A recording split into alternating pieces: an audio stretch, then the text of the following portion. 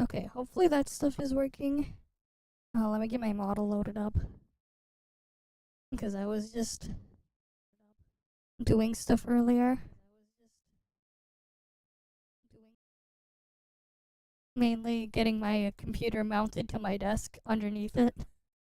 That took a while. Here, let me get the music playing.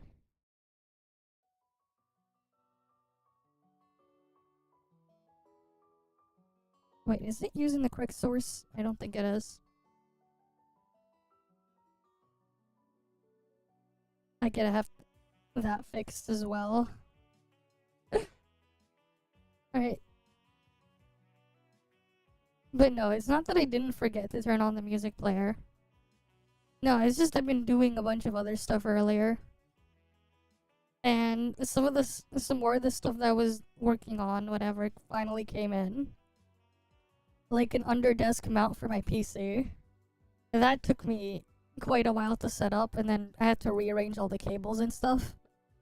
And then I have to reconfigure a lot of my audio stuff because replugging in all this stuff in again. That's a bit of a pain, but I'm still waiting on my new mic arm. That should be coming tomorrow, I think. But yeah. And I still have to get my other displays mounted properly. So there's like a lot of stuff I still need to get worked on. But yeah. Oh yeah, let me fix the thing there. Because Windows settings sometimes is so stupid. Imports things up.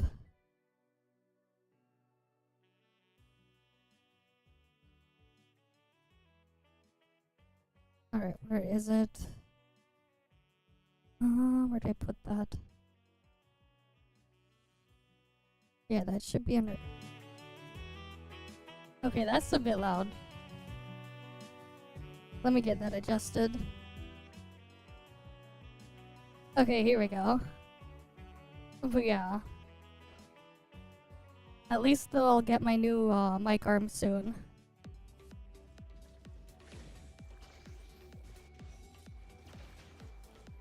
You mean Task Manager being Pepega? I already know of that.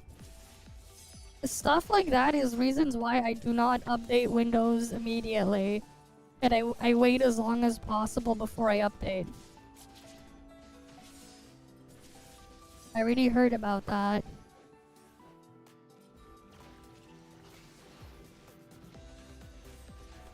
But yeah.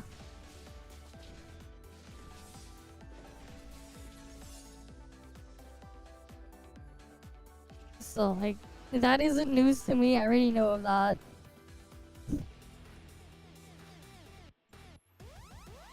But yeah.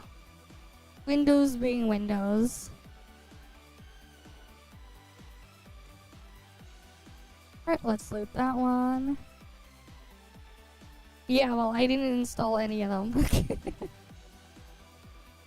You know?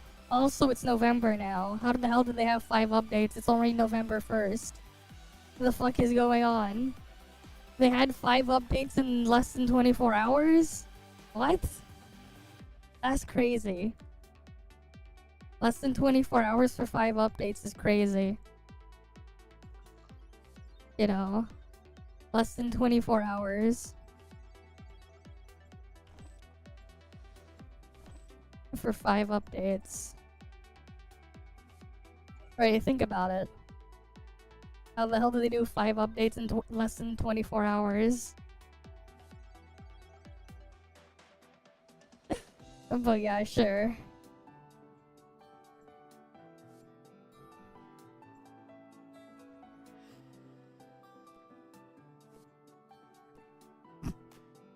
That sounds more likely. Last month. But yeah, I didn't install any of them. Outside of the security patches, but that's its own other thing.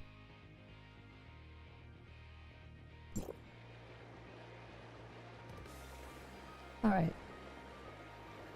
I dread when I have to like move on from 2023 H2. Because like... Some of the stuff I use broke when I tried 2024's of Windows 11. Like, some of the stuff I use regularly just would break. So I don't want to...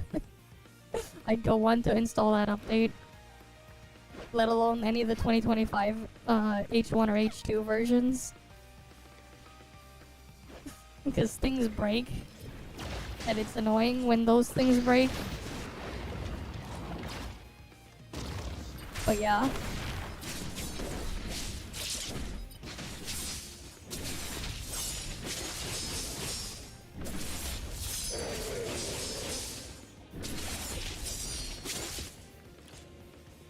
Alright, let's go kill this stuff over here.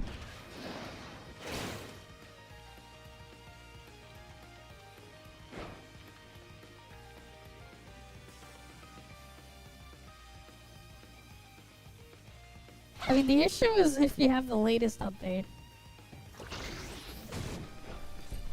If you don't, then you don't. So I don't have that issue because I don't have the latest version anyways. But yeah.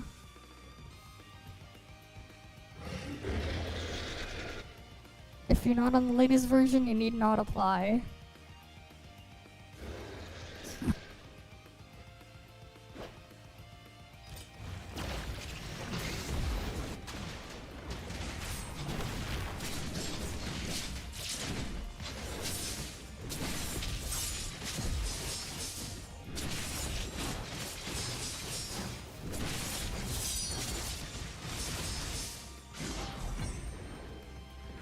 I have no idea.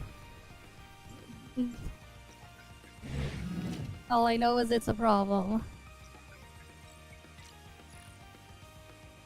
That's why it's called the bleeding edge, because you're bleeding when you're on the edge. You're bleeding because you got hit by the edge. And now you're cut. That's why. You got cut up and you're bleeding. The edge is sharp. Right? That's why it's the bleeding edge.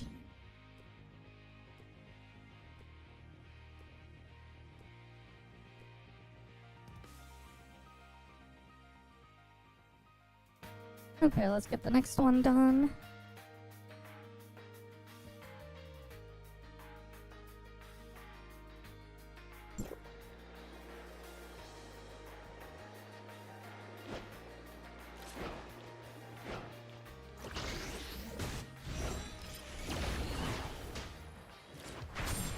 Oh, we're still doing our stuff here. We still got a lot of stuff we need to get done in DNA first. I mean, that's why it has no edge. What? What do you mean by YouTube has no edge?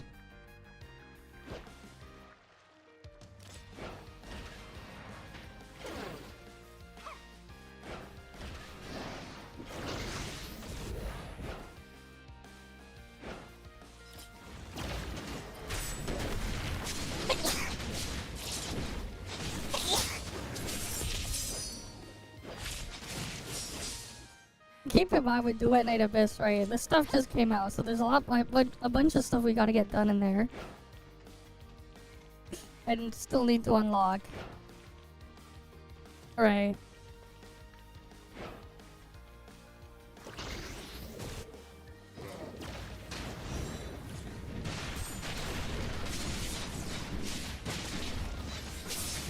Oh, you mean that?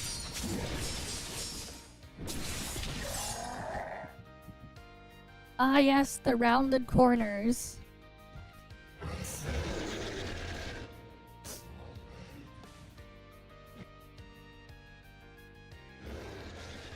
The Papega rounded corners.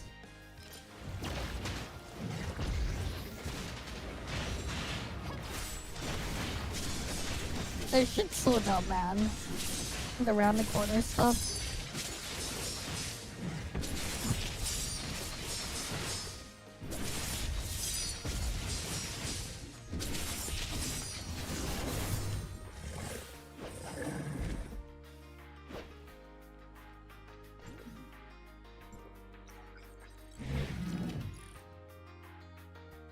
all in an effort to keep the viewers safe? I don't think so.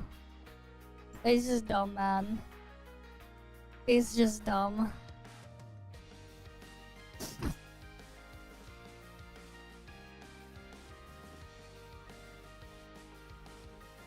Right, it's just dumb.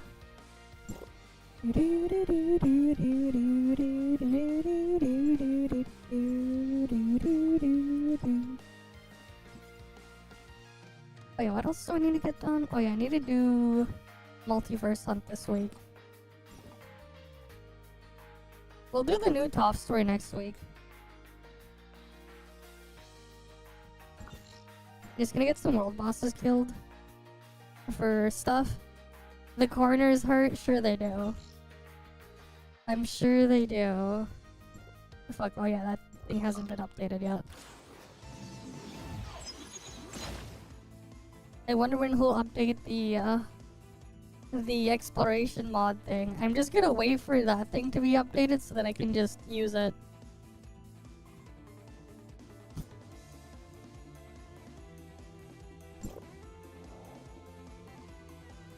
Alright, make stuff a bit easier.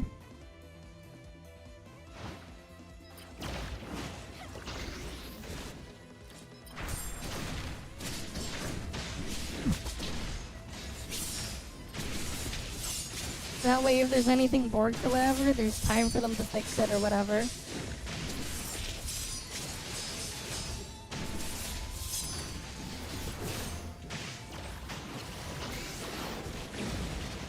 There's no rush anyways.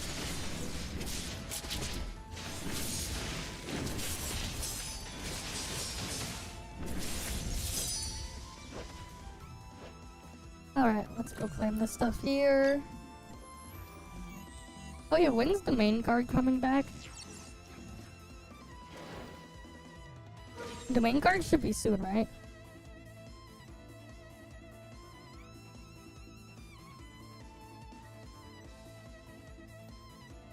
It's cutting some corners, you know? They're cutting corners. They're saving where they can. They're by cutting corners. That's why they're cutting corners, you know? They're corner cutting. They're doing it for a reason. Wait, we already have the main card up? No, I mean like, when is it like actually gonna be active?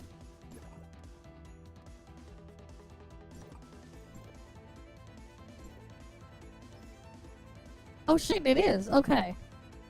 Okay, we'll have to deal with this then tomorrow. I have 13 keys to spend. Ah, I see. Good to know. I can do the main guard again.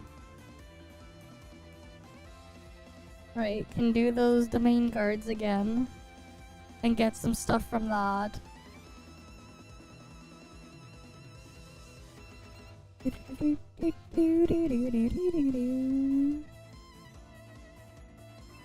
mean, ToF stuff is quick.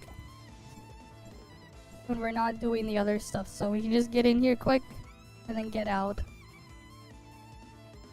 Oh yeah, I still need to do multiverse hunt, so I'm gonna do that now.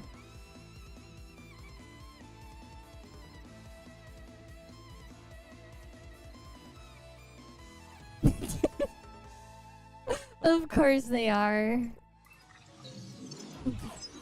They gotta cut all them corners, you know? You gotta cut all the corners. They cutting corners. And then they charge you more for it. For not finishing the job and cutting corners. They're like, nah. You gotta deal with it. And that's just where we are.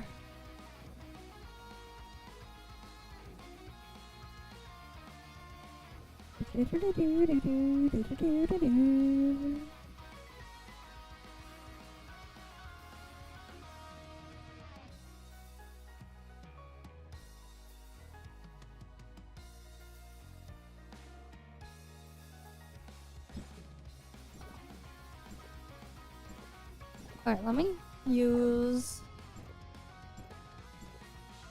Yeah, let me replace you with this. Alright, that sounds good.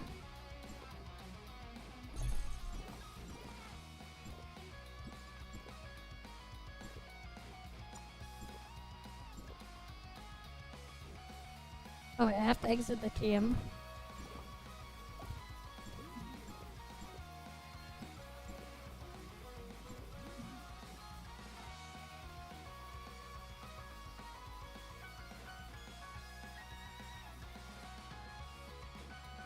I see. So at least the lag isn't that bad. If they've done stuff to deal with the thing in there. The race event thing is like, everything is just full. So it's just unplayable. Cause like, yeah.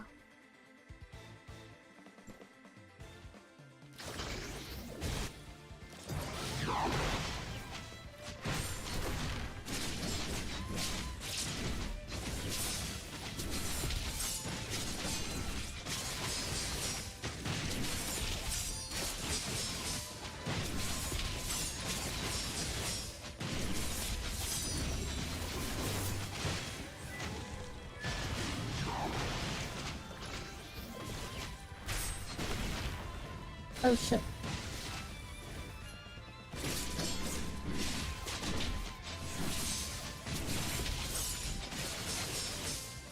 This is not a good run. This is fucking old.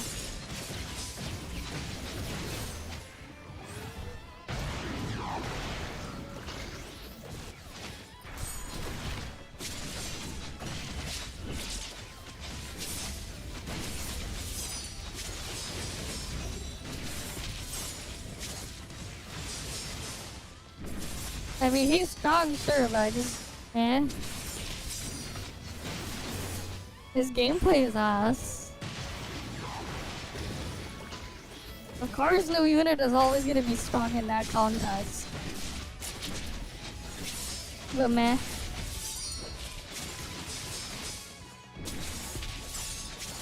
I'll wait for next altered. And then I'll max out next altered for free.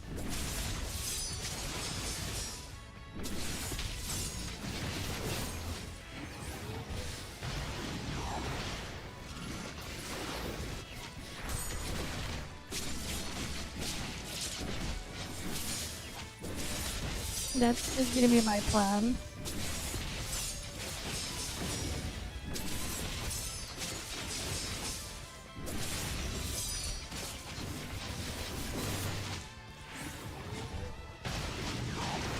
Alright, I'll just get next altered.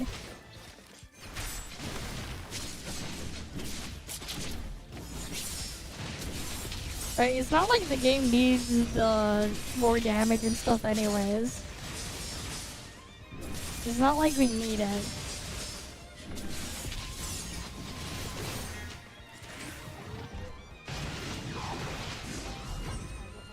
Well, because artificial banana is Pepega.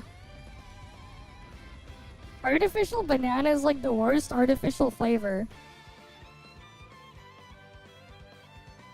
So like, yeah, it's not surprising. You think about it, right? The worst artificial flavor is banana, so like, you surprised?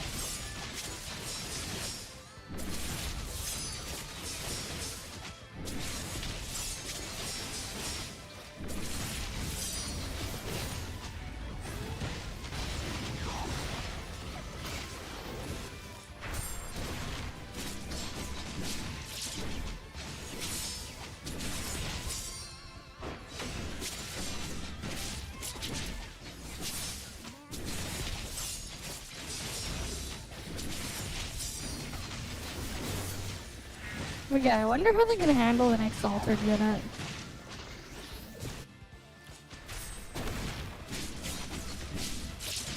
And non-yin synesthesia.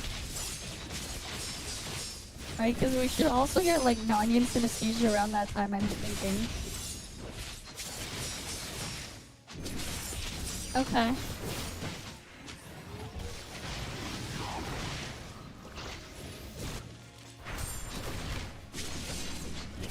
But like for almost anything, if you're using artificial flavors and stuff, banana's always like the worst for the artificial flavors.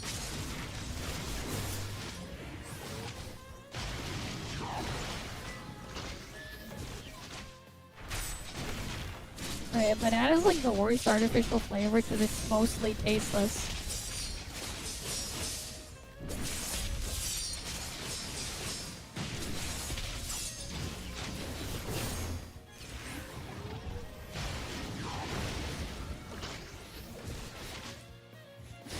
Don't worry, man.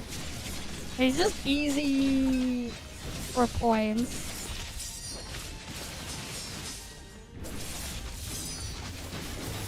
Because it's so dead. I just use Volt because it's so dead. It's big brain. Easy multiverse hunt stuff. Oh wait, no, I need to go back in. Right, use Vault because it's dead. Not because it's called being big brain.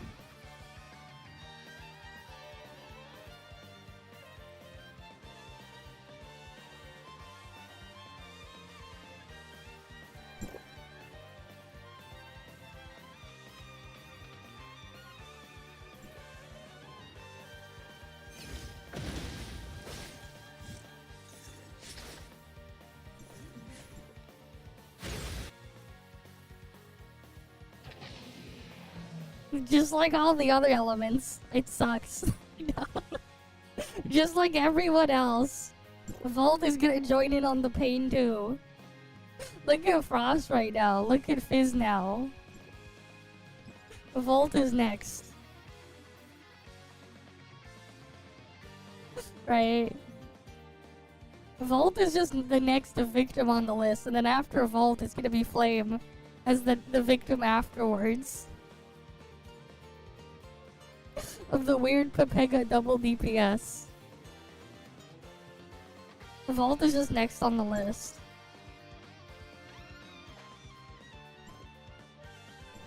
Alright, I'm gonna quickly just do the thing on my ult.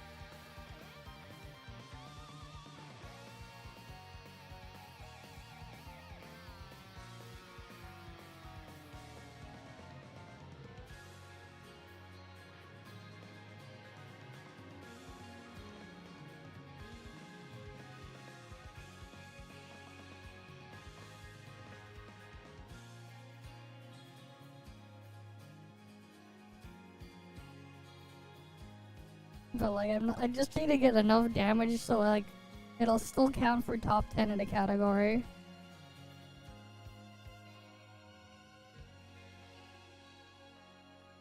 It's just the Vault is just a really good victim to use for that. Because it's... yeah.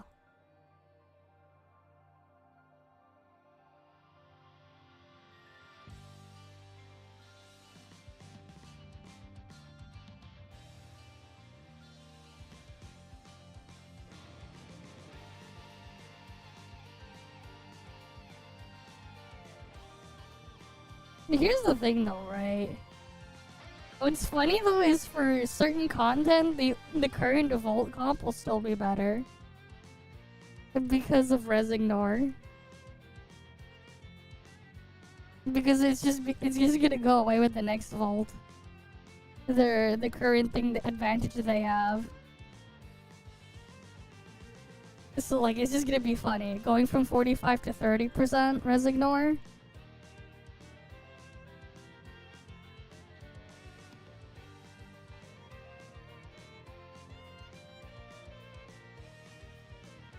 But yeah. I just need to do enough damage with Rubilly on that thing I put for my ult just so I can get something to count. So I do that. Right, I use the Vault just to do that multiverse hunt. Right, because all that matters is that you get the stuff for participating and one of the categories a good enough spot. And then the rest doesn't matter. So I'll pick things that are like usually just edge.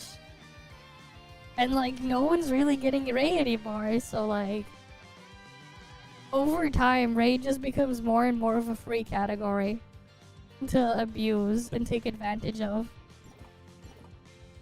Right. It's just another easy category. Take advantage of it, abuse it. Easy stuff. Like, how many people are in the Ray rankings? Look at this shit. Look how dead it is. Right? Only 4 people did Ray. Only 4. Well, welcome.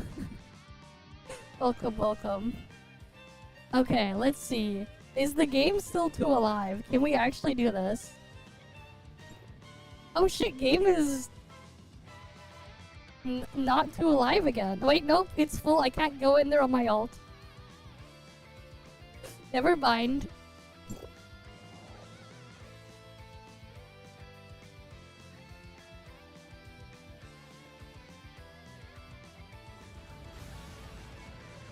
My ult can't come. It looks like it. What is this? Why does it look like Meroria? Are we just in Meroria? What the hell? What happened to Meroria?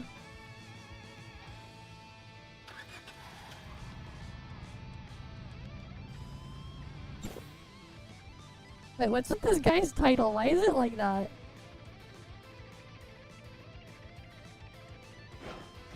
Hi, Jericho. Welcome. Yeah, we're not. I don't know this map. So I don't know.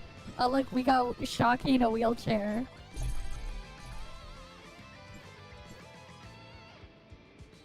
Let me toss in that as well. Meroria, but better. Okay.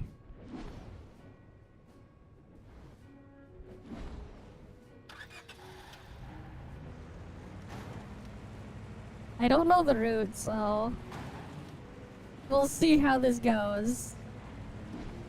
I have not. This is gonna be my first look at the new map.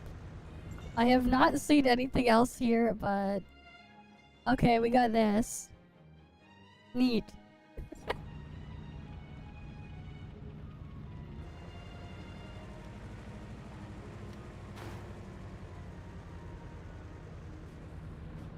But yeah, all I see is Meroria assets again. Alright, these are all Meroria assets. Maybe the signs are different, but this is just Meroria assets. Right, this is just straight up Meroria assets.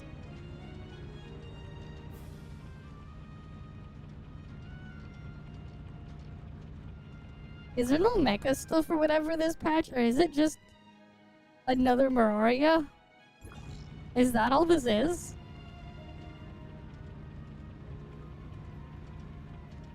Because, like, I haven't touched the story or anything yet.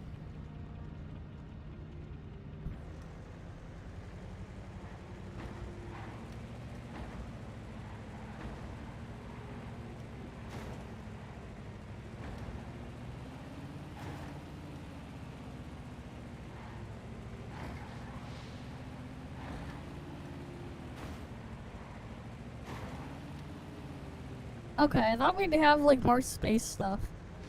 But no, it's just more Maroria 2.0. Why does this guy want to have car segs? That's not what we're trying to do here.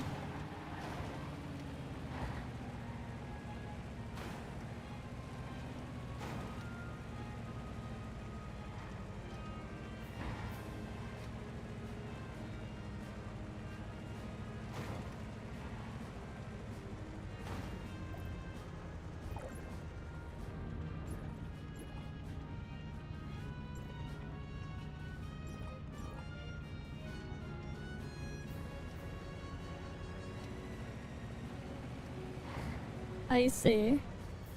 What's the auto chest thing that people keep spamming as well before? In the recruit section. Like, I just see auto chest, auto chest, auto chest. What the fuck is that?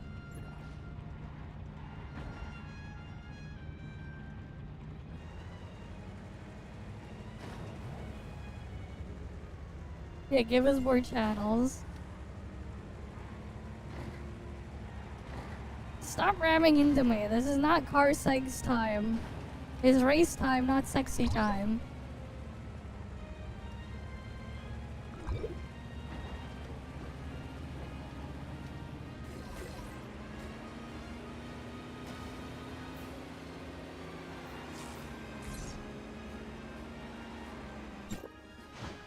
Oh, yeah.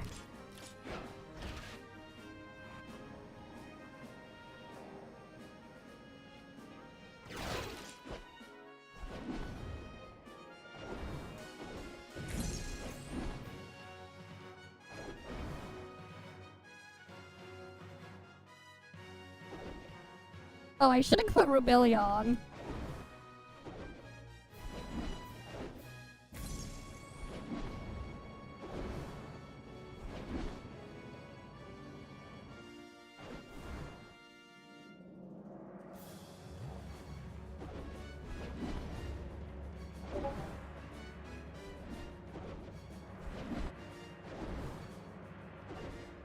Okay, no, so the car is faster to get there.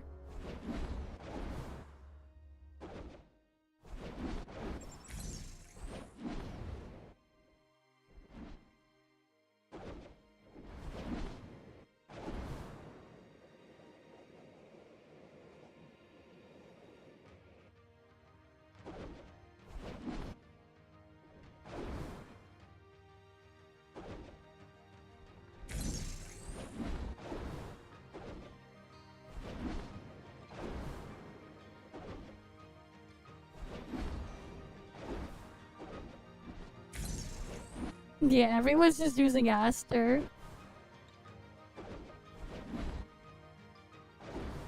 So optimal setup is just Aster and Rubelia.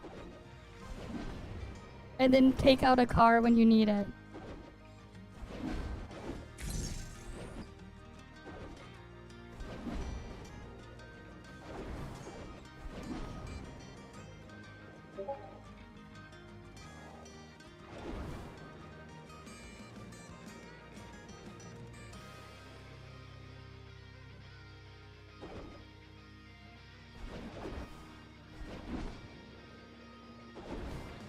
Damn it, I overestimated that one.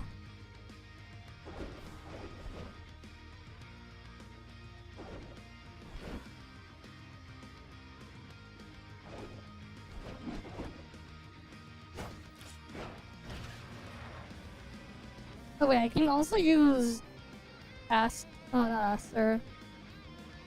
Hipper. Not Hipper. What's her face?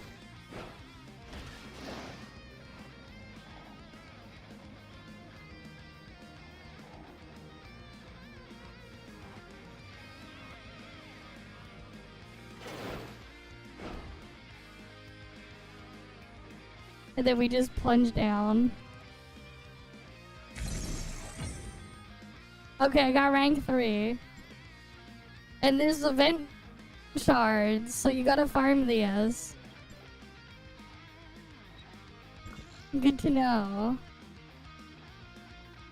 But yeah, my map is fucked until I get that mod updated. So it'll be fucked for a while. That's part of why I haven't touched it.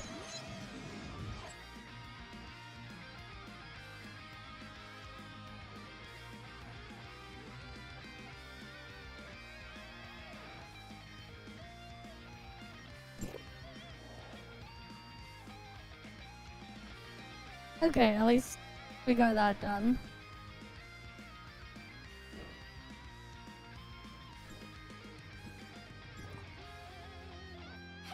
And like, it's also at least easy to get points for the event that way. I guess that's just gonna be the ideal way to get event points. Just do that. Become a racist and do the races. Surely that's what you gotta do. Embrace embrace the racist. I don't know. Oh yeah, there's this thing. What is this mode? Oh yeah, this thingy. We'll have to get this done. Maybe we'll do it tomorrow. Because there's a bunch of stuff I need to get done in Duet Night Abyss still, unlock everything. And then we can just slow down on that.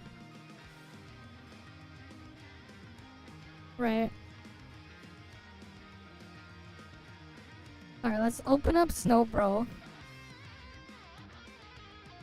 Here we go. Let me get Snowbro booted up.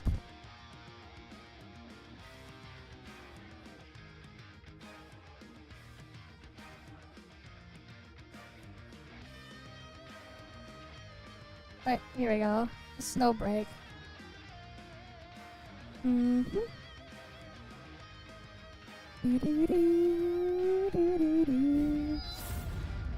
But yeah, the game is too alive, can't do the race.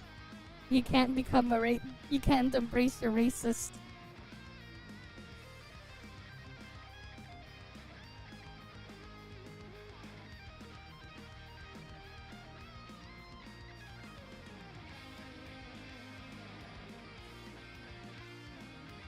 Who are you looking for? If it isn't me.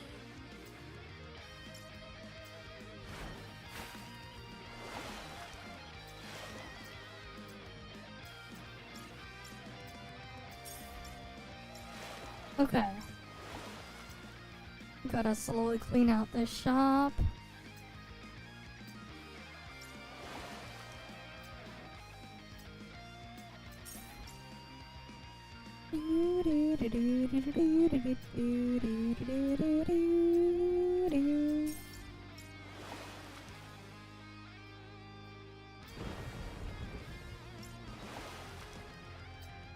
Yeah, what tasks do we need to do here?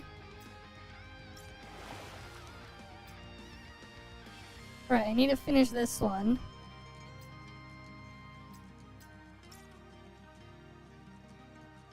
Alright, what's this?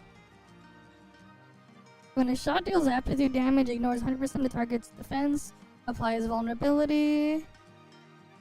Okay.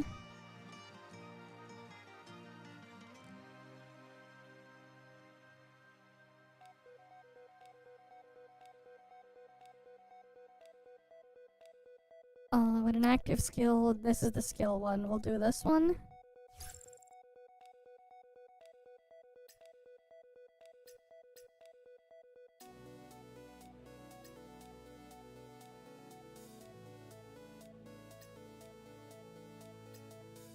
Okay.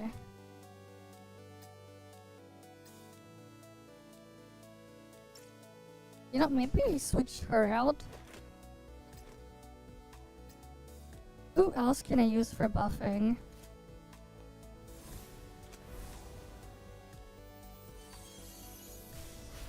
Wait, how does her thing work again? When it's off the field, increases the skill damage by 21%. After equipping operative, deals thermal damage with support skill. Yeah. Okay, so she can give that buff. Let me just read her skill again. I might just put her in here.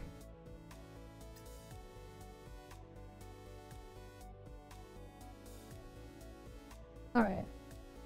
Inflicting a wipeout mark decreases the target's attack, blah blah blah.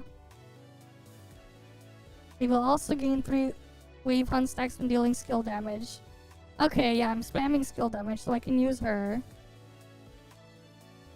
That only gives thermal skill damage, but like... that's fine. Because I think we can do something here.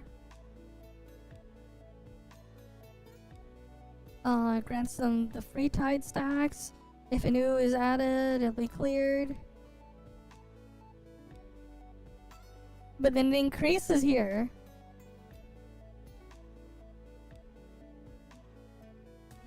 Upon leaving, all of them will be cleared. Increase the deployed operative skill damage by the number of free type stacks times 1%. So if I get all these stacks and then I just get big skill damage buff. So I can still do that. And then her logistics set.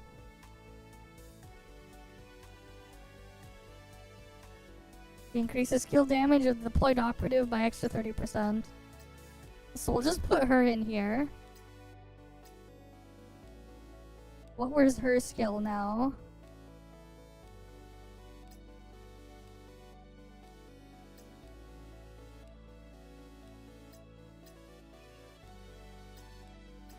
One wave stacks will disappear if no new stacks are added within 10 seconds. At max stacks, okay, that's an extra 40% final skill damage. Yeah, I'll just use her there. Yeah, I saw the picture. Once the bow is drawn, there is no retreat. Adjutant, Better get serious. let my arrows rain. Your defeat is never in question. Inconsequential. I've foreseen your inevitable end.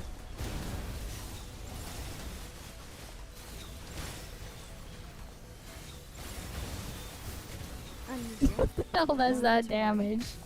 That damage is disgusting. Objective complete. Precisely as the simulation did. Arrows, I've foreseen your inevitable end.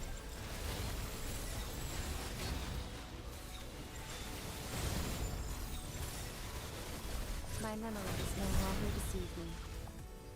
This shall conclude shortly. Right, because we gotta finish all of these here. Your defeat was never in question.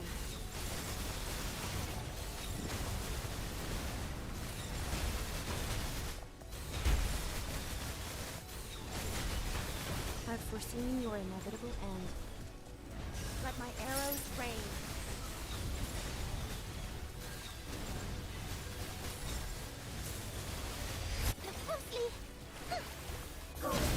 Oh, I forgot to put her thing up. So I could have done even more damage. To unleash my full power.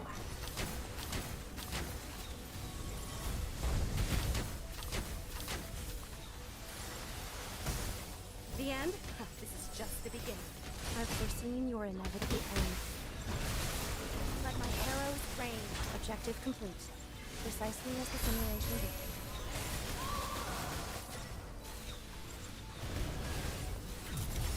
Your defeat is never in question.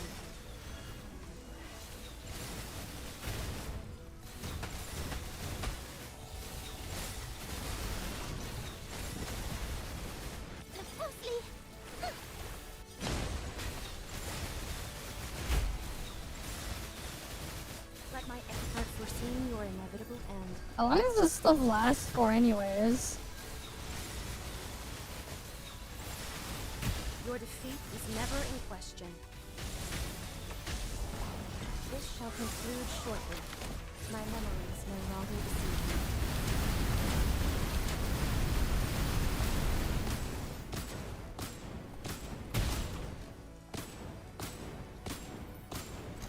Plenty of ammo.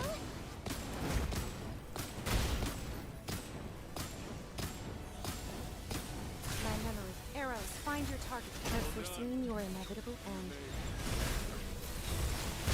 Did they nerf Joseph's armor? In one go.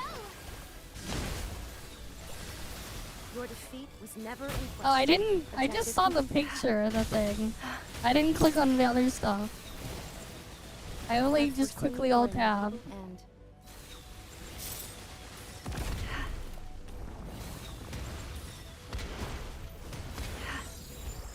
Arrows, find your target. My memory is no longer deceived. I've foreseen your inevitable end. Your defeat was never in question. Let's finish this in one go! I'll just keep spamming the skill on this thing. I've foreseen your inevitable end. Lots and lots of skill spam. Your defeat was never in question. Arrows, find your target.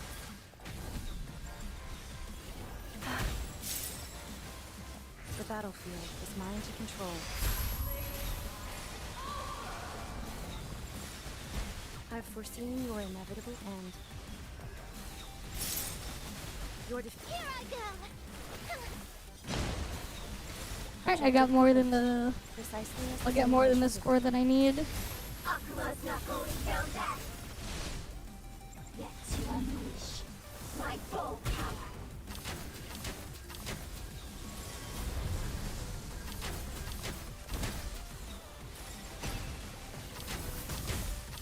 Let my arrows rain.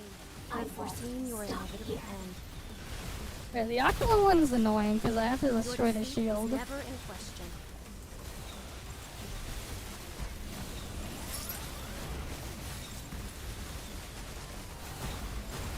I've foreseen your inevitable end. Yeah, look at all the freaking damage coming out. Lots of damage. Already! Shields are down! Let's be careful! Shields are down! Let's be careful! My memories no longer deceive me.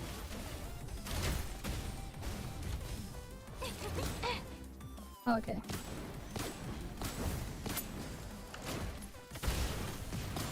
My memories no longer. Arrows, find your target. Let's finish this in one go! I've foreseen your inevitable end. Your defeat is never in But yeah, question. it's just annoying when Joseph Harden shows up. It's still crazy to watch these things get instantly annihilated.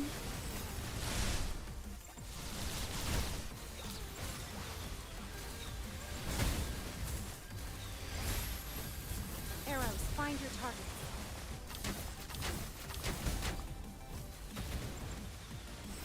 I've foreseen your inevitable end. My memories no longer deceive me. Your defeat is never in question. Right, my health is super low, but it doesn't matter. Look closely! I've foreseen your inevitable end. Arrows, find your target. Your defeat is never in question.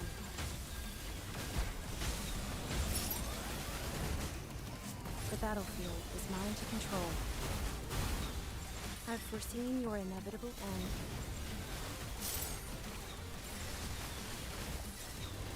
Objective complete. Precisely as the simulation dictated. I've foreseen your inevitable end. Your defeat was never. Arrows, find your target. Your defeat is never arrows? Okay. Already! Press done!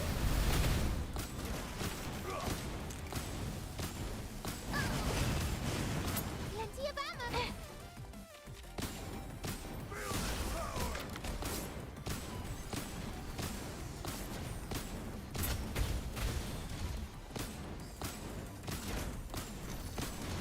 The battlefield is mine to control. Let's finish this in one go! Let my arrows rain. I've foreseen your inevitable end. Your defeat was never in question. Alright. Time to annihilate Bovar. I've foreseen your inevitable end. Here I go!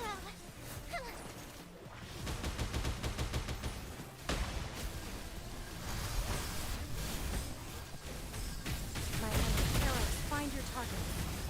Firstly, Your defeat is objective complete. Precisely as the simulation did. Big damage though. Alright, we got big damage on that one.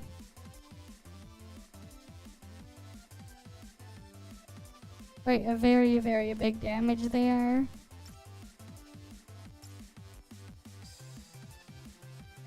Shot at the dude deals a lot of damage. We'll do that one with something that shoots later.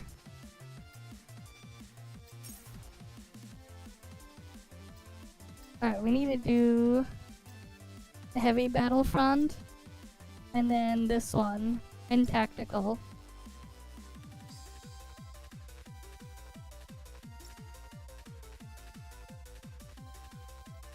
Operatives deal less damage the further away. Okay. That's fine. Wait. Joseph the Bison. Oh, these are the bosses there. Oh yeah, I never checked. What was the thing here called? Okay, they didn't add anything new to the Conquest Atlas. That's interesting. This has not been updated. Because I did complete all of that.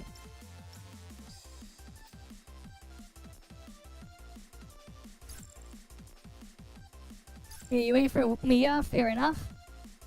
She's coming next patch Arrows are anyways. set. Ready to take... Better get serious. Let's finish this in one go! I see. Objective complete. Precisely as the simulation dictated. At least you're having fun with it, right? Your inevitable end. Alright, let's go get our stuff here. I wish you luck on getting your Mia Let my arrows rain. as well.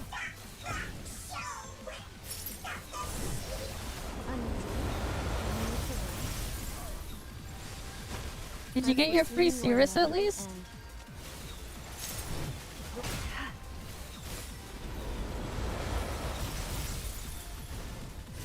You got your free Cirrus though, right? Maybe she'll be a good support for your, I see. Because in one of the events, you can claim the Cirrus with the surfboard thing for free. So you can have her. 18 gigs of smartphone storage. Ooh. Yeah, you gotta free up some space. Cause like there's an event where you can claim Cirrus for free. So like you might as well claim the free character. There's a couple days left of that. Arrows, find your target. It'll be good to have. You'll have another character as well. My memories. Right? Free is free.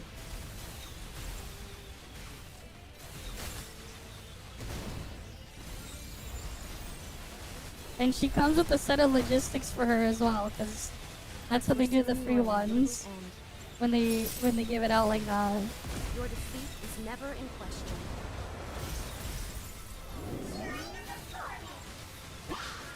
Let my arrows rain.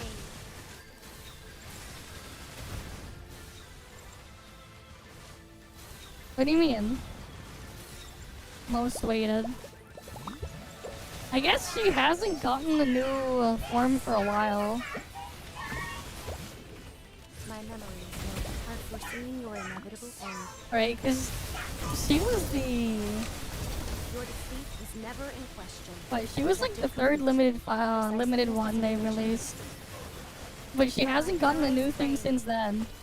I think Acacia hasn't gotten anything at all outside of skins.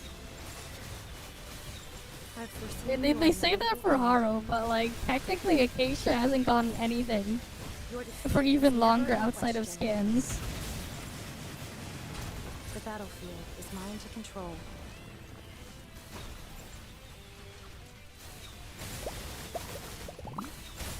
I've foreseen your inevitable end. But yeah. Arrows, find your target. Your defeat was never in question.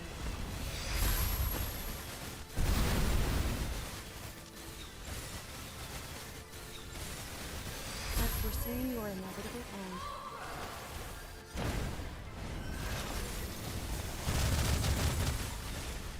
Oh, Objective complete. Precisely as the we simulation just keep dictated. killing everything here. Arrows, find your target. I've foreseen your inevitable end. Meanwhile, they seem to like keep giving shit to Katya for some The reason, battlefield is mine to control. which is crazy. Your defeat was never in question.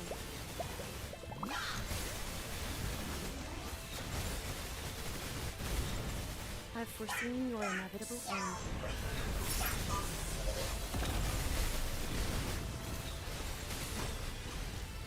Let my arrows rain.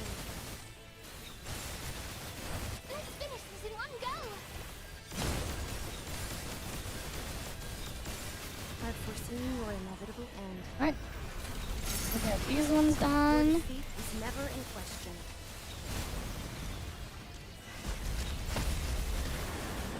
My memory is no longer deceiving.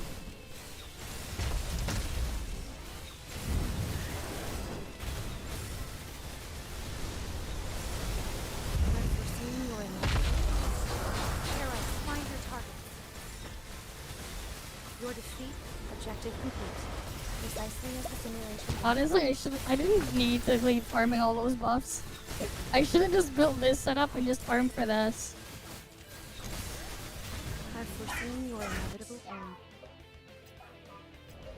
Alright, that's more than enough points. I don't need to go through the whole thing. Yeah, because that setup just annihilates the stuff in there.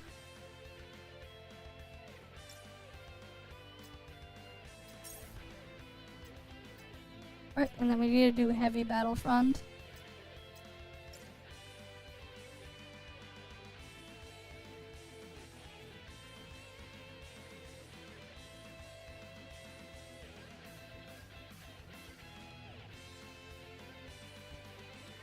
Okay.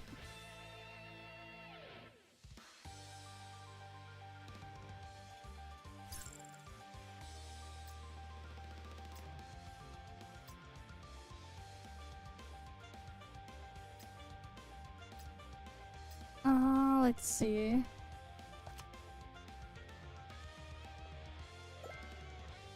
What do I switch her with?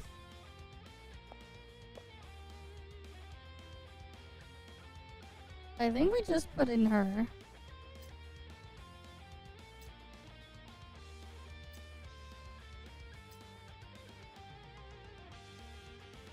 Okay, let's see.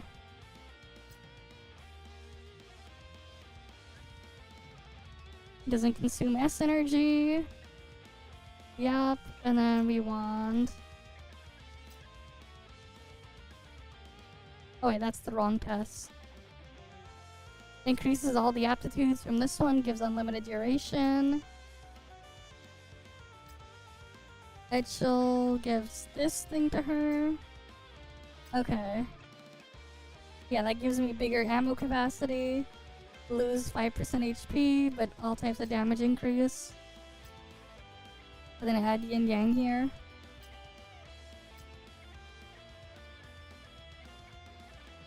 Yeah, I think I want that there. Alright, squad buff. Break defense. I'll grab that.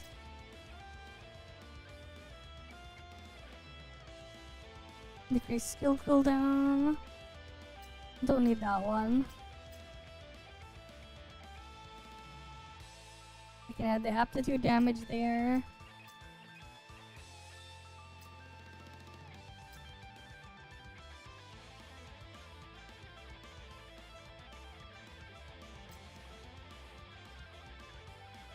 Increase rate of fire when stacks are full.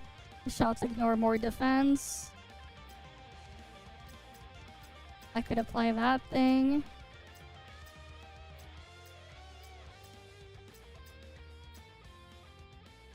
Oh, we can get that as well. We can get Pursuit.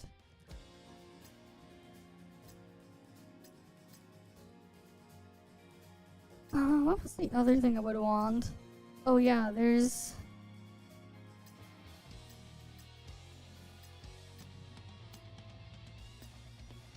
Oh, this one I want.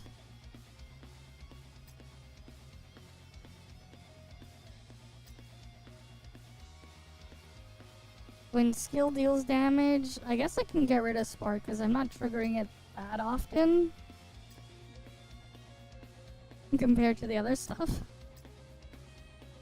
Yeah, we can get that. Bigger mag. And then we can get one more thing here.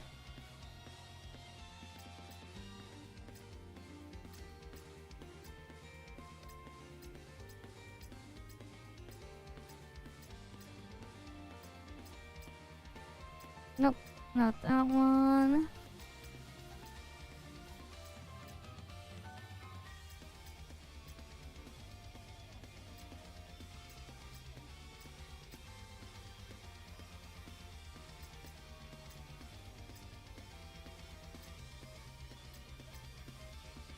What's the thing I want here? Oh, here we get Smolder here.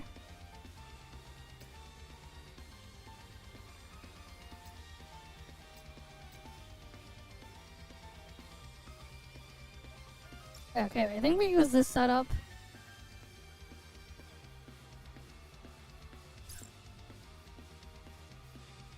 But yeah, the most waited on is technically thing. Technically Acacia. Because she was the first character they released and she hasn't gotten up anything outside of skins since then. Haru was after that.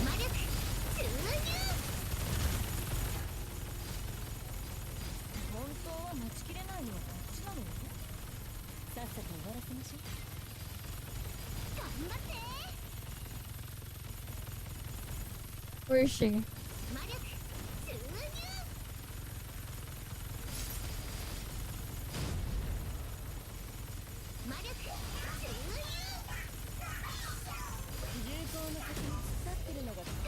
I just keep shooting things and stuff happens. Where the hell they go? But there's so much going on, I can't see anything.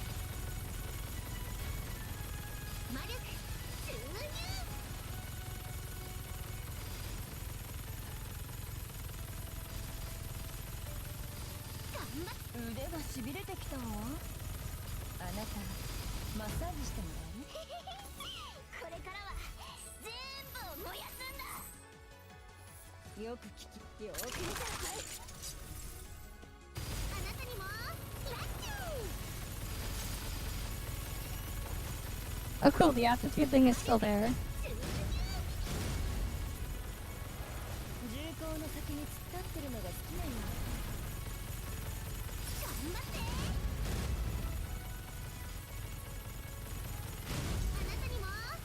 Stuff just dies immediately.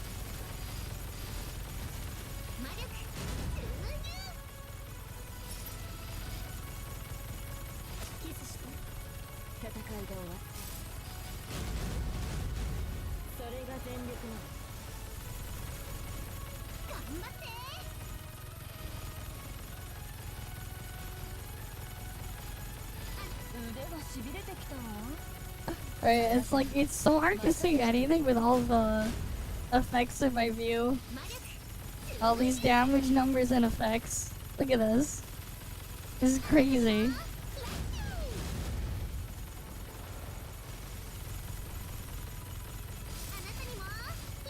Oh yeah, we should get like interactive scene for Cirrus next patch. For the free Cirrus to give away if you got the skin. We should be getting that next patch. So we'll see what they cook for her then.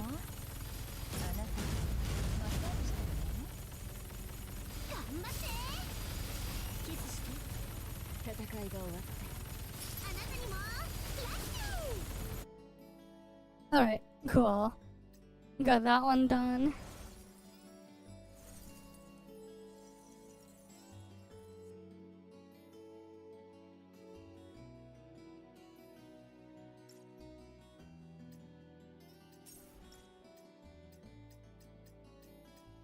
Alright, just needed to get all of those done. I don't think there's like, elite mode is just a boss rush, right? That's fine, don't need to do that one. Okay, we got all the stuff there done. But yeah. Oh, I need to claim those. Oh wait, I forgot to do personal file. Silly me.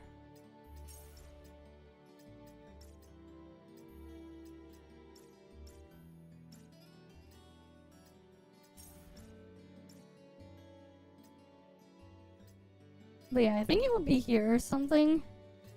In the events tab or whatever, there should be a thing to claim Cirrus for free.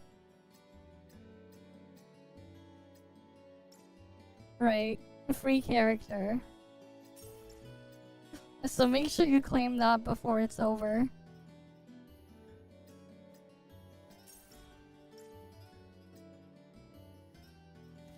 Right, this one. Well, she won't look like that, she'll look like this. Right, you can get this for free. And then she has a skin there. Oh, just like her other counterpart, this one was not free.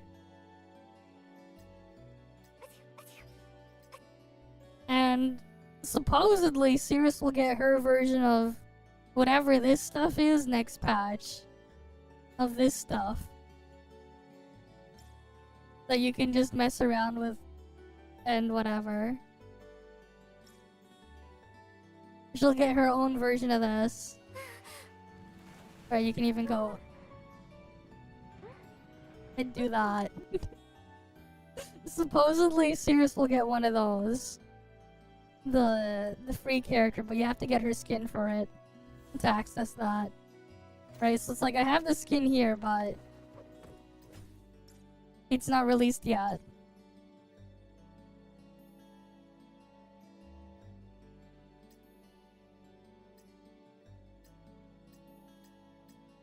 Yeah, it's supposed to be coming soon. It's not available yet. But yeah. We'll see. We'll see what they cook. Right, we'll have to see what they cook and how they cook it. Or whatever.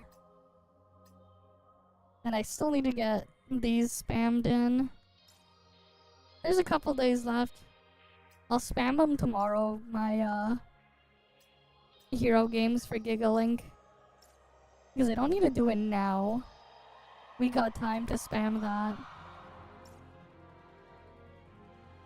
Right, we got time. Okay. Now it's time for the Duet Night Abyss stuff. Let me get that booted up. Oh wait, where did I put that thing?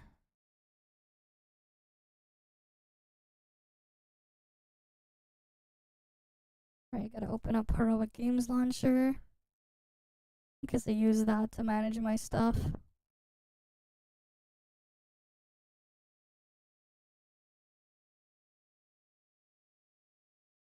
Alright, we'll do Dwight Knight Abyss stuff now.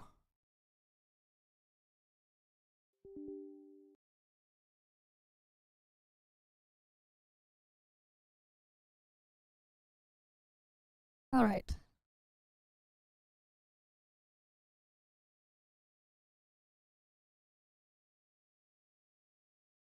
Alright, let the thing get loaded in.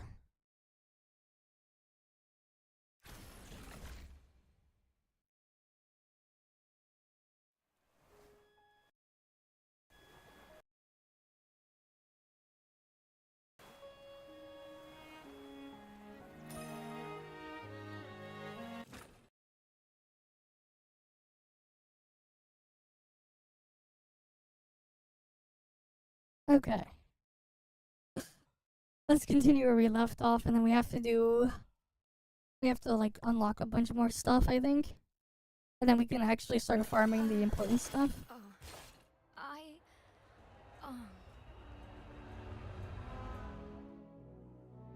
Oh, the next day? What?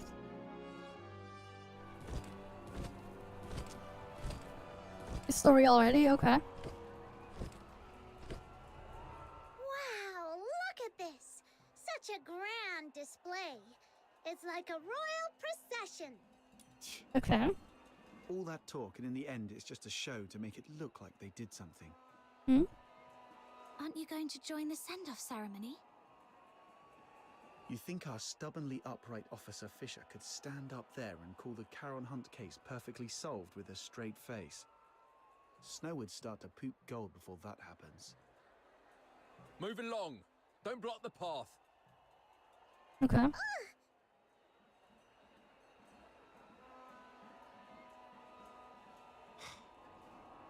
Oh. It's tough, isn't it? Protecting the people and following orders are both your duties. What you mean? It's time I make my choice. Okay. I've made my decision. I've been thinking, why did I join the escort in the first place? Why did I want to become a laureled Charon? Was it out of a sense of duty to protect the people? No, not really. I'm not that selfless. I just did all that to secure a decent life and a peace of mind. Okay. So, I've made up my mind. Well, fair enough, we get it. You've done your best. If the Legion won't act, we'll take care of it ourselves. Fox hunters don't answer to their nonsense rules anyway. Let's go, Captain. Okay. Wait, I think rhythm means... My decision is... I will continue with the investigation, even if it means defying Officer Lin's orders. Okay. Yes, I joined the Legion only for peace of mind. But that's exactly why I can't sit back, warming my hands by a fire, while others freeze to death out there in the cold. Do you remember what I told you about my parents?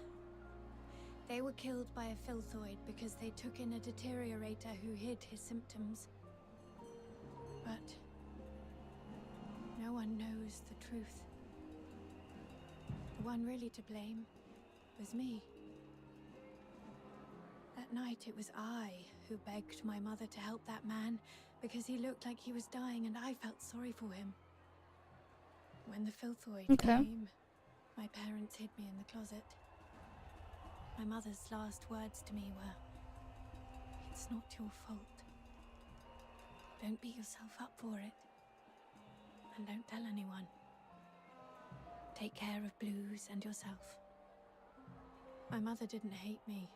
Even as the filthoid's claws pierced her, she never once blamed me. But I wish she had. Okay. I wish she'd hit me, yelled at me, anything but forgive me. But I can't forgive myself. Her last words haunt me like a nightmare. I haven't known peace of mind, not even for a single night. If it weren't for Blues comforting me, I might have gone mad. It's the Okay. same this time.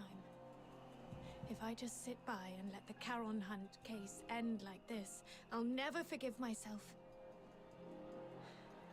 Sorry for unloading all these old memories on you. I should get going while there's still daylight. We'll go with you. I want to help fix your regrets. This is my own choice, and I have no other subordinates to call upon. You don't have to risk yourselves to help me. What are you saying? We've come this far and now you want to go solo and hog all the credit? Like we'd leave a good person who brings warmth to others to freeze out in the snow. And besides, if you freeze to death, that terrifying little sister of mine will make sure I pay for it. I heard that. I'm definitely telling Fina on you. Me too. I'll bear witness to Snow's words. How dare you, sneaky little button mushroom? I'm going to whack you on the head. Ha! Try and catch me, mud ears! Thanks Okay. to this dynamic duo, I'm feeling a lot better. Let's get moving then. Okay. Yeah, Officer Fisher. I mean, Rhythm. We need to figure out both the whereabouts and identity of the perpetrator. But it feels like we've hit a dead end with the clues we've gathered. Let's go over what we've found so far. Maybe we missed something important.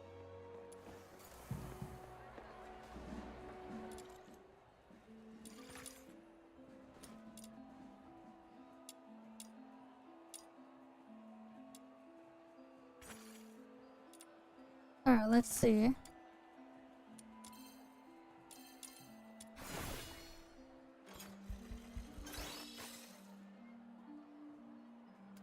The melody that we heard. Earlier, we suspected the perpetrator might have a connection to the Opera House based on the curtain clue, but we quickly ruled out the staff. Still, from what we've seen in the hidden chamber underground, it's clear the perpetrator has strong ties to opera. I agree. If the perpetrator is an opera enthusiast, then the melody you heard that night might actually be an aria from an opera. Okay. Who here knows anything about opera? Don't look at me. That's way too fancy for my taste. I don't know much about it either. What about you, Officer Fisher? I'm afraid not. Like I said, I'm not really great with music. If only I hadn't fallen asleep when Blues was badgering me to listen to his tapes. Wait. Blues was an absolute opera fanatic. I remember he left a collection of tapes at our secret base. It's a long shot, but if we listen to them all, we might find that melody. Huh. Okay. Kudos to Blues for helping out big time. Captain, let's visit that place again. Alright. Let's head on over there.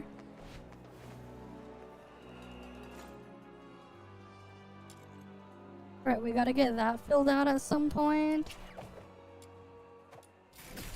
And we gotta do this stuff there. And then figure out the immersive theater stuff. Claim this stuff there too.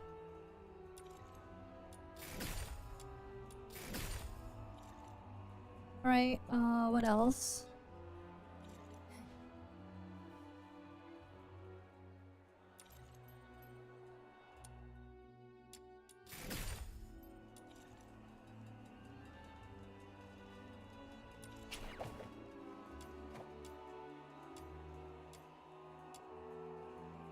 What was the thing with all the wedges again? Oh yeah, it's this stuff. The Noctourger manual. I should get these done as well. Co-op bounty commission? Yeah. Might as well.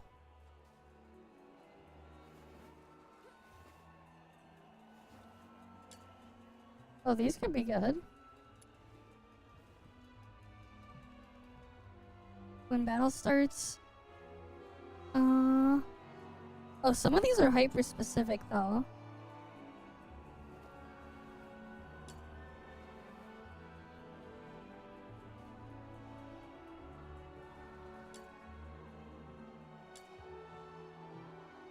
What the hell? We got racist buffs?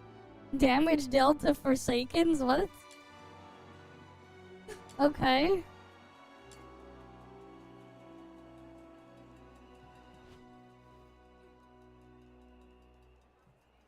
There are some racist stats here. Okay.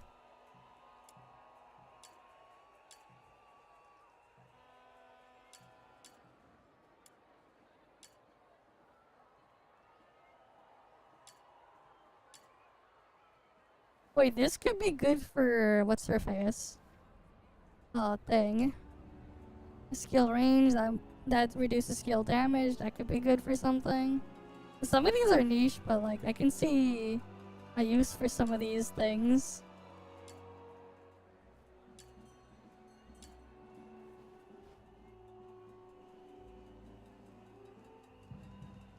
Multi-shot, but then you do less damage. That probably has a use somewhere.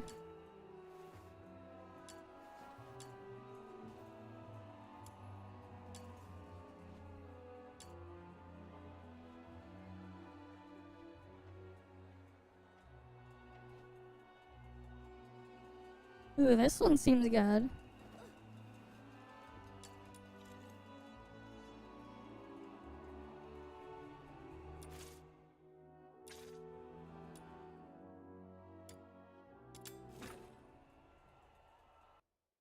Yeah. This time, we'll make it back safe. I should get my stuff set up to be better for farming things as well. This commission is about taking out the enemies in this area. Easy peasy. Time to roll up our sleeves.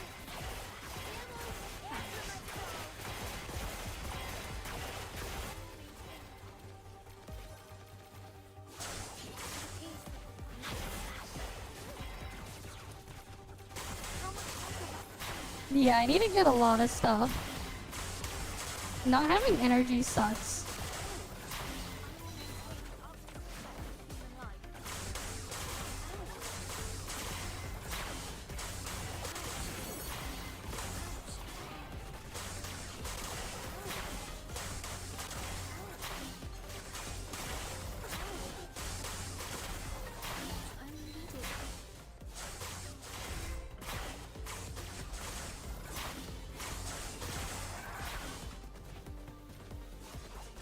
They're not dropping any of the freaking things to restore my shit.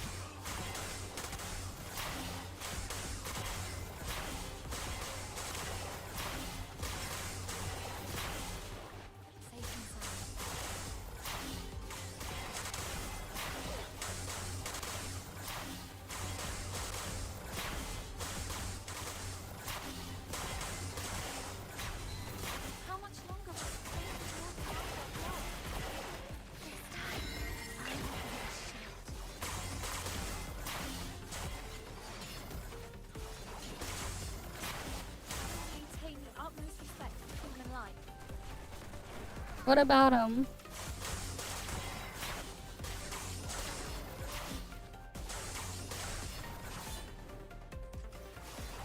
Okay. I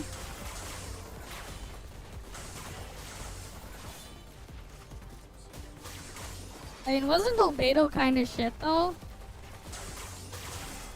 The best use I found for him was to hold Kazuha as a weapon. So I could stack him with something else. To trigger the thing, to trigger a different buff. Even though, like, yeah. Alright, that should be enough to teach him a lesson. Let's wrap this up and head back for our paycheck. Another step forward. As long as I keep proceeding, I'll get there. I don't think I got the thing.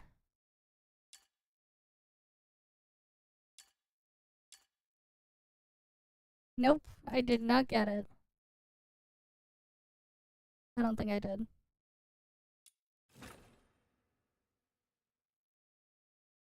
I see, if you alter E is guaranteed to proc it.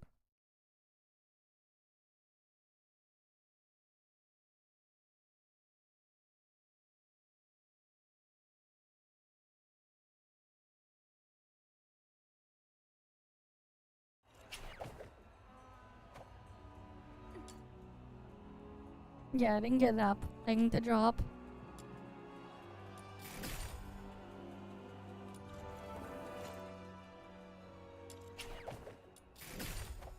Almost level 45.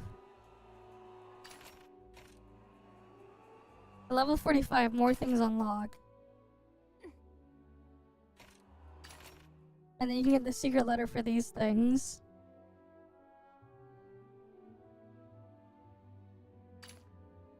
Increases Lumino character's attack by current skill duration up to this much. That'll be nice to have for a thing. Enemies near a Lumino character take weapon damage, crit chance increases. Yeah, like this one, and then this one is good for Lisbel.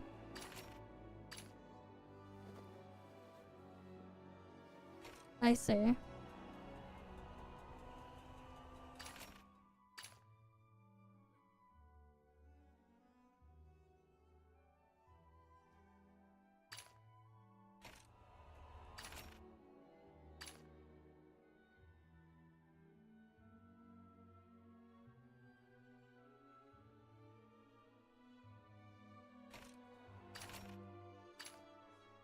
But yeah, we got a bunch of stuff here. Damn, this one's really good. Hydro character uses skill. Nearby allies gets this stuff. That one could be good for thing. Ooh. Equal to 27% the summoner's melee attack speed and skill range boost. Wait, then I have to give her a melee weapon if I put that on her.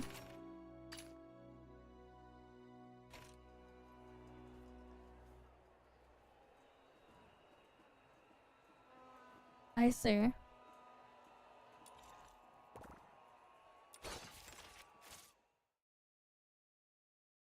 We got new stuff here.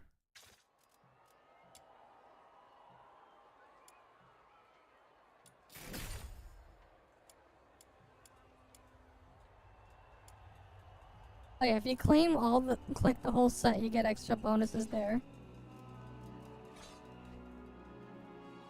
The world outside Purgatorio Island defies all.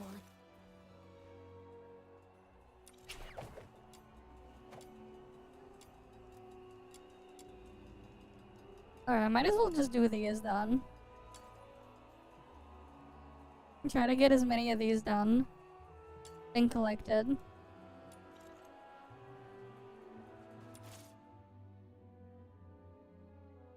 The world outside Purgatorio Island defies all accounts. More expansive, yet more brutal. This cannot be its true destiny. That's why a change must be made. Wait, is that the right weapon? Wait.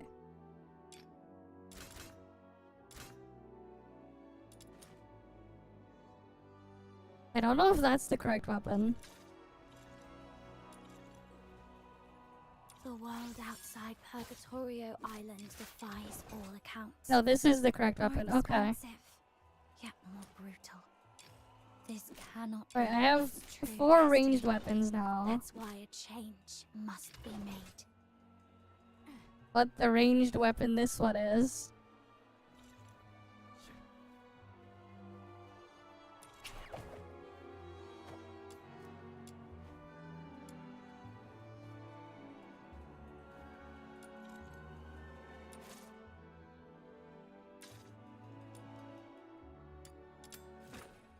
Alright, time to get these done.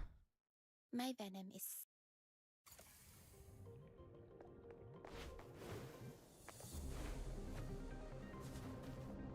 So, this commission is about taking out the enemies in this area. Easy peasy. Time to roll up our sleeves. Rough, sweet arrow. Sweet venom going down your throat.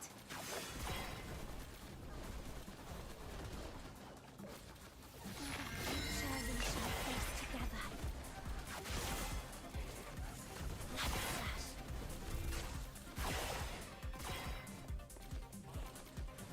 These guys are dying too quickly.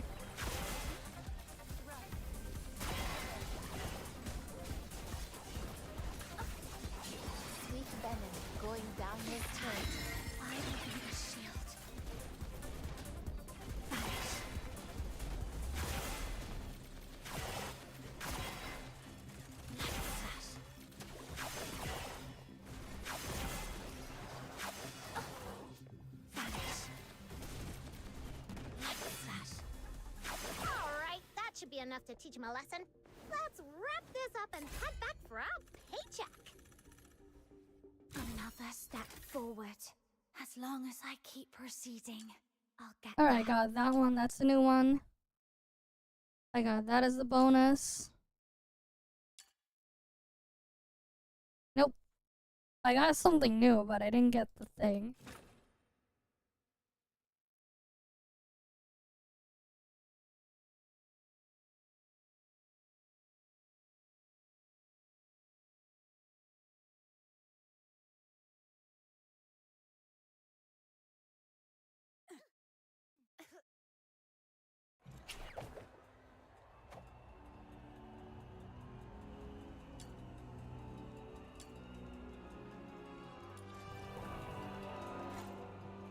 Nope, that's not enough to rank it up by one. Okay.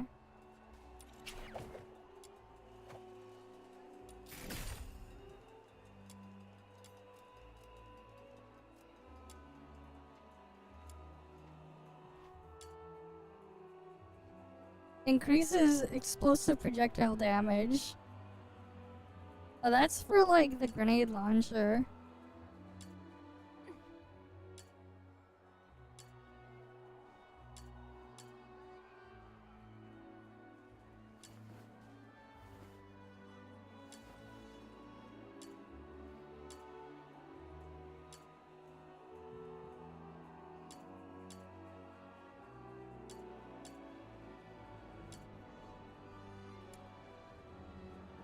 Oh, what are these ones?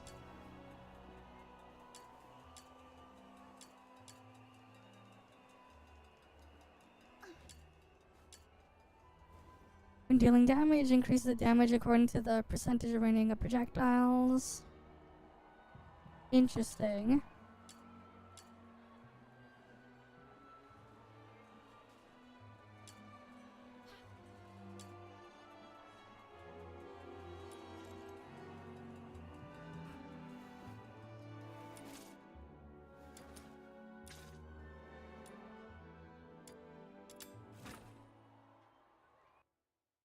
My venom is surging like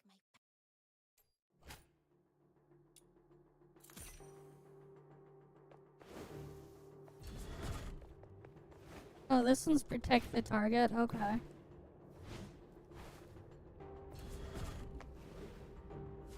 That's kind of annoying. I guess if you make the correct setup for these ones, you can just chill here and just AFK. Can't take this anymore. Return to the misty sea. But you need to be able to like make sure you annihilate them and not just beat them, but like annihilate them.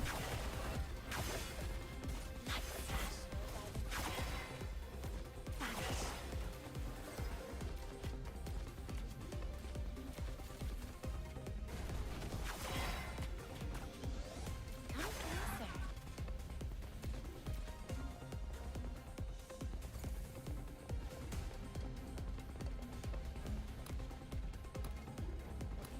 And now it goes down. Whoa! Tons of enemies suddenly rushed out. I can't delay my research, so I'll just leave them to you. The voice acting is as Pepega as always. For that thing there.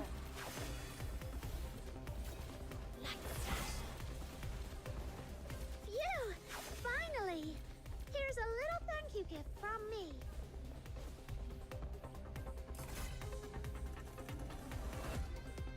Another step forward. As long as I keep proceeding, I'll get there. Oh, did I get all the ones from this one? I think I did. And I can do a different stage then.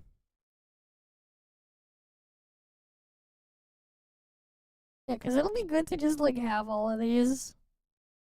And then I can just like properly slot in better stuff for later.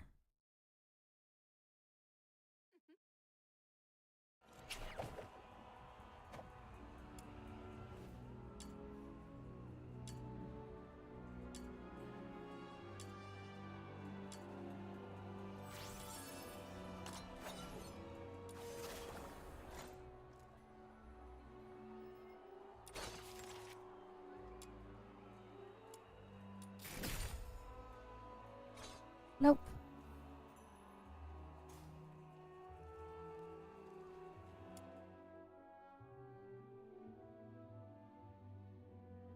Demon Wedge unlocks.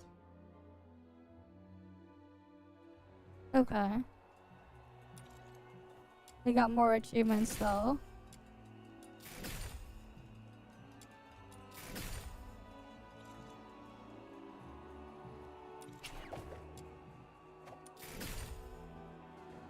But yeah, at least we get like a lot of that. A lot of those manual things. At least we get a bunch of those so we can just always have the double drop stuff going.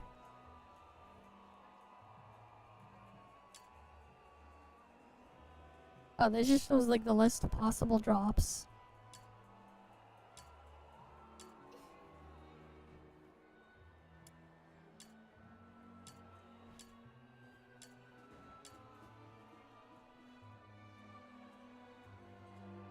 Ooh.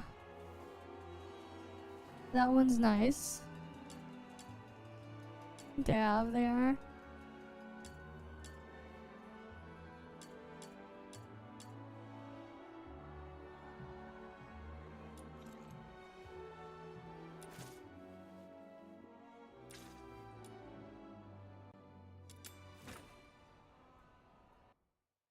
My venom is Alright, this will just kill 100 things. So, this commission is about taking out the enemies in this area. Easy peasy, time to roll up our sleeves. Vanish.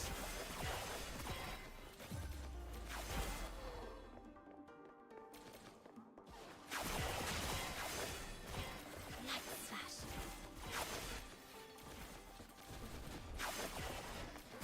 In the name of Vanish.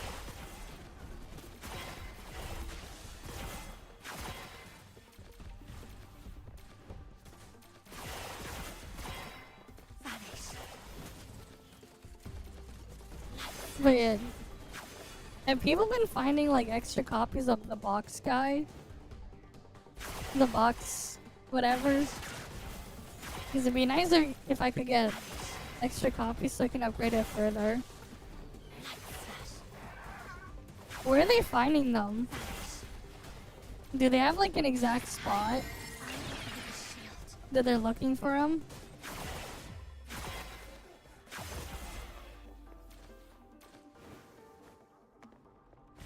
Alright, that should be enough to But teach where you a in the lesson. fortress? Is there an exact Let's spot? head back for our paycheck.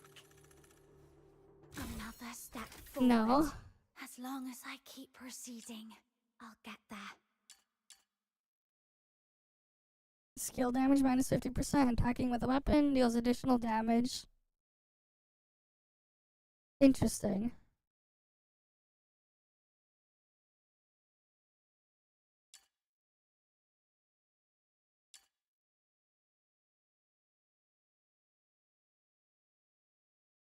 But yeah, no.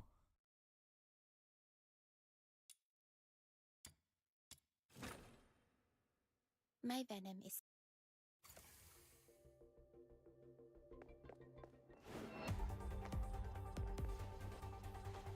So, this commission is about taking out the enemies in this area. Easy peasy, time to roll up our sleeves.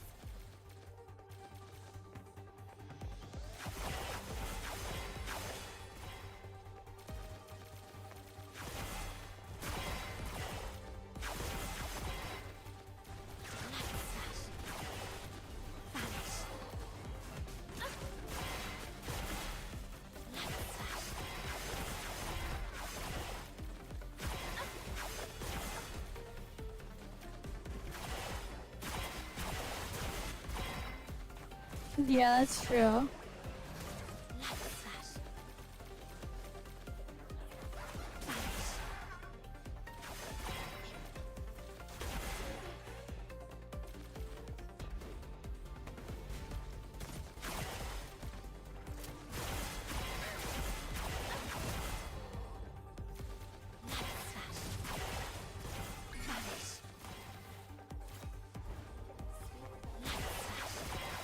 Alright, that should be enough to teach him a lesson.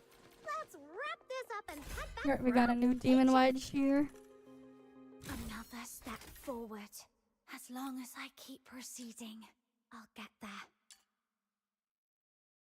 Ooh, increases damage dealt by you and your teammate. But wait, that's for Umbro.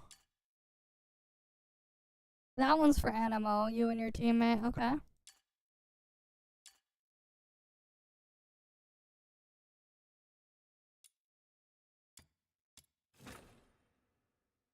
My venom.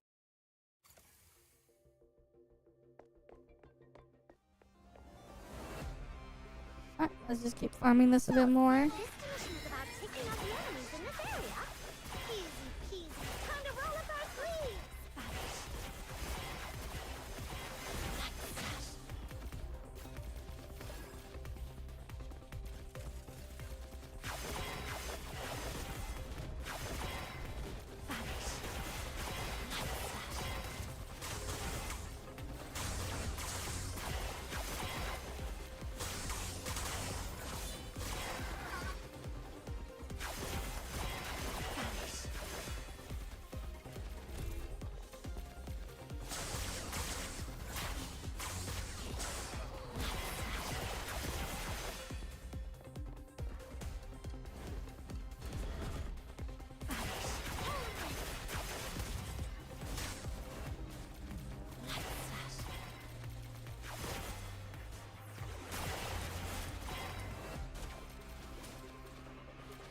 I wonder if like all the different like increased damage per character and their teammate can stack.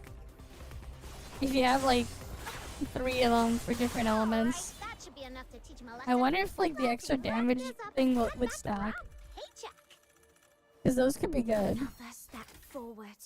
As long as I keep if you can stack proceeding, them. I'll get there.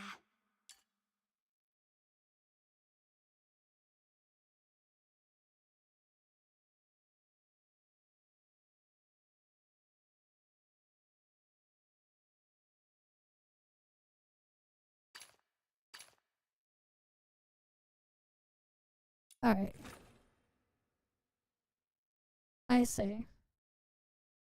Even though if like you have them on different characters to give the thing. It'd be cool if they did stack though.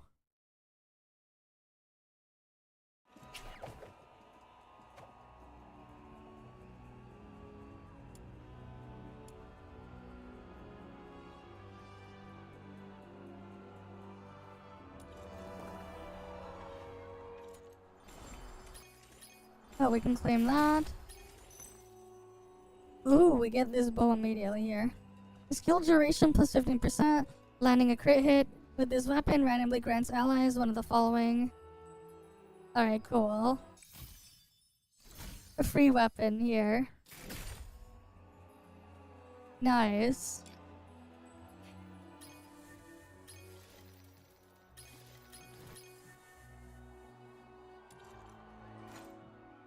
Alright, that's another. The world outside Purgatorio Island defies all accounts. Another weapon I More can expansive, use. yet more brutal. This cannot be its truth. I see.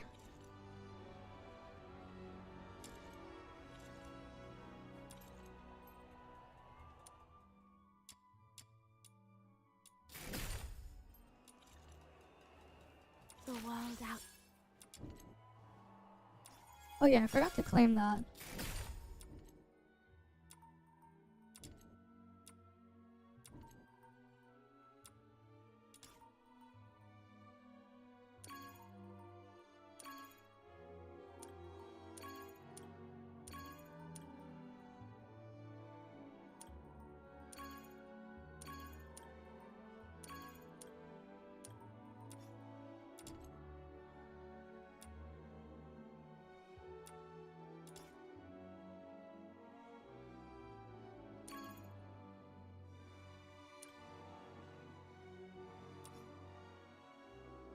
I see. So you, as more you, as long, the more characters you get, the more traits you can put in here.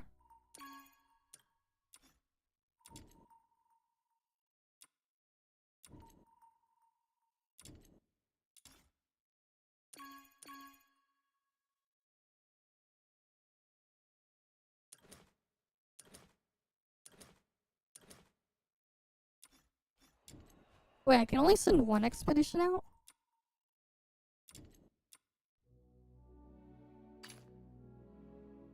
Impression booster, okay.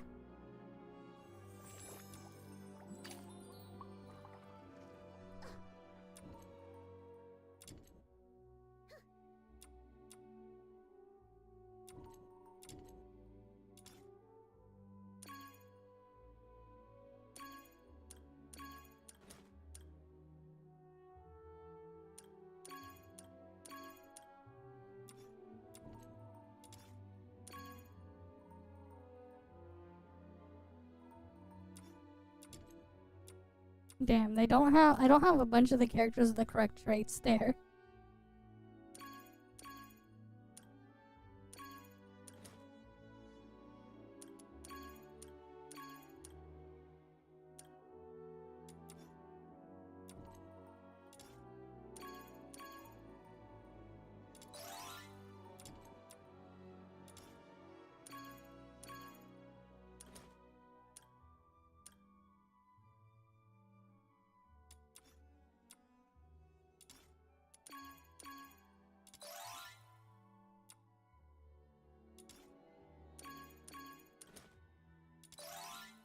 I'll just send those in there.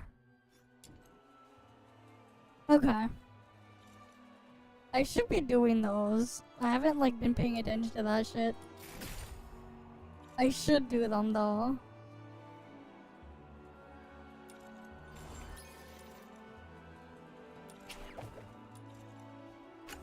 The world outside Purgatorio. Alright, now we can get them leveled up again.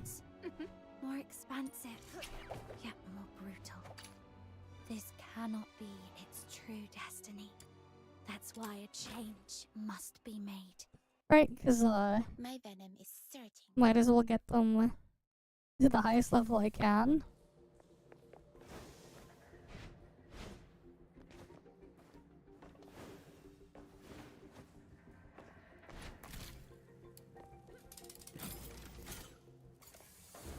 What? They're using poison gas? That's despicable! Quick, use the serum! They don't seem to be affected by it either. They must have serum too! I found a place nearby with lots of serum. Let's head over there!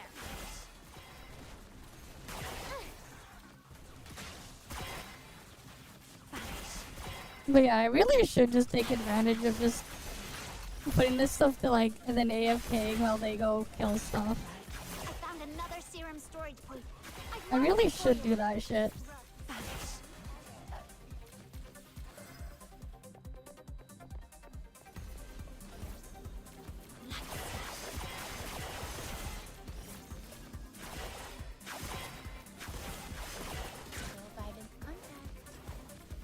Oh well. Going down the throat. Vanish. Ow!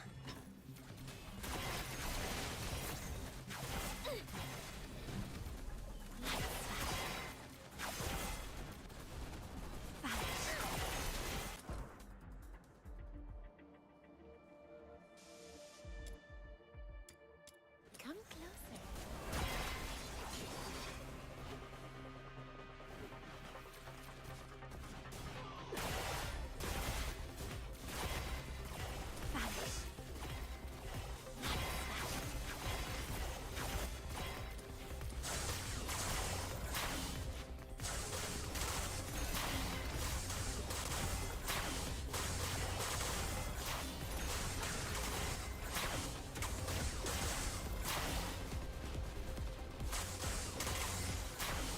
Rot in the sweet oil.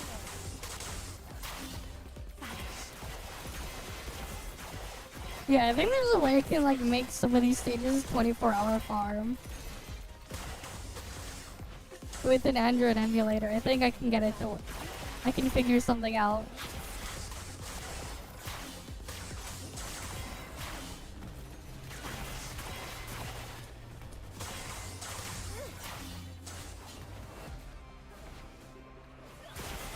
And just have it like farm lower tier stuff.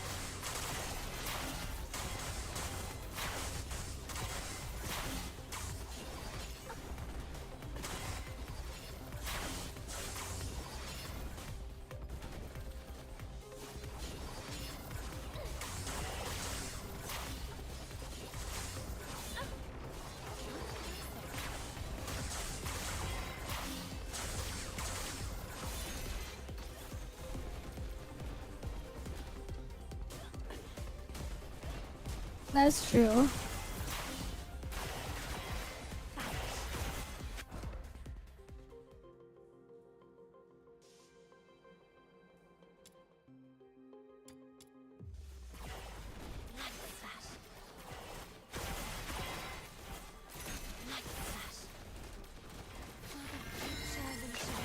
Wait, what the hell? They dropped one of those yellow tier mats?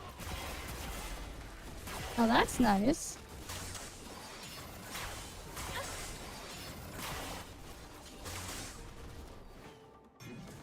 Do we eventually get like higher difficulty of the commissions where we have to use those other things? Whatever they're called. For the weapon or characters? Or are they just stuck at level 40 forever?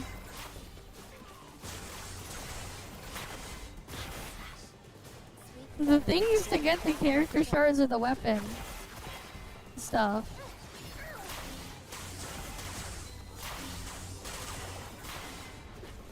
Or are they just gonna be forever stuck at that low level? I see.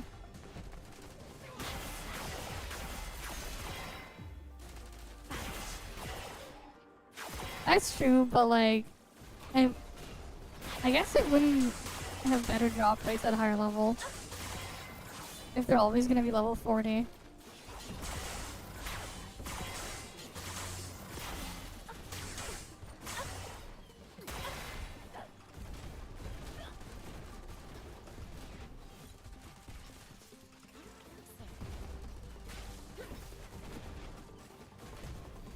They need to fix the freaking wall jump, climbing jump things.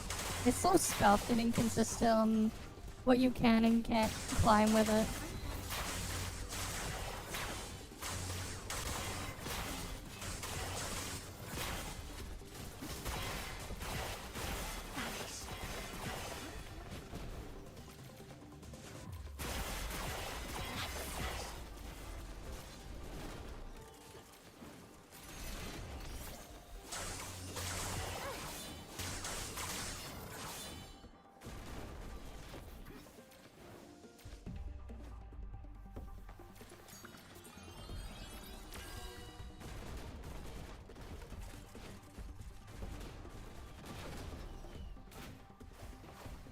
Right?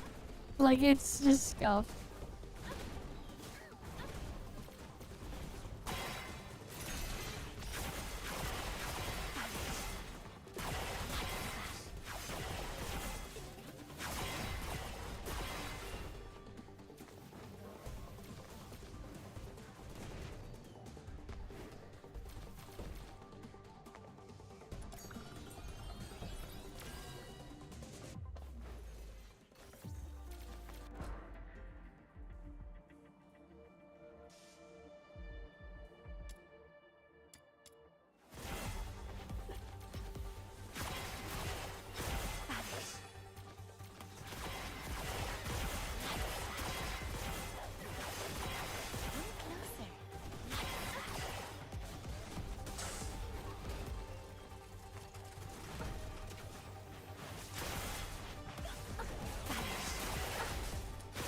Let me go kill these guys.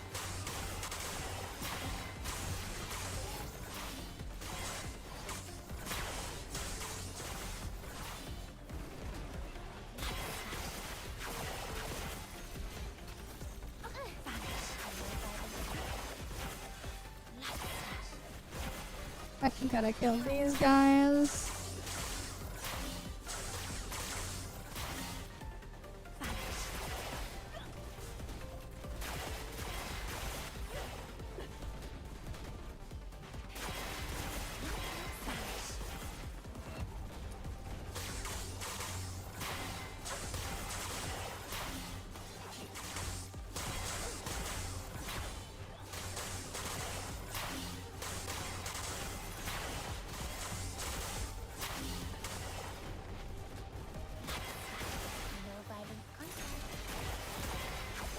Right, those ones are dead.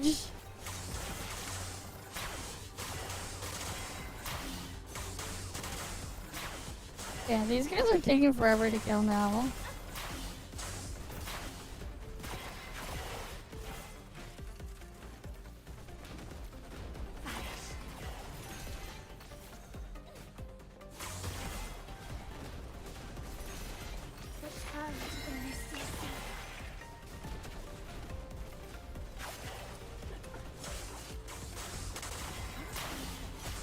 Yeah.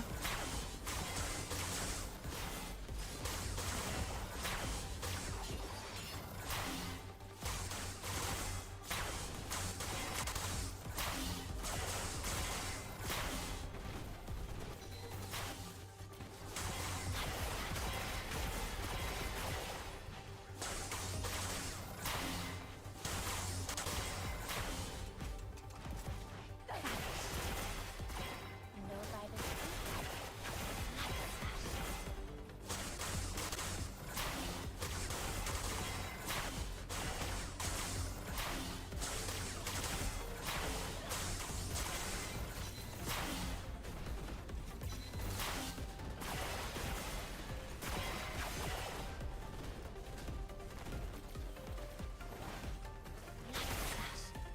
Yeah, we just keep killing these guys.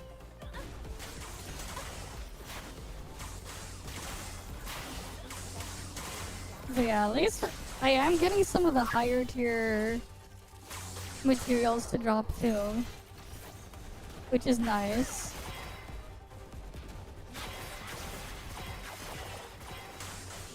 From these guys.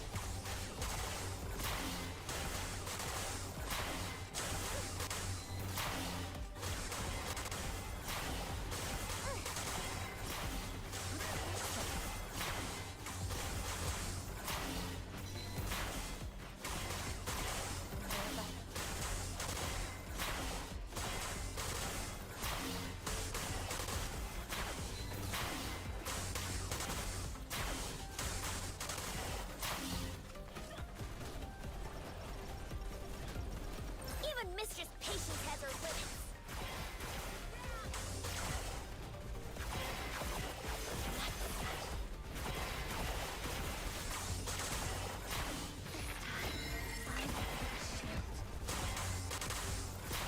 No violent contact.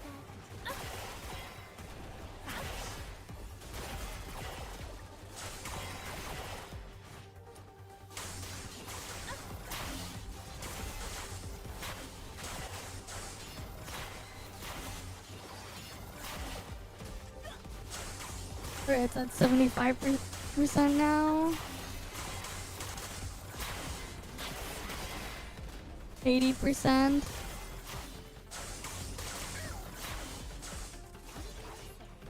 85%.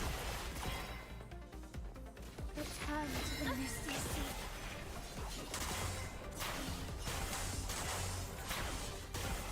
No violent. Yeah, I gotta make sure I just get everything leveled up. Because I think also leveling up your shit also counts for the trial experience too, I think. So I might as well just get all my stuff leveled up.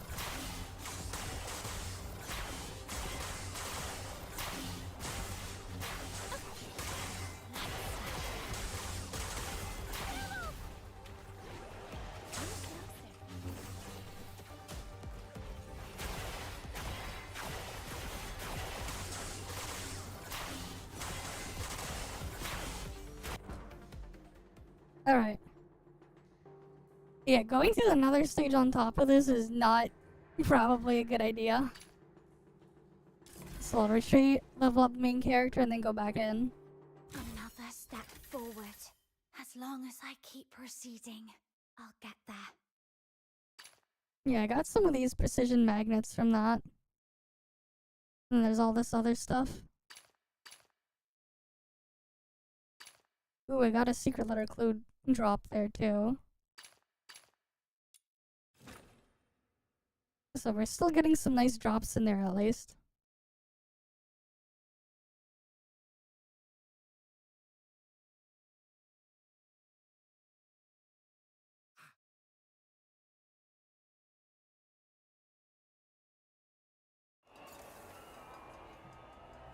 The world outside Purgatorio Island defied.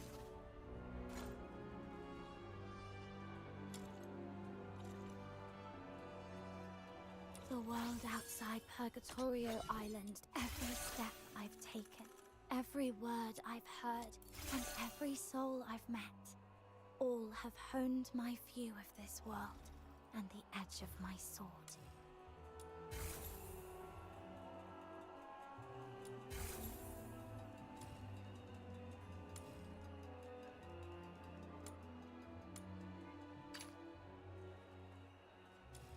Okay. We can go level these up.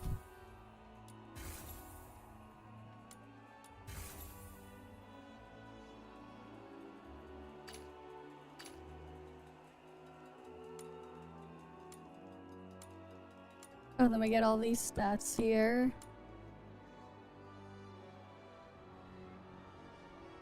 Using flare grants trigger probability increase for all allies. Ooh. When Illumina bonus effect is triggered, deals damage additional thing. Okay.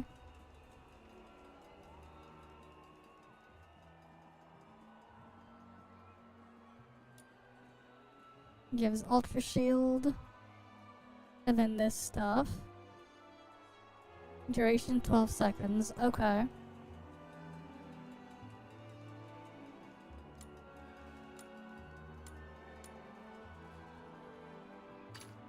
Oh, and these ones are from Weekly Boss, the other material there. I see.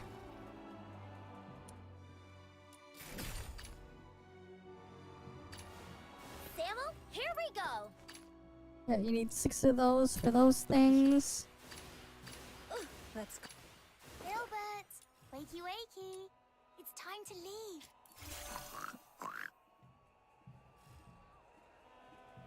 And the weapons I should level up as well. The world outside Purgatorio Island defies all accounts. More expansive, yet more brutal. This cannot be. Yeah, I its don't want to have true that one destiny. there. That's why a change Shield must thing be there, made. wait.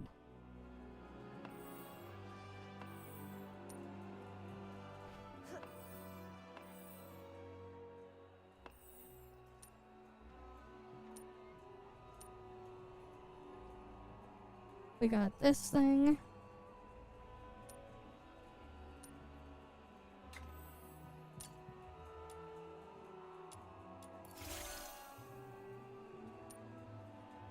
Alright, we got plus 75% attack there.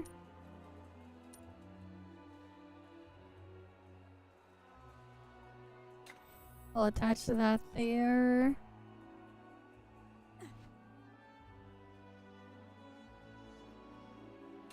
I'll take the skill efficiency.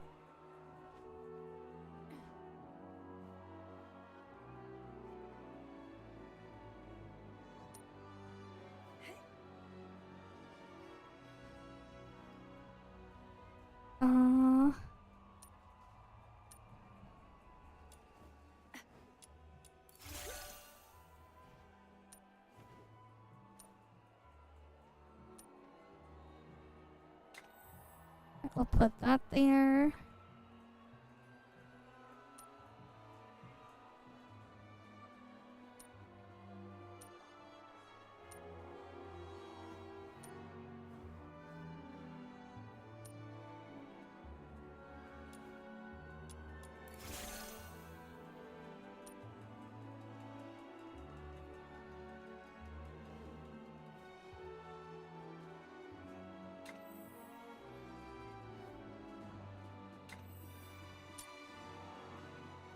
Get a little bit more skill efficiency.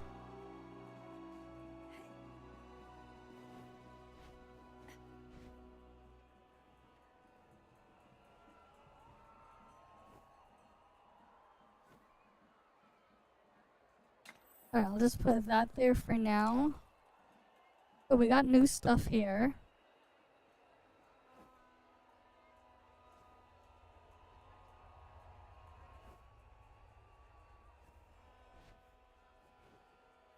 I'll just shove that in there. And then same for over here.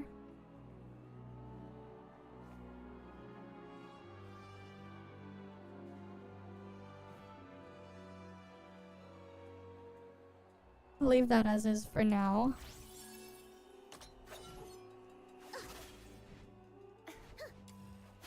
So yeah, the weapons would need to be ascended and need to farm these materials as well.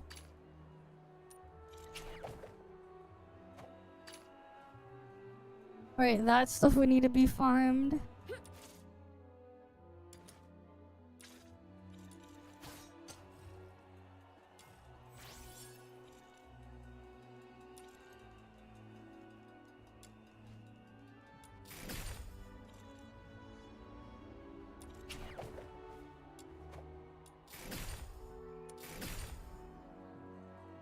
Okay. So let's do that. The world outside Purgatorio. Samuel, here we go!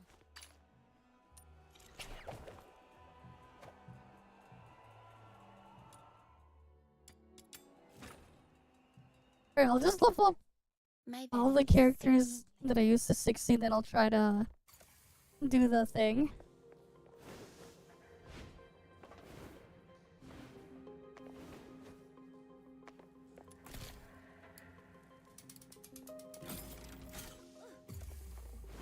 What? Alright. They're using poison gas? That's despicable! Quick, use the serum!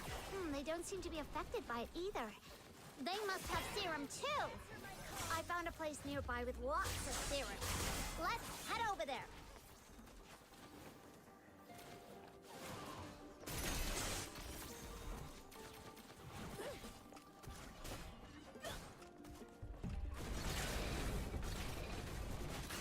Oh, the serum's like right Found there. another serum storage point.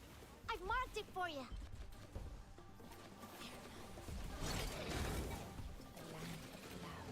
I guess I can just wait here like this for a bit.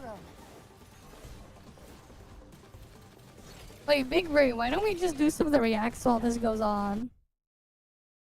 We could do that. Actually. Wait. Big Brain.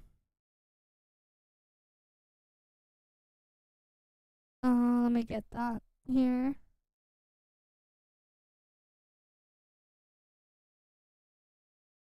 Right, where's...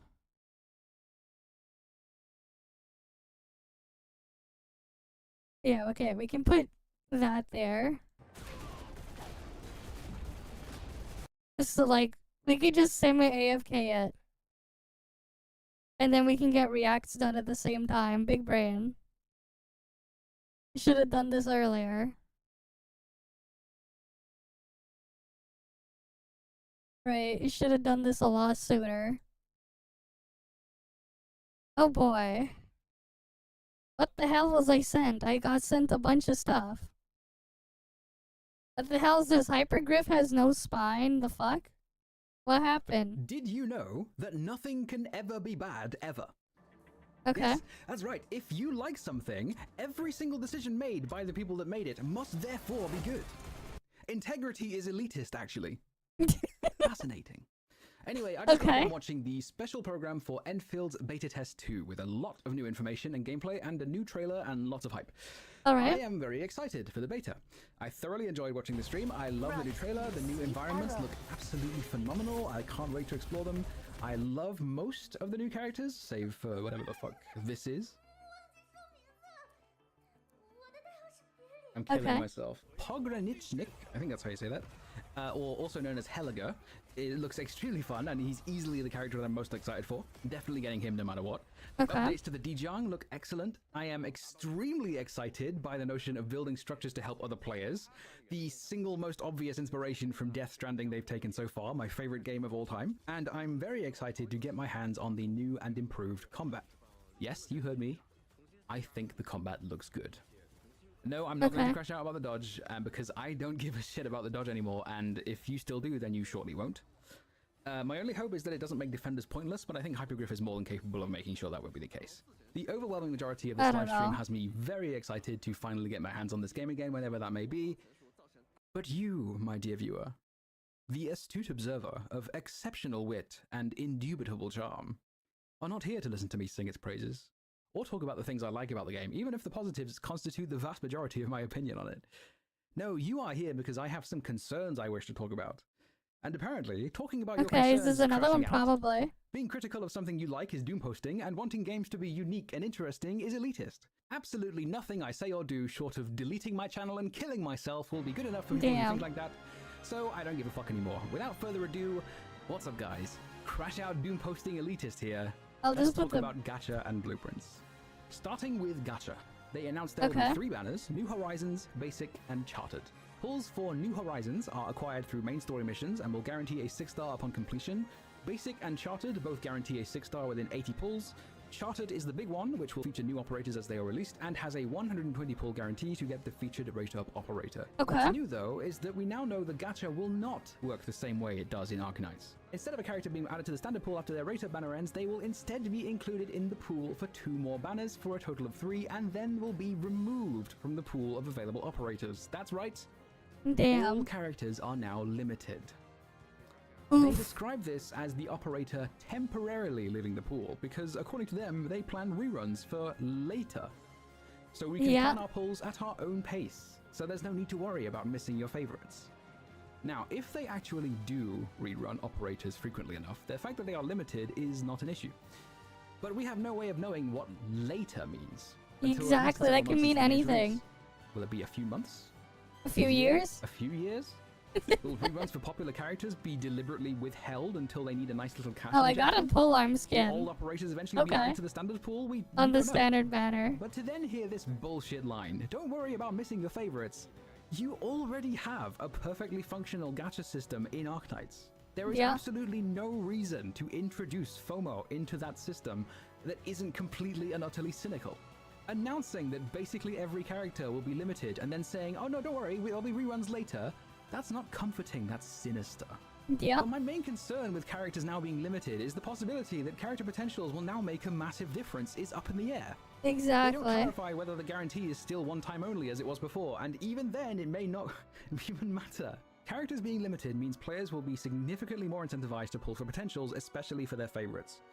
I have spent money on Arknights because dupes don't make a massive difference, so I can build a lot of operators and have more strategies available to me in my roster. If dupes are now much more important all of a sudden, it will have the opposite effect on me. Exactly. I will be strongly encouraged to spend way, way less, because I don't like seeing such transparent greed. This is not at all what I expect to see from Hypergriff. But it also means this. Like, it also means that there's no point in having more variety if instead you're just more incentivized to just get whatever's the strongest and just use that. And at that point, it's like, you just save for a while, ignore a bunch of stuff, get the strongest, and then go ignore everything for a while and repeat the process. It'll end up devolving into that type of behavior as well. Now let's talk about blueprints. Just copy and paste, and you're done. To make this perfectly clear from the outset, this is not about personal blueprints. Being able to copy and paste a production line that you've built is a good feature that I wholeheartedly welcome. I mean, yeah, this is like a standard for a lot of factory games. To have this type of thing, it's a standard. I've used it a ton in certain other games. So like, the basic starter blueprints are kind of just whatever. I would rather they didn't exist, but they're just basic ones, so it's not a big deal. But by far... But those are not... This is not an optimized build anyways. The biggest point of contention I've seen being discussed about anything related to the entire special program is shareable blueprints for your entire factory. Literally, just copy a share code and paste it in. That's it. Pretty much. I mean, you could actually do that with some other games. Like some of them, they'll have it so like you can export a file and they'll have like a way to import it in. I've seen in some games. But like, yeah, sharing the thing is a thing that some of these games do. It's not actually anything new for the factory stuff. It's just that, like, if you're not gonna, like, you know, play this stuff to do the factory stuff, and you're instead just skipping through it and just taking someone else's build or whatever, that kind of defeats the point of playing the game if you're just gonna skip playing the game.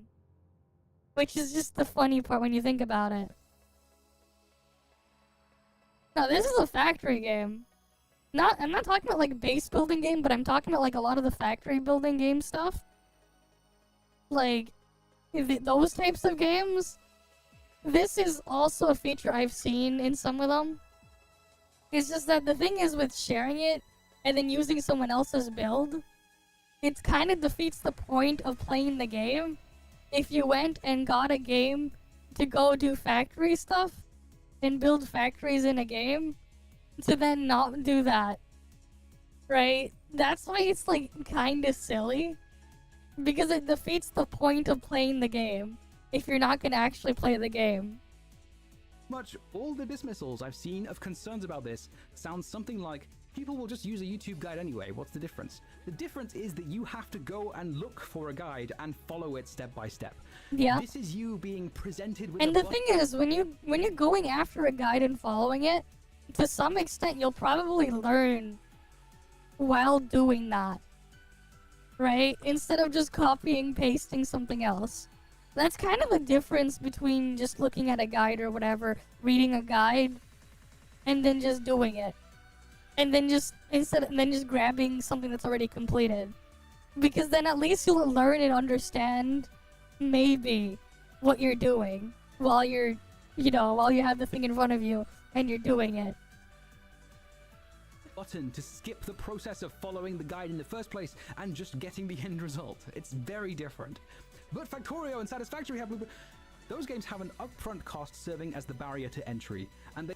But also, like, the thing is with those games, I think part of it why it gets used is because of mods and stuff. But like, yeah. But yeah.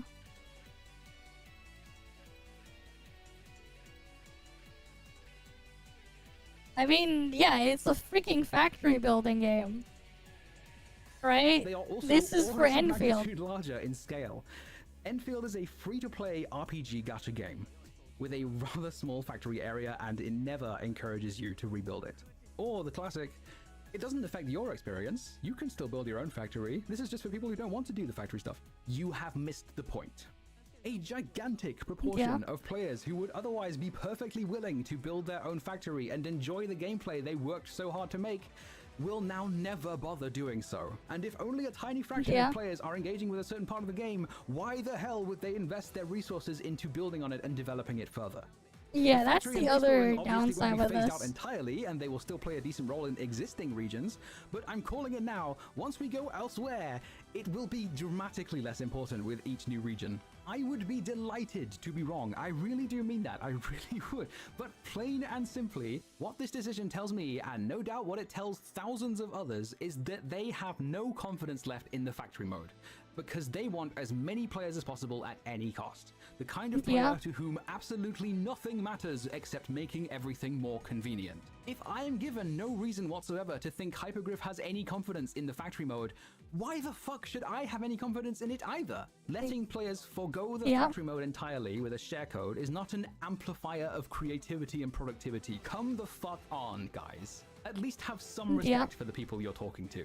Absolutely everyone sees right through this. And then that's all followed up with, the goal is to let more administrators fall in love with what makes this experience special, the joy of building with your own hands. Except you're just having someone else do it for you. This is monumentally short-sighted. Hypergriff, you have shot yourselves in both feet. Just as you are about to start running a marathon, you have allowed your game to be lobotomized by Philistines. People who do not even slightly give a shit about your art. People who will abandon you in droves the moment a shinier distraction appears are celebrating your decisions. But hey, devs listened. That's all that fucking matters, right? Devs listening to the most asinine, illiterate demographic on Earth?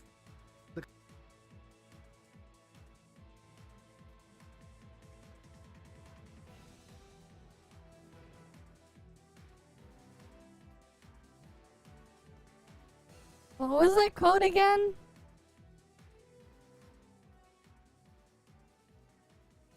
It was from the lead designer of Civ 4. Players will optimize the fun out of the game.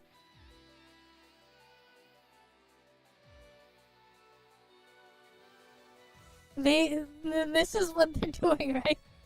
They're gonna optimize the game out of the game. Nice. That's basically what's happening. kind of people who will actively try to turn your game into the shit that lazy parents put on an iPad in front of their drooling toddler. Yep. Anyway, everything else was really cool. I enjoyed like at least 95% of that stream. I'm sure the rest of the game will be really fun. Hope I get into the beta. See you all on the 20th of November, I guess. We'll see. I applied to, but yeah. Make game to delete the fun. Right, it's an old code. What is this? Oh, those are some nice drawings, though. Too bad Legend Z's Papega. Nice drawings, though.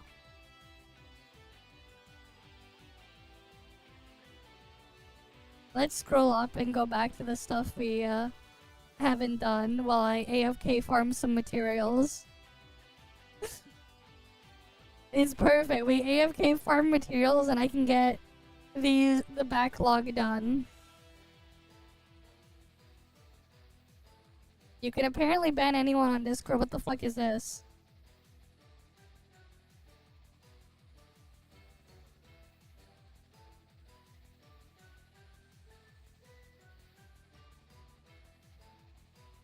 Wait, how far back did I miss on things?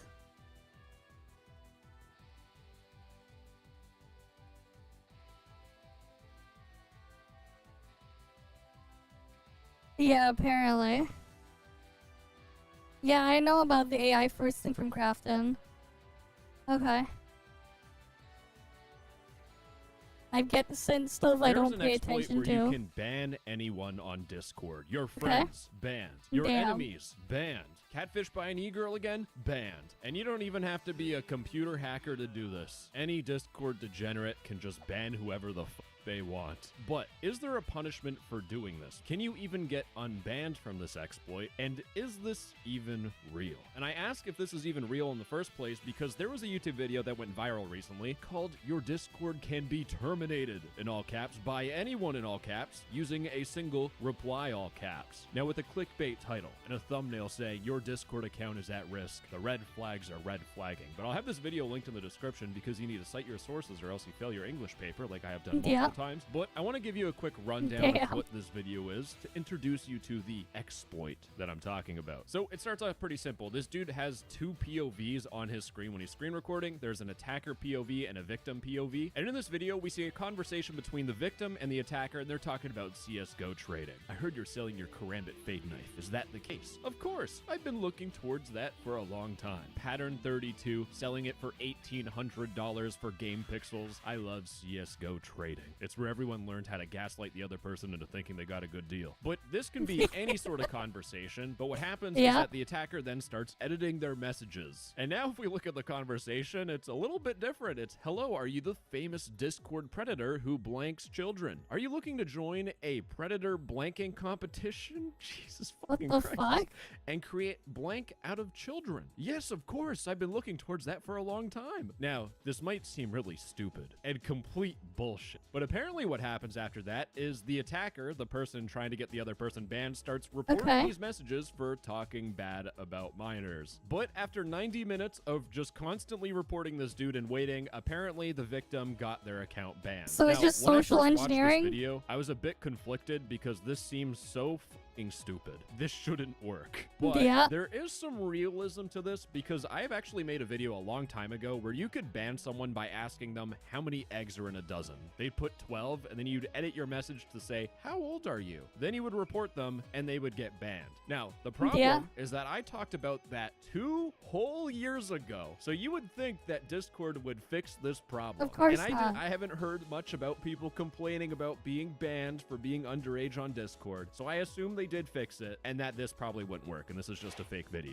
But then I went on Twitter and I saw this tweet by Fav saying that they were terminated off Discord due to this user editing his messages that I replied to, and they showed someone replying to a message and they had a message logger on which shows that they edited their message and we could see the initial messages. I don't think that's the case. The last time I requested a data export from Labie, I got a file with a huge amount of information about me, down to which servers I play on. So completely normal message. Then they edit it to say, also, I think you've sold child blank on Discord before, right? You use something like Labie, comma, I think. You are a predator selling blank on Labie. Did I use Labie client? This is like This is nut job type messages. God Very damn. clearly a fabricated conversation, yet they still got banned. Now, I'm a Damn. skeptical dude. I've had girls approach me and I thought they were federal agents. So the only way to figure out if this is real or fake is to test it myself. Yes, ladies Oh, and gentlemen, boy. I put my life on the line, my Discord life.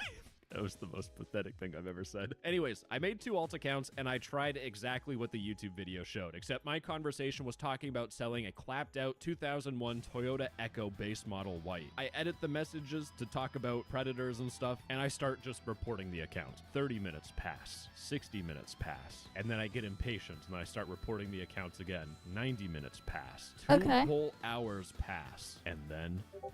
Oh my god, it worked. What the fuck? Wait, it worked. Holy shit. So yeah, that's my live reaction of this actually working. I thought it wasn't going to work because people have said, from what I've heard, that you need to Damn. reply to someone's message for this whole exploit to work. But I just showed you in the DMs that you don't need to reply to people's messages, which just makes this exploit even more overpowered. However, there is a punishment for doing this because both the attacker account Yeah. and the victim account got banned. If I'm going down, I'm taking you down with me.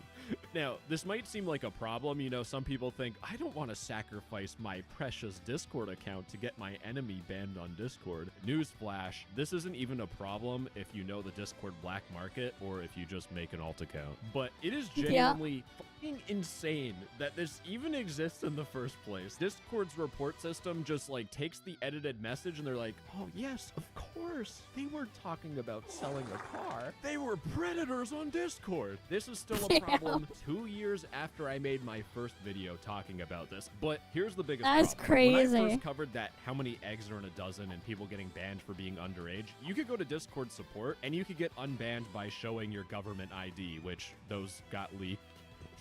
Yeah.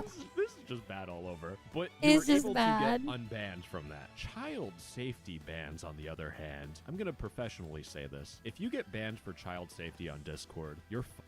Genuinely, the biggest problem with this whole exploit is that these child safety bans are impossible to appeal. And to show you how bad these child safety bans are, Discord actually does have some numbers. They have their transparency hub where they talk about appeals and all that stuff. The problem is that they've only been transparent since 2024 H1. They haven't updated this, and we're in H2 2025. So, but if you Yeah. look at this transparency report from That the is first some half of transparency, 2024, in the alright. appeals tab, you can see that for child safety, they had 36,202 appeals, and No, it's transparent because it's invisible. You can't see it. only 776 That's why of them were granted. that's what they mean So by out of the transparent. percentage of appeals that were granted, 2% of Because you can't appeals see were it. Granted. 2%. So it's nearly impossible to get unbanned from child safety bans. But to make things even worse, gamers, if things weren't already bad already, it turns out when I was catching some little Z's, dreaming about a future where I go outside, turns out Discord was just constantly smashing my account with more violations at 12 a.m., 1 a.m. If I go to both my attacker and victim account, I have 3 child safety violations on each account. I don't just have a 2% chance of appealing this child safety ban. I think I have a 2% chance for each one, unless Discord system actually fucking works. Now, I already know what you're thinking, because I'm inside of your head right now. I'm not. This is just a very obvious question. How do I avoid getting my Discord account banned from this exploit? And the good news, gamers, is that you fucking can't. Because I've shown you the most asinine conversations where they are very clearly complete bullshit. Ah, yes, you're using the Laby client to send illegal material, and you are a predator, yes? No matter what, you've sent so many messages on Discord that someone is just going to edit a reply from like months ago and then report you for it. So now, instead of the question being, how do I avoid this? Because you're just guilty until proven innocent, the real question is, can you get unbanned? And ladies and gentlemen, I sent off an appeal right after I actually got banned during my live reaction moment, then my account is still banned. But I saw this tweet here where someone sent a message back on July 24th. Did you have any naughty contact or blank with a small child? And they just replied yes. And just to emphasize how stupid this is, they replied on July 24th saying yes. And it turns out they edited their message to make this person look like a predator on October 4th, 3 months after the message was sent. They still got unbanned. And fortunately for this person, their appeal did get approved. but it really seems like they only got approved because their message that they got reported for was yeah. And the reason why I point that out is that there's more serious and complex cases where people just never got unbanned. For example, this person here, Cher, part of the Roblox community, a whole bunch of people had their messages edited to say, how many kids have you killed? 500. Haven't been unbanned. ETurbo here, Minecraft content creator, they got their Discord account banned for 5 violations of child safety. They haven't been unbanned, but again, there's still a whole bunch of people that aren't getting unbanned, and that's a problem, because assuming Discord does absolutely nothing, I just want to explain how bad this problem is going to be. When this video comes out, a bunch of people are going to get falsely banned, which will happen. I'm sorry, but you were a sacrifice for the greater good of Discord. You fought for your country. But once a whole bunch of people get banned, what's going to happen is that you're going to have Discord e-gangsters start a hitman service, which actually apparently is already a thing. There's an r/ban from Discord post talking about don't fall for this trap, and it shows a screenshot where there was a Discord e-gangster who talked about an actually unleaked Discord termination method. And if you leak, you got me there. And this message was made back on October 3rd, and it gives you a step-by-step instruction how to ban people. In fact, I have a tweet here by Simply a Lemon who got banned not once, but twice because of this, and they showed a screenshot of someone pinging, I have a method to terminate anyone on Discord, and they're taking offers to terminate people. Not only do you have a hitman service, but you also have a mafia protection service. This person's saying that if they want to get unbanned, they can DM me to get unbanned for a fee. This is just a fucking scam. So, what this all means is that I'm talking to Discord right now. You need to fix this, Discord. When someone gets reported on Discord, you need to keep track of when a message was sent and when a message was edited, because clearly someone shouldn't be able to edit a message, change the context months after a conversation to get both people banned. Because again, I covered this years ago, and this is what happens when you do nothing. It gets worse. And just I know what Discord's thinking. They're like, we're gonna make our appeal system better. That's not gonna work. Let's be realistic here. Discord support already got hacked. You got other problems to deal with when it comes to appeals. But also, since the Discord employee that is forced to watch my videos is paying attention, Discord also needs to unban anyone that was already affected by this. Because again, thousands of people have had their Discord accounts banned, and they shouldn't rely on that 2.1% ban appeal chance to get back on Discord for doing nothing wrong. Which, by the way, after this video comes out, someone's gonna ban my account, so Discord, I know you're forced to watch this bad boy. I'm gonna need you to unban my ass. But you cutie patootie, I got one more bonus thing to talk about. Because I mean, if I'm talking about how people trick others into getting banned on Discord, I might as well talk about a bonus banning method. Because if you change your Discord profile picture to one of these 2 pictures and someone reports you, you can get banned. And I'm showing you this example, which was sent to me by a Discord e-gangster who then deleted their messages because they got mad at me. But yeah, this sort of shit I have to deal with. But apparently what some e-gangsters are doing on Discord is they'll just add someone. Wait, how do I get the combat melody This might sound a bit cringe, but can I pay you to put my profile picture just so I can flex that I own your Discord account, just to try and look cool? And they'll send this to people with rare Discord usernames because apparently having a username like Rich is worth thousands of dollars to idiots on the internet. But they ask you to put a photo as your profile picture and they will give you $100 to do so. Now, if you're falling for this, you either have severe chronic brain damage or carbon monoxide poisoning. But with this being used against Discord e-gangsters who pay thousands of dollars for usernames, they already have brain damage. This actually worked. Now, the reason why you can get banned for setting one of these 2 photos as your profile picture is because of Discord scammers. There's a very common Discord scam that I've covered in the video where people pretend to be Discord support. They tell you to change your email because your account got reported, and then once you change your account email, they have ownership of your account and they try to extort you out of like $300 worth of gift cards. And usually what happens is that those scammers will use one of these 2 photos, a bearded man emoji or another bearded man who is not only handsome, but this is actually Kevin Hannaford, someone who works at Discord. They are apparently the head of security engineering. Of course, they're gonna reach out to you and tell you that your Discord account's gonna get banned. But these 2 photos are used by these Discord scammers, and Discord has a system set up where if you have these profile pictures and you get reported for impersonation, it will just ban you. And one nerdy thing that it also does is that it resets your Discord username, so that's why it targets all those people with the rare @rich username, because if you can convince them to change their profile picture, you can steal their username, which is worth thousands of dollars because people are fucking stupid. So anyways, gamers, tune in next week when I have my Oppenheimer apology moment and I realize that I just caused cause half of Discord to get nuked by people viciously banning each other like a pack of rabid pit bulls being let loose into a daycare. God damn. God damn. People just get to ban each other. Okay. Alright, what is this about a dismissed lawsuit? What the fuck is this? I don't even know what the hell this is about. So today we're going to be giving some updates on a very challenging and very messy situation involving many prominent streamers. I have no idea who these guys are. We're are. Focusing on some updates regarding Rich Campbell, who's been battling allegations made against him for about 3 years now. And at the time of those allegations back in 2022, he was a very prominent figure in the streaming scene. He was a co-founder of the streaming group OTK. Okay. He was also someone who was a prominent broadcaster in the esports scene. He was also a very successful streamer, but all of that quickly faded away and were pretty much all taken away after this Azalea Lexi person made allegations in a now deleted twit longer that she posted in 2022. And in that, she alleged that after a time of having consensual relationships, there was a particular time at a movie theater where he forced himself upon her. That's what she was alleging, and basically people decided right on the spot that he was guilty, and for 3 years they believed that there's absolutely no other things to say about this, but of course there is. And a lot of people are scratching their heads today after the most recent post made by his accuser. So I'm going to do something different. We're going to get into the chronological order of events in just a second, but I want to begin first with the most recent post.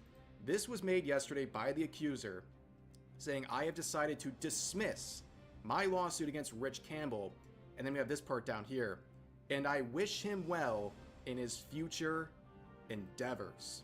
So after 3 years of countless people believing this guy is guilty, the lawsuit has been dismissed. Damn. And also she's wishing him well in his future endeavors, which is an odd thing to see. A lot of people are scratching their heads over that, because if he was what she was saying he was, he would be a serial abuser. Not only abused her, but also other women as well. But now she's wishing him well in the future. But let's get back to the beginning. So like I said, in 2022, Azalea makes these claims that he forced himself upon her back at a movie theater when they were hanging out, and she did not consent to it, and people immediately wrote him off. Like, it was over almost immediately. People saw the allegations. There was no charges made yet. There was no lawsuits announced. They just saw that and said, yes, he's guilty, and he pretty much lost everything. We'll talk about it in just a second, but you can see these headlines. There was tons of headlines like this back in 2022 where he went silent following the allegations. Where is he? Well, they're basing it on his final social media post back in 2022, responding to the statements, and he says that he wants to share his side of the story, but he needs some time to collect his thoughts. And as I said, this was his final post on social media, and people are construing his silence as guilt, which is a dangerous thing to do. I think people, unfortunately, are very used to the crap-slinging drama on places like Twitch, where people just say stuff willy-nilly. They're not taking it seriously. It's like high school drama to them. This is not the case. This is really serious allegations that could have resulted in criminal charges or, at the very least, a lawsuit. So I think his silence is probably something any competent attorney in this situation would recommend to their client. But anyways, you can see he also mentioned that OTK requested that he resigns from his co-founding position, and he agreed. And after that, he lost like everything, every partnership, every brand. Damn. His former friends and former co-workers and partners came out, publicly disavowed him. He pretty much lost everything overnight, which, by the way, if he is guilty of these things, deserved. But at this point, like I said, it was just allegations, and things would progress. Because a few days after that, after he made his one and only public response to this, she came out and claimed there were more victims and that he had sexually assaulted even more people. Oh boy. And they were trying to base that off of two unidentified individuals who apparently made twit-longers similar to what Azalea made, and almost instantaneously retracted their statements and then nuked their social media platforms. So think of that. what you will. But again, she's adding a lot more serious accusations to what was already one very serious accusation, and she would double down on this on Twitter back in 2022, saying, "Congratulations, you have effectively scared all the other victims that exist from publicly coming forward due to how you continually harassed me for a week while the perpetrator has been silent," which they're referring to what they believe is harassment of women online who make these accusations, and that has silenced all of these potential people from coming out and reporting what they alleged happened to them. And she goes on to basically say this is why women don't speak up, and this is why assaulters never see punishment, and that you're the problem. Kind of speaking generally to, I guess, Rich and all of the people online who were saying anything negative about these accusers. But there was one person trying to back her up, and it's of course Caseytron, because of course she'd be involved. If you forget, this is one of the 3 recipients of Ethan Klein's copyright infringement lawsuits, and back then she pretty much ran up with what Azalea was claiming, saying there were some people who try to come forward, they're instantly silenced. Caseytron doesn't provide their names or any evidence or anything to really back up any of this stuff, but they're trying to paint him as a serial abuser, but nothing ever came of any additional people. There was never any additional people to step forward or to file anything. So now we see another double down in 2023 where Azalea, let me make this clear, these comments were not from Rich. This was from the streamer Destiny, who was blaming her for what potentially happened to herself. And she said in response that Destiny is an idiot and that she was literally assaulted by Rich Campbell. So she's still doubling down on this in 2023. Weird invisible wall really under these stairs. Big update was at the 2-year mark in late 2023, where she filed a lawsuit against Rich Campbell, claiming he sexually assaulted her, and that she wants the suit to be handled in front of a jury. And then a few days later, he responded with a countersuit that included defamation, several contract violations, and emotional distress. And his lawsuit was asking for $3.6 million in damages. And honestly, he was at the peak of his career. He was making a lot of money, so that number isn't exactly that crazy. And like I said, people wrote him off. He instantly lost in the court of public opinion. Everyone was deciding he's guilty, including his friends and former partners he streamed with. They just said, yep, we're cutting this guy off, he's done. And of course, I think this is important for especially the non-Americans to understand when it comes to the legal system in the United States. If he was facing criminal charges, the legal standard is guilty beyond a reasonable doubt, which is a very high standard to prove someone guilty in courts. But what she did was file a lawsuit. There was no legal criminal charges made against him. She just filed a lawsuit claiming sexual assaults. And the standard for that is preponderance of evidence. Meaning, if you're more sure than you are not that the person is guilty, that person will be found guilty. So if you're 51% sure that the defendant is guilty, the jury has to find him guilty. So it's a very low standard, and something that's probably pretty difficult, especially even if you're someone who has a good case. I mean, who knows? It's a 50-50 shot of whether or not people are going to find for your side. But really, there wasn't much after that. You would see almost a year and a half go by.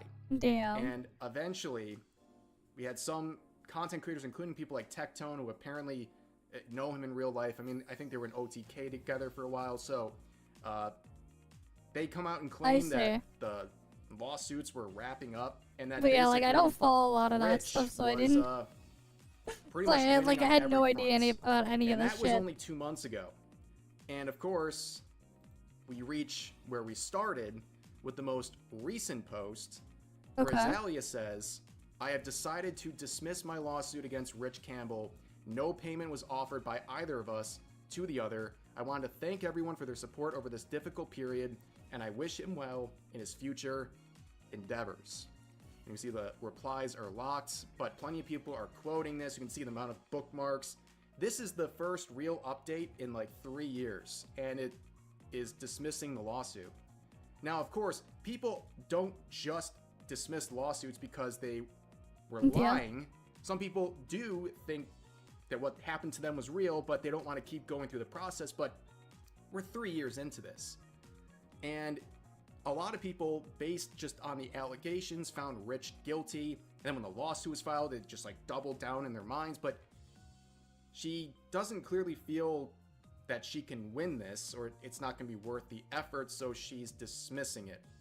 And the thing that people are really looking at and are confused about is this end right here. And I wish him well in his future endeavors. I've seen some people try to twist it like, yeah, you know, maybe this is like a religious thing, you know? Which, I don't know, looking through her account, I don't think that's the kind of person we're dealing with here. But this struck people as odd. Because again, like I said earlier, if he was guilty of what she has been claiming for multiple years, him, he would be a serial rapist. I don't think she'd be wishing him well in future endeavors if she still believed in her heart. Yeah, no payment or anything. So this is something that a lot of people have been talking about. But I guess the sad thing is, this is getting a fraction of the attention that the allegations got. Because every journalist and every content creator was talking about it and writing him off as guilty. But then we have this, that's painting a different picture, and all those same people so far are silent. And it's not sitting right with people. The people who are seeing this, you can see some of the quotes, they're very confused. Women who make false R-word allegations deserve jail time. Regret of sex is not R-word. Ladies, we need to do better. You may have dropped your lawsuit, but there's maybe one coming in your future. Slander and defamation by publicly proclaiming he's a rapist and then trying to skulk away after dropping the suit. Stay classy. I wish him well. Yeah, and also people pointing out you still have posts up claiming he assaulted you. And also, you know, we still have this counterclaim in her statement here. She doesn't say anything about him dropping his countersuit, which again, 3.6 million clams. That's a lot of money. And there's still proof out there of her, according to Rich, defaming her. But here's a post actually allowing comments. So we can see some direct replies to Yeet's screenshot of what she said. She ruined his life, dragging him for 3 years with false allegations, and she just says, oopsie, she should be tried and jailed for false allegations. Tectone saying this is way too common. Ruins his life, takes backsies. Wish him the best in his future endeavors. There needs to be reverse legal repercussions. The dude lost his career in days, while at the height of his success, probably causing millions of dollars in damages. Insane that people just let this happen time and time again. And yeah, you know, I'm not sitting here saying I am the purveyor of truth in this matter. There's so much we don't know, and there's so many things that need to be answered. But I do hope, as Tectone was claiming, that Rich comes back to give some statements now that this seems like it's wrapping up. Because there's a lot of things that don't really add up here. There's a lot of people who wrote off Rich as a complete liar and that he was guilty beyond any sort of doubt. And some of these people are still around to this day, streaming and doing things, and yeah, I wonder how they respond to this. I don't know. Like I said, the dismissal and all these things isn't a complete purveyor of truth where it's like, oh, because she dismissed it, he's clearly not guilty of anything ever. No, because people drop lawsuits for all sorts of reasons, but after dragging it out for years and doubling and tripling down and even accusing him of assaulting other women, and also, you know, just clearly making her story, what the narrative she's pushing, then to just turn around and drop it all, and then wish him the best of luck in life. Yeah, it's just weird. You're losing. Do all that, and then it's just like, what? I think people are rightfully confused, and that's the last thing she said about this. Of course they're confused. And again, I wonder if she's going to say more on this because, yeah, like I said, challenging situation, and it's really just a mess. There's no other way to describe this as other than a mess. And a lot of people are drawing the conclusion of she might have just ruined this guy's life over a case she just dismissed and then wished him good luck in the aftermath of. But anyways, that is it for now. As always, feel free to share your thoughts about today's topics in the comment section down below. Hope you guys enjoyed the video, and I'll see you next time. So that's what we have there. Alright, that one's off the list. Alright, let's scroll down. Let's see what's left. Okay. What is this? Mega Gardevoir? Sure.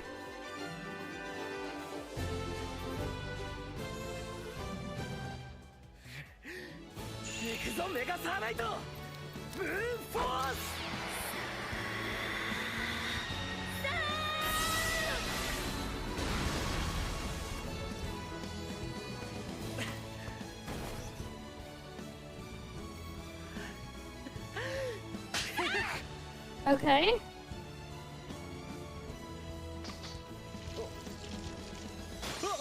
And it broke.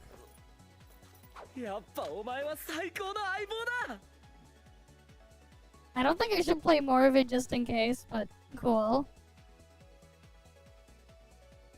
Don't know what the fuck this is about, but whatever. Oh yeah, we already saw this. What the hell is this? Oh, the Pokemon League. I see. What the fuck is a Mega Turtle? A Mega Oasis Mega Turtle, what? Synapse, Ringo, Seed, what is this? Okay. And this is their... the fuck? The fuck is going on with this golem? It looks super Pepega, what the fuck? That is so scuffed.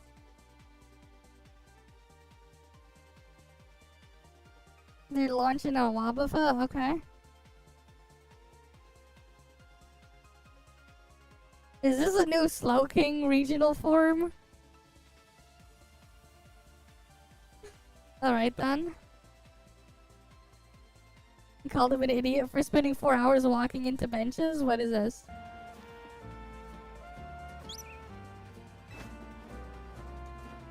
Go, go, baby, go, go, go, go, go, go, go, go, go, go, all the way, all the way.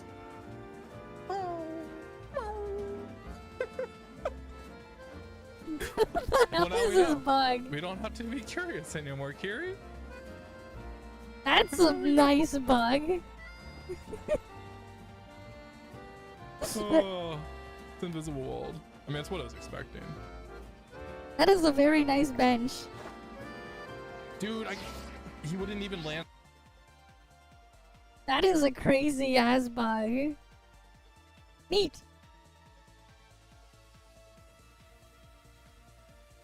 Okay, cool. There's another one of those things there. Oh, wait, what's the thing I need to...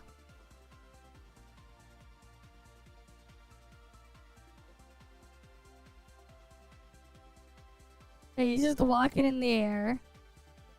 Funny stuff, you know, funny stuff.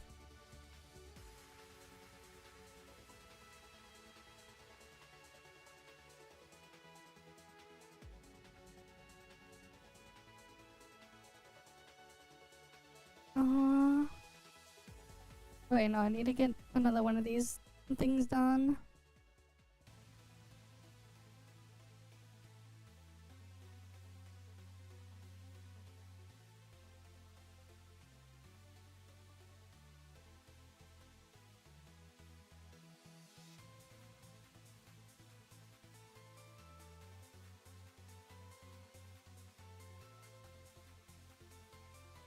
But yeah. Surely good game. Surely. One second, we're just gonna get this mission started. Truly one of the games of all time, truly.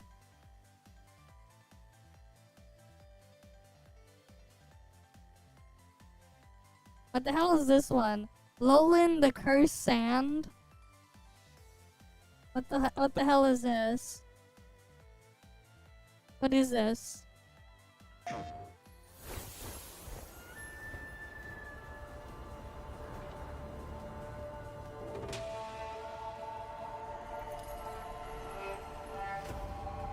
Okay, come to Lowland. You're playing some skeleton thingy?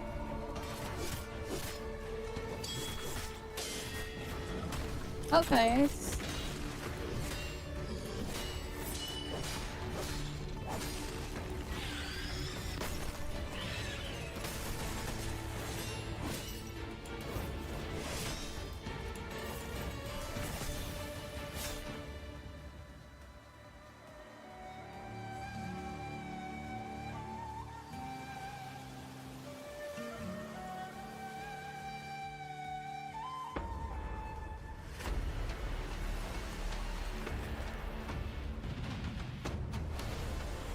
Okay.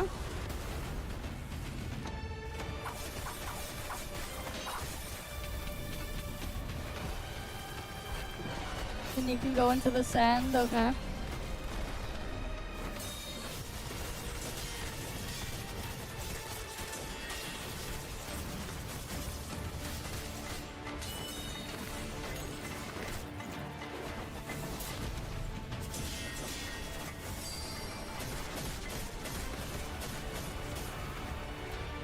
Yeah, what a promise you never played. Exactly.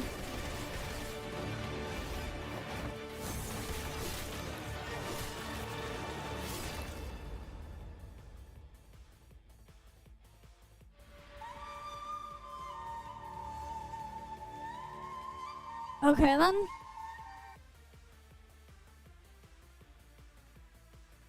Stop defending Nintendo. What is this? You ever heard of Nintendo? Yeah. This one's a long one. I'll speed it up a bit. They're pretty big. Pokemon, Donkey Kong, Kirby, Zelda, Mario. They made the games that everybody loves. Or they used to. When Nintendo made the NES in 1985, it exploded in popularity. Everybody wanted this thing. Nintendo quickly became the household console that every family owned. Every kid had an NES, or a Game Boy, or a Wii, or a DS, or a Switch. Nintendo was a part of everyone's childhood, and because of that, everyone loved them. Nintendo always felt like the most genuine company compared to Sony and Microsoft. Every title they released had so much Sure love they for it. did, not Playing their really, games are some of no. the most fun memories I have from my childhood. I loved Nintendo, and now I hate them. Nintendo is no longer the friendly, familiar face we thought we knew. They've become this greedy, self-indulgent, anti-consumer business. I mean, they've always been greedy and anti-consumer. Reports of games for more money, charging an upgrade fee to play titles in 60 FPS, raising the price of older consoles, charging creators to make videos on their products, and shutting down a charity event? Yeah. What happened?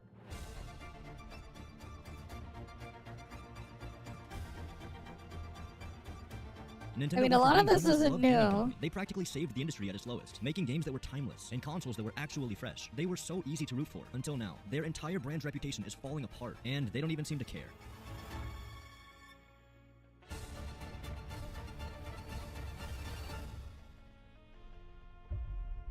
Hey, by the way, I'm trying to beat Chipotle in subscribers. I used to work there before they fired me. Anyway, according to YouTube's analytics, only like 1% of you guys are subscribed. So if everyone subscribed right now, we could beat Chipotle. Okay, back to it. Nintendo is a terrible company in just about every way. Trust me, you haven't heard everything. Now I understand this video is very long. Not everyone is going to be staring at the video the whole time. So I made another audio cue. If you hear this, that means I'm showing something relevant on screen. For example, this is my dog. With all that being said, please enjoy me talking about the most scummy, brain-dead, pathetic, worthless company in existence. Nintendo. How about we start off with something nice and easy, like some good old software scams. Do you ever want to just donate $10 to Nintendo? Well, great. Introducing upgrade packs. Possibly the scummiest invention since loot boxes. You know that game you bought 8 years ago that runs like shit? Well, you can fix that now. All you have to do is buy Nintendo's latest overpriced console. Maybe fix it, but not fix it. To unlock the frame rate. I'm sorry, let me get this straight. Breath of the Wild is 8 years old now, and it costs more money. Until they don't let you unlock the frame rate. What, a gambling mechanic? Once per day, you can spin for a daily bonus. This is so pathetic. They add the tiniest, most insignificant features, like an extra save slot, sharing auto builds, and phone navigation. Your destination is north of here and close. Your destination is above. Your destination is nearby. You have reached your destination. Can you shut the f up? Did we really need Google Maps and Tears of the Kingdom? Isn't the whole point to explore? This is obviously an excuse to charge you money for a higher frame rate cap. The same goes for Kirby, Metroid, and of course, Mario Party Jamboree. This one is especially bad. It's $20 for this upgrade, which makes this game worth $80 now. Crazy. In return, you get a couple shitty minigames that utilize the camera, and better resolution, kind of. But you have to buy the camera separately. The old minigames run in 1080p, and if you're playing handheld, it runs in 720p, even though the Switch 2's display is 1080p. And this is $80. Nintendo believes this game is worth more than Grand Theft Auto 5, Hollow Knight, and Minecraft combined. Why not let people that bought the console and the game just play the game at a higher frame rate? because that wouldn't make them any money. You know what does make them money? This guy. Everybody loves Mario, right? Yeah. Wouldn't it just be awesome if they remaster some of the best Mario games? Yeah. Yes. Yay. Okay, good. Because for Mario's 35th anniversary, they packaged Super Mario 64, Mario Sunshine, and Mario Galaxy in one bundle. Wow. Whoa. It fucking sucked. Oh. Okay. Yeah. It was Yeah, this game is trash. There is no widescreen support. 2 of the 3 games are just being emulated. The controller input mapping is terrible. Super Mario 64 is locked at 30 FPS. They weren't even trying on this game, but they still sold it for $60. And the cherry on top, they made it a limited release. Yep. It was available for purchase for 1 year, and then all physical copies were stripped and it was taken off the eShop. I'm not joking. That was the whole marketing of this game. It was like they were yelling, "You need to buy this right now. It's running out. Buy. They were preying on FOMO, fear of missing out. And it worked. This game sold 10 million copies. That is a third of Elden Ring. If they pull this shit again, please remember what you're buying. A half-assed, lousy, unpolished, stupid, boring-ass port that runs emulated. And unfortunately, this is just one example. Poorly emulated too, in some on the Wii for $50, cases. gets ported to every console for $20 as a Nintendo Select, then ported to Switch for Yeah. $60. $60? Why? How? They How do these games tripled keep the depreciating price. Value? This port isn't even good. They're not adding anything besides making them HD, but this upscale. It's actually worse than the original one too. Some of the stages and stuff are broken in this version. It looks like shit. It has less visual effects than the Wii version. Riddled with bugs, graphical glitches. Who's buying this? It actually adds new Please bugs stop. and Hey, wanna see a magic glitches. trick? I want you to picture what the most fun video game would look like. You got the image? Okay, now I'm going to show you what you're thinking in your head. My current location is actually inside the game itself.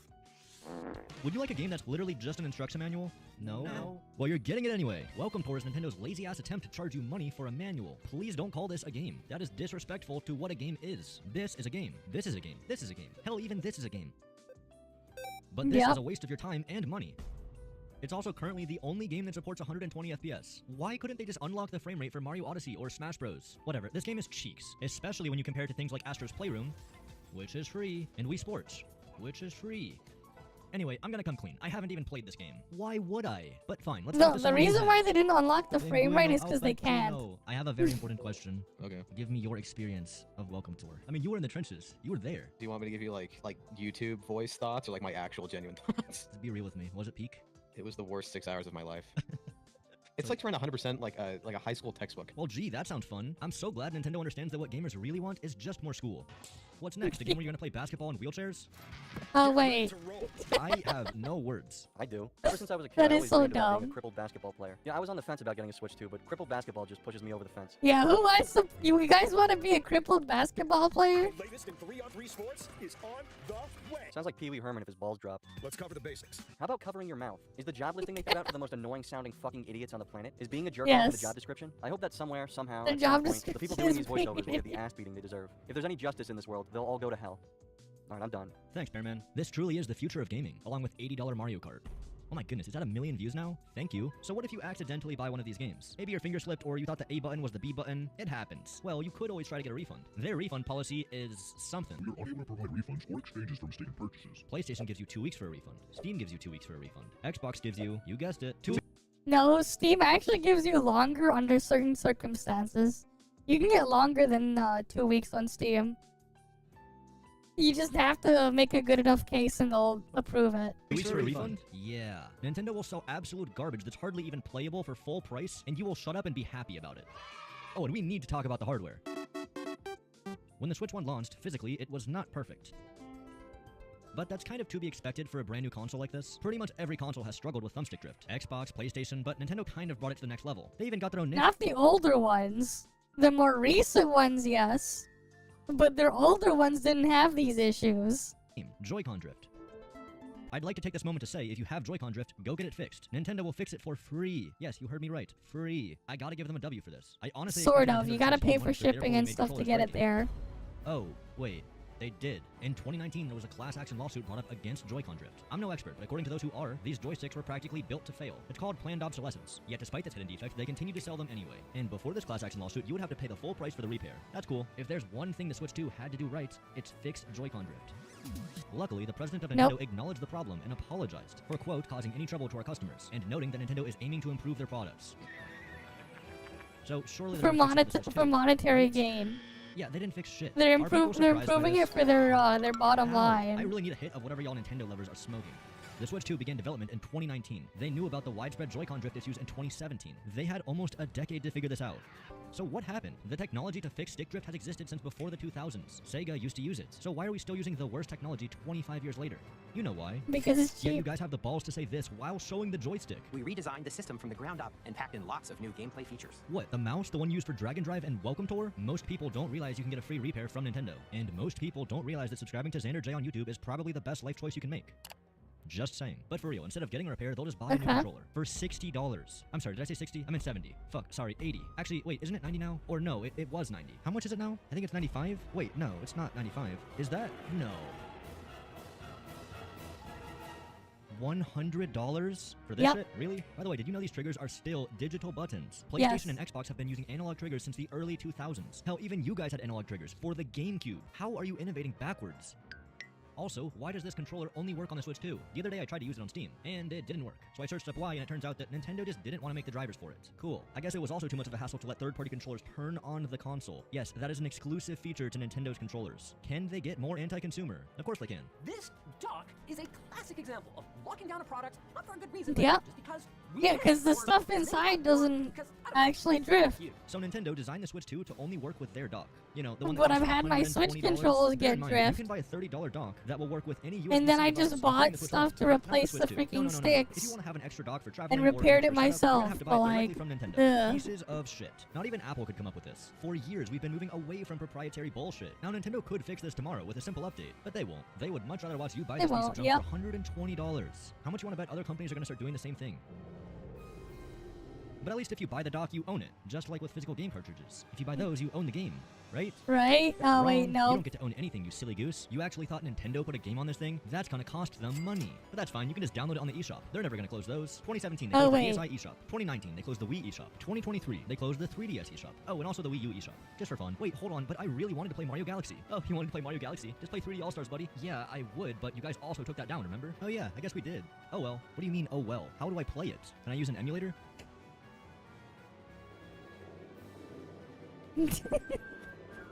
These game cartridges that just contain the license are so anti-consumer. There is no game on this. It is just a glorified download key. And before you tell me some games like Breath of the Wild have the full game, that's only partially true. They'll just be missing the expansions, the updates, the DLC, but you could just buy that for an additional $20. But yeah, physical games at best will have just the game. At worst, and most commonly, just a license. Most people hear this and they don't care. But you really should, because once the eShops get closed, and they will, all these physical games are going to be rendered completely useless. Just garbage. But they couldn't just stop at making physical games stupid, they had to make digital games stupid as well. Introducing the virtual game card. Yeah, that whole stuff Virtual is game stupid. cards? So now, all my games can only be on one console at a time. Truly revolutionary. No more sharing accounts to try to save any money. They'd prefer it if you keep buying their overpriced garbage as many times as possible. It's so fun to load and unload all my games from console to console. Thanks, guys. Y'all really know how to make some digital garbage. On the topic of digital garbage, check out this new user interface. Oh, wait, sorry, that's the Switch 1 UI. This is the Switch 2 UI. Oh, shit, sorry, that's still the Switch 1 UI. This is the Switch... No, this is the Switch 2 UI. It's Actually, the same. Wait, I think it was the one before. I can tell because it has this game chat button. You know what it does? I'm not sure. I never click it. I have something called Discord. I even have a server. You should go join it. But wait, hold on. Let's give it a fair shot. How does this even count as screen share? Oh, I think I know where you are. Wait. You know where she is? Gee, I'd fucking hope so if you can see her screen. But they even take it up a notch with the all-new Nintendo Switch camera. $50, please. Now you have the privilege of looking at your loser friends in your brand new $80 piece of shit Mario Party game.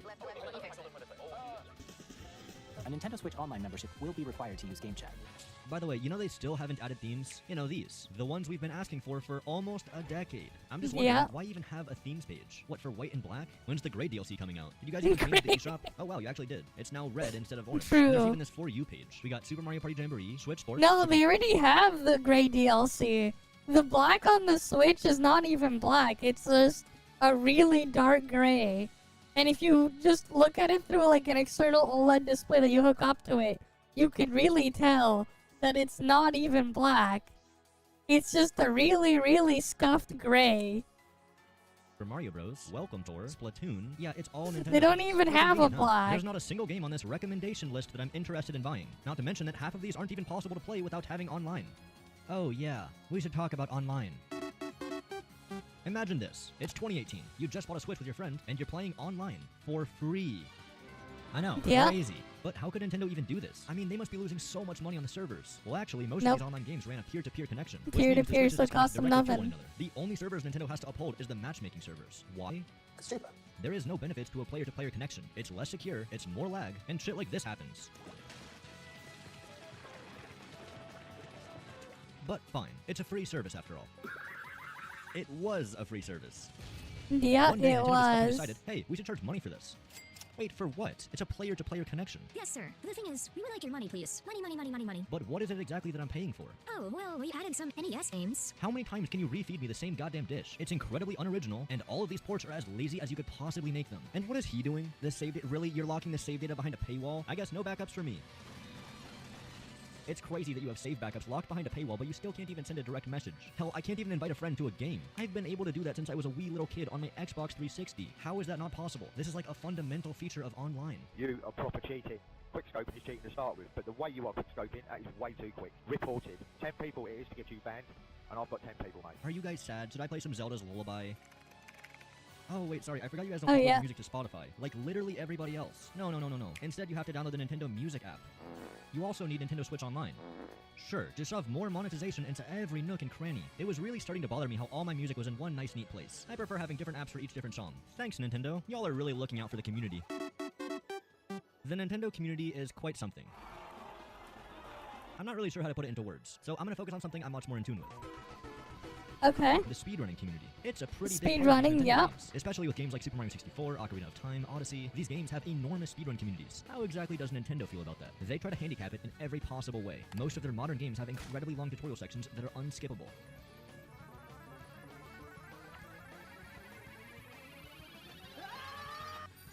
It's insane. And don't even get me started on the Pokemon games. Oh, yes.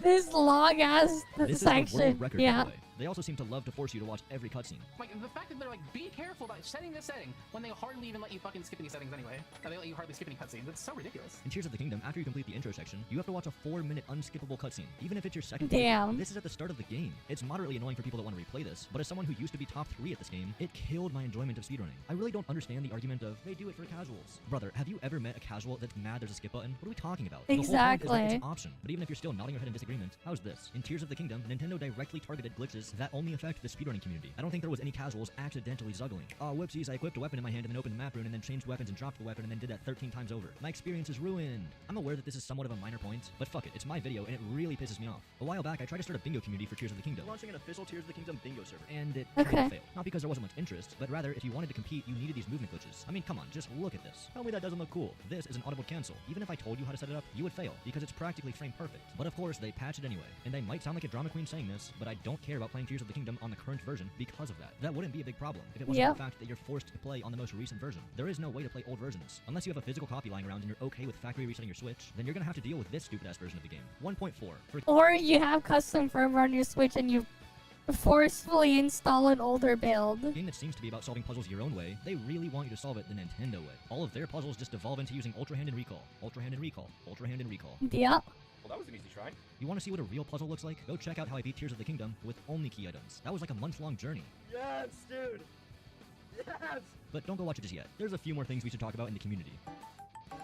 Just in case you think they still care about us. 2015, Nintendo creates the Creator Program. Now you can monetize your Nintendo It's videos. like watching paint dry, yeah. Ad revenue. How generous. 2020, a Splatoon 2 tournament was canceled when the company found out they were using hashtag #FreeMelee in their names. 2022, YouTube channel receives over 2,000 copyright blocks. Their channel was forced to be deleted. Hey, have you heard of Point Bro? You know Nintendo almost killed his channel? What did he do? He tried to make Breath of the Wild multiplayer. No warnings, no discussion, just 2 strikes out of the blue. 2025, you subscribe to me on YouTube.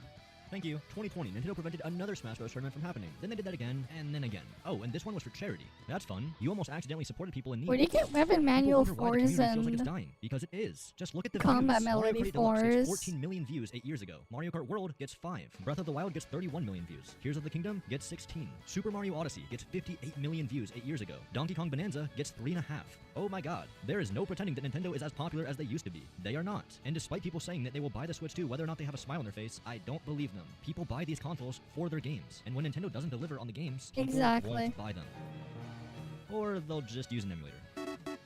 Yeah. If you've been living under a rock, an emulator is a software or hardware that lets you mimic another system, like an NES or a GameCube. There's a few reasons why people would use emulators over their traditional consoles. Let's quickly talk about each one. Ready? 3, 2, 1, go. Convenience. One device can play all your games from dozens of consoles. No need for bulky hardware, fragile discs, or region locked systems. Switch 2. 2. Enhanced features and performance. Games can run in HD or even 4K with better frame rates. Use cheats, custom controls, the world is your oyster. 3. Preservation and availability. You can keep your old games alive when hardware is rare, broken, or out of print. Oh, and 4. It makes piracy incredibly easy.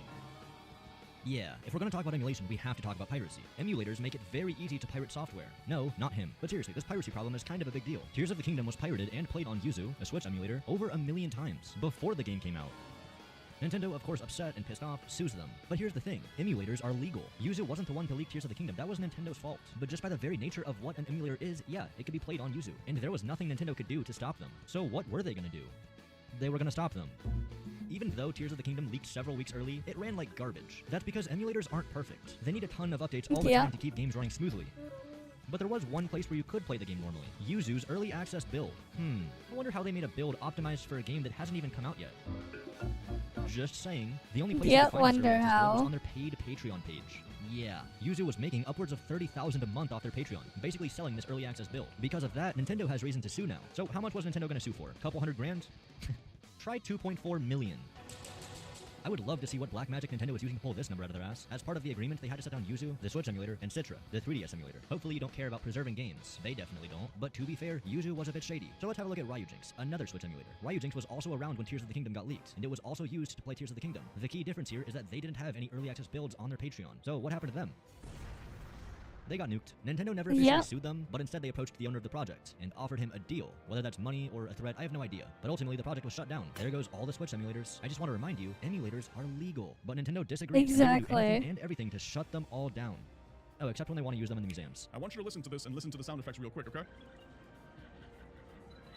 Did you hear that? It sounds like someone disconnected and reconnected a USB device on a Windows computer. It's like Nintendo's always trying to sell you the idea that emulation is bad and you should always play the classic games on their original hardware, when even in their own museums, they don't have the original hardware for people to use. Don't you just love that? Nintendo using emulators? And it's so cute how they're shy about it too. So sneaky, like ninjas. Oh, we should talk about the Nintendo ninjas.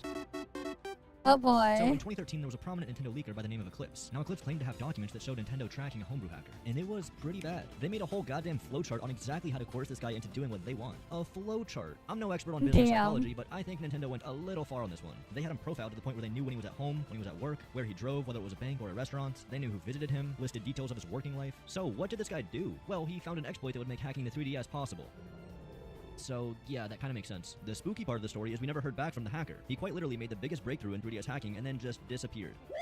Hey, you ever wonder what happens when you do steal their intellectual property? This is Gary Bowser. And yes, his last name is actually Bowser. He joined a hacker group known as EnVtuber. They produced dongles that bypassed the anti-piracy technology in the Switch and other consoles. He made it easier to pirate games. And he got caught. He was ordered to pay Nintendo $4.5 million, and he also had some jail time. Poor guy. But of course, Nintendo wasn't done with him just yet. So they smacked him with a civil suit for $10 million, which they make in a day. Sorry, did I say a day? They make 20 in a day. Oops, 30. Gary only made like 300,000 from this hacking venture. How the hell does he owe 10 million? Nintendo loves playing the legal game, but most of their lawsuits are just so stupid. We have to talk about it.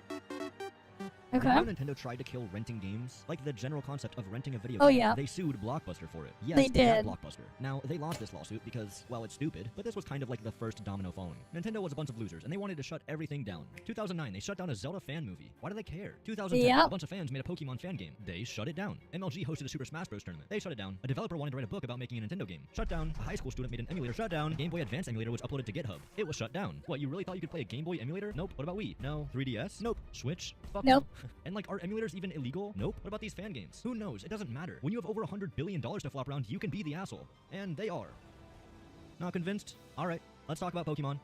Oh boy. If you're a Pokemon fan, you've probably been let down. Game after game after game. But there's a new kid on the block. Power. It's like Pokemon with guns. So, as you could probably guess, Nintendo sued them, asking for $65,000 and, of course, the shutdown of the game. But not for what you think. They didn't sue for copyright. Instead, they opted for patent infringement. Now, I'm no patent expert, and this story's already been talked about all over. Nintendo sues indie dev, tries to get their game shut down, and files for the patents after the game's release. Seems a little shady, but there's a very silly update that I need to tell you about. A few months ago, Nintendo rewrote the patent they're suing Palworld for. Somehow that's legal. They're basically changing the wording to be a lot more complex. How complex? Glad you asked. Even when any boarding character other than the area boarding character is the currently selected boarding character, and a first operation input is given to when the player character is in the air, the computer causes the area boarding character to appear. Sounds like someone tried to describe a game mechanic using Google Translate and a thesaurus, right? How is this even a patent? This whole thing is literally Google Translate and a thesaurus. If it's not obvious, Nintendo is trying to make this word salad as confusing as possible so that no lawyer understands it. Palworld responded by updating the game. This update got rid of all the quote-unquote patented features. Nintendo's still suing though. Luckily, it's pretty much guaranteed they're gonna lose this. Hey, Future Xander here, editing this video. It turns out there's another update to the situation. Nintendo has now filed another patent, this time for summoning creatures. Here, I'll just let Penguins explain. I'm sure a lot of you are seeing the headlines right now about how Nintendo has successfully filed a patent in the US on summoning a character and letting it fight another. But tons of people are worried with the way that the patent is currently filed that this will hit things far beyond just creature catching games. It will hit tons of products that have summoning as a mechanic. Again, how are these patents? It's like patenting jumping in a video game. They will sue for anything. If you really love protecting your IP this much, why don't you actually make a good Pokemon game? Y'all have been asleep at the wheel for years now. Maybe Power World will finally wake your asses up. Nintendo does not get enough credit for how pathetic they are. Actually, there is one community that does understand. Fuck Nintendo. Yeah, I said it. Cancel all these tourneys and act like we'll forget it. Build a scene on damn selves. Y'all don't get no credit. Okay. The Super Smash Bros. Community. Have you heard of the Smash World Tour? Blah blah blah, it was popular. Nintendo kills it. Wow, crazy. But they've killed a billion things. Why is this one special? Well, because it actually marked the beginning of the end for Nintendo tournaments in general. From this point forward, you now need a license from Nintendo to run a tournament. And I guess it's to protect their IP. God, I'm sick of hearing that. I honestly don't even know what it means anymore. I don't think Nintendo knows what it means. You know, they tried to sue a Costa Rican supermarket because it had the name Super Mario. You know why it had that name? Because the owner of the supermarket's name was Mario. He didn't even know about Nintendo. And what the hell are they protecting? Look at the store. This is some random Costa Rican supermarket. Not a knockoff Nintendo store. This poor Costa Rican dude woke up to a multi-billion-dollar company handing him a lawsuit for this, and he won. Thank God. Hey, look at this YouTuber. They took down some of this dude's videos for using a camera mod. A fucking camera mod. Just like the ones they used in the trailers. But I guess it's fine when they use it. Just not when we do. We're not allowed to do that. Oh, did I ever mention you don't actually own your Switch 2? Like the console itself? They have the right to just brick it whenever they want. And exactly, That's they never have that existed before. too. But look, Xbox and PlayStation are doing it too. So I guess they're just right. But is it not insane to imagine that they have a kill switch? A button that turns off everyone's console. They can just turn it off. That's a real nice thought. You really own nothing. I want to show you a website. This is suedbynintendo.com. It is a record of every time Nintendo has sued someone. It has a search bar for crying out loud. I mean, let's just scroll through here. Damn. Cease and desists, DMCAs, copyright violations, shutting down emulators, removing so videos, many removing channels, taking down fan arts, going after modders. It's all there. And there's a all these lot are of sources stuff on that going directly list. to its story. And even this doesn't scrape the surface. Nintendo doesn't care about you. We are walking money bags to them. Nothing more. And if you still think otherwise, why? Give me one example of Nintendo doing something good-hearted. Something they don't just profit from. Name one. This company is the biggest crybaby fucking loser I've ever seen. But if we're gonna try to really understand what happened and where it went all wrong, we're gonna have to take a trip back to the past. It's 2006, the economy is great, and the Wii just came out. It even came with a pack-in title, Wii Sports. This game was an instant classic. Every family was playing it, because it wasn't just a gamer game. There was bowling, baseball, tennis, golf. Everyone could play these, and it came packaged with every single Wii, for free. Huh. Interesting. But Nintendo seemed to have it all figured out. They were releasing banger after banger after banger. Ignore this one.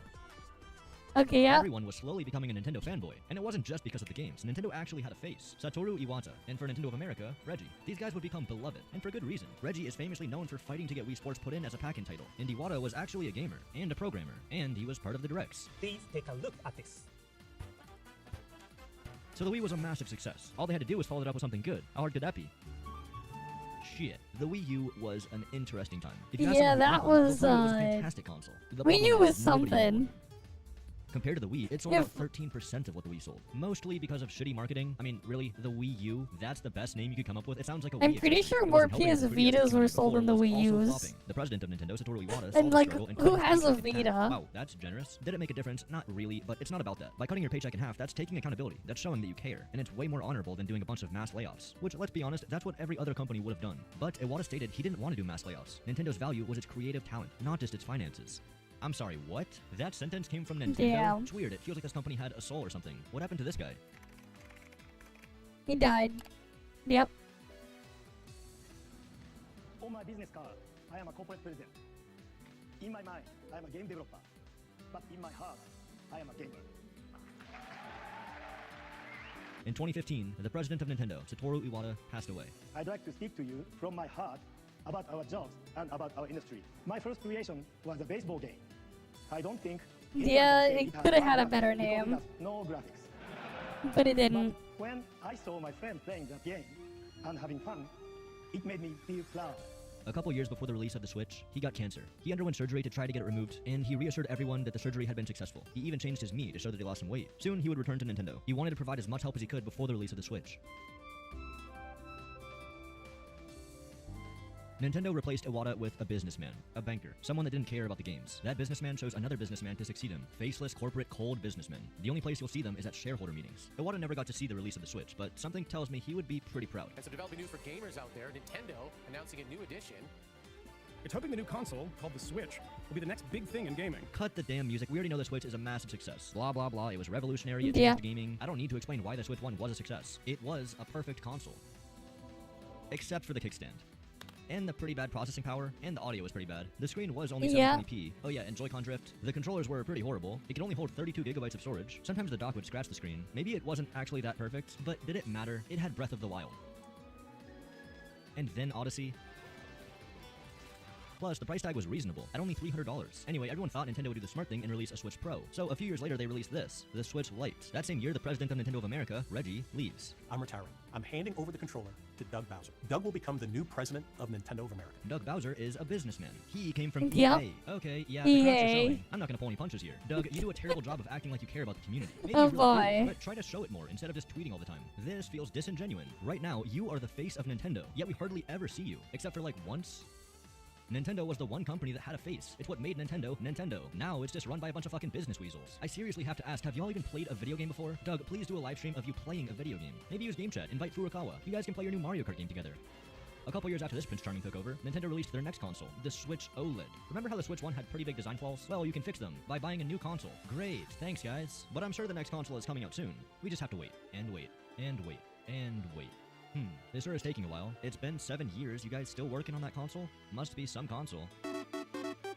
Well, in January 2025, they finally announced the successor to the Switch 2. Go get your popcorn. The Switch 2 launched for $450. Yes, 450. That is $150 more than the Switch 1. Inflation doesn't cover that, manufacturing cost doesn't cover that, it's just fucking greed. We didn't consider tariffs into that equation. They're charging you $80 for this confusing, sloppy, boring mess of a Mario Kart game. Hopefully you enjoy having a quarter of 100 people in a race. Chaos is fun, apparently. And when you're done with Mario Kart, why don't you pay us money for a manual? Revolutionary. Nintendo Switch 2 Welcome Tour will launch as a paid digital game. Did you know the Switch 2 can run Breath of the Wild at 60 frames per second? Yeah, you both. But of course, you have to pay for that. $10, please, and you get the privilege of using your system's hardware. Oh, and did you know they increased the price of the Switch 1? It went up. Yeah, it went up How in the fuck did price it gain too. value? Shouldn't it be the other way around? Y'all are saying the Switch 1 OLED is worth $400? Meanwhile, Best Buy is selling it for $350, boy. and Walmart is selling it for $300. What is happening? Do you guys even know? You ignorant dumbass babies are driving this company into a hole. Maybe the president of a gaming company should play games. You guys don't even try to act like you give a shit. It's crazy that you're still not subscribed. Of course. Anyway, after all this was announced in the They press never began gave out, a shit. there was a bit of a boycott. Bro, drop the price, drop the Oh my god. Jesus, yeah. Keep it alive, keep doing it though. $80 fucking dollars for a video game. And not only not telling us why it's worth 80, but giving us a 15-minute direct that was full of things we already knew, nothing new in this trailer, and then just leaving. Nintendo didn't even have the balls to put the prices in the direct. What's wrong, Nintendo? Were you guys just too shy? I would be too if I was charging $80 for this shit, and this, and this, and somehow this. What do I even say? You guys added a couple stupid minigames that utilize the camera, and now it's just worth $80? Truly incredible how that works. People are acting like Mario Kart World is the only $80 game. Who is gonna buy a Switch 2 and then proceed to buy Switch 1 editions? Oh, and you know what President Doug Bowser said about the price being too high? We recognize there are some people that may not be able to afford the Switch 2's price point. That's why we wanted to make the other Switch platforms available. He's just saying if you're too broke for a Switch 2, buy a Switch 1. Great. Except And then he raised the price. Expensive. Also, are we gonna talk about this, Nintendo? If you buy a Switch 2 in Japan, it only costs $340. What's the catch? It's region locked to Japan. I guess if you speak any other language, you have to cough up another $100. Y'all are so good at pissing off the whole world. Who is gonna buy this? First of all, we're gonna need a console, obviously. Let's put that in the cart, $450. Ooh, I do kinda want the Pro Controller though. Look, it even has buttons on the back now. Let's add that. I definitely wanna get Donkey Kong. I hear everyone loves this new Mario Kart game. Let's get it. Apparently this Tears of the Kingdom game is pretty great. Shrine Island doesn't have a shrine on it. No shrine on Shrine Island, and this game costs $70. Aw man, it's $80 now? Damn. I am visiting my parents next week, so I should probably get a carrying case. I'm thinking the RDS Industries Nintendo licensed Game Traveler Deluxe Complete System case for Nintendo Switch 2 Black. That one looks good. Let's get this amiibo. Oh yeah, I do need online for game chat. Oh, Meanwhile, you go buy a Steam Deck, you get the carrying case with it. How could I forget? Though the Steam Deck's box is the carrying case. The Nintendo Switch 2 camera. As weird as that sounds. We got a console, a couple games, and some accessories. Like, that's the funny grand thing. Total is $920. But I hear you. I added a bunch of random stuff that you don't really need. So let's get rid of this, and this, Okay, and this. got rid of all Definitely that. this. The new total is $720. How? It's a Bruh. console in 3 games. You're telling me this is the fastest selling console. Fastest selling. Fastest selling. Fastest selling. Fastest selling. Fastest selling. Fastest Fastest selling my ass. ever. Is it really? The media coverage around the Switch 2 makes it sound like this thing just can't stop selling. That was true at the time, but the latest data is telling a completely different story. Week after week, the Nintendo Switch 2 is rapidly declining in sales, and fast. If it keeps going in this direction, the Switch 1 will outsell the Switch 2 in a matter of months. For all the people saying the Switch 2 is the biggest console success, are you sure? Because in my opinion, it's looking like the biggest flop. Donkey Kong Bonanza sold 4 times less than Odyssey. But know what you're gonna say. Odyssey came out 7 months after the Switch. That doesn't matter, because time Yep. isn't the factor here. It's how many people have the console. When Odyssey came out, roughly 2 million people in Japan had a Switch. When Bonanza came out, roughly 2 million people in Japan had a Switch 2. And people will have you believe that Donkey Kong Bonanza made the Switch 2 sales explode. That's not the full story. If you look at the week before, you can see there was a massive drop-off in Switch sales. Nintendo held back Switch consoles to make Bonanza's release feel bigger, and it hardly even worked. The week after Bonanza, it immediately fell back down. Yet the media's talking about it like it's this big success. It just isn't. It's not even the fastest selling console anymore. The Game Boy Advance has surpassed it, and pretty soon the PlayStation 2 is going to surpass it. But I guess that's not worth talking about in the headlines. Every single week, the Switch 2 sells less and less and less. I don't think there's anything Nintendo can do to stop it. But don't just take my word for it. Hello? Well, the way that Nintendo has kind of been going for this launch, they're very focused on the marketing angle of things. But by delaying that launch, they get to say best console launch, best first month. I don't know what the American number is, but the Switch 2 is on pace to be tied with the Switch 1 by the time they both hit September. They don't have any more AAA games to drop. That puts all the pressure on the third-party titles. I got bad news for you. Those aren't coming. Nintendo They're reportedly not. proposed Switch 2 dev kits directs devs towards OG Switch development instead. Game publishers are coming out and saying that Nintendo never gave them a Switch 2 dev kit. That means they can't make games for the Switch 2. Instead, Nintendo is telling developers just to make games for the Switch 1. This type of situation happening right now is not good, and I feel like this is a product of Nintendo being very, very limited with their development kits and this whole, oh, well, just continue making it for Switch 1. What? There are AAA developers out there that want to make games for your console, but they just can't. It's not a good idea, and it's hurting these games, and they need to change this. Are you guys really just this oblivious? How do you expect to sell a Switch 2 with no games? People are not going to buy this money vacuum of a console just for Mario Kart or Donkey Kong. The nostalgia will wear off. Please, learn how this industry works. A couple weeks ago at Gamescom, you guys showed off one of the most popular games on the Switch 2, Elden Ring. And this is it? It runs so poorly that it can't even maintain 30 frames per second, and this is docked. People weren't even allowed to record handheld. This is embarrassing, and it's meant to release this year. Yeah, they were not How much are you even guys gonna charge allowed for to this one? record 70, it. 80? Does it even matter? Because This it was is a so disaster waiting to bad. happen. And keep in mind, these are the developers of Duskbloods. This is all they have left. There is no Nintendo Directs left. So, the day I plan on uploading this video, Nintendo announces the biggest Direct they've ever had. It's supposed to be over an hour in length. I even streamed it. Are we watching? We're watching.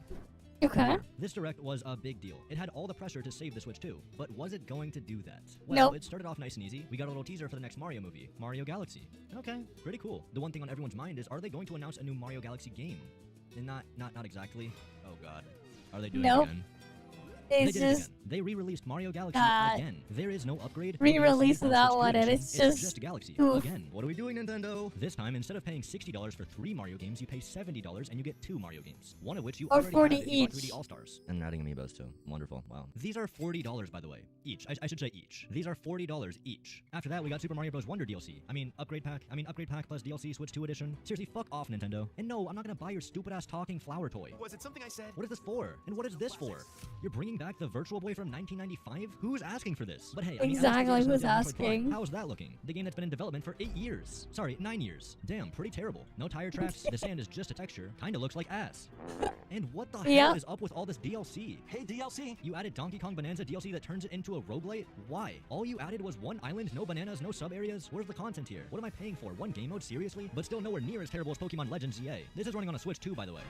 This game isn't even out, and they released DLC for it. Pokemon Legends ZA is getting paid DLC. $30 DLC for a $70 game that isn't even out. How is that legal? How much you want to bet this is cut content that they're now labeling DLC? What a shit show. This Direct was supposed to save the Switch 2, and all you guys had was, what, Mario Tennis, Hyrule Warriors, both running off the same engines as their previous games. This is what y'all have been cooking? Now, of course, they're never going to talk about the prices anymore in the Directs, so this is my reaction to them afterwards. Oh my god. It is 40. Dude, $40 for a game that came out when? 2007. The DLC is $30 for Legends ZA? Who releases DLC before the game comes out? The game isn't even fucking out. Anyways, the Virtual Boy being $100 is crazy. You're wrong. Oh no. Hey, This is you can get plastic. cardboard for This was 20. People are pissed. I'm pissed, dude. First You direct can also support get the on Switch 2. Why cardboard. did I get a Switch 2, dude? They don't give a fuck about the Switch 2 support. It's crazy. It really isn't, though. When has Nintendo delivered on the promises? Lived up to the hype? Charged a reasonable price? Cared Yeah. about the community? It's been a while. Can this even be fixed? There's not really much you or I could do to fix Nintendo. Obviously, vote with your wallets. That's the best you can do. But I want to tackle what Nintendo could do if it was a good gaming company. There are so many horrible things we need to fix. Let's go in order, starting with the scams. These Switch 2 editions should be absolutely free. Don't charge the consumer for higher they frame should rate be, caps. but Stop nope. re-releasing games for more money. Everything is way too fucking expensive. The controllers, the games, the console, the dock, the Virtual Boy. These should all be at least 20% cheaper. Online should be free. Stop being a baby and put your music on Spotify.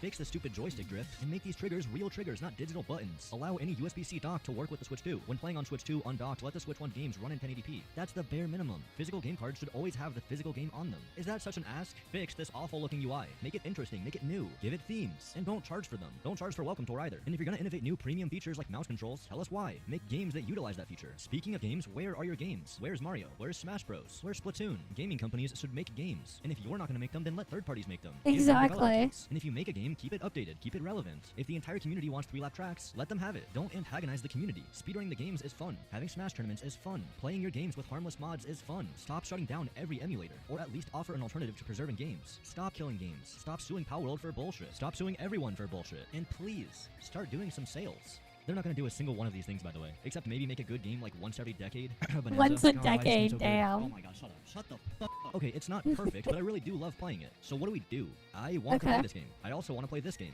And I still enjoy playing this game. I don't think you're a bad person for buying this console. I bought the console. There is no moral duty here. But please, set some standards for this company. Don't buy shitty $80 games. Buy games that deserve to be bought. In a world where everyone is fighting for your attention and your money, why shouldn't they fold to your standards? Stop defending them. They deserve to Exactly. be clowned on. This company does the absolute bare minimum. And they make billions doing that. They don't care about you or me anymore. So ask yourself, why do you still care about them?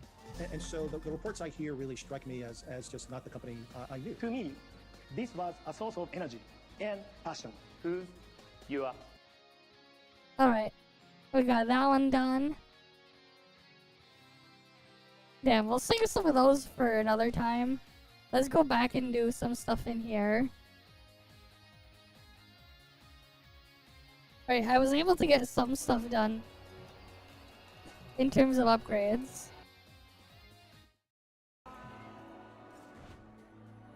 I was able to get a couple more things upgraded on the side. Alright, we got some level 60s and I got some other guys leveled up.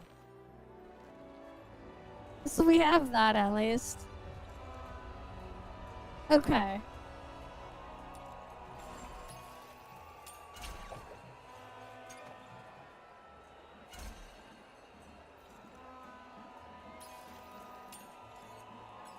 I guess we can try to do this.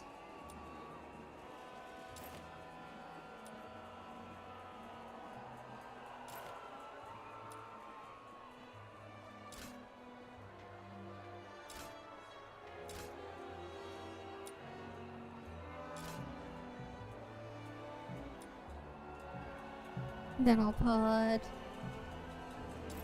you with that.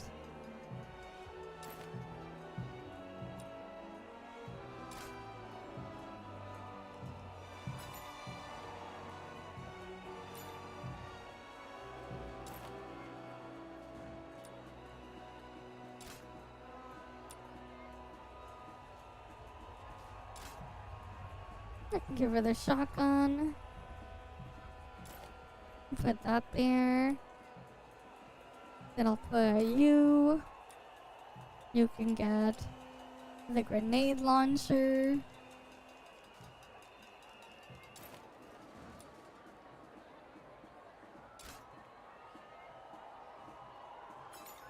Yeah, I think we'll just go with this setup.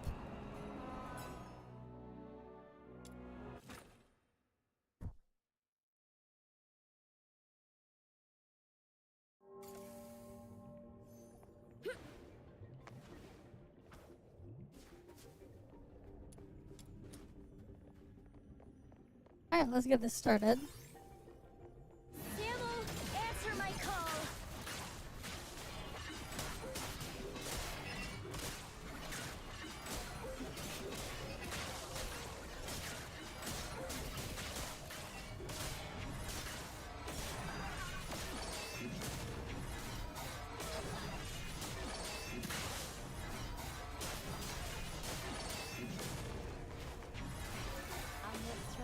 Easy. Right, on to the next one.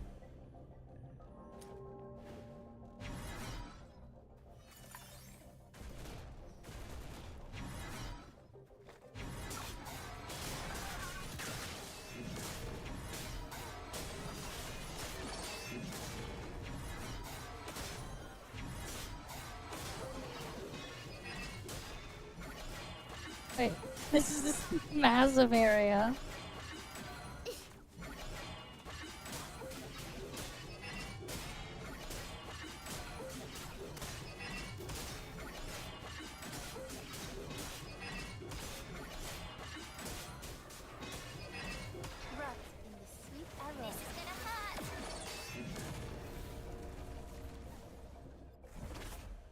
Alright, next room.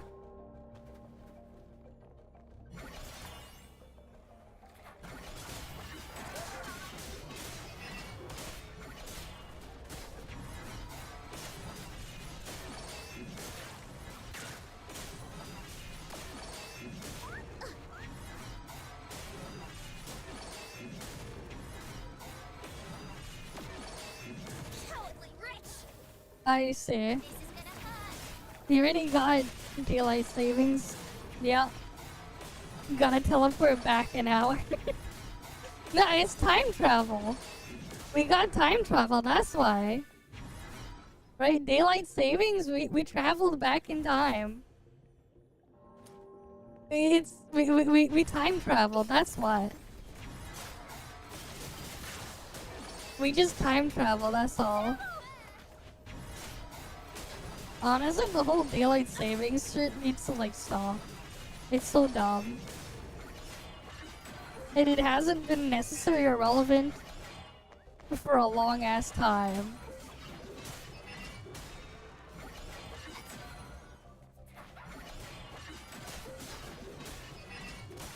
Right, like the whole reason why it even existed, you know, that was over 100 years ago.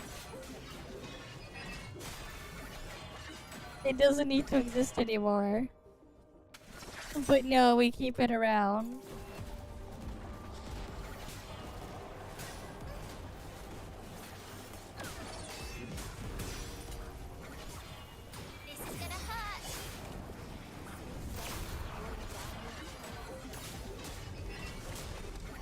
No, but that's actually not why. It was because of rationing energy and resources for wartime. They came about around during World War I. That's why they existed in the first place. It's just that after all that stuff ended, the whole point of them, the purpose for them just, you know, it's gone now. It's long gone. So it's just crazy that it's still a thing.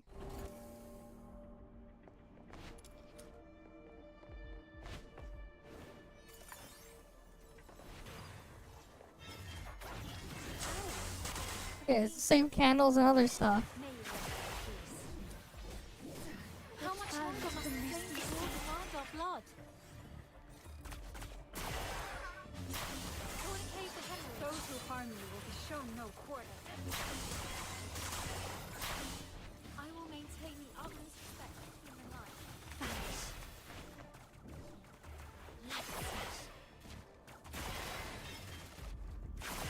Anesthesia and debridement for the peace that will come.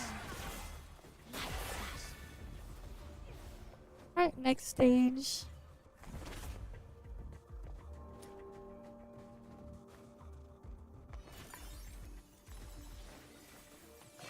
Those who harm you will be shown no quarter. How much longer must the flames of war demand our blood? Peace that will come one day.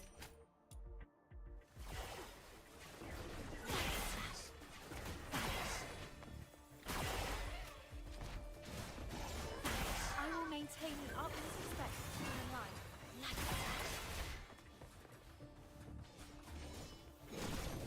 How much longer must the flames of war demand our blood? Alright, those guys are dead. Next one.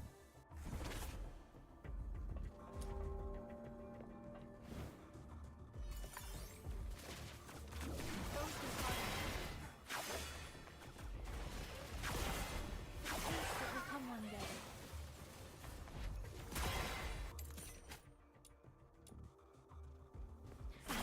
How much longer must the flames of war demand our blood?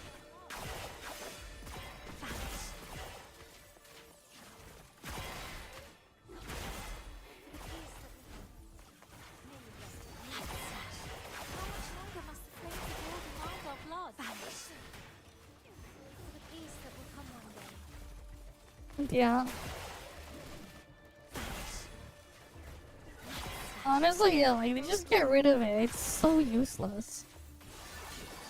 If anything, it causes more problems than headaches. And all sorts of other issues, too. Like, it's caused some. A lot of early computer systems had issues adjusting and dealing with daylight savings because of time stamping stuff, which is funny and crazy. But yeah, like, it was a problem for that type of stuff at one point.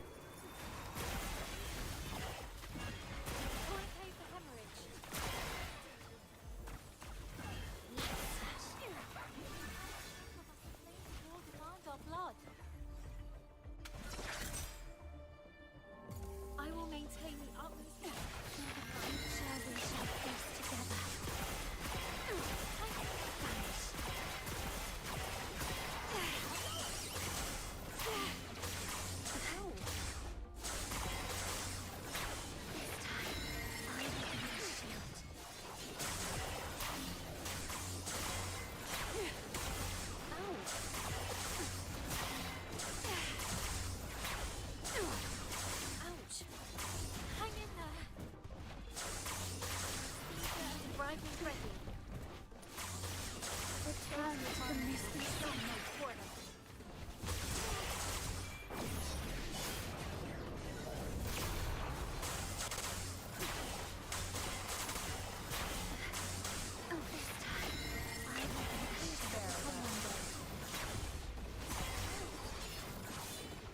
How much longer must the flames of war demand our blood?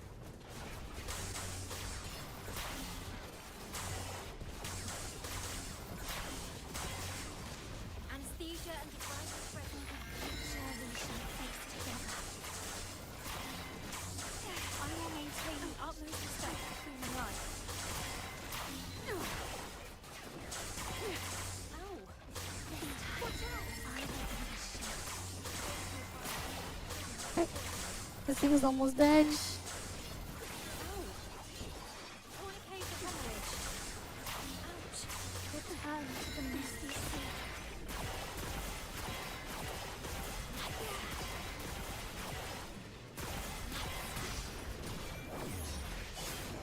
And dead.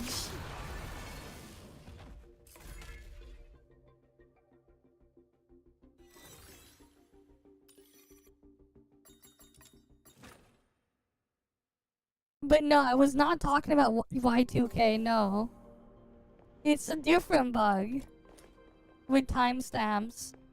Mainly because data would go backwards for like, it's for like storing certain types of data in some old systems.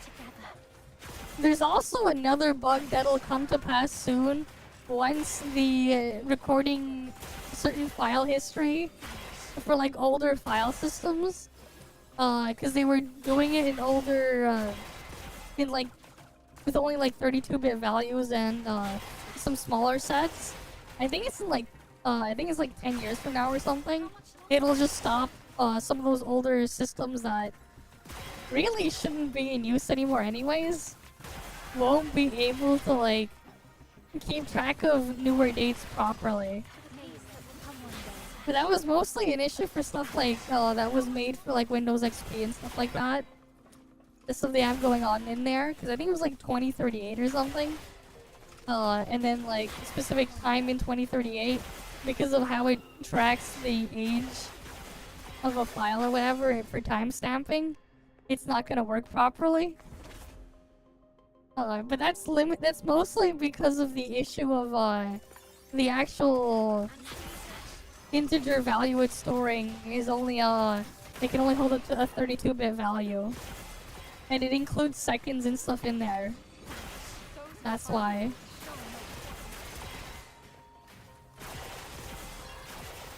But like, you shouldn't be using Windows XP at that in that year, anyways. I mean, you shouldn't be using it in 2025. Due to all the security holes and exploits and all the other shit that can happen.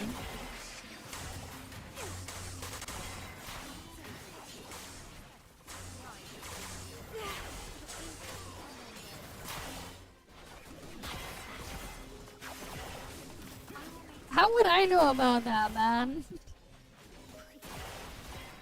You're talking before my time.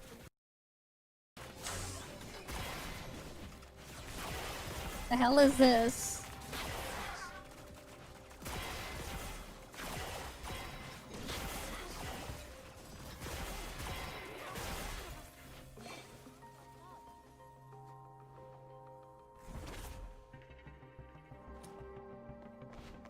Alright, trial number 3.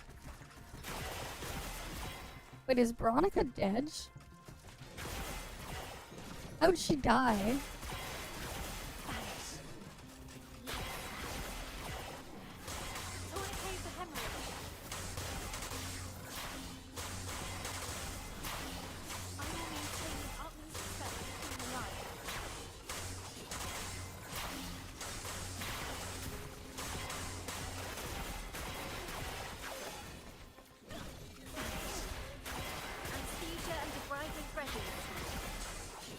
Damn, Daphne's healing's kinda stuff.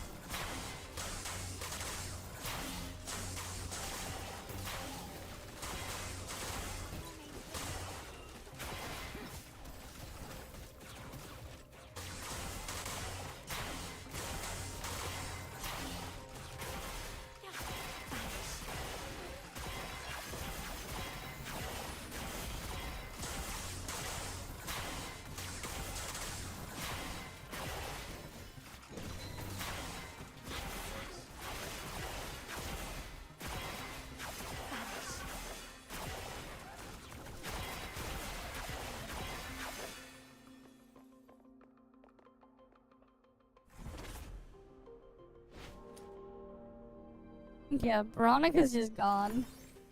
Okay.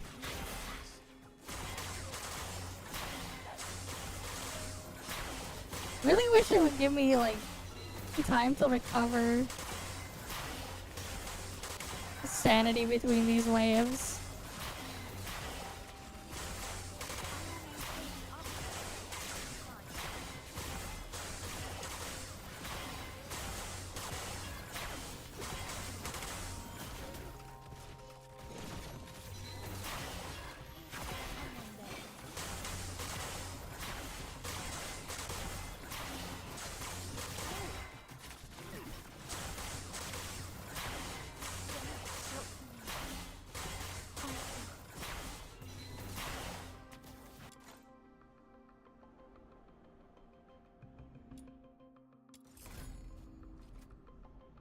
Okay, this is a fail.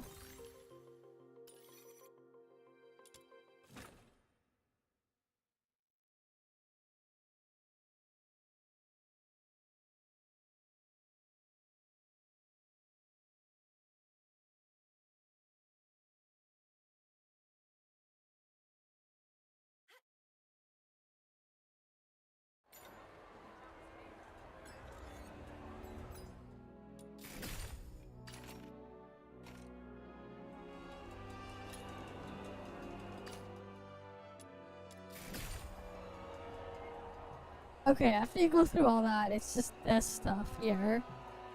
Interesting.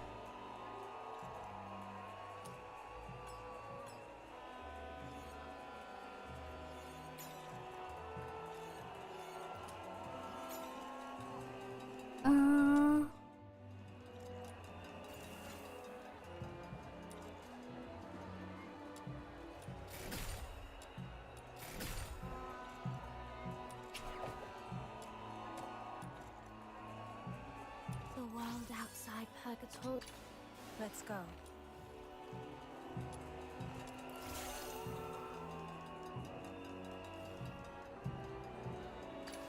Gilbert! Wakey wakey! It's time to leave.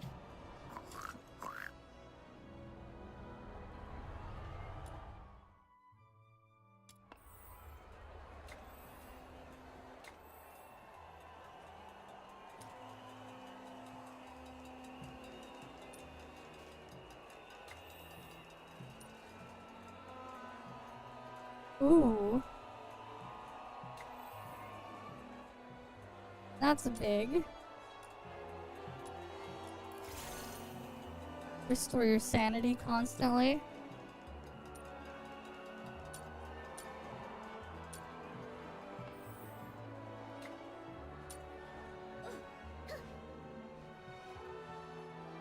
Okay, we can add that. Give her skill efficiency. More skill efficiency there.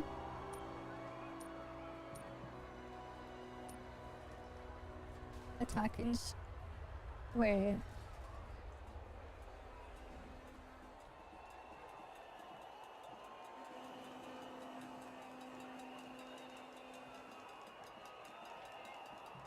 Hmm.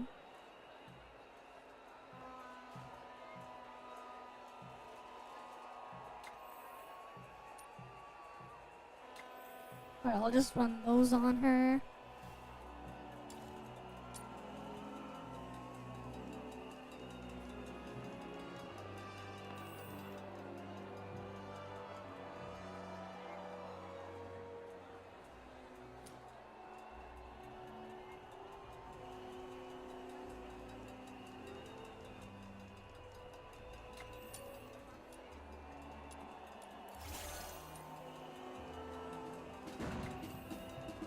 Oh wait, that increases the cap. Okay.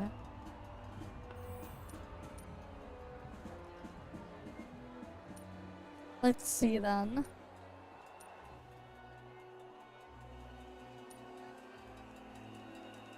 I'll put that in there then.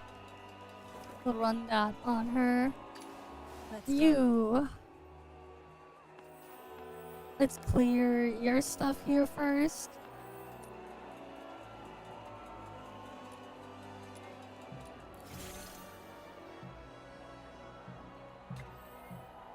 Alright, increases damage dealt by you and your teammate. Give you an attack boost. Skill efficiency. More skill efficiency. Give you some sanity.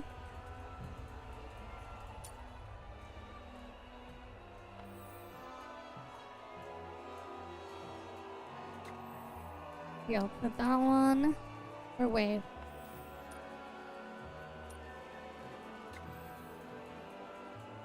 Give you that one, and then...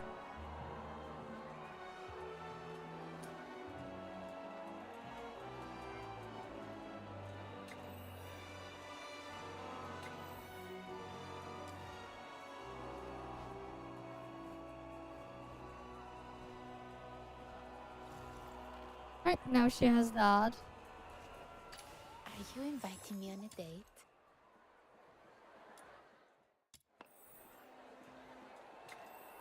I need more of these, like, middle slot ones, better ones. Alright, put that in here. At least that'll help restore some sanity.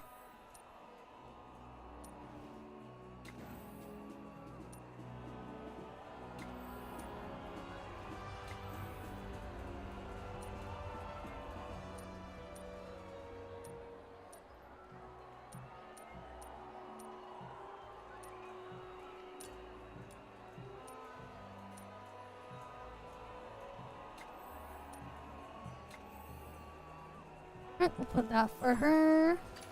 Emergency supplies are packed, ready to deploy at any time.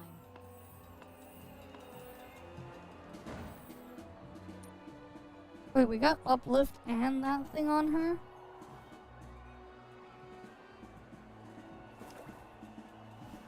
Oh wait, you can't stack Serenity with the uplift. Okay. Interesting.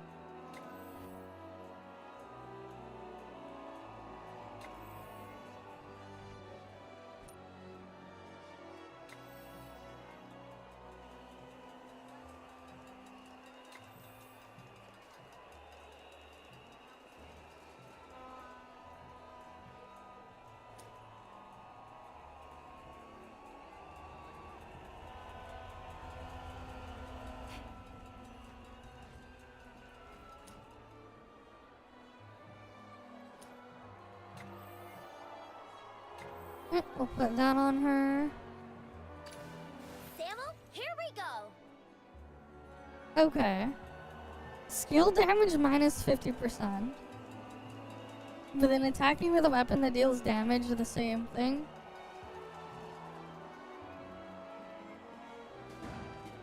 I don't know, is that worth using?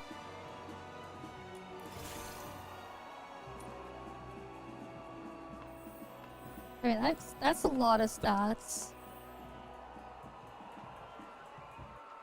Like, does it count as using skill damage? If she uses this thing, does this count?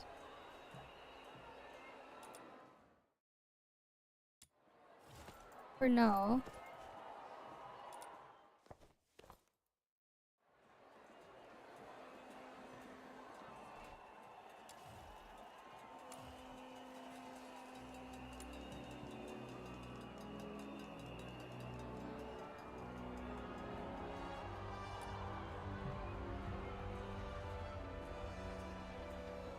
It does.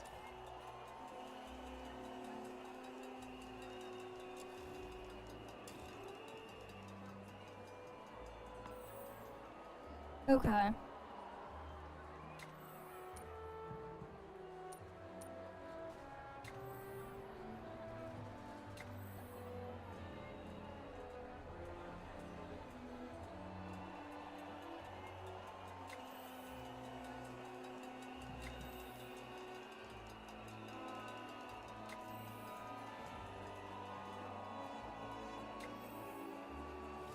I'll put that on her then.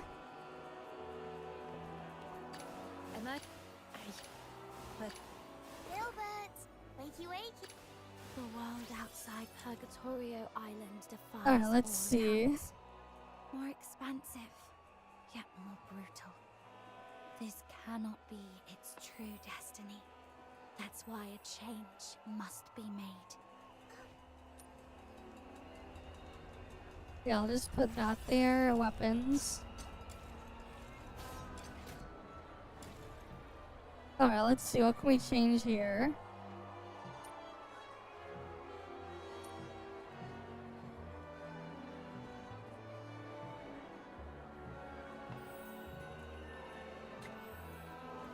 We can put rage here.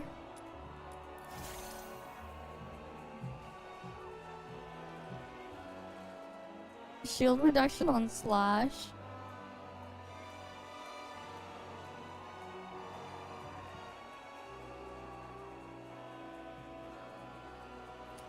We don't have enough space for that.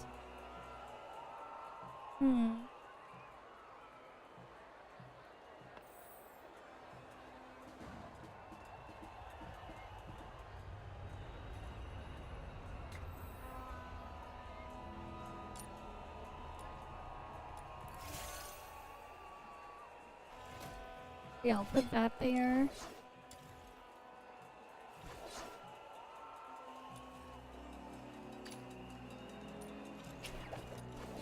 Yeah, this stuff needs to get upgraded further.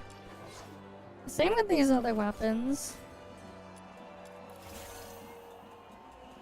I need to get them Every step I've taken, upgraded. every word I've heard, and every soul I've met, all have heard. Every step I've taken, every word I've heard, and every soul I've met, all have honed my view of this world and the edge of my sword.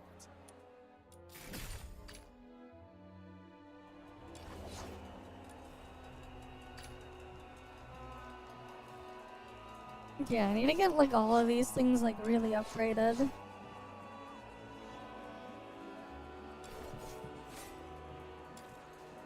Alright, gotta put wedges here. Give it crit chance. Crit damage there.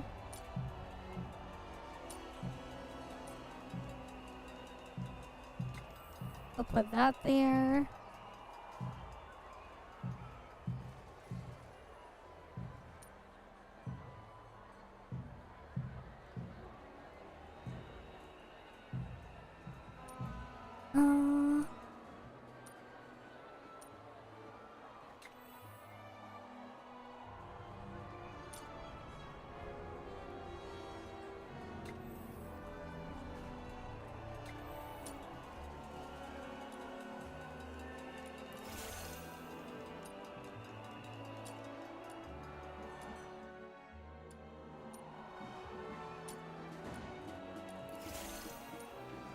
There we go. Alright, we put that one on that one.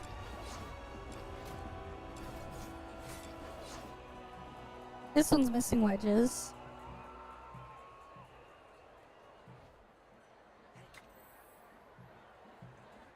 Alright, you can put that one there.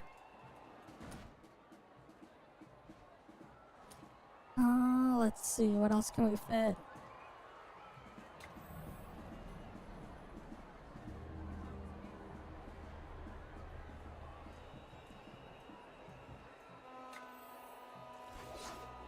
And I guess we just put that there.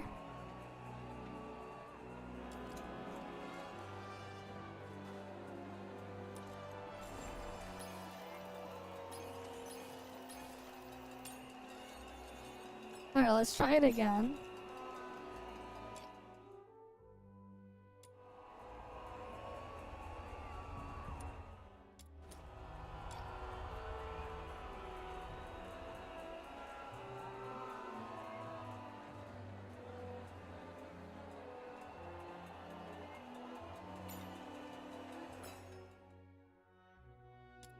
Alright. That should be a bit better now. Yes, there was the pig snort thing. But yeah, I don't... No, wait, no. It was the pig itself, though. I did the snorting.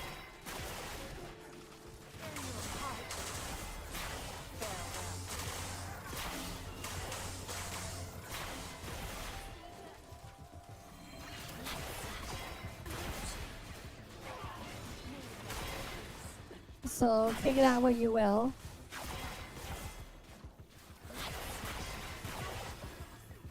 Okay, yeah, I can actually regenerate some of my thing now.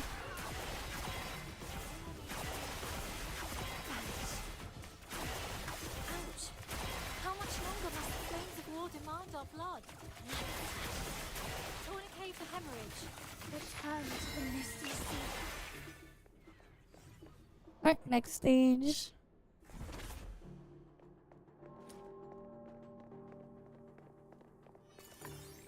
I will maintain farewell. Together. Ouch.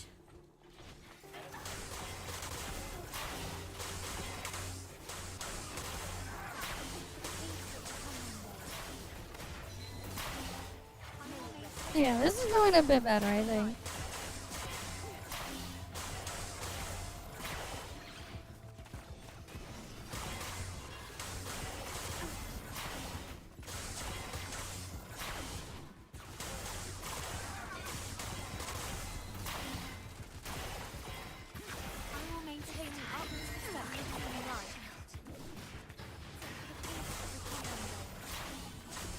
But some of these guys are stupid tanky.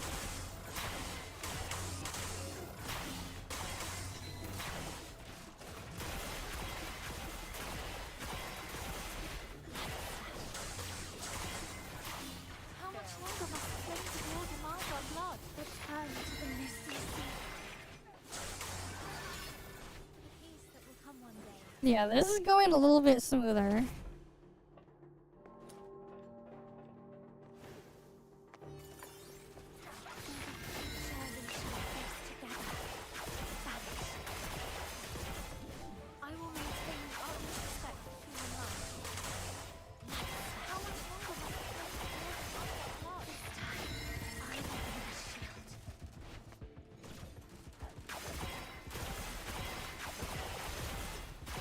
Alright, we'll kill all this stuff in here.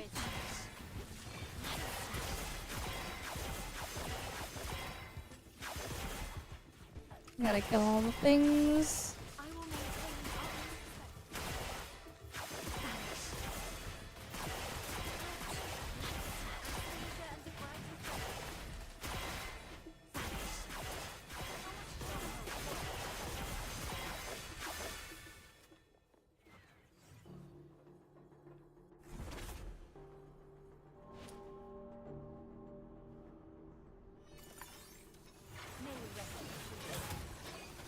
Return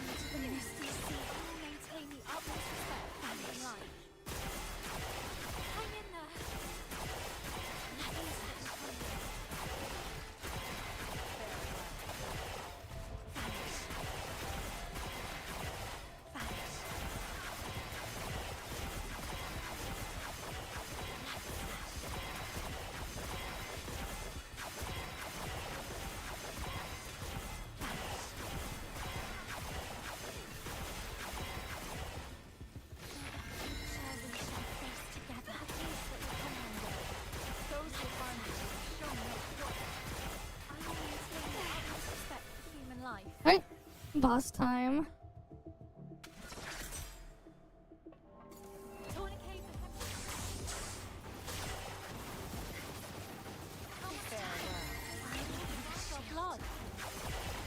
For the peace that will come one day. I will maintain the utmost respect for human life. How much longer must the flames of war demand our blood? I will maintain the utmost respect. But yeah, I should also upgrade all their character skills.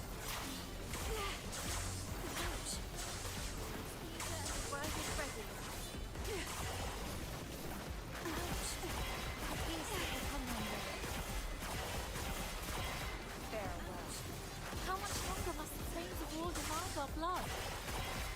Return to the misty sea.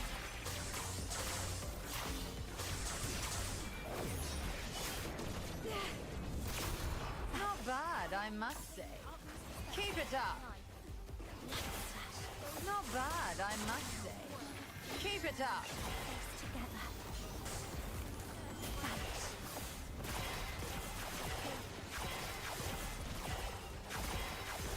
How much longer must the flames of war demand our blood? Tremble! Hang in there. Alright. I will maintain the peace that will come one day. Meaningless struggles. Show me what you need. Don't think you can get away. If only we can knock down her shield thing a bit faster. Return to the misty sea. How much longer must the flames of war demand our blood? Tourniquet for hemorrhage. Ow. Ow. Ouch. Peace that will share and face together. Ouch. I will maintain the utmost respect for human life.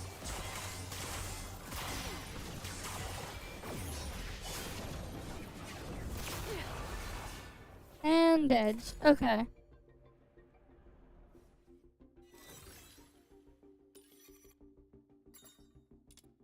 Now for the other side.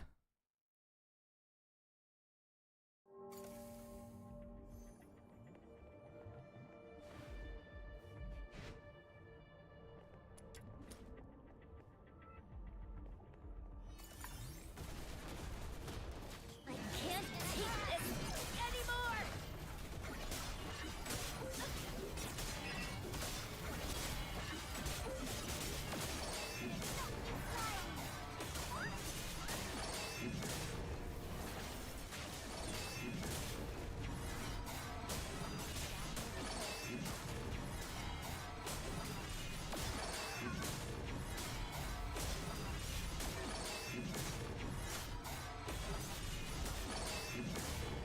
is gonna hurt!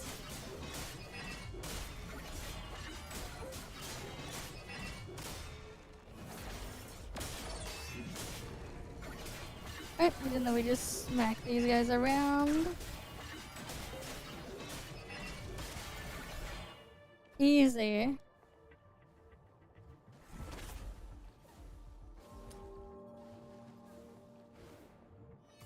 Gonna knock you flying!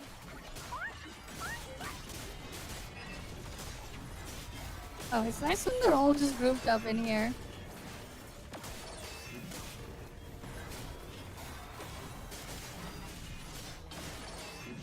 Sweet venom going down.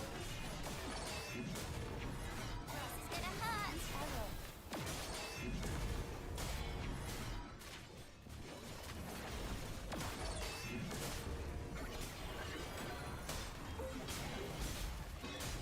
Man, this slow debuff is annoying.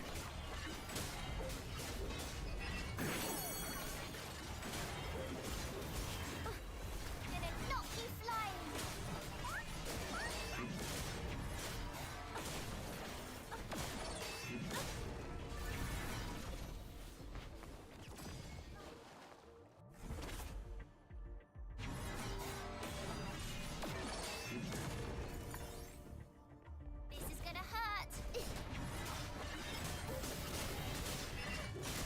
what? Let's just go AoE all these guys down.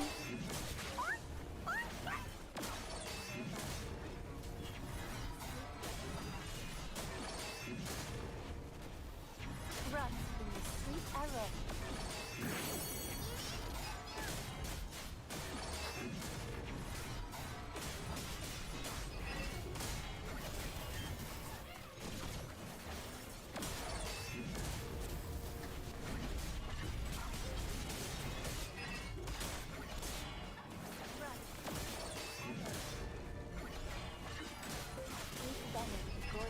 It's just big damage. And we hitting so much at the same time.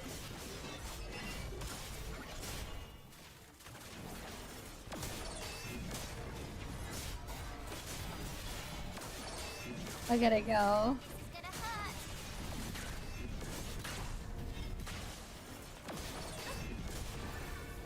Easy.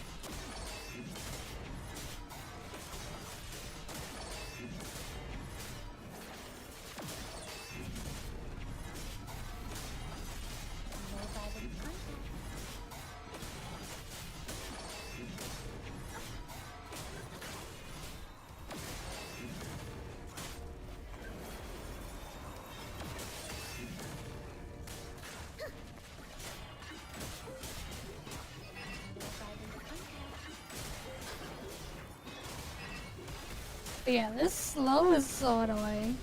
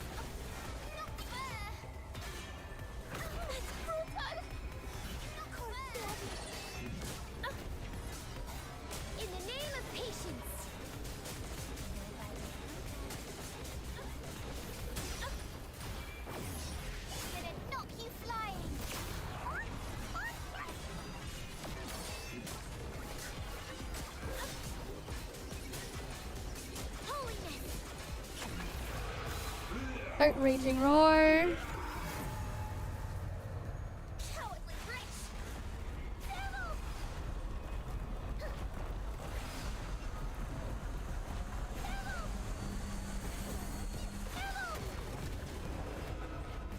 Okay, the rapid thing only provides immunity to damage, it doesn't block the attack. In the name of patience. I was hoping it would like also just straight up block the attack.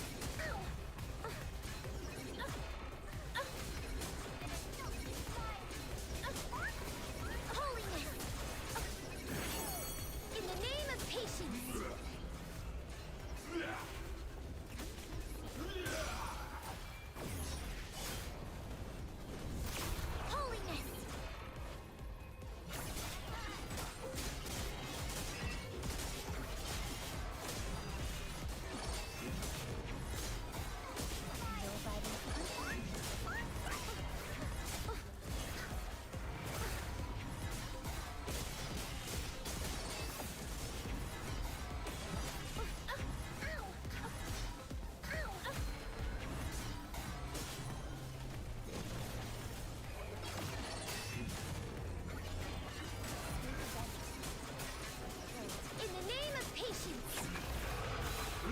And then Raging Roar again.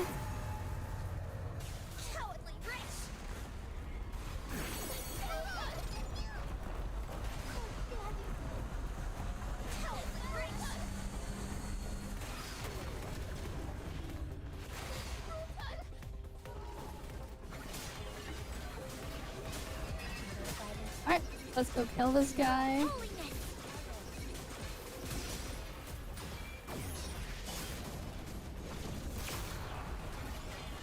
the name of patience, going down your throat.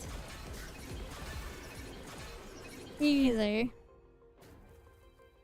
That went by so much better.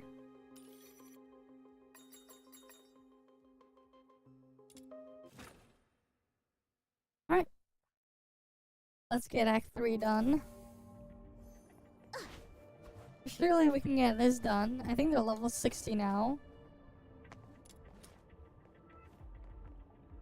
In here. Sybil, grant me your wrath. Yeah, these guys are way tankier now.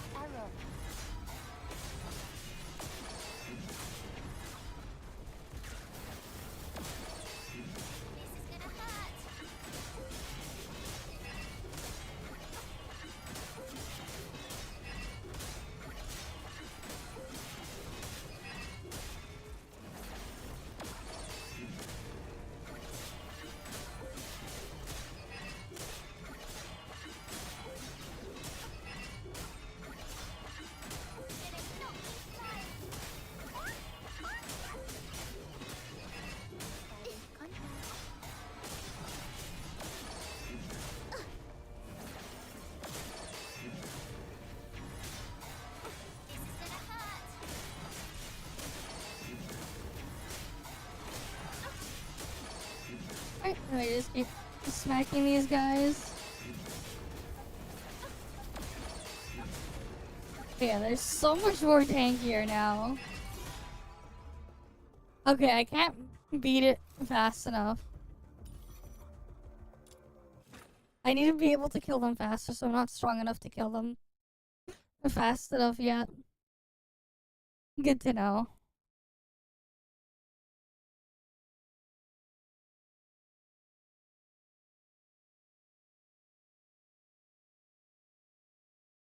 Okay.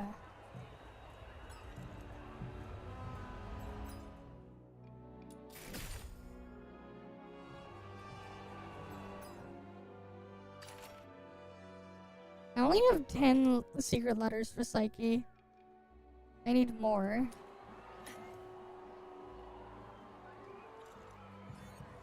But this one...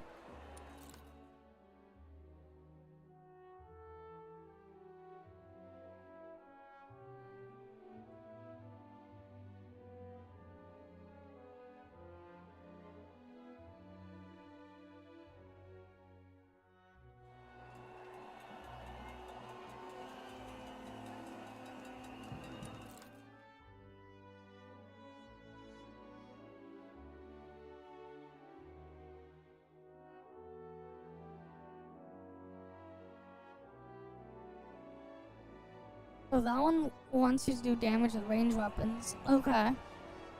Interesting. Oh, the bonuses are kind of important here. I see. They really want you to use the favorite elements for their shit.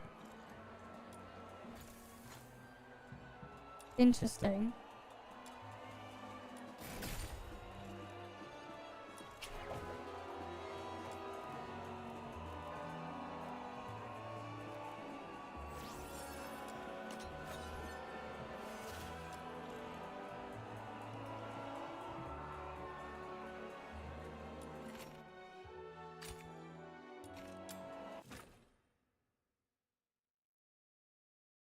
Wait, which one's this mode?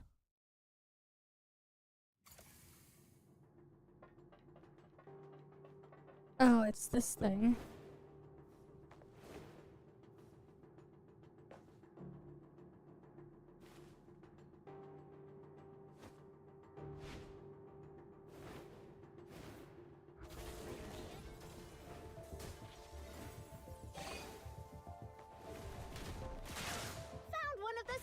soldiers of the Forsakens! The client asked us to prevent Finale Flare from blowing up, so taking down these soldiers should work in our favor. Let's go!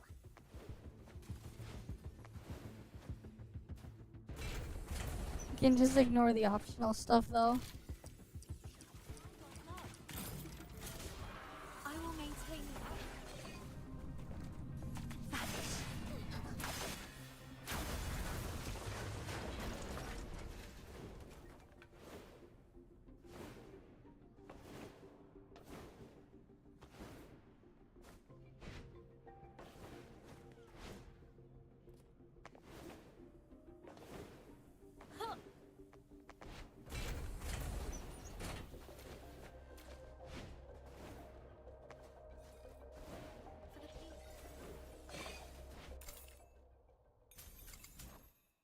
Alright, we got 2 shards of her. another step forward. As long as I Too keep bad we need to get proceeding. 30 shards, not 2 shards.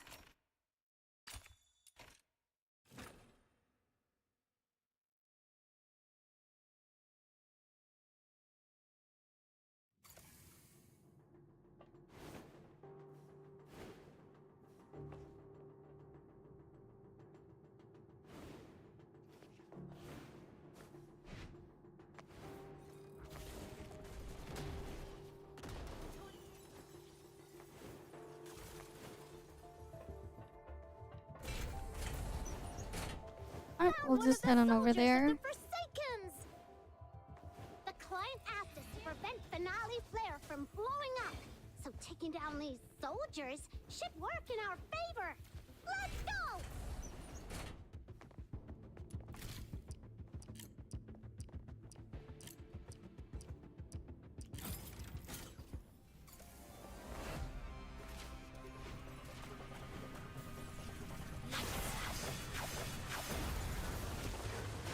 And edge. Alright, let's head over to the next area. And claim her stuff.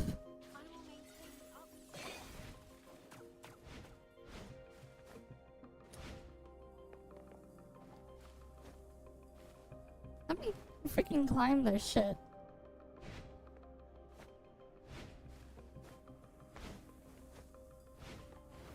I swear, this shit's so Pepega.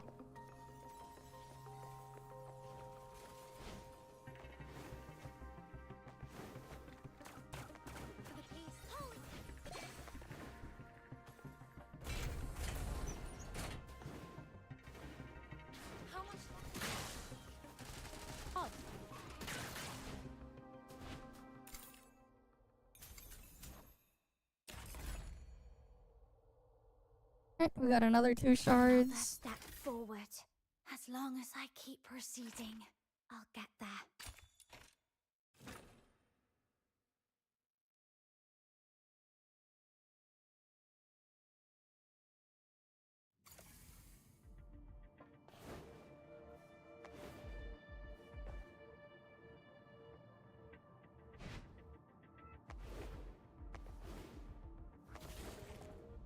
Uh-oh!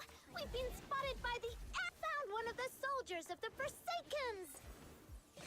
The client asked Come us to on. prevent Finale Flare from blowing up. Into the room Taking over down these here. soldiers should work in our favor. Let's go!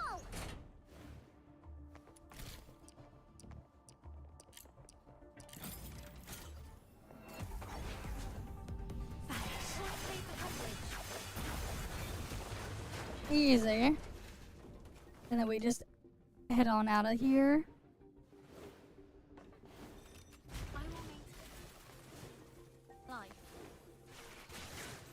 Alright, at least these don't take long.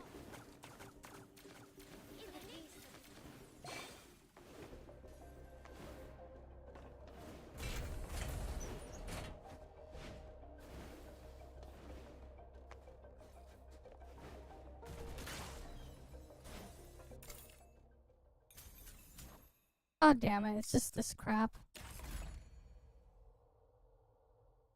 Nah, they didn't even give me character shards. As long as I keep proceeding, I'll get there. I need my character shards.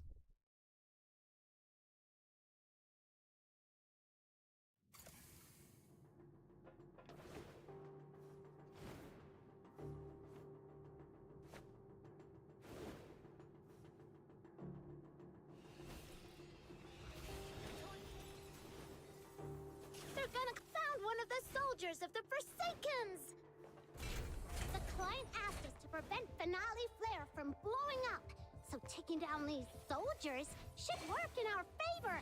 Let's go! Well, we're just gonna skip to the end instead.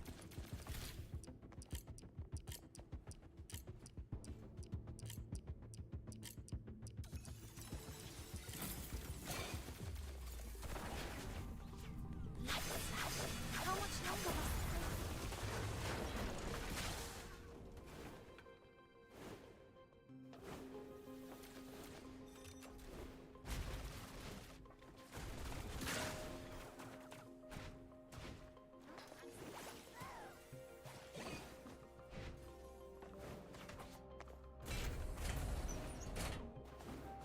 Right, almost there.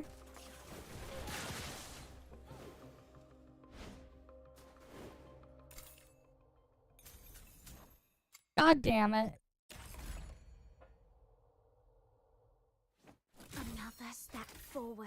We got the As long shit as I drops keep again. proceeding, I'll get there.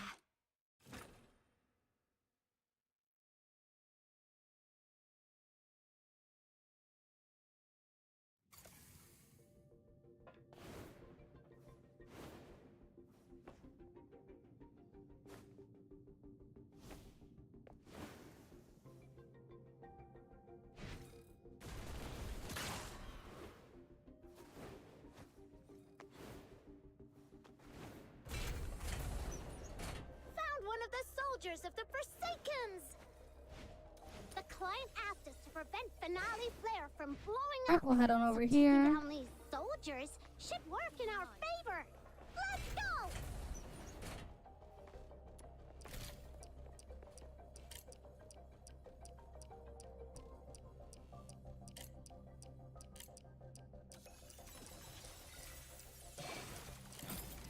Finale Flare's detonator is exposed! Time to rip it! Jeez, it's not like we planted this bomb. Alright, Come on, on to the enemies are next coming one. at us. Come on. Gotta get up and over there.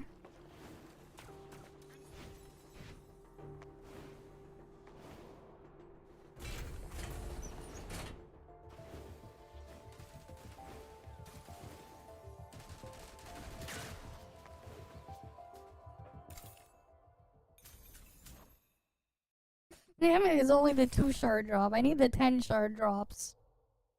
Where are my 10x shard drops? As long as I keep proceeding, I'll get there.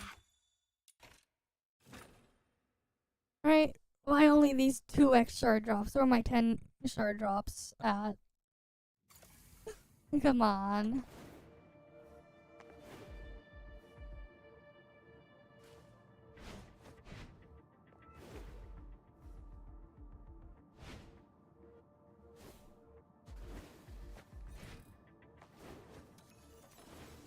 Found one of the soldiers of the Forsakens! The client asked us to prevent Finale Flare from blowing up, so taking down these soldiers should work in our favor. Let's go! Alright, we just keep going.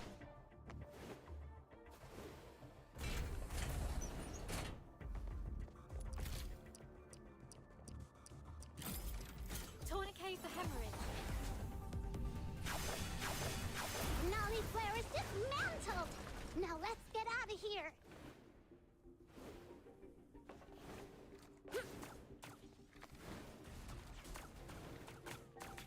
I will maintain the utmost respect for human life.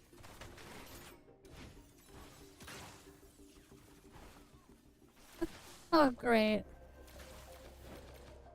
If you get stuck down there, it's... You can't... They really need to fix the freaking wall jumping. It's so boring. I don't know why they, like, borked it. That really needs to get fixed.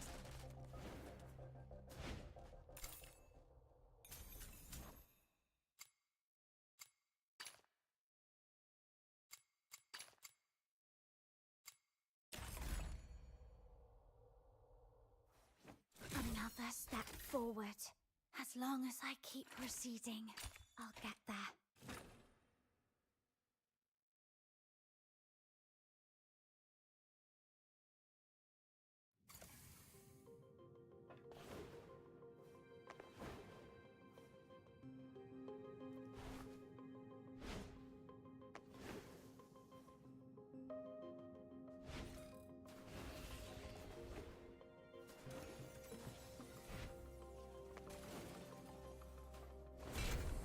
Found one of the soldiers of the Forsaken. Alright, we'll head over this way. The client asked us to prevent Finale Flare from blowing up, so taking down these soldiers should work in our favor.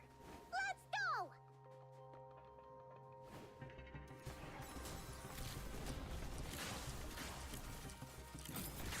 Finale Flare's detonator is exposed.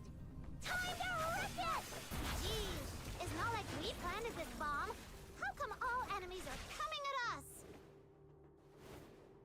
Alright, now over here. Odd.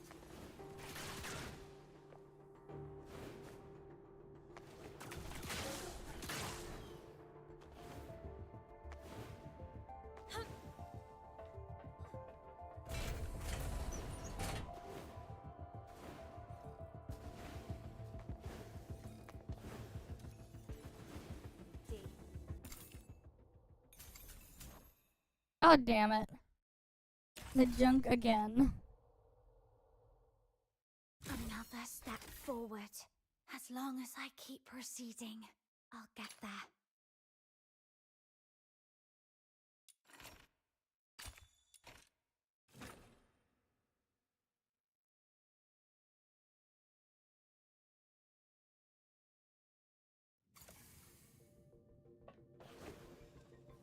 Alright.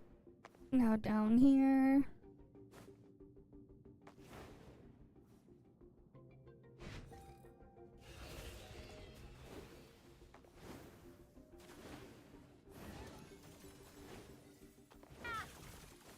Damn, I didn't even play the... Found one of the soldiers of Oh the wait, now I Forsaken. did. The client asked us to prevent Finale Flare from blowing up, so taking down these soldiers should work in our favor. Let's go!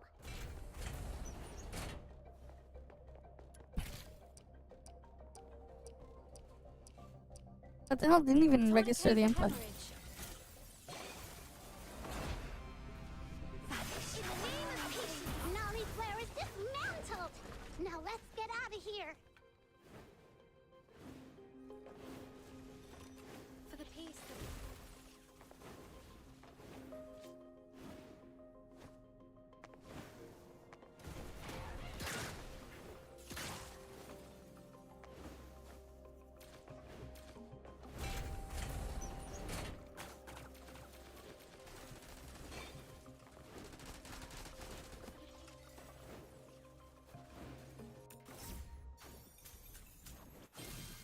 There we go. Finally, 10 shards. Too bad I need to get the 10 shards 2 more times in a row As long as I keep to proceeding. even unlock her. God damn it.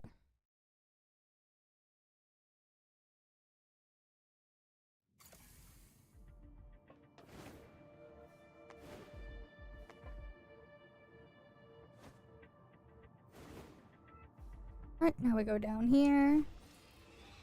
Found one of the soldiers of the Forsakens.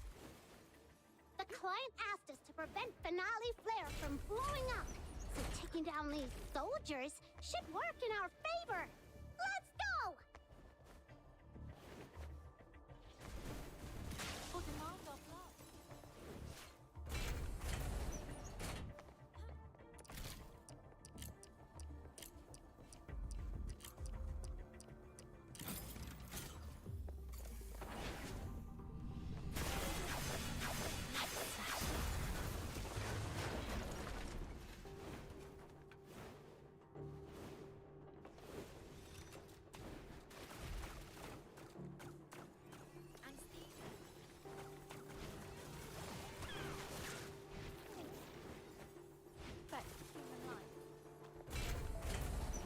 Now we just go this way.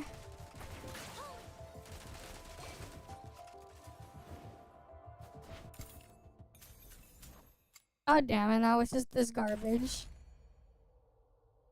God damn it. Another step forward. As long as I keep proceeding, I'll get there.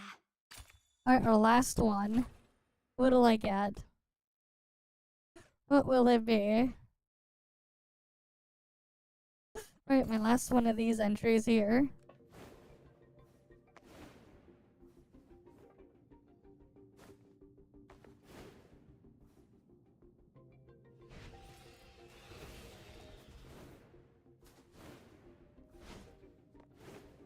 Found one of the soldiers of the Forsakens!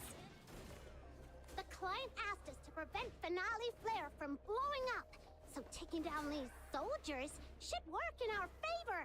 Let's go!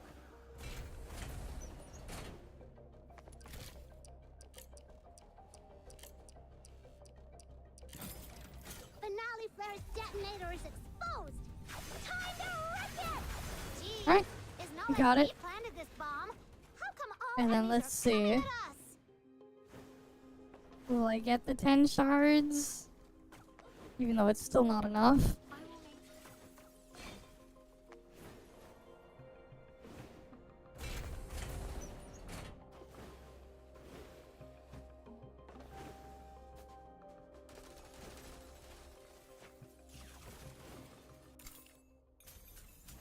Nope. Another step forward. That's a big rip. Keep proceeding. I just kept getting junk. Big rip.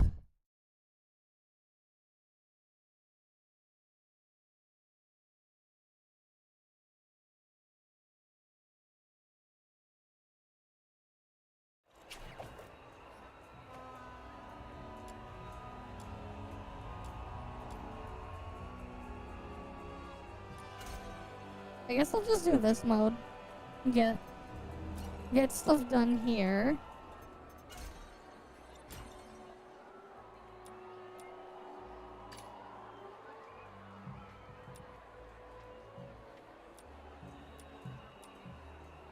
Yeah, I can do these two. And then I can probably get her at least up another rank.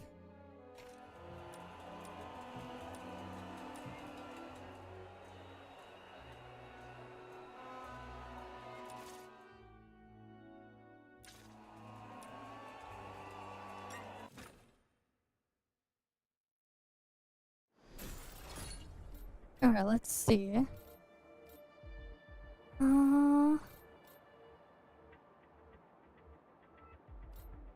When dealing damage, there's a 25% chance to do this one. Oh, I don't have that one unlocked yet.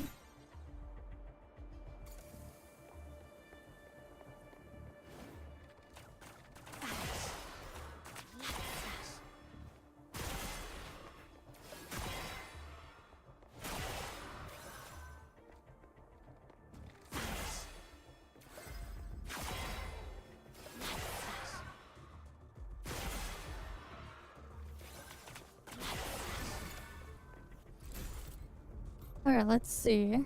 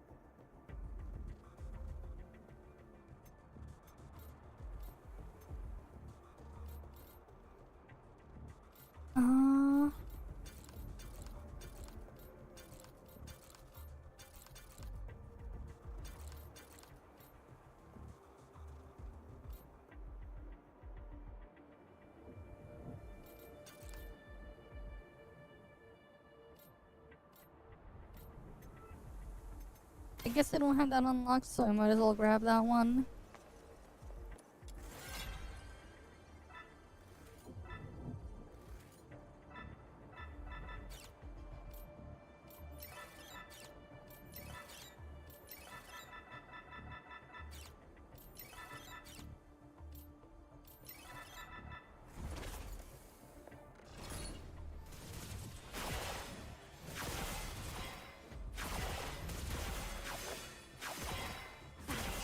Let me just kill these guys.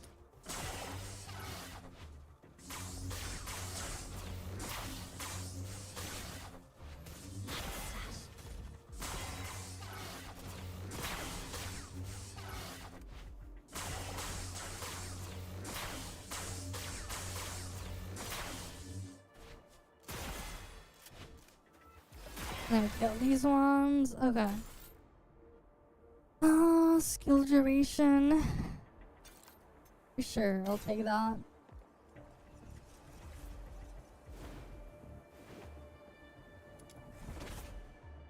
Alright, what do we got here?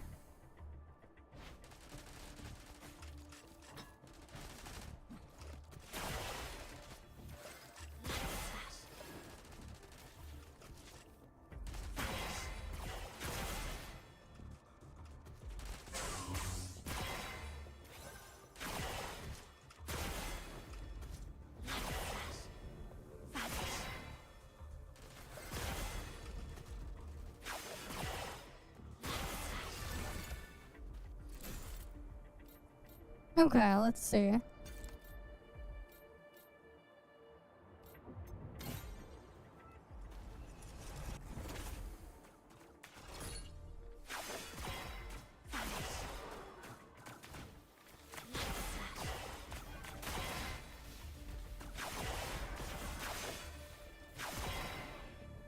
Got those ones killed. How about over here?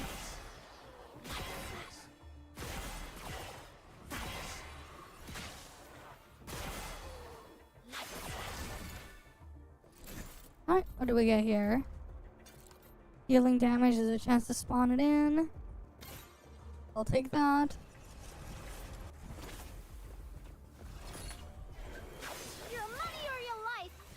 Oh gosh, how am I supposed to mount a walking arsenal? See ya! Ooh, we got sanity auto recover. Next time, just you wait.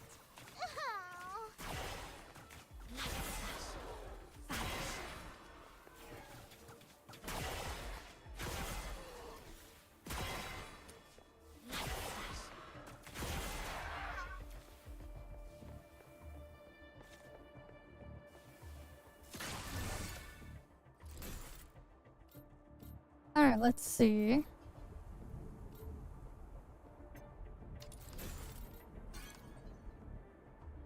Ultimate consumes all defense, converting 160% into character attack for 15 seconds. Damn.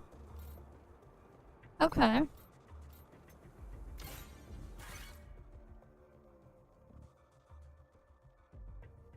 Each lamp wicket in the set additionally grants plus 10% skill duration. Interesting. Okay.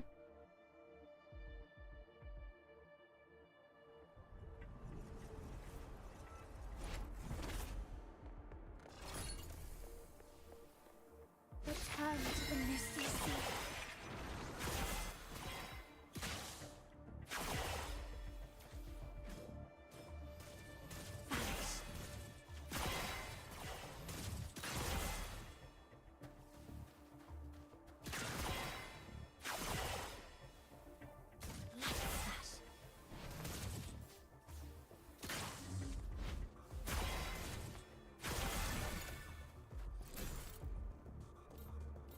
Alright, let's see.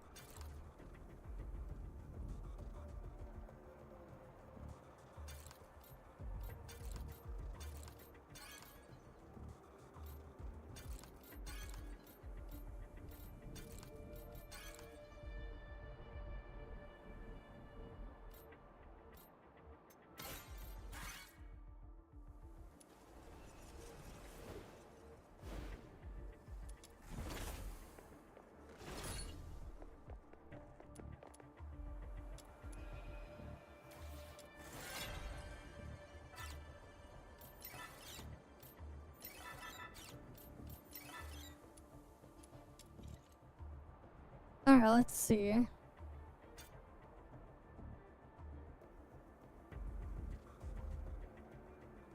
Restore sanity by 8 per second every 5 seconds. What? This makes no sense. Restores this one every 5 seconds, but it says per second. The hell?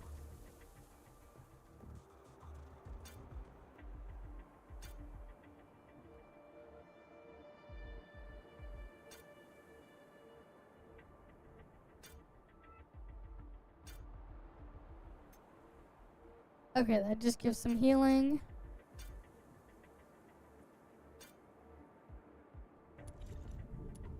How about artifact?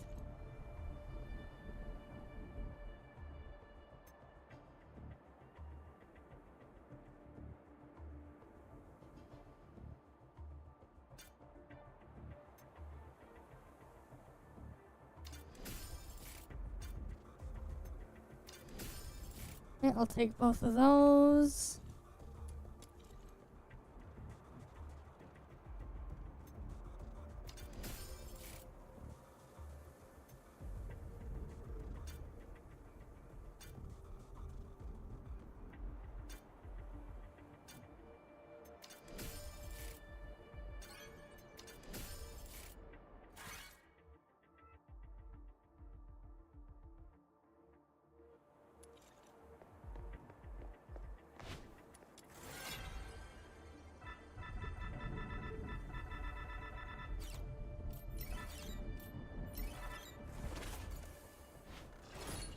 Alright.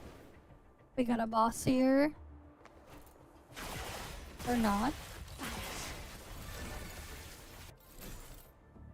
Alright, let's see. We'll increase melee weapon attack speed by 40% and attack range by 1.5. Okay, I'll take that.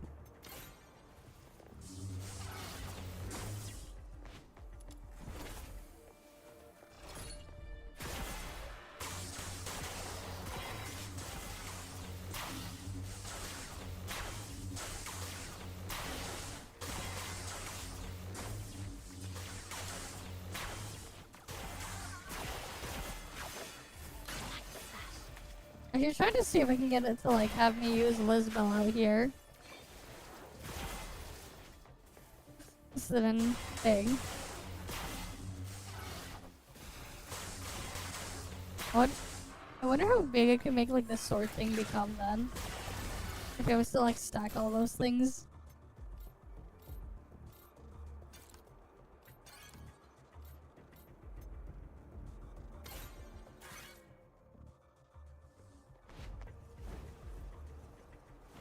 Alright, next one.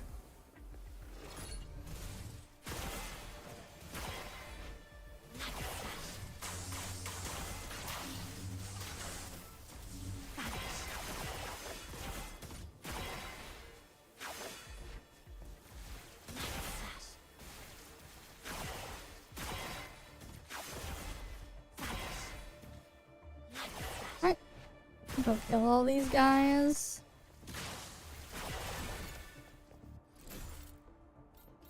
Alright, let's see.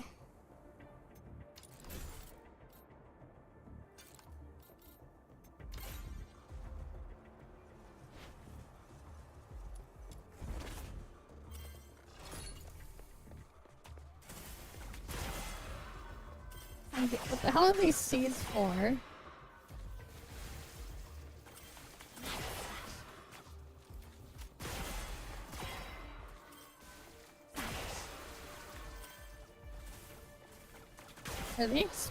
Do they explode? I think they do. Okay.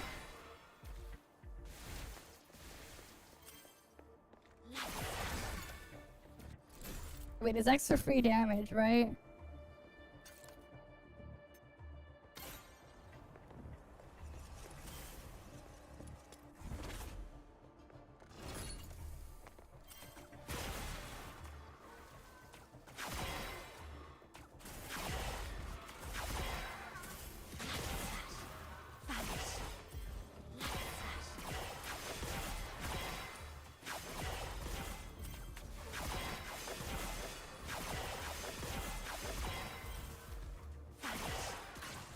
We're almost all dead.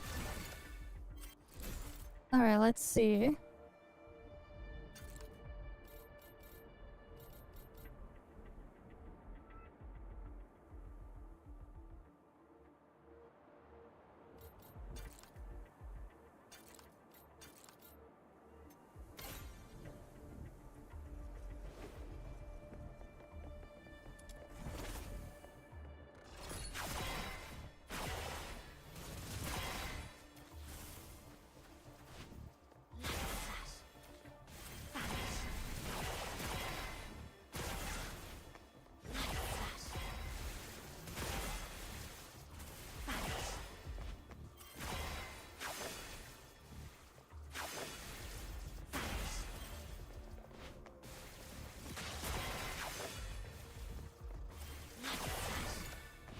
Alright, what do we get here?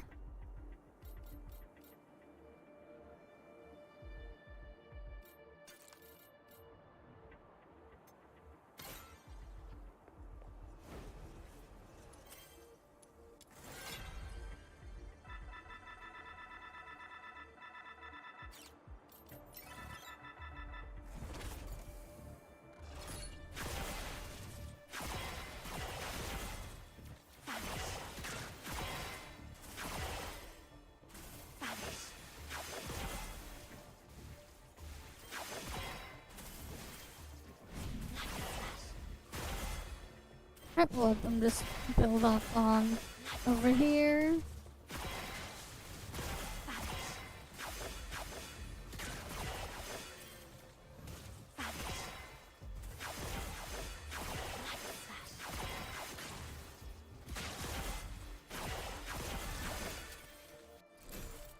Alright, let's see. I can get some skill efficiency. Nice.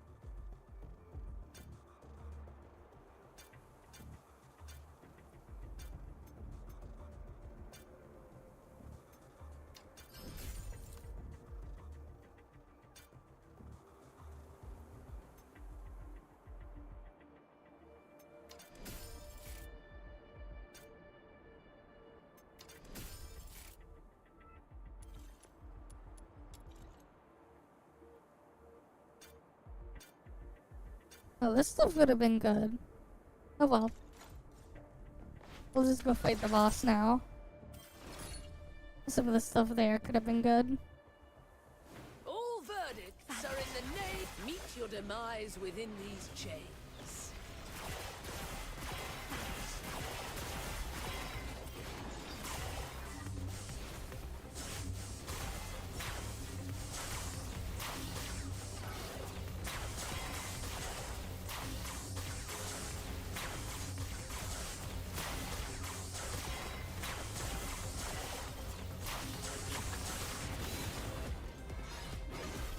At least I have guaranteed crit. The law shall recount your crimes.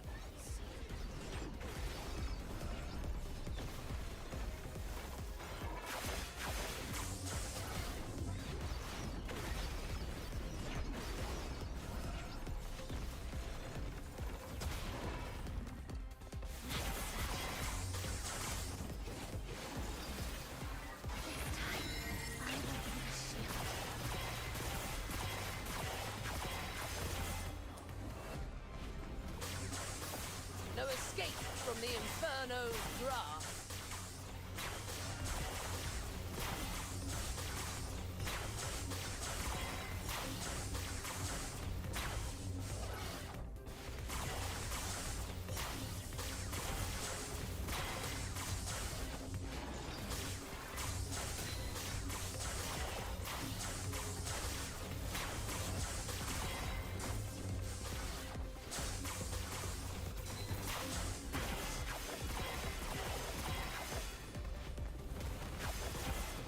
demise within these chains. Alright.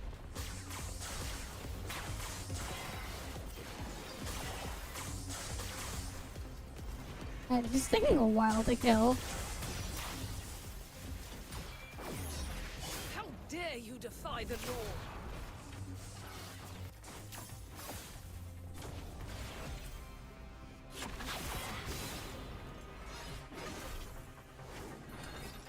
The law shall recount your crimes.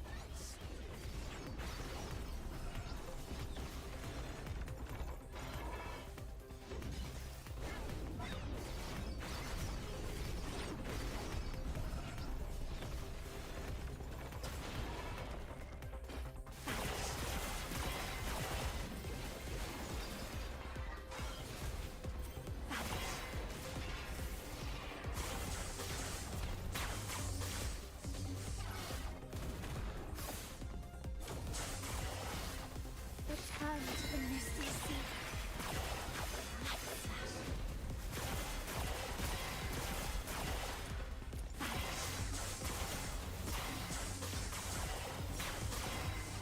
Alright, she's dead.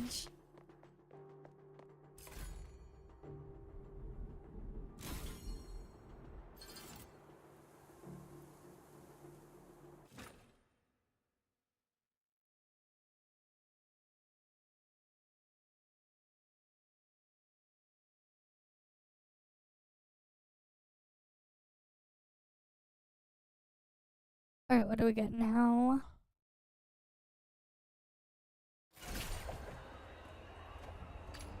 Alright, we get those. And at least that thing is done.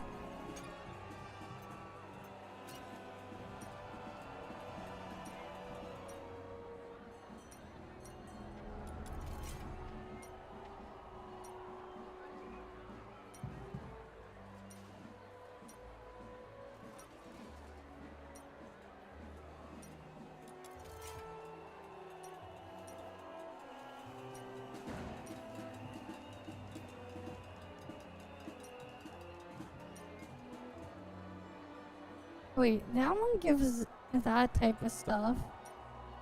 Oh. Interesting.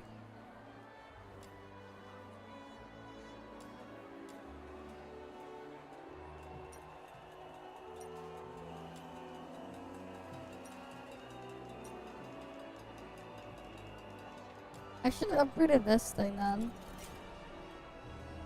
The adaptability stuff. I should have went and upgraded that. Oh well. Too late for that now.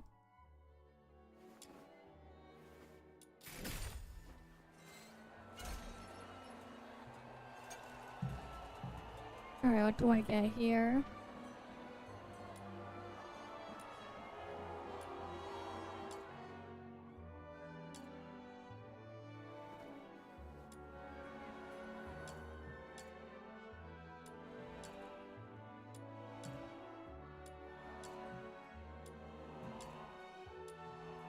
So that gives attack range. Interesting.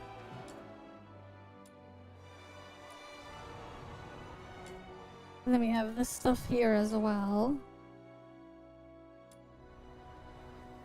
And then down here we got blueprints to go craft these things.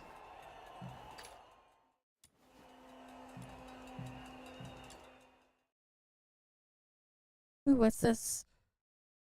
Upgrades dual blades normal attack to combine the blades into a returning throw. Deals double damage of the standard attack. Interesting. This one. Great sword normal attack to unleash 3 sword waves upon the final hit. Ooh.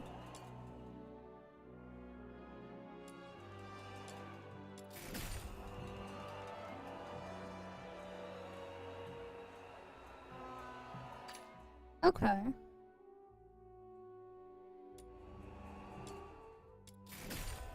Those sunlight will be great.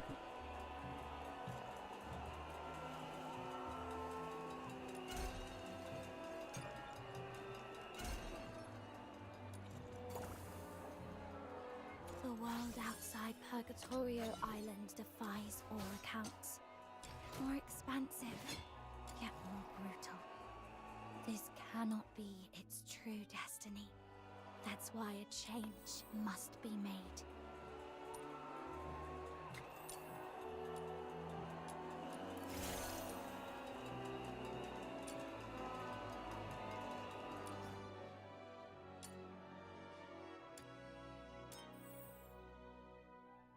Alright, I can put that there, lower the tolerance.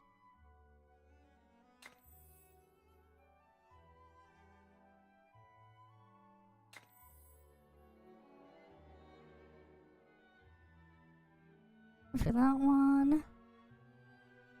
Alright, let's see.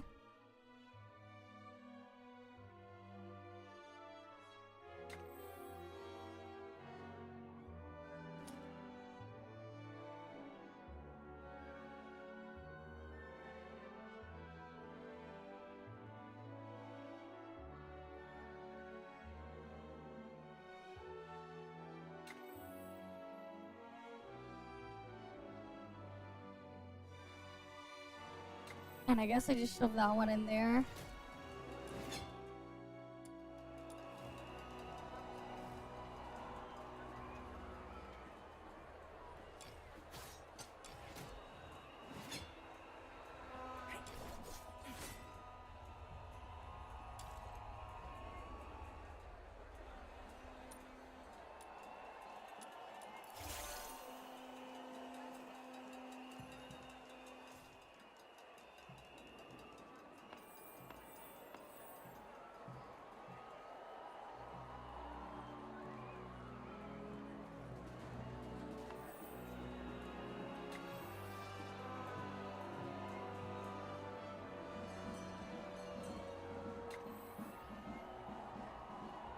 I'll just put that there.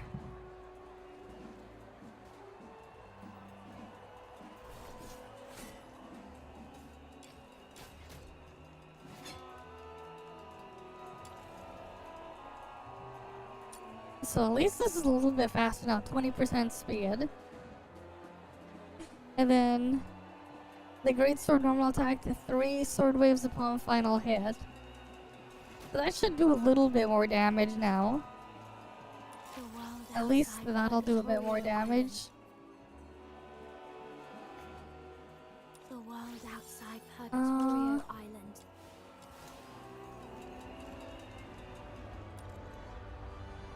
Alright, we got the achievement things there.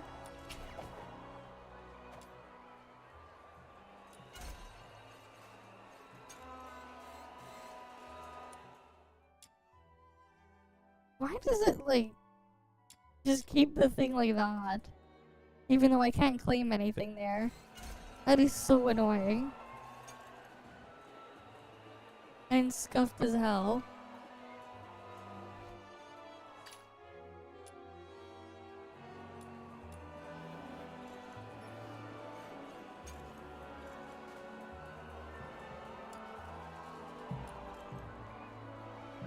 And I could get stuff here.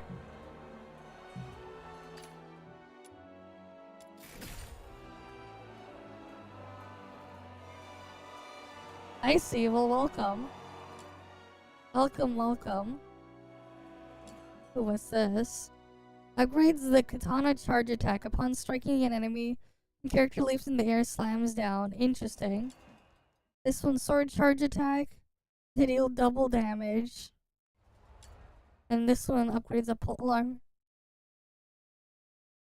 Wait, you can get... There's like 2 different polearm upgrade things you can get then. What the hell? Interesting. Okay.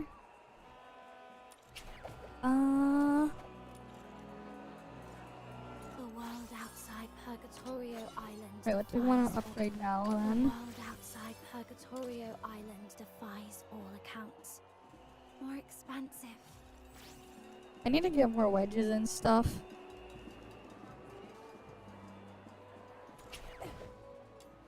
And there's like the story stuff as well.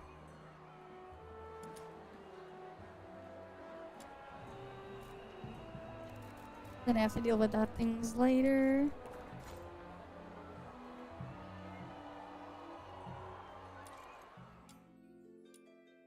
What are the wedges here that we can unlock here as well? What's this?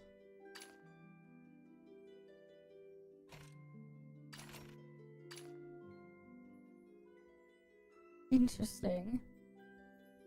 Oh, those are like blueprints for the thing there. What's this one? Increase character's attack by the current skill duration.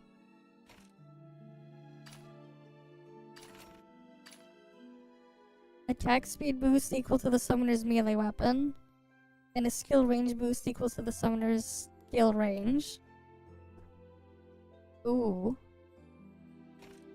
That'll be nice to have. Fair enough. Well, I do a variety of stuff from time to time, and then sometimes reacts and stuff like that. Things have been a bit dead lately. But welcome all the same. Welcome, welcome. Right now we're just going through stuff in Duet Night Abyss. Still not sure what I want to like dump all my secret letters and stuff into yet though.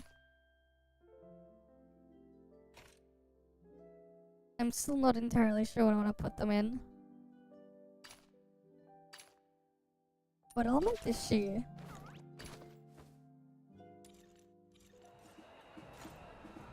I mean, why not, right? It's a different type of game. It's free, you can try it. You can get stuff through unlocking everything just by playing. So there's that. There is a bit of a grind though. Purgatorio Island defies all accounts. Who's the target today? Okay. Dual pistol, greatsword for her. Who's the target today? You have set the stage anew for me. Greatsword and shotgun for this guy. Okay. Oliver would be much. Weapons, supplies, power levels, mission plans. Check completed for the 17th time. Standing by. What does she do? Wait, can I see her kit or no? I can't see her kit like this. Interesting. Who's the target today? She gets like a special gun here though. I mean, that's fair enough. This isn't a gacha for that, so... The only gacha here is for cosmetics. So unless you care about the cosmetics, you can ignore it. Everything else is just through gameplay you have to unlock. Right. You would have to get like, you would basically farm a bunch of secret letter clues where you can get it from various different sources, and then from there you exchange it for these things, and then from here you can then use these to go do another mission to try to get shards, and you farm stuff that way. You know, let's try her out. Let's try to see if we can unlock her. She has like the pistol thingies. Yeah, let's try to get her. I see. The world outside Purgatorio Island defies all accounts. More expect. Who's the target? Well, not really. She uses skill damage, skill duration, skill efficiency, but no skill range. And then I just see that. So it's not quite like that. I knew you'd bring me along. I don't have enough shards. Oh, I don't have enough shards to unlock her though. Yeah, let's go try to get that one. We need a fire character anyways. And then I'll need to get a weapon for her, I think. Dual pistol.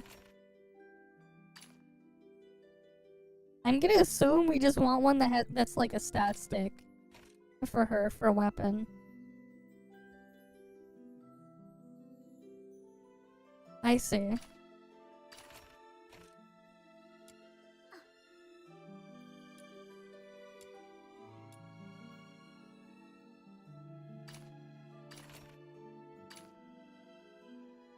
Dual pistol, that one gives skill damage.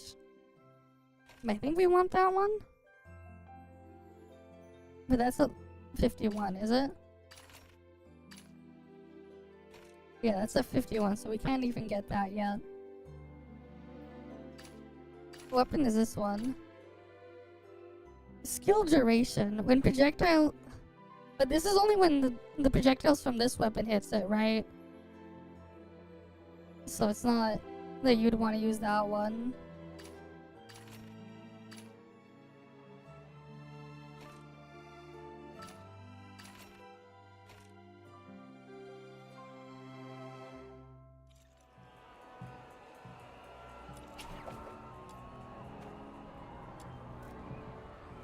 Oh, we got dismantle character mission here.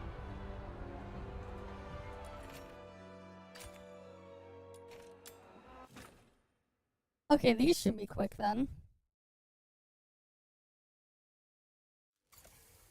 The clients only bought us a teeny bit of time, so let's bust those weird looking I should have done this on multiplayer. too late.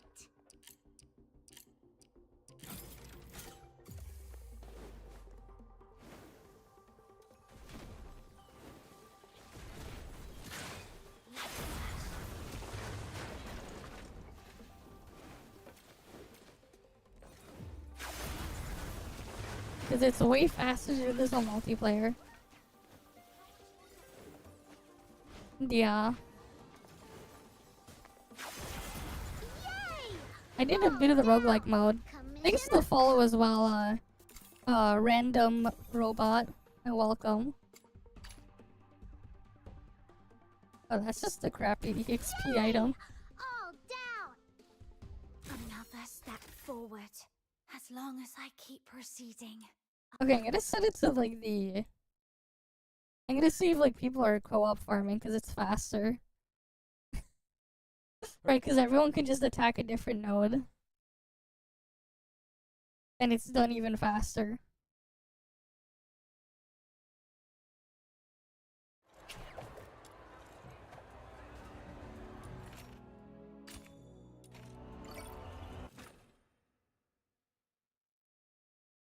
But yeah, we're gonna go try to farm up another character.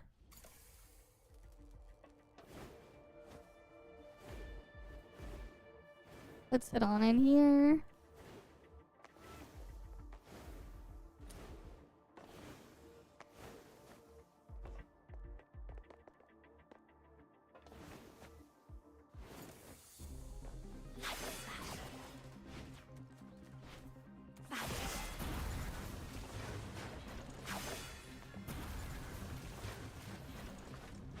Yay! All down. Commission accomplished. God damn it, these drops are crap.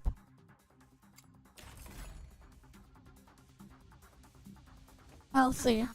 I see. I'll see you around though. Thanks for stopping by either way. I'll get there. And these drops are scuffed.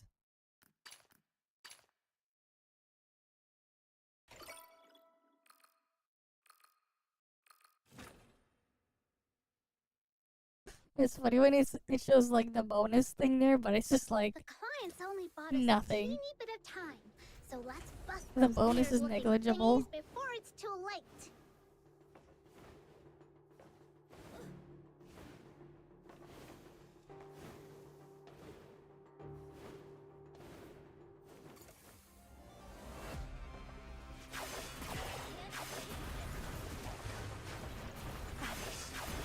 Yay! All down. Commission accomplished. Okay, we got 2 shards.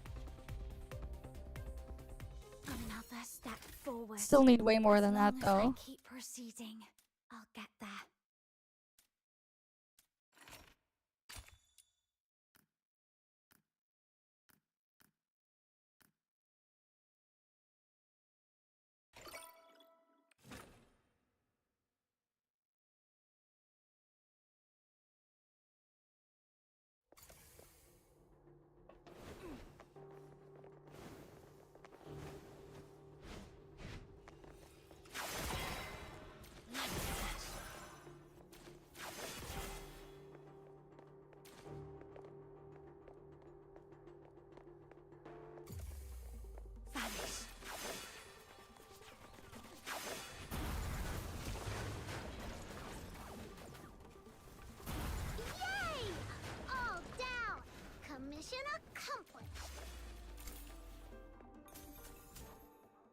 Yeah, too bad it's only 2 shards again. Be nice if I could just keep getting the 10 shard ones. Another step forward. Oh well. As long as I keep Let's go proceeding, again. I'll get there. Alright, just gonna dump them. And try to get her.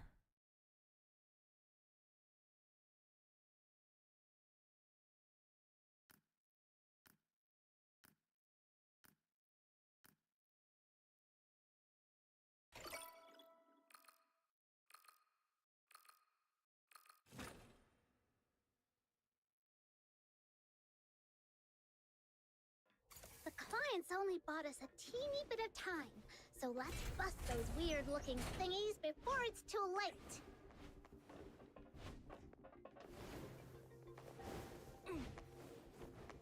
But yeah, the reason why I had a lot of those secret letter thingies because I just haven't really used them yet. That's all. I just haven't really used them yet. Yay! All down!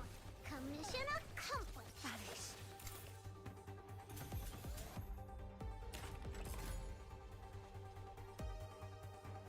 Another step forward. As long as I keep proceeding, I'll get there.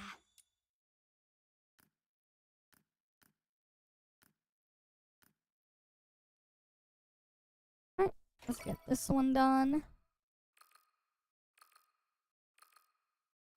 I still haven't decided what I'm gonna farm for the weekly boss either. I'll have to get that figured out too. The clients only bought us a teeny bit of time, so let's bust those weird-looking thingies before it's too late. I should probably finish the main story so we can see if I unlock any more other weekly bosses and look at the pool of stuff I can get from them. I should.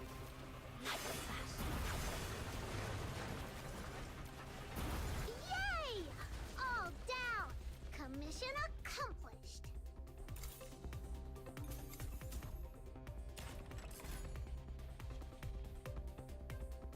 Another step forward. As long as I keep proceeding, I'll get there. Alright, let's go do another round.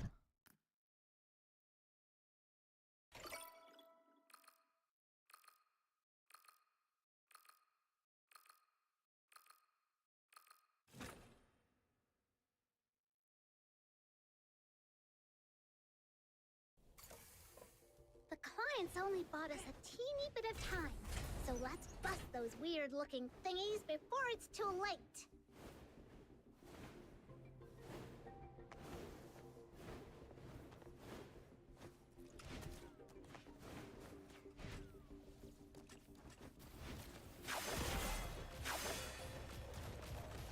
Vanish.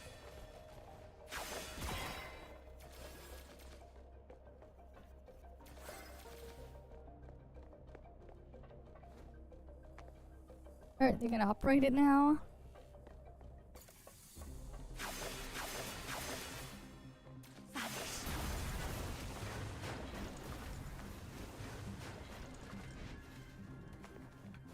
Yay! All down! Commission Alright. accomplished! That one's done. Okay, now I have 10 shards. Just need 20 more and then I can unlock her. As long as I keep proceeding, I'll get there.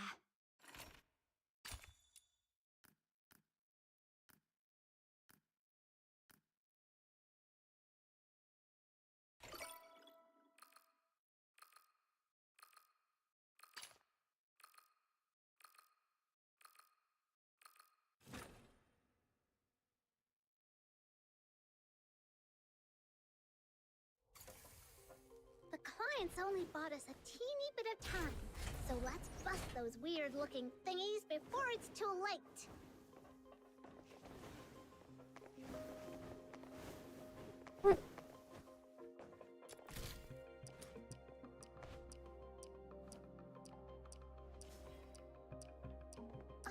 What the hell? Why isn't it taking my input? There we go.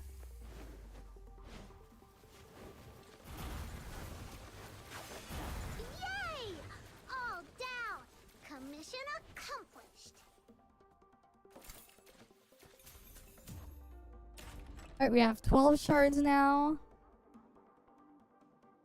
Another step forward. As long as I keep proceeding, I'll get there.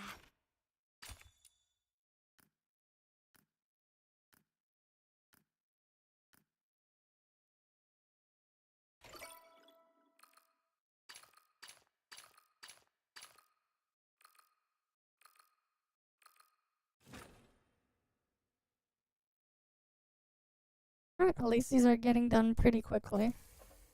The clients only bought us a teeny bit of time, so let's bust those weird-looking thingies before it's too late.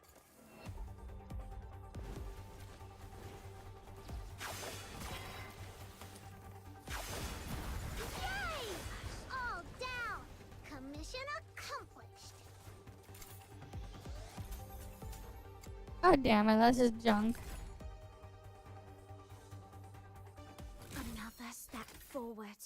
As long as I keep proceeding, I'll get there.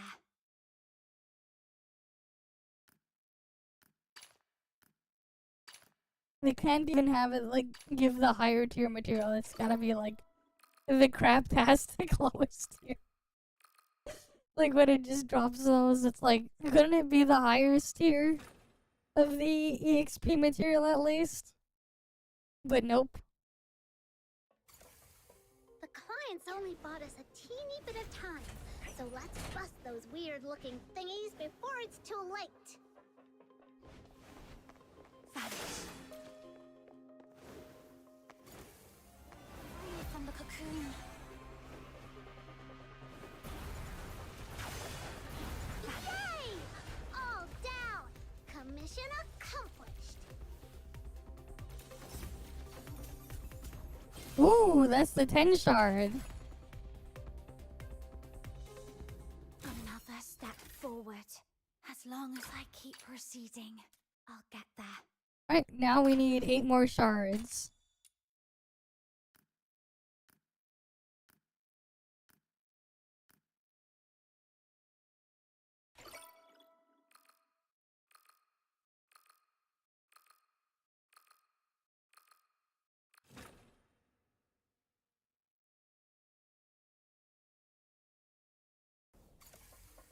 The clients only bought us a teeny bit of time, so let's bust those weird-looking thingies before it's too late.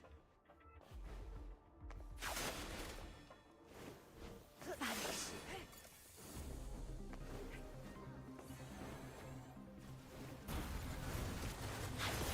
Yay! All down! Commission accomplished! God damn it, it's just this junk. And the worst tier drops. Another step forward. As long as I keep proceeding, I'll get there.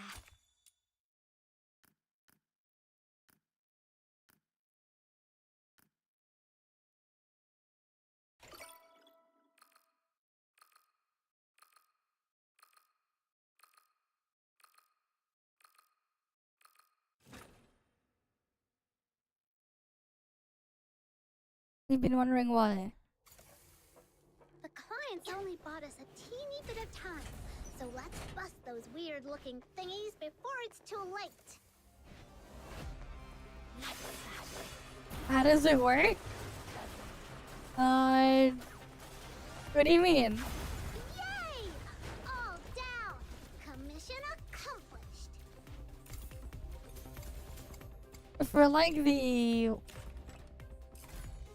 You mean like the auto one where you're just in the overworld in that section? As long as I keep proceeding.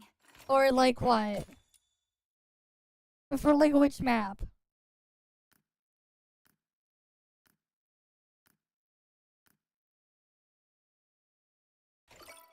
Oh, you mean that one?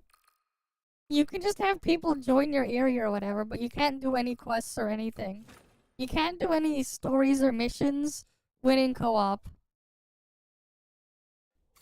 I don't think so. Clients only bought us a teeny bit of time. You couldn't in the beta, pass the character slot limit. I don't know if they changed it on the final release. I haven't tried it. I think you still can. You just can't do any quests in co-op. Mission accomplished.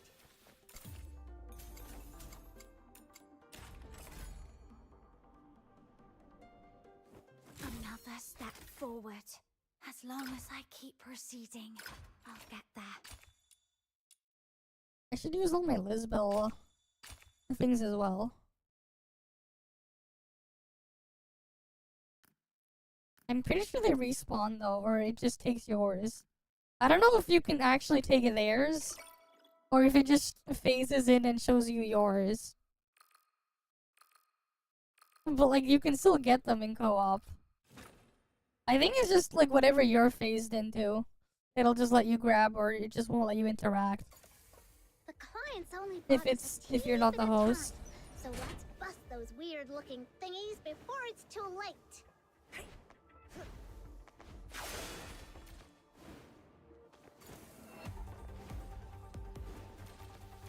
Yeah, it's probably like that. Yay! All down. Commission accomplished.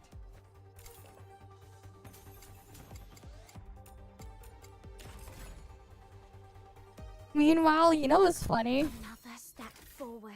Here's the funny part. They could probably like make everything work like that properly in co-op or in multiplayer without causing any issues, and have it so you can do the story and everything else with other people in the background doing their own thing. You know why I think it's possible? There's a group of modders that did this exact thing and added it to a single player game that didn't have it at all. Like, a bunch of people, they modded the Hedgehog engine too. And they're even working on the older Hedgehog engine to add multiplayer and even PvP to games that, shouldn't have it. So, like, people were experimenting with, Sonic Frontiers, Shadow Generations, and they're also doing it with the, Sonic Unleashed recompiled, and I think even regular Sonic Generations. Another step forward. And like, if they can get that like fully figured out, they can implement it in other games like Yakuza and shit, which also use the same game engine, which is like really crazy. And like, what's funny is like, if you've tried that mod, it is way ahead of what you'd find in a lot of these freaking live service games. For some reason, like these live service single player games with multiplayer features, like a fucking mod made by some guy on his spare time for a game engine that shouldn't have it is ahead, which is just crazy. But yeah.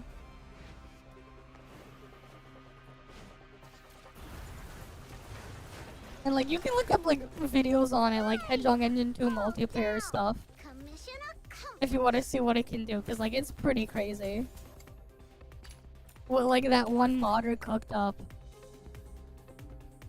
Another step forward. As long as I keep proceeding, I'll get there.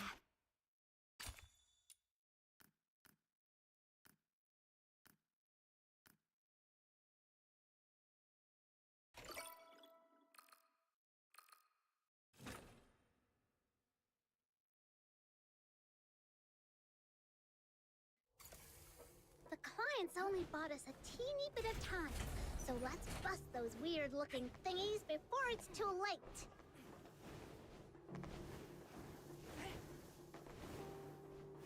I'll go over here.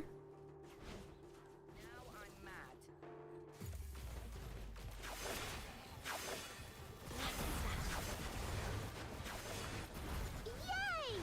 All down! Commission accomplished. That's like how I feel when I was using my other shards for a thing, for the other character. Is this Pepega? Forward. As long as I keep proceeding. It feels like getting scammed.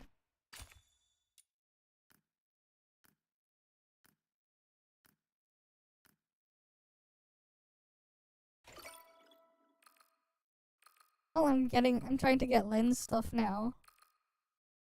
We'll see how that goes.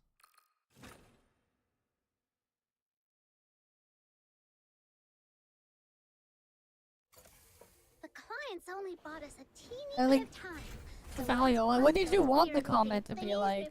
The game here is a looter shooter. You know, it's a third-person looter shooter gameplay here.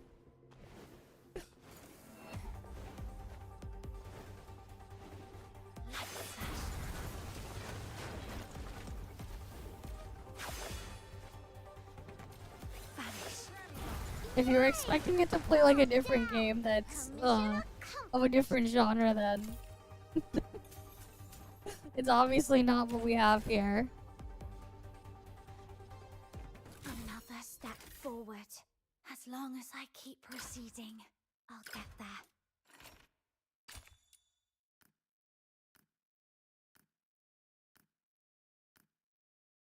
Used all of them? Damn. I used 10 of them and I only got like 14 shards or something. Or 16 shards. The clients only bought us a teeny bit of time. So let's bust those weird looking thingies before it's too late. What do you mean only was spamming one button?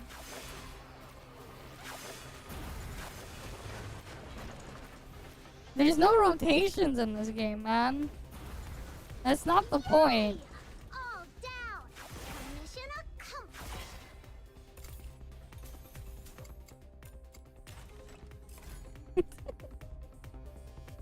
You asking for fucking rotations in a shooter game? Really? I'll get there.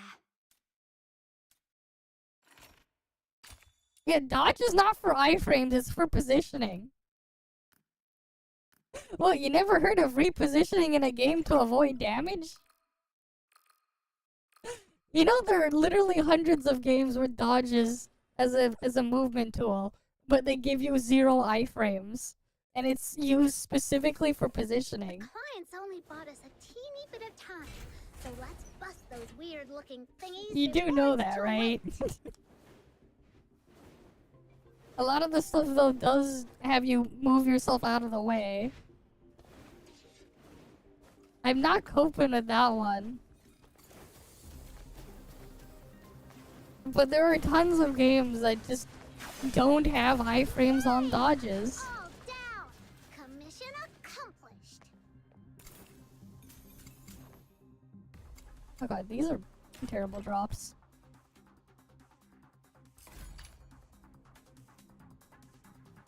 Another step forward. As long as I keep proceeding, I'll get there. I mean, part of the problem is they went after the wrong fucking demographic. Like, bruh.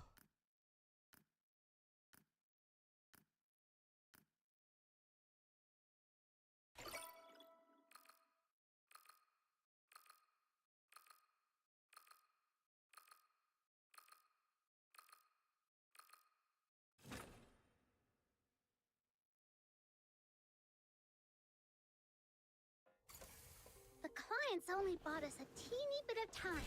So let's bust those weird looking thingies before it's too late.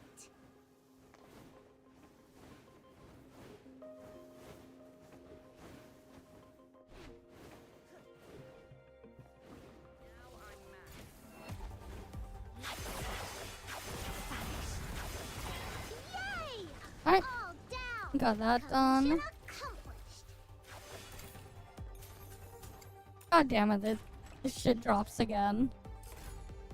Where are my shards? I need my Lin shards. Another step forward. As long as I keep proceeding, I'll get there.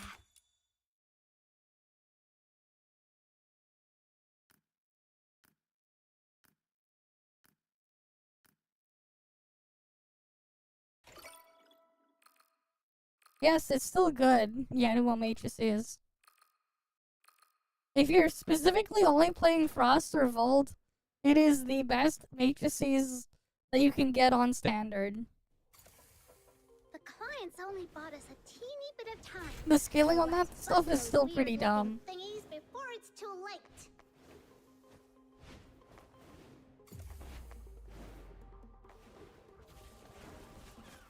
Brevi's matrices is only if you're gonna play Benediction. Otherwise, you don't get Brevi matrices. But like, yeah, Brevi's matrices are good, but just purely for Benediction. I wouldn't get Brevi's matrices for anything else. If you're specifically looking at only Frost and Volt for playing, you go get the animal matrices. They are very strong.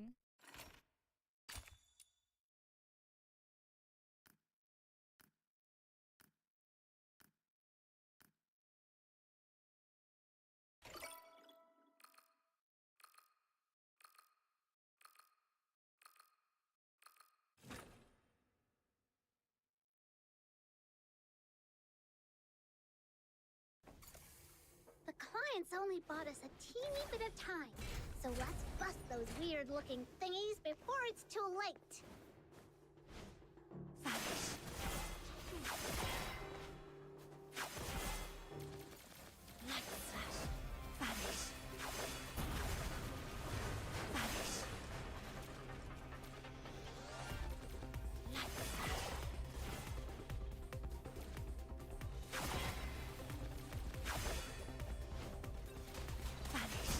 Yay! All down! Commission accomplished! Damn. I still need 2 more shards. Then I can check her out. Forward. As long as I keep proceeding, I'll get there.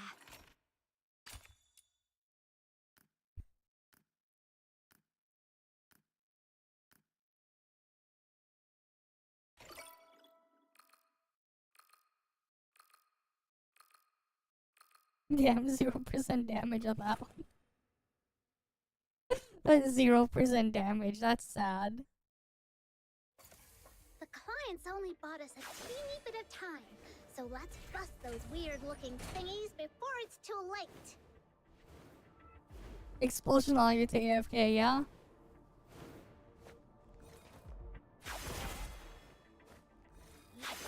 Peaceful time. Peaceful time indeed. Yay!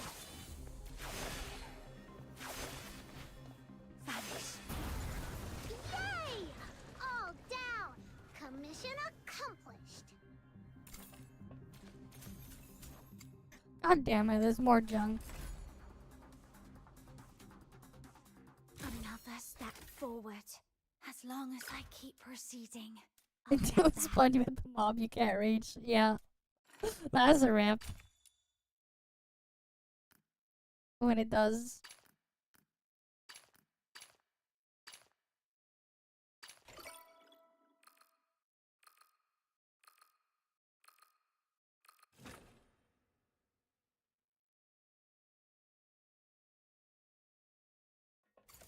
The clients only bought us a teeny bit of time, so let's bust those weird-looking thingies before it's too late.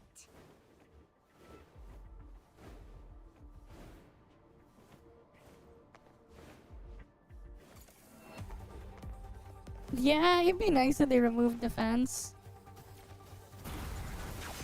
Yay! All down! Commission accomplished! Ooh.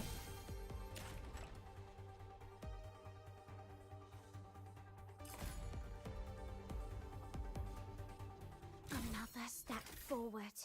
As long as I keep proceeding, I'll get there.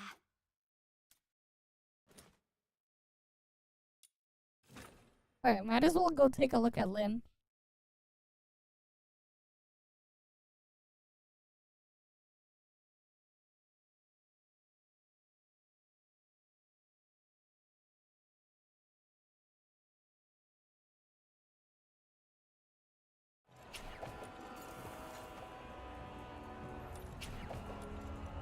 The world outside purgatory. Who's the target? Didn't think I'd be freelancing for you. What do you need? Let's start with my payment. Alright, let's see. Deals this thing over here. switches her weapon to Hansel and Gretel. In this state, she can shoot and use skills, but only move using Deadly Blossom. Shooting deals damage to all enemies in front, during which Lynn gains 1 stack that increases her attack speed. Okay, continuously consumes sanity, during which Lynn is immune to hit stun when taking damage, and it drops to 0 when used again.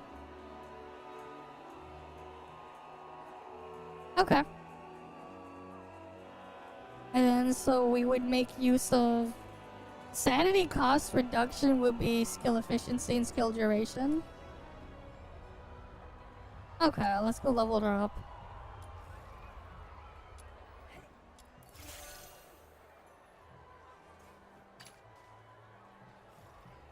Yeah, we're gonna have to go work on getting her built up. Any good stat sticks? I guess I could slap this on her as a stat stick. What a ball. It has skill duration.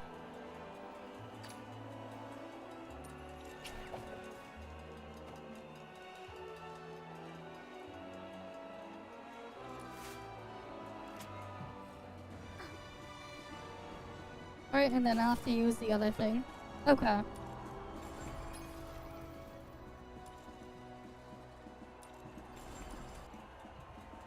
Yeah, the weapon grind is a bit of a pain. For sure.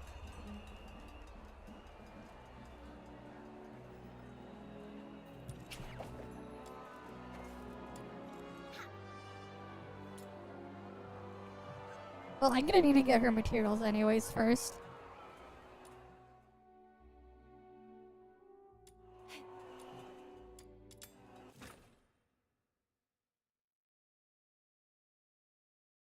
Alright. Pain and suffering grind.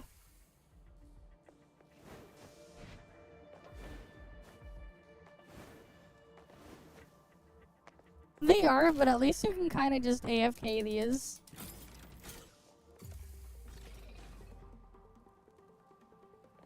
Oh, true.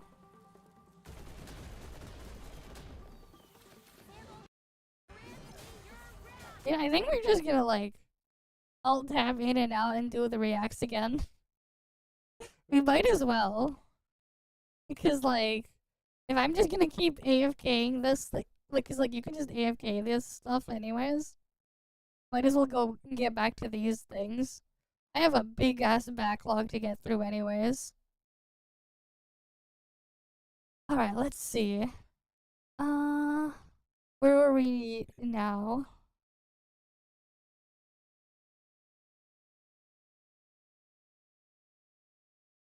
I'm not just gonna watch someone's entire animated series on this for reasons. Right, I'm not just gonna steal their freaking animated series content here. So I won't look at these here. Maybe I'll watch them on my own time, but out of respect for these guys doing this animations, I won't. Right? Alright. Legends EAs. I thought I saw this before. I've seen these before on I think on my own time off stream though. Some of those.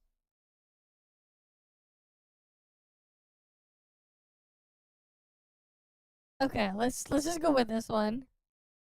Why Genshin needs a skip button. Oh boy, I know there's this whole allegation thing that Genshin players can't read, and Jesus, I'm really not about to be helping all that, cause I want a skip button in the game, and I want it bad. Now, Yeah. I've come to the conclusion that in recent years, Okay. that has become a little bit of a hot take, to want a skip. I mean, the thing is, right?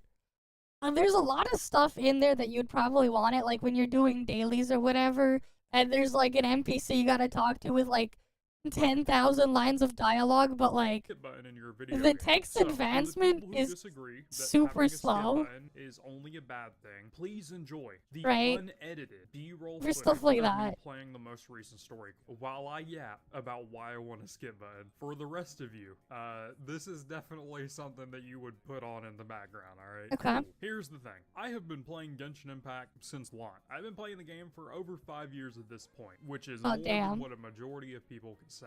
And throughout That's that crazy. time, I have taken no breaks. I have Yeah, logged in why almost not? every day. I have done my dailies almost every day. I have done pretty much every single bit of content in the game. And But I remember with me, it got to the point where I got tired of everything. I wanted to skip everything, including the combat. I literally had a freaking C6 R5 Yai Miko in Genshin just so I could skip the fucking combat. Or like half-ass it, because then I could just deploy the turrets and then just do something else while the turrets kill everything for me.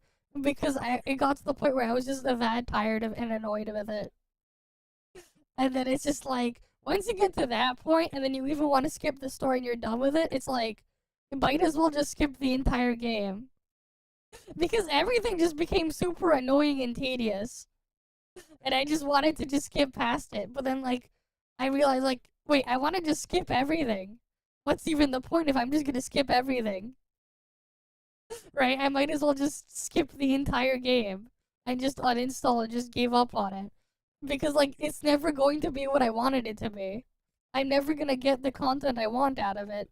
So there's no point in me bothering. I mean, they release too many stuff and all of it is crap, and I don't want to deal with any of the crap they release because it's not even what I wanted, and it wasn't why I even picked it up in the first place. Yeah, like, here's the other thing too. 500 chests and you get, like, what? 1, 2, 5, maybe 10, 20 if you're really lucky primo gems per chest. Shit ain't even worth it. They release a new map, you collect everything, it's not even enough for 10 points. And it's not even worth the time you spend to do it anyways. Right? And it's not like the maps are anything interesting or fun to go through. They look pretty, yes, but like, that's kind of it. It's just another annoying tick box checking chore to deal with. Rather just not do it at all. And it just got worse and worse over time, and it dragged on more and more. And like the thing is, and then like you got its fucking clone where it's like, oh yeah, well you can run with no stamina use out of combat. How about I just run with no stamina use, period? Actually, wait, you know, it's like, oh, you can go wall run or whatever. So now everything is just a flat surface straight line. But I'm basically still just doing the same thing again that I already didn't like in the other place. Only difference is it's now faster. It's like, what's the point? I didn't want to do it there. I'm not going to want to do it in another place too. Especially if it's the exact same thing. Doesn't matter if it's faster. I would say a majority of the I'd still have to do it. I'd rather not do it at all. But as time goes on, and as I get older, I find it very hard to justify investing insane amounts of time into the story when every single quest is 10 hours long. I am not the same 10 hours long, and that I was when I started like playing. 90% of it is just Paimon repeating the same thing over and over and over again like you're a 2-year-old. You know, that's the part that just makes it even worse. Yep. Now, you know, I go to college. I feed myself. I gotta fucking deal with my chores and shit. I gotta deal with taxes now. I got a dog that I'm taking care of now. His name is Edgar Allan Poe, and he's fucking adorable. Which means on most days, I only get about 2 or 3 hours if I really push my sleep schedule to play video games. And now that my time is so finite, I want to spend that time doing the things that I know I'll enjoy. And here's the thing. I enjoy playing Genshin. I like the game. What I don't like is the story, because the story is hit or miss, very hit or miss most of the time. I give it 3 hours to engage me. If the story has not engaged me in 3 hours, I don't care after that point. I want to get through it as quickly as possible so I can get to the thing I want to get to. And a majority of you would say, oh, 3 hours, that's barely any time at all. I don't think that's a very unfair. It's 3 hours of your life gone, man. Or half of that time. You know, the 3 hours you'll never get back. back. Steam is 2 hours for a reason. It gives you a good idea of the feeling of the game to know if you want to play it or not. So if I'm not invested 3 hours in, I don't give a fuck, and I'm skipping. You could be like, oh well, that's dumb, but Genshin in the past has released stories that have invested me within the first 3 hours. The Fontaine story, for example, which is, by the way,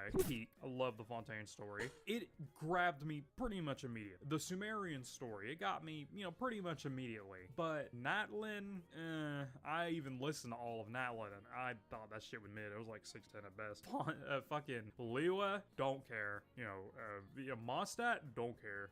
Inazuma is hot garbage. Like, and shit Yeah, like the that Inazuma is fine. story was You have a really bad bad. story, but I would like for my time to be respected. I would like to be able to Yeah, skip all the exactly. story Put and 3 then hours play in what I work. play. And the reason why I Different, say that is different because, story, man. They want to get through it Mahoyo, for quickly. the past 2 or 3 It's like, years, gee, I have made wonder it to where why. the story locks key mechanics behind it that you have to have unlocked in order to fully experience the open world content, which is a whole nother thing. I tell people this, and a very common response I hear is, well, why do you play Genshin Impact if you don't care about the story? Which is the most room temperature IQ take I've ever heard, because if you take a moment, just a moment, to read, I know these are the same people telling me I need to learn how to read, to read the game's fucking tags, you'll see right there, open world exploration. Believe it or not, I downloaded the game to engage in open world exploration and gambling. It's a kind of a shit one, but I mean, hey, it's there. Every map in the game, and I will continue to do that because it's what I enjoy. But what I don't enjoy is now, especially, having a majority of the content locked behind the story. So, you know, I get my fat ass home from work, you know, I sit my 180-pound ass down with my bag of chips. I'm like, all right, let's do the story so I can do the thing I want to do. And here I am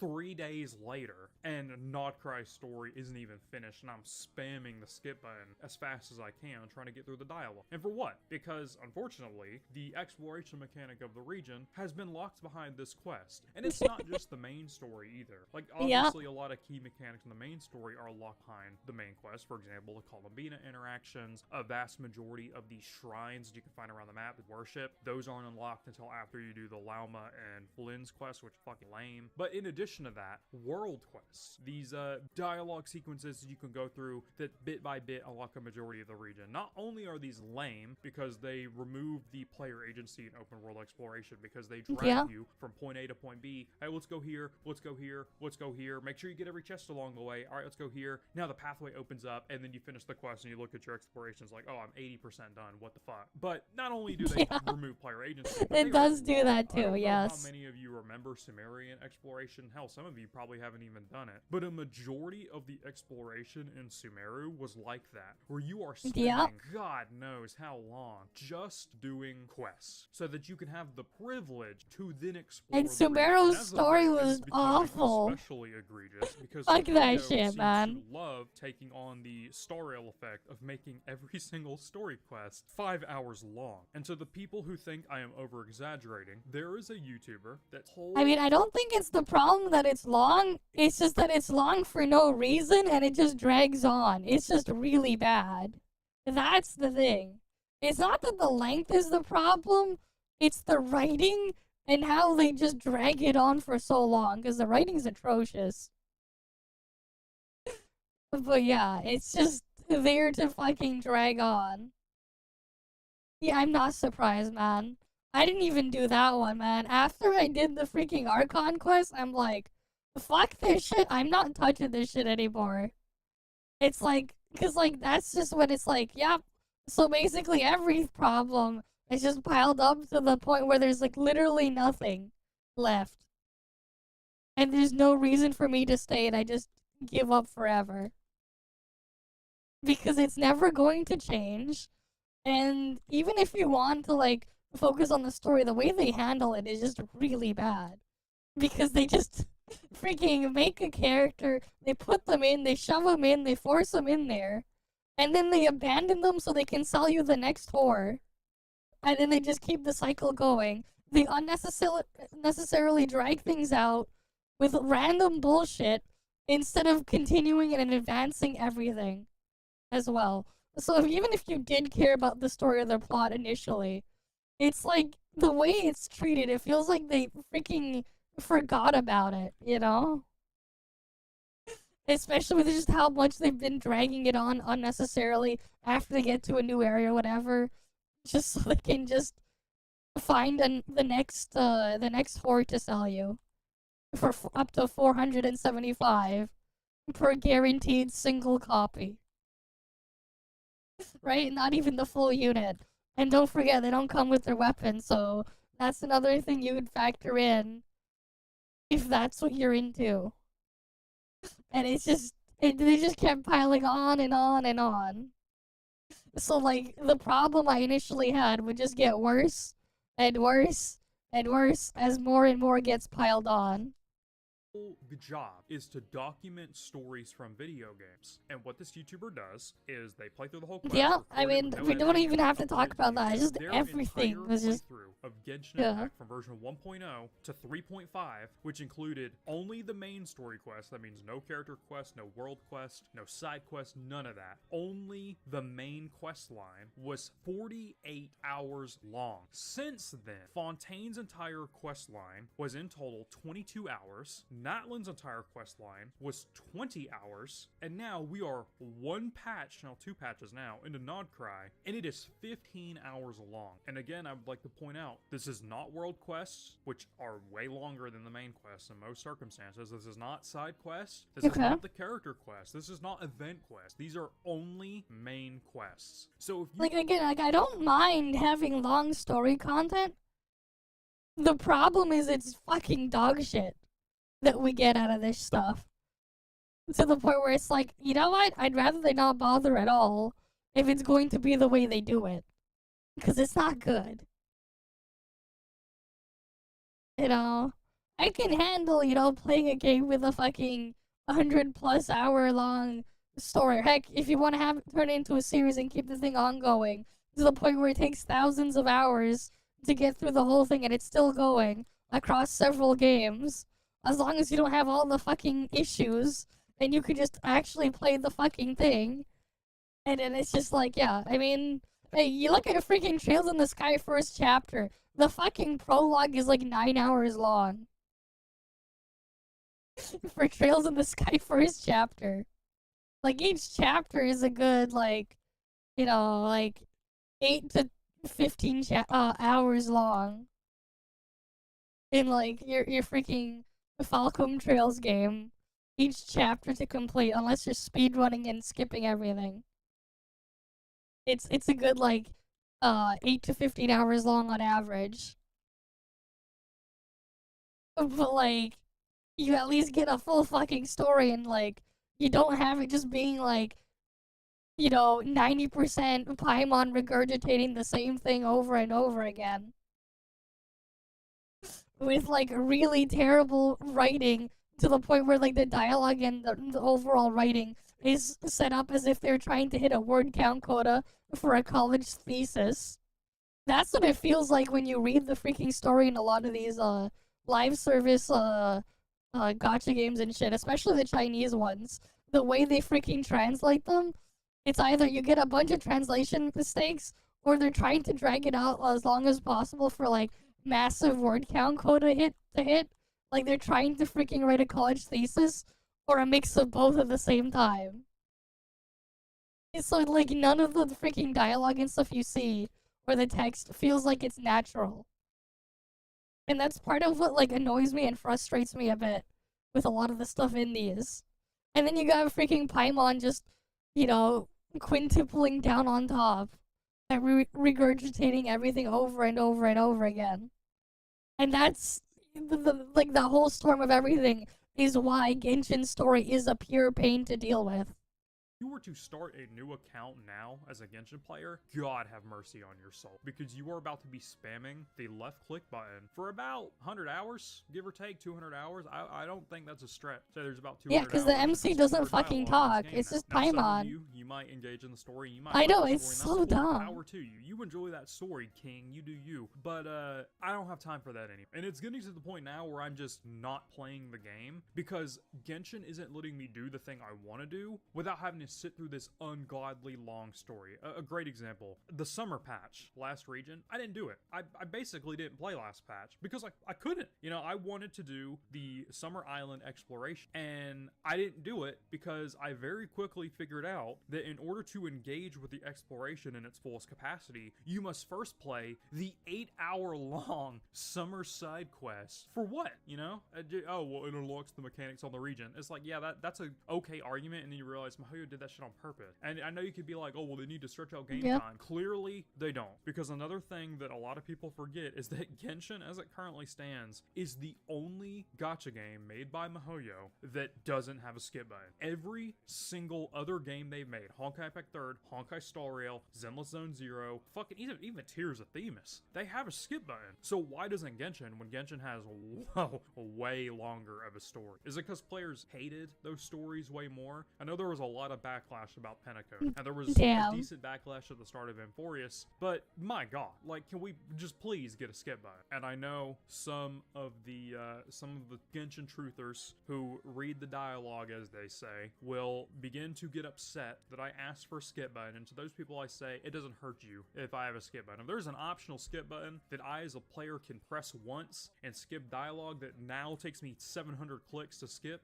why not add it as an option? It doesn't harm you. And I did see one below room temperature, you know, freezing point IQ take on Twitter the other day, where a guy was like, well, it does harm me because I have to deal with the stupid people that don't know anything about the lore because they didn't read the story. And what if they don't care? I have engaged with all of the story up until this point. There's a lot of people that really don't give a fuck. I've listened back to it later on YouTube. You know? Felt like it. And, if they don't give a fuck, don't force them to. Genshin's story is fucking crazy elaborate. Okay, you can listen through the whole story and still not know what the fuck is going on. I don't even know who the other sinners are other than Reiner because they're not brought up. And if they are brought up, they're brought up in passing or not a lot of emphasis is put on them. You know, it's or they're just put in like they bring it up by hiding it in some random ass piece of text that you'll find in some random place that nobody's gonna fucking read.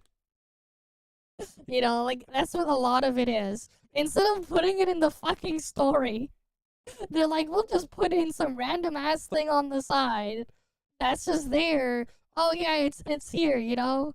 You go read the freaking random flavor text on your shitty ass artifacts that double rolled defense instead of your the penta-roll defense instead of your double crit stats, you know?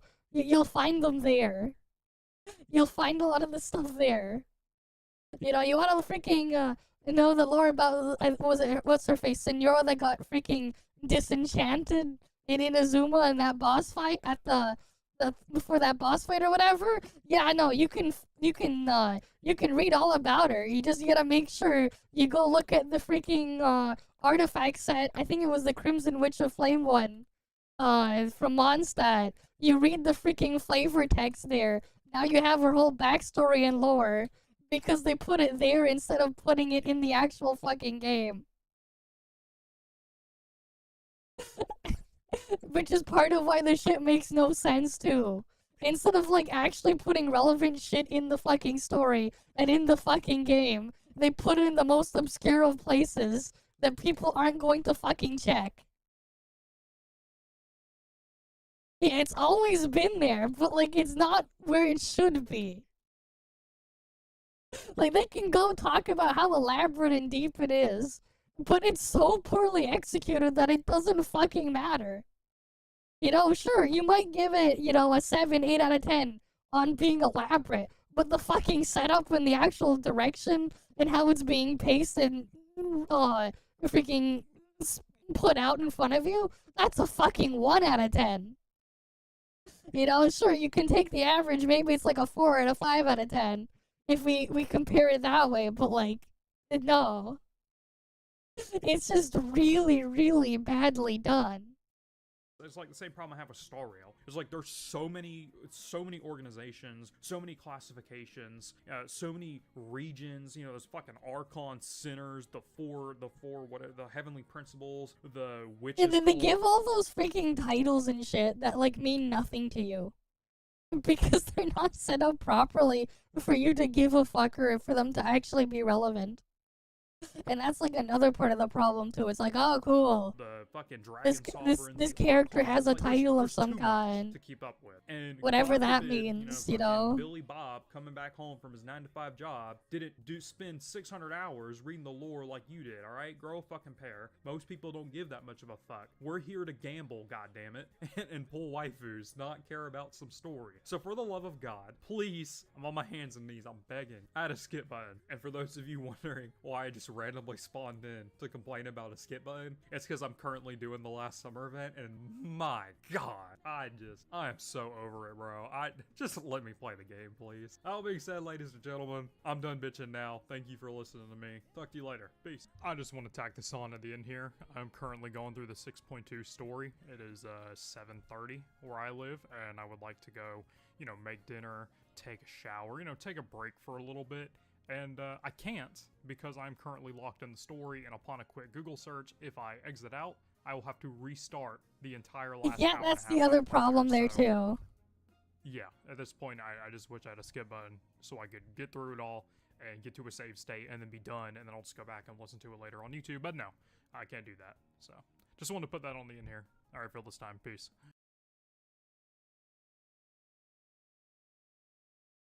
All right, let me just get this run here done. We'll go to the next react then.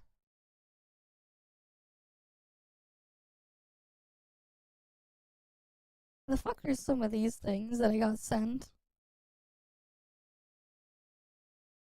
You're wrong about difficulty. What is this?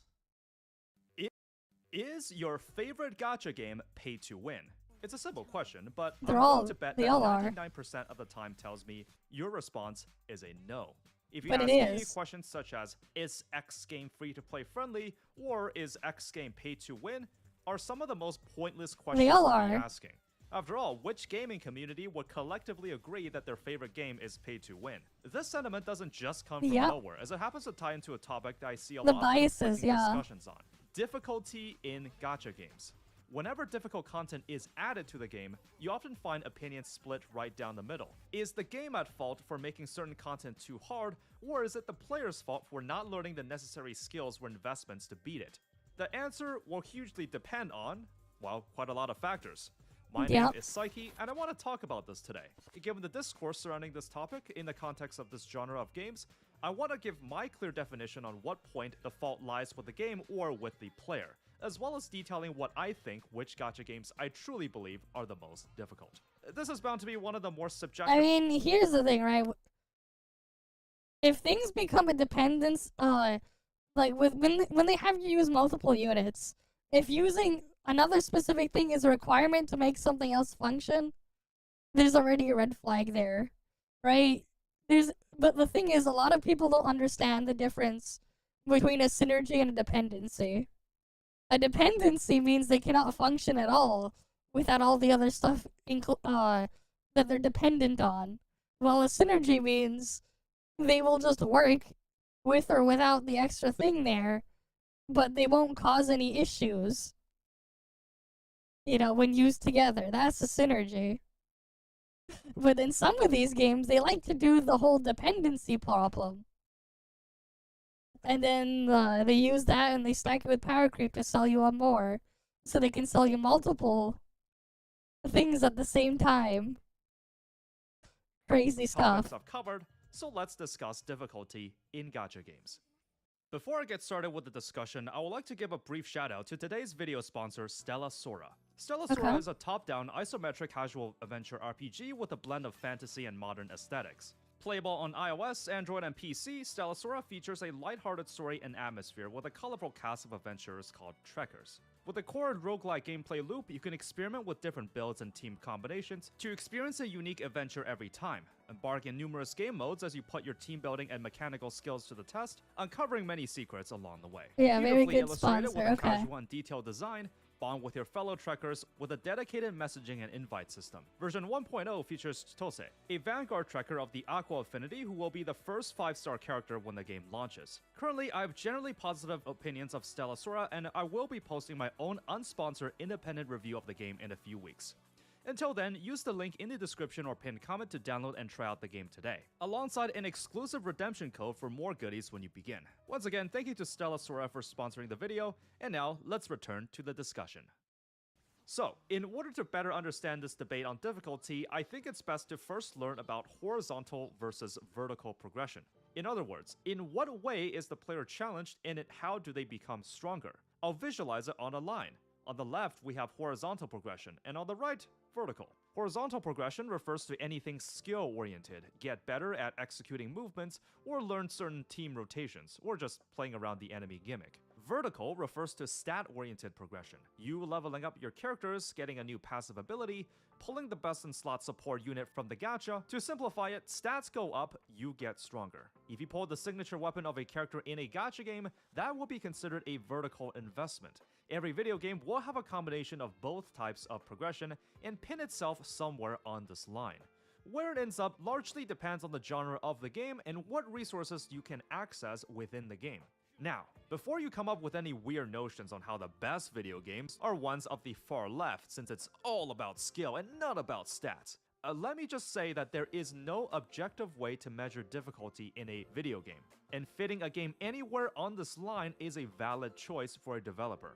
On the far right of the line, I place idle games and auto battlers, such as AFK Journey. You set your team down and watch them battle it out, no input required. Make stat-based upgrades to your champions to make them stronger. That obviously doesn't mean that there are no skill-oriented aspects of the game. I'm sure team building and placements can come into effect as well. On the far left side, I would argue the honor goes to rhythm games.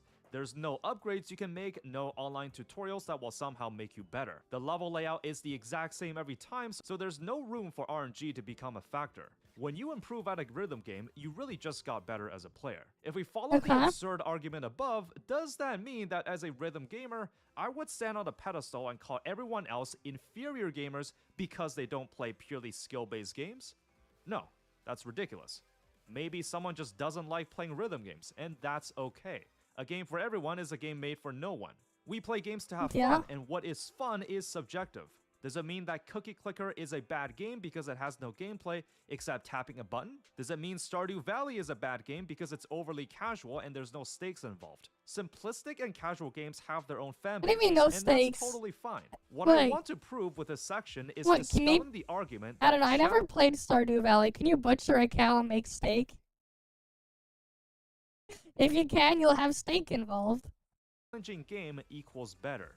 You can absolutely prefer to play difficult games, except that's just that, a preference, not because I've never really cared much about the farming games. What gacha games sell to you can be considered either horizontal or vertical. For example, when the Dendro element was introduced to Genshin Impact, pulling Dendro characters didn't overpower the other elements or make you stronger.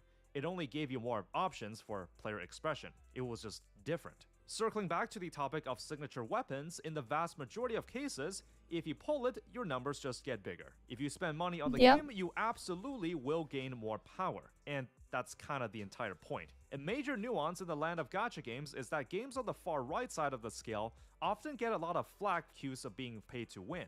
After all, if there's minimal player input, and you pay money for an upgrade, you can more easily tell that the money is what got you that advantage. So to tackle the discussion surrounding difficulty in gacha games, I will be splitting the talking points into 3 subsections. This thing got stuck. What content is difficult?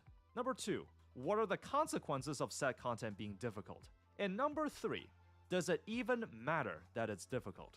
We'll start by discussing the nature of gacha games. Mobile games at its core are meant to be casual. In fact, if you wanted to cast a wide net and want the best chances of your game surviving, especially among all the competition these days, it's in your best interest to appeal to a mostly casual audience. and that's exactly what the frontrunners of the gacha space do. When I was playing through Genshin's Natlan storyline, there are certain sections where you can tone down the difficulty, even though I think Genshin's story content is already easy enough. In Reverse 1999, later chapters features a breezy mode where the level suggestion is eased down, though you just can't claim the full rewards unless you beat it in normal mode. In certain Withering Wave story fights, you literally just get infinite revives. Not exactly difficult if you don't have a loot. The thing will also now, die if you just doesn't mean AFK and sit there. Doesn't exist in Tourist mode, yes. It's just that they're located in their separate late game modes. At times, you can even argue that they're optional content.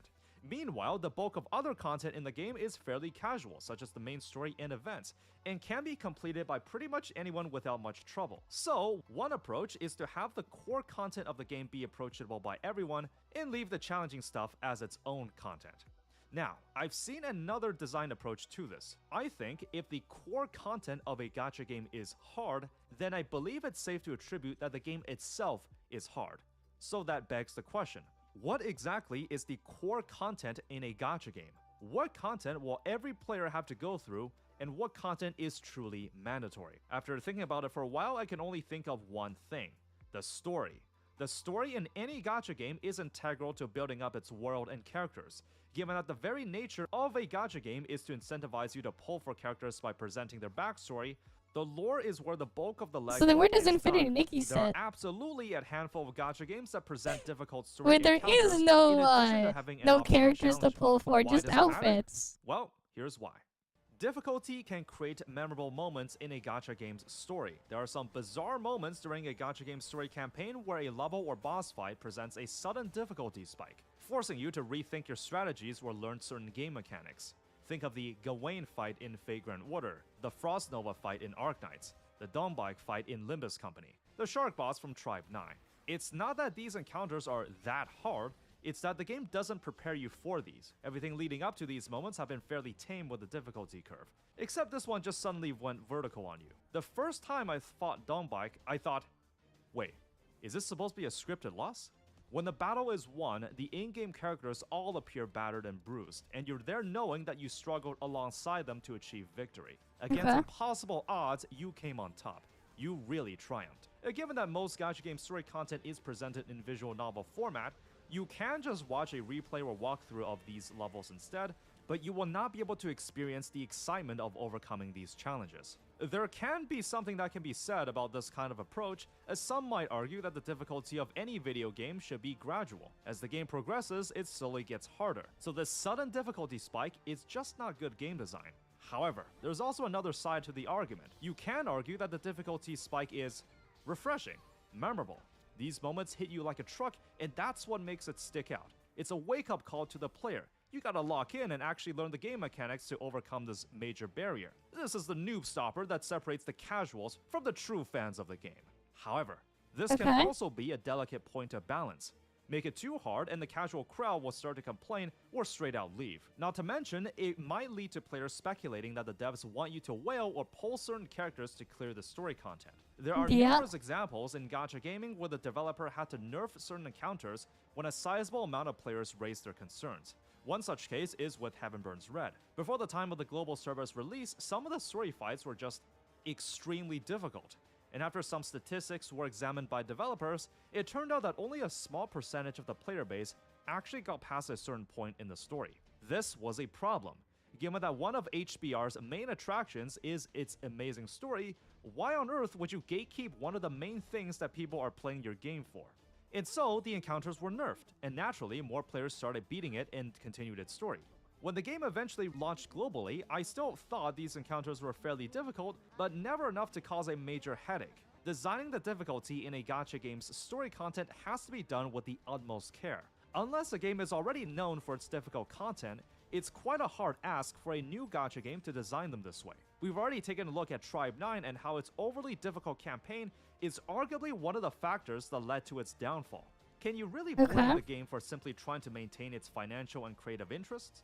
After all, making $5 doesn't matter if it came from a casual or a hardcore player. It's still profit for you in the end. A reality is that when a game becomes too mainstream, the voice of the casual players hold the majority. You will have to start catering to them to maintain the player base. Unfortunately for the developers, while I'm sure there will be some people that like the challenge, there's no easy fix that will satisfy everyone. Well, unless you count adjustable difficulty sliders, but I guess no one figured that out yet. So, Yeah, from a business they could perspective, just do if that. they've had to choose one way to proceed, then it makes sense to make the choice that will satisfy the most players. Due to how much competition is in the gacha gaming space, if a new blood developer wants the best chance for their game to succeed, the best bet would be to attract the casual player base. If you do try to go for the hardcore route, you're taking a bigger risk as some people might just quit when they encounter a block in the road. If you played Arknights, you've likely gotten stuck on the last training stage for a little bit. TR-15 gives you a preset team and asks you to beat the stage with them. You literally can't make upgrades or change the lineup. You're just hard stuck here in the story until you beat it. The mobile gaming audience has always been casual. If you ask me, the best bet is to follow what the major players are doing. Separate the core content with the challenge content. You can put it in the game, just make sure it's there for those that want the challenge. This is also the reason that I play Reverse 1999. The story and event content are piss easy, and the end game is mostly a numbers game to see if you have enough stats or levels. Of course, sometimes you do have to play to an enemy's mechanic, but mostly you can just follow a set rotation and get things done relatively stress-free. Alongside the lack of an RNG gearing system, no weapon banner, and permanently available events and characters, the casual atmosphere and well-presented story just happens to be what I'm looking for as a long-term game. Maybe I don't want to sweat blood and tears every time I log in, I just want to play something relaxing before bed. But hey, if a new hardcore gacha game does come out and manages to sustain itself, I'd be very impressed. We've talked about where difficult content can be located in gacha games and the consequences of them. Although, there is one more question remaining. Why bother making difficult content at all? Aside from story sentiments and bragging rights, there is one more reason that's a bit more sinister. Difficulty can be used as a way to monetize. You may have noticed that in a lot of gacha games, the endgame challenge content is often tailored towards whichever shiny SSR is on raid up. Maybe the enemy lineup just happens to be weak against the class or element of the raid up.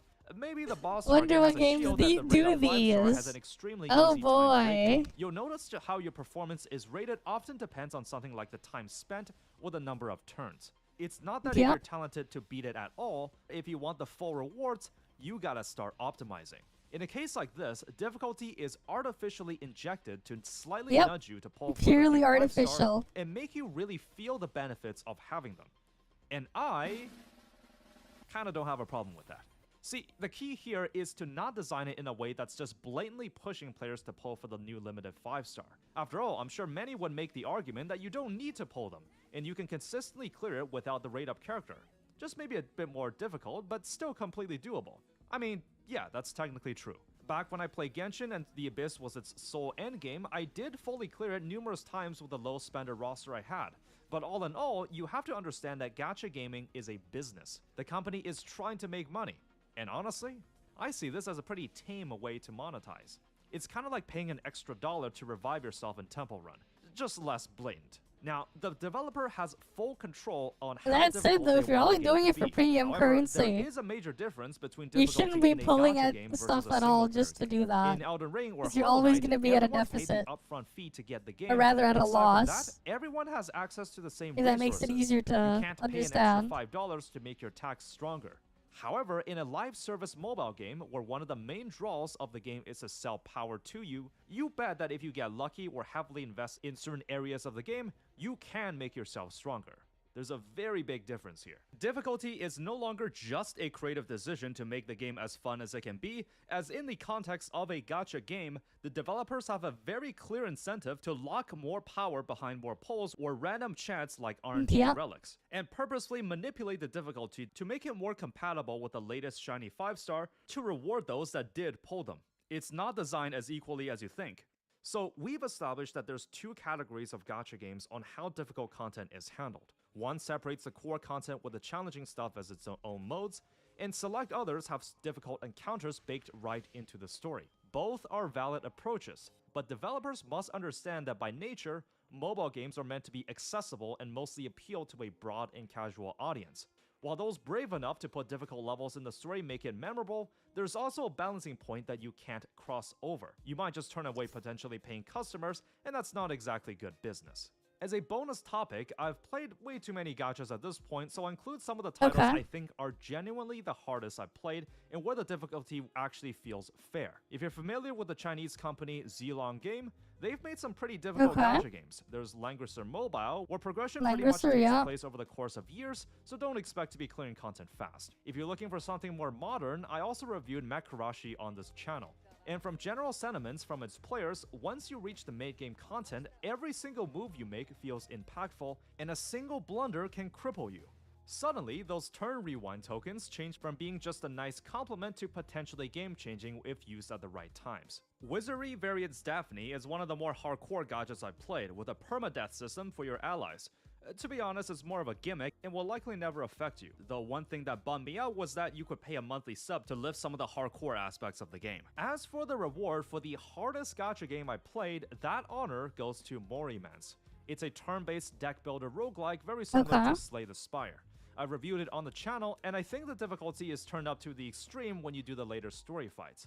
Basically, like in Slay the Spire fashion, the attack the enemy will do is telegraphed, but it feels like there's a lot of weight in every single turn. Most endgame bosses have attacks that can straight up one-shot you, and it feels you're constantly fighting for breathing room while trying to turn the tables. There's a revival mechanic where it restores your team's health and energy, and one is refreshed every day up to 5. When I got to the final story chapter, I ran a meta team with dupes, and I thought I might have actually run out of the free revive tokens. The final boss gauntlet in the very last story chapter is some of the most butt-clenching action I've encountered in a gacha game. The bosses feel unfair, except it also feels like you can do some unfair things back. And this was after I learned that these encounters have been nerfed numerous times. As you can see, truly difficult gacha games do exist. It's just that the general gacha audience doesn't know about them, because they never appeal to a mainstream crowd. How the discussion of difficulty appears to you ultimately depends on what you want out of a gacha game. It's natural that people want to feel powerful. You want the road of least resistance to maximize your progress in your account. If you're a free-to-play or low spender that wants to clear all the challenging content in the game, just know that there's room to argue that the developer can intentionally design the content in a way that favors certain characters in order to showcase the newest SSR's power. The difficulty in gacha games is often not designed equally, and that's due to the developers having a monetary incentive to design it as such. That obviously doesn't mean you can't clear yourself, you just have to understand that you're gonna have to work for it. Think of it as an invisible difficulty slider. If you own the current rate of 5-star or have a whale account, then the slider is on the easier side. But if you don't have either, prepare to face some pain, and that's kind of exactly the point. Anyways, that does it for this discussion on difficulty in gacha games, so let me know what you think. If you want to catch more gacha-related discussions like this, you know what to do. For those that want to go the extra mile, you can support me for what I do for as little as $2 a month on Patreon. Thank you for tuning in as always, be sure to spend moderately, and have fun out there. Okay, there's that one done. Oh shit, what's this one? A tactics tier list? Okay. MiHoYo is not your friend. Yep. Kuro Games is not your friend. They're just Hoyo is again. not your friend. Project Effectively. Moon is not your friend. Gaming is a business. It has always been a business. Ever since the birth of arcades all the way to the rise of mobile gaming, companies have always used gaming as a medium for artistic expression, as well as profit.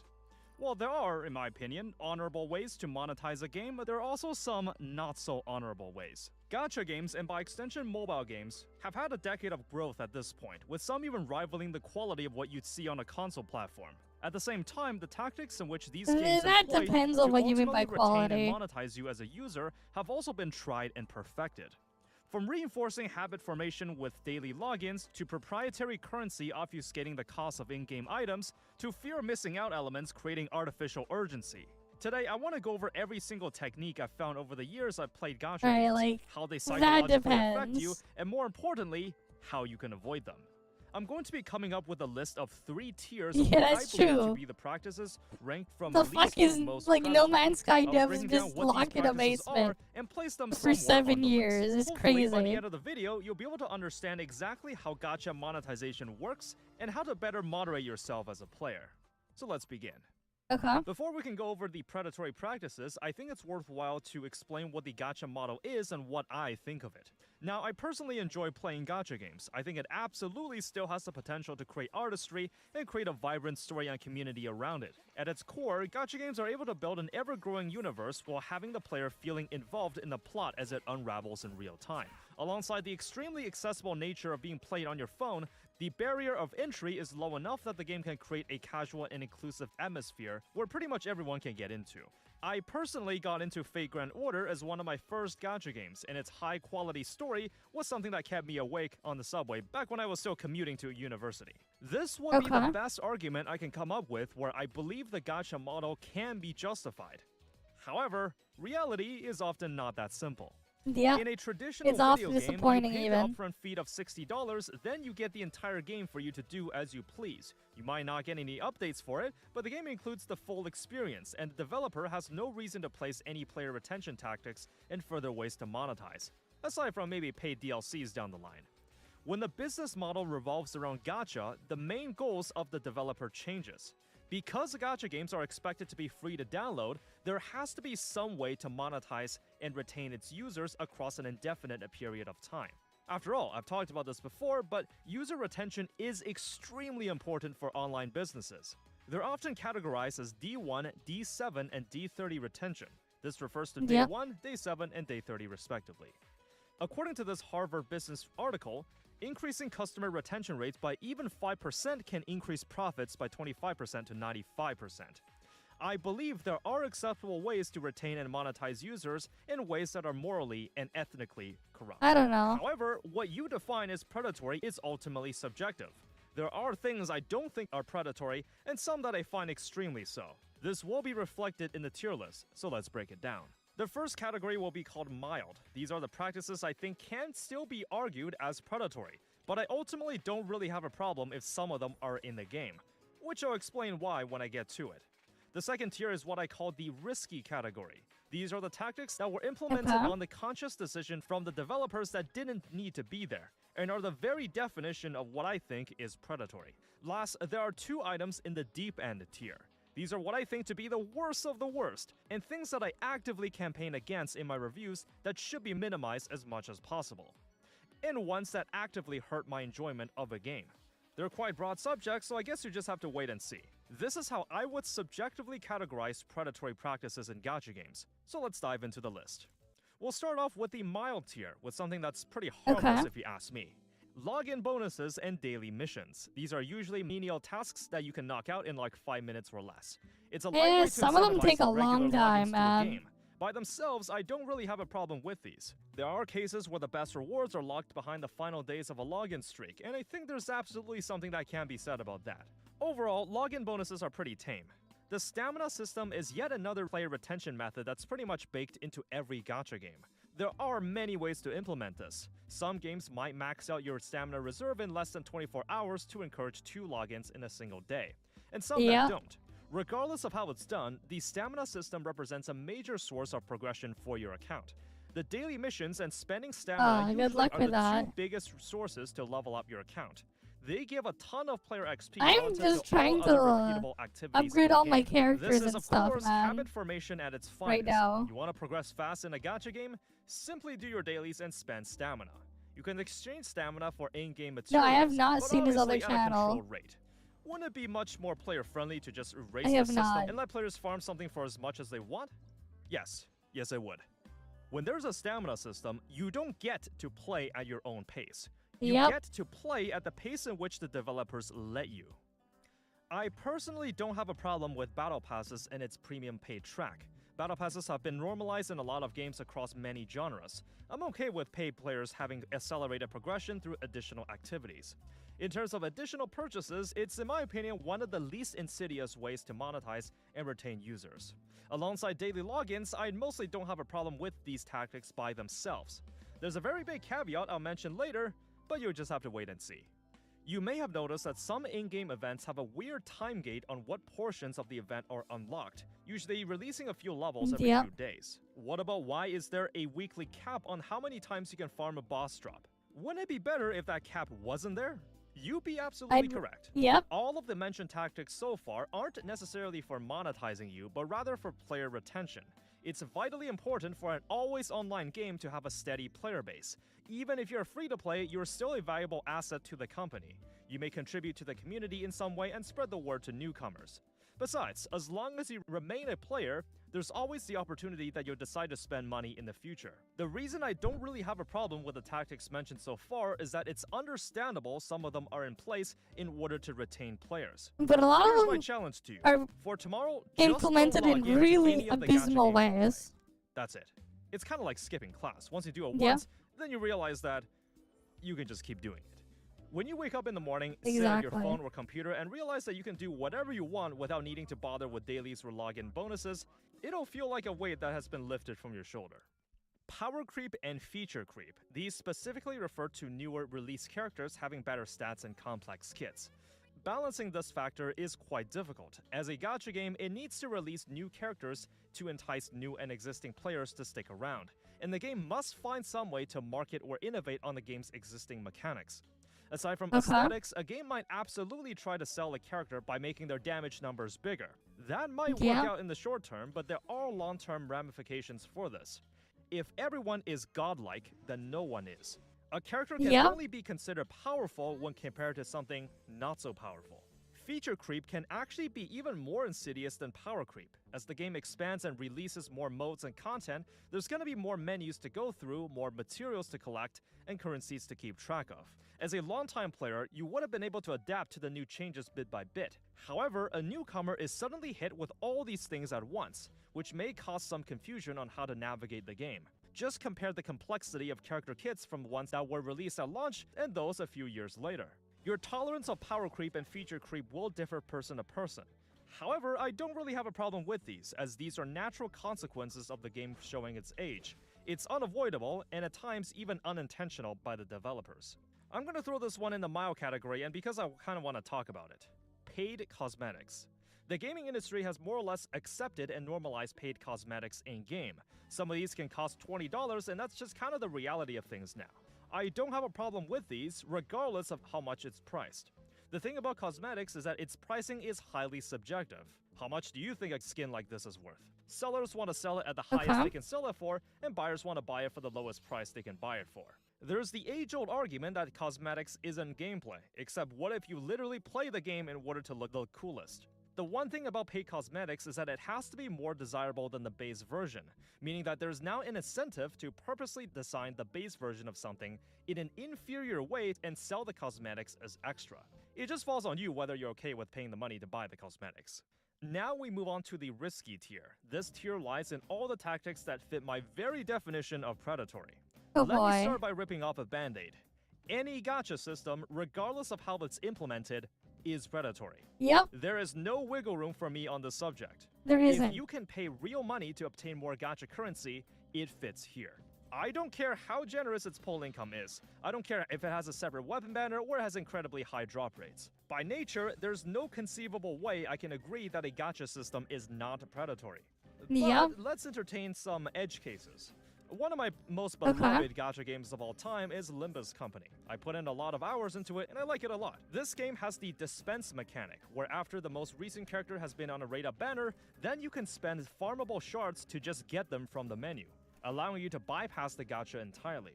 You get the shards by doing daily missions and grinding the roguelike mode. You'll still need 400 of it, and buying the premium battle pass does accelerate the rate that you get it. But still, allowing players to do this is pretty insane.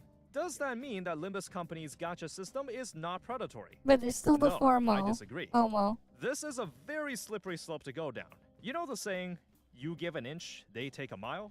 Yeah. Let's assume that the majority of players agree that the game is not predatory because of this feature. What if a new developer sees this and thinks, if the players don't think it's predatory, then maybe we can do something similar. However, one change they made in their game is that instead of the 400 shards to get the character, it's now 800. Would you still think that's okay? Now, what if a they third just make company it takes a look, take longer. does the same in their game, but the they shard make it even requirement worse. is now 1200. Well, people argue that as long as you can farm it for the shards to bypass the gacha, it's not predatory. So what's the problem? As you can see, as soon as you start entertaining the idea that gacha is not predatory, it opens up a lot of room for developers to get sneaky and try skirting around the definition. And that's why I can't be budged on the subject. I will continue to enjoy Limbus Company, however, at its core, it's classified as a gacha game, and that makes it predatory. The next one is straightforward. I call it the sunk cost offer. You may have noticed that in pretty much every mobile game, there is an extremely high value pack you can buy for as little as $1 for new players. You might think, well, it's just a harmless offer for some ice breaking. It's a good gesture for new players to get a head start. I'd be dumb to turn it down. I mean, it looks so much better in comparison to the other purchases. Now, this may seem harmless on the surface, but there's a very specific reason why it's there. Directly tied to the idea of once you get your payment and stuff in there, the friction is very significantly reduced. $1 are more likely to make another purchase in the future. If you spend any money, if you not change the system, new system will cut that. $1, why not $5 more? If I stop now, that would be a waste of the $1 I spent. I played a lot of gacha games where I did buy the $1 pack, and then after stopped playing in a week. I basically thought of the situation like this. I went into the store, browsed around, bought a pack of gum for $1, and now I'm walking back out. You can walk out at any time if you think the game is not worth playing. As long as you understand why the sunk cost offer is there, you'll be able to avoid this psychological trap.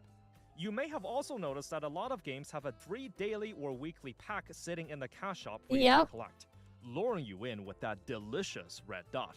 The reason why games do this is to increase your exposure to the cash shop.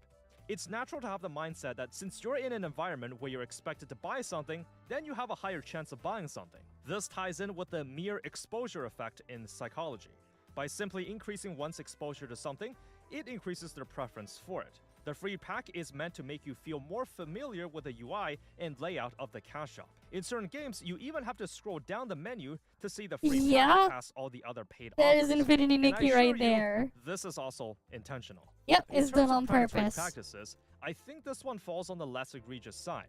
Besides, you can even make the argument that it's good that these packs are there. After all, you're still getting some bonus goodies every day. I mean, economically speaking, you absolutely should take the free pack. There's no reason not to. Me though, I just take my freebies and get out of there in 5 seconds. Another case where as long as you know why it's there, you'll be able to understand things better. Exactly. This is a pretty big one. Every gacha game these days has their own premium proprietary currency that you collect in order to pull more on the gacha. Yeah. However, there's no way to directly buy more pulls with real money. Instead, you have to buy the currency. I mean, some of them will sell you that. Put that into pulls. Fire. If the currency converts to the gacha tokens at an uneven ratio. The effects of this is quite obvious. The proprietary currency is meant to obfuscate the actual cost of in-game obfuscation. items. It's an extra step, more mental gymnastics to figure out if buying something is worth it. In fact, the FTC recently cracked down on Genshin's practices for this exact reason. It reveals the ugly truth that when you see the result of this practice being stripped away, how likely would you spend for a 10 pull when you can see that pressing the button costs $20? Proprietary currency serves one other purpose. In some games' cash shops, you may have seen something like this, where the game claims to be running a big sale on select items, but in reality, it is the actual price just having a fake markup. That's another thing too. Non-existent original prices like this is actually illegal in a lot of countries, in order to protect consumers from deceptive practices. However, if you switch that real dollar amount to the proprietary currency, that becomes a loophole in these regulations. The developers can simply say, look, it's priced in in-game currency, not in real-life dollars, which is exactly something Infinity Nikki has done in a past update. Yep. This next topic has some slight Infinity's ties to Nikki does that all the time. but it puts its own spin on it. Why is it that I mean, they do that all the time, man. Needed to pull once is a weird amount that's always slightly uneven? Genshin's 160, Arknight's 600, Reverse 1999 with 180, Mekarashi with 88, or Honkai Impact with 280. I assure you, these are not selected at random. What abusive pricing does is that it's again meant to throw off your calculations and how much you need to budget in order to plan your pulls. Let's say that every gacha game came to an agreement and unanimously decided to switch the number of currency needed per pull to 100, a nice even number. Now, if I ask you, quick, how many Primogens do you need for 9 pulls? Easy, 900. What about 26? 2,600. 60 pulls? 6,000. But if we were to change it back to 160, things are suddenly not so simple. Now, you can still pull up a calculator and get the answers that way, but this pricing scheme serves as an artificial barrier to make you go through one more mental obstacle to get the results you want. Abusive pricing can also extend to the aforementioned proprietary currency. Let's travel back to 2023, back when I still played Genshin. Say that I wanted to buy the skin for Ayaka. When discounted, this went on sale for 1,350 Genesis crystals. I want to ask, how much should a player expect to pay to buy the skin in real-life dollars? Well, taking a glance at the top-up shop, you'll notice that there's no one combination of packs that perfectly matches the amount needed. Yeah, you'd have to go, like, grab this, then grab... Oh, wait, no, it's like $22.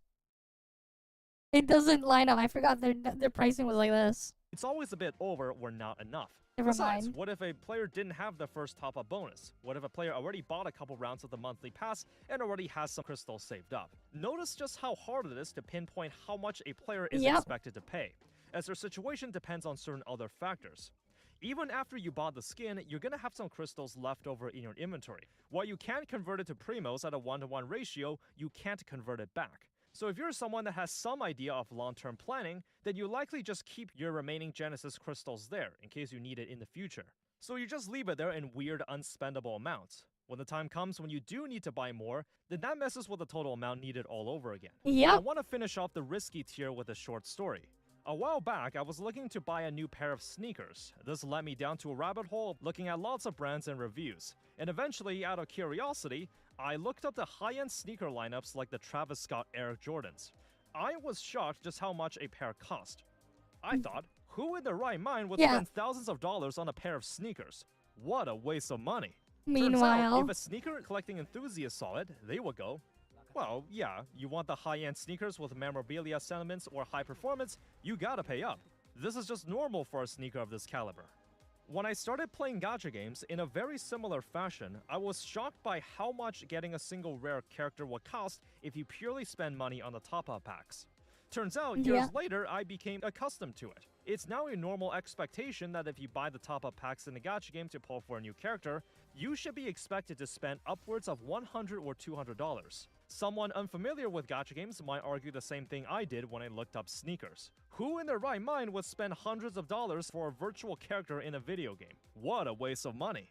In which someone like me I would don't know respond, about that. yeah, it's been like this since the birth of gacha games all the way back in the mid-2010s. I guess it does seem kinda...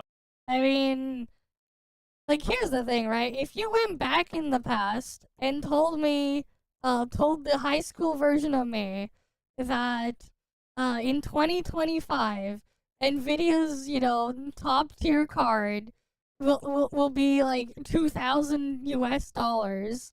Back then, you know, like the freaking, you had things like the 1080 was like, was what, $500? It like quadrupled in price. I wouldn't believe you, you know, or like how, you know, you know, the 70 Ti class card is like what, like $700 US or some shit, $750 at the MSRP.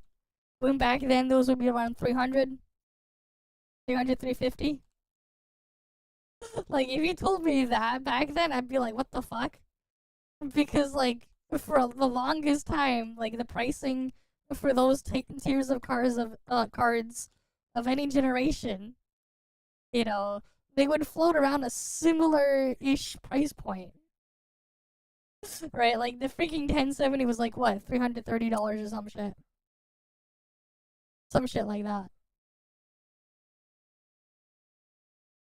But then, like, now, you know, a 5070 is $500 at MSRP. But realistically, you're gonna spend more than that. This is completely normal. Because of what board partners it's will also want. the result of price gouging that the lower price packs look better in comparison.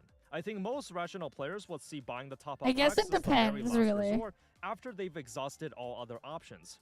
There was a $45 pack in Girls Frontline 2 that let you select from a pool of limited dolls and their signature weapon. That's an insane offer. You'd be going upwards of $200 to $300 if you wail for them instead. What about this $30 pack in Reverse 1999? Now, let me be clear about something.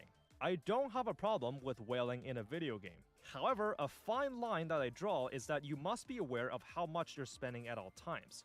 The moment you lose track how much you spend is when you start blurring the lines between a fair purchase and gambling. So now we end up in the deep end. There are only 2 entries in this category, but they're quite broad subjects. So we'll start with FOMO, or fear of missing out. I absolutely despise FOMO elements in video games, except FOMO can take form in so many ways that you kind of get lost. The basic concept is that the game is creating artificial scarcity by making certain items or content time limited with no predictable period where they'll come back, if at all. Here are the sources that I consider to be the main aspects of FOMO and how they hurt my experience with a gacha game. The first is flash sales. These pop-ups will lure you with a limited time deal that usually expires really fast. You better get it now or it might disappear forever. This plays on a fake sense of urgency to nudge you to make a purchase.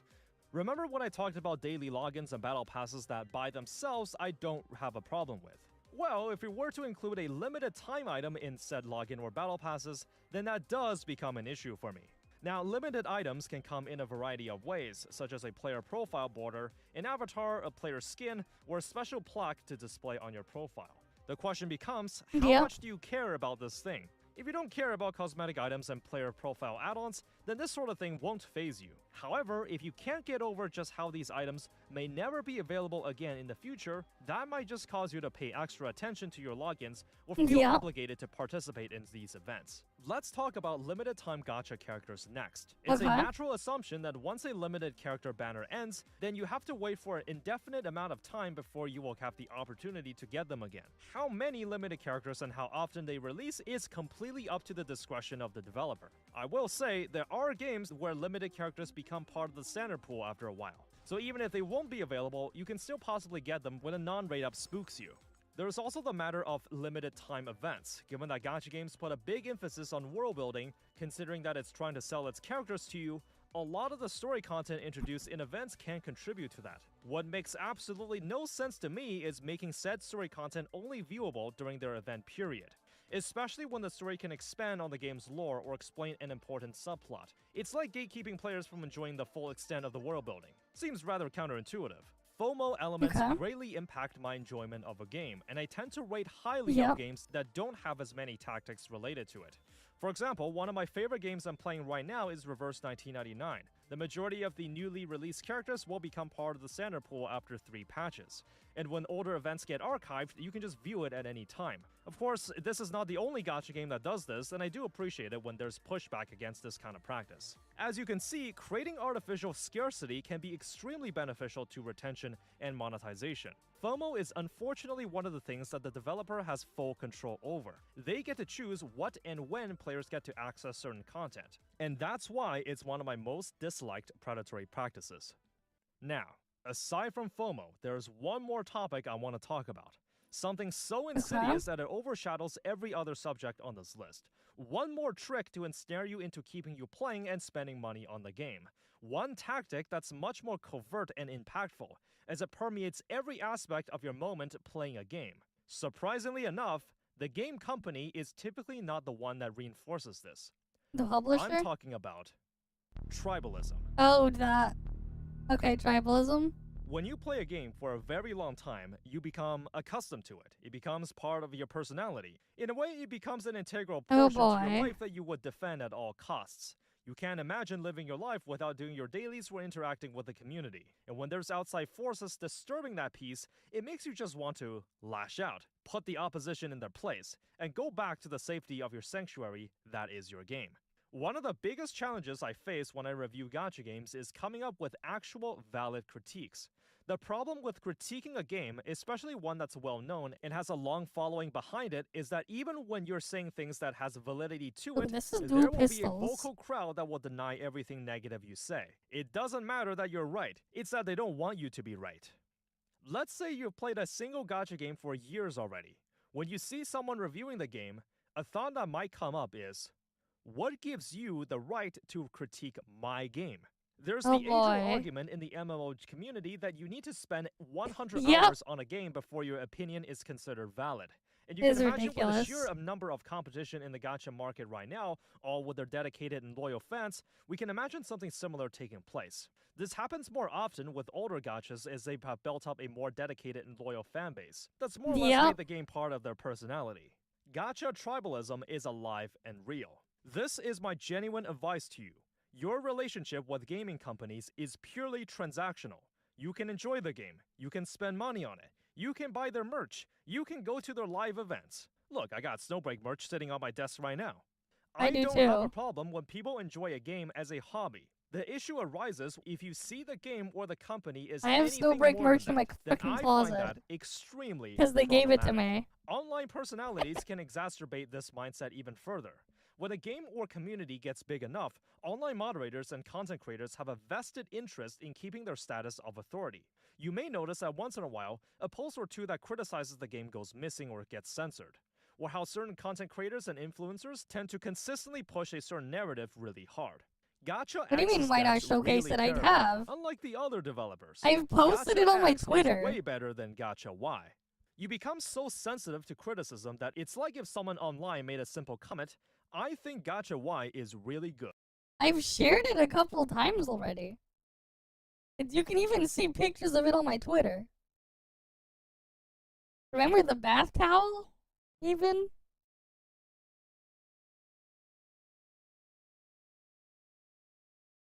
Oh, that. I have the tapestry hung up, but the other stuff I have put away.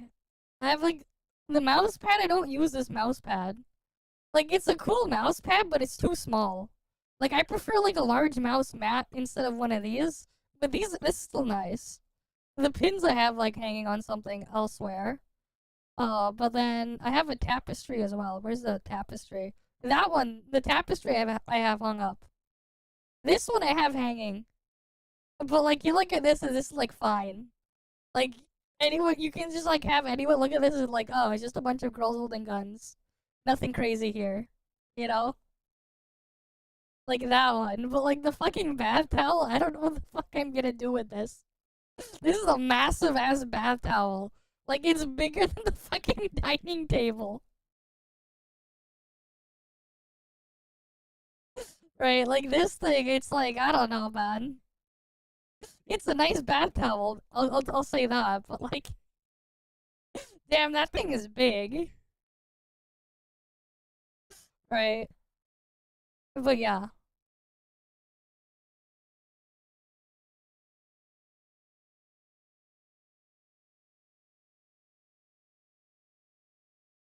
Good.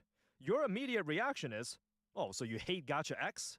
Covering drama and rage bait content is extremely easy, and it often leads to a lot of views. I know this, and even this video is somewhat framed as so. However, when your exposure to the gacha space is nothing but drumming up reasons to be outraged, you have to understand how it affects you psychologically. If you really look deep and boil everything down, let's see which parties inducing gacha tribalism really benefits. The development company, moderators, and content creators, not the players. Online moderators will keep critiques of their game to a controlled amount to maintain their authoritative image. Content creators keep pushing their one-sided narrative as it drives easy views with rage bait and drama content. The company has no reason to interfere as it doesn't conflict with their interests. What better way to shield yourself from criticism than your own fans? What better way to feed into the echo chamber of toxic positivity than to keep unsuspecting fans in a constant state of hate and vitriol? To get easy views and reinforce blind loyalty towards them and the game. As a player feeding into this tribalistic behavior, your emotional vulnerabilities are being exploited for their personal gain. The only losing side here is you. I imagine the majority of gacha players are rational and mature people, and that there are many online personalities that are more neutral and more accepting of different ideas. Nah, if they were rational, majority of them wouldn't be touching the best these. can have critiques you can point out, They're and even not the worst can rational. possibly have redeeming qualities. Of course, I'm fairly certain that I myself may have Let's be contributed real. to some tribalistic sentiments. Believe me, I know I'm not immune to this. As a game company, goodwill is a currency. It's gained when you do good things and spent when you do bad things. You can support and spend money on the game because you like how you're being treated. However, never forget that you are the customer. The moment you start defending the game from all forms of criticism is the moment you lost. And that is why I believe tribalism is the worst product that came out of gacha gaming. and the most damaging trap you can fall into. You are quite literally stopping the developers from making changes that could improve the game and allowing to exploit you even further. When you take a step back and really examine the gacha market, I think there's a reason why this genre of games will always have a degree of stigma that will never go away. A lot of the methods used to try to retain and monetize users are implicit and invisible. When you've been playing a number of gacha games, a lot of these tactics may have been normalized, seen as an everyday occurrence. It might be a weird experience when a game doesn't have a stamina system, or a gacha system. Regardless, everyone plays games to have fun. And while there's a lot of ways that developers can try and sneak predatory practices in the game, there's absolutely ways to enjoy it as well. I want to believe that the practices mentioned in this video will take away from what could have been the most ideal experience. And the best gacha games by my standards are the ones that take away the least. If you're a well-taught person, you'll probably be able to calculate the max pity total of the gacha currency as the real price tag of gacha characters. You understand that buying expensive skins doesn't affect your social standings or make you superior to other players. How the in-game characters are there as emotional objects for you to feel affectionate to. How this whole gacha tribalism argument is nothing more than a smokescreen to make you feel loyal to your own game and feel outraged towards others. What gacha games ultimately prey on are your emotional and mental needs. They create a fantasy, a world where you can fill the shoes of someone strong and powerful, and always longed for by others. There is nothing wrong with indulging in such fantasies. However, just understand that gaming is a hobby, nothing more. Anyways, I hope you enjoyed this discussion video that dives into the more hidden side of gacha games. I think studying the inner working of how these games affect human psychology is so interesting. Let me know if you know of any other hidden tactics that I didn't mention, and if you want to stick around for more gacha reviews and analysis content, you know what to do. And for those that wish to go the extra mile, you can support me for as little as $2 a month on Patreon. Thank you for tuning in, be sure to spend moderately, and always remember— Alright, we got that one done. Oh boy, we got another one here. Why are they taking too long to release? The first teaser for Arknight's Enfield came out 3 years ago in March 2022. The first official teaser for Ananta, formerly Project Mugen, came out 2 years ago in August 2023. The first trailer for Dwight Knight Abyss came out at around the same time in October 2023. Man, how time flies. Did you also know this? The first two on the list don't have release dates yet. It seems like a weird phenomenon that— Yeah, these don't have release date, but this one that's been already released released. In the gacha market recently. Ever since that game that everyone loves released in 2020, it suddenly opened the way for the gacha game genre to go mainstream.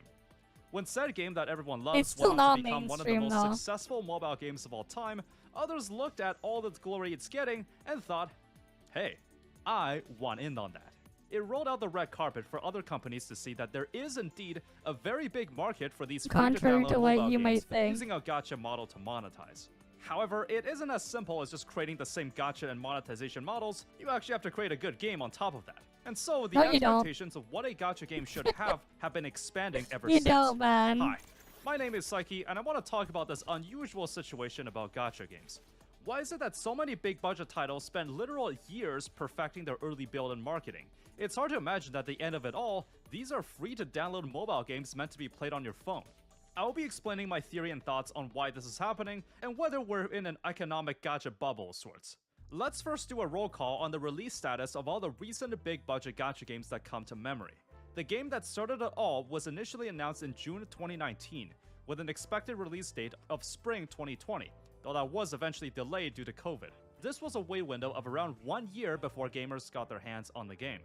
The first reveal trailer for Tower of Fantasy was released in March 2022, with the launch happening in the same year a few months later, though the Chinese server did launch a year prior. And there's the argument whether you want to include ToF on this list. Wuthering Waves took 2 years from their initial trailer before the official launch in May 2022. And even they then, only talked about global talk in there instead of patched out post-launch. Dwight Knight Abyss is drawing first blood this year, launching just recently, and might just be the only big budget gacha, if you can even call it one, to join the roster in 2025.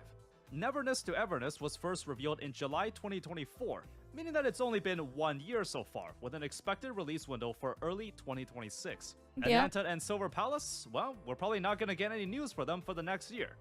Meanwhile, Hypergriff is too busy selling merch for a game that doesn't exist yet. As you can see, it's sort of become normalized that games meant to be played on phones are taking years to release. Also, it just seems kinda odd to me that all the high-budget 3D anime action games became gacha. Like, you literally won't find many of these as single-player games these days. So, why in the world is this happening now? Well, I'll point to a simple main reason. Because these companies really want their game to succeed. Gone are the days of low-budget school projects of simple mobile games monetized through ads. Now, you might hate MiHoYo for what they've done to the gacha space, but the game that everyone loves also did something very significant. They've set the standard of what the quality of a gacha game should look like. If you want to compete on the same stage, then you need to make something that's of the same or better quality. And new content has to be delivered at a reasonable schedule. The current standard these days seems to be 6 weeks standard or is 40 pretty days. low, though. And if you really think about it, that's really not a lot of time to make new regions to explore, animating story cutscenes, adding new events, and balancing the rewards, and polishing everything to make sure nothing major bugs out. That's a pretty tall order, and you're expected to be constantly on the schedule with no pause. Making any gacha game isn't something a solo developer or a small indie studio can handle. You need to have a big enough development team, adequate marketing, designers, writers, voice actors, composers, playtesters, and maybe some psychologists to design your cash job. This has now become the expectations of a gacha game. Even without considering open world games, the expectations for other genres in this medium have also been increased. How many successful gacha games released in the past 2 years don't have voice acting for their main story? You might have been able to get away with this 5 years ago, but now, having the presentation of the story just be static sprites without any voiceover is a death sentence for new releases. I mean, come on now, we're not in 2015 anymore. Your gacha game needs to have voiceovers for the story these days. What about a PC client? You're in an action brawler without a PC client? Do you really expect people to use emulators for those these days? Again, you might have gone away with this 5 years ago, but today, you'll be losing out on customers if you didn't have a working PC client with proper UI and optimization on day one. So with all these factors in mind, you'll need a big budget to pull something like this off. This is amplified 10 times when your budget is nearing AAA console releases. This means ideally, everything up until the actual release of the game must be perfect, including the amount of extensive marketing campaigns and long and consecutive periods of playtesting. The game should garner a large enough fan base that are just sitting on the imminent release. You want a good sizable player base at launch, in which the game will scale up as post-launch content progresses. What I've also noticed is the early access version of these games is almost marketed as a sign of exclusivity. I got to play Do I Night Abyss and NTE early, and you bet that there was a limited amount of slots available. Get feedback for the game and do some marketing? Now that's a good move. Your time is invaluable. The problem with live service games is that they demand a constant stream of your attention, and time spent playing one game means that you won't have the time to spend on another. So you gotta make choices. Do you have the time investment to play 2 games at once? Or will one have to go? Ideally, you want just enough content that people will continuously play your game, but feel like it's inconvenient to branch out to other games. Maybe throw in some easy to obtain in-game rewards so people feel they'd be stupid if they didn't participate, or throw in some earnable cosmetics for fully completing events. Oh, and make these time limited for maximum retention effect. Oh boy. This means with the increasing competition of what's to be expected out of a gacha game at release, you have to do something that's of equal quality or better than all of the competition that went before you if you want a good shot at succeeding. The expectations of what should be in a gacha game has been dramatically bloated given the amount of options in the market. The older gachas have had the advantage of being released in an earlier state of the market and are able to slowly add more content over time, back when expectations were fairly tame for a mobile game. There's a self-made concept in the MMO space called the quit moment. The moment when a player just suddenly thinks to themselves, you know what, I don't want to play this anymore. The most successful games may not necessarily be the most fun or have the best story or engaging gameplay, but simply because they have the fewest quit moments. For example, here is a list and conditions that I deem to be critical to have on day one of a gacha game these days.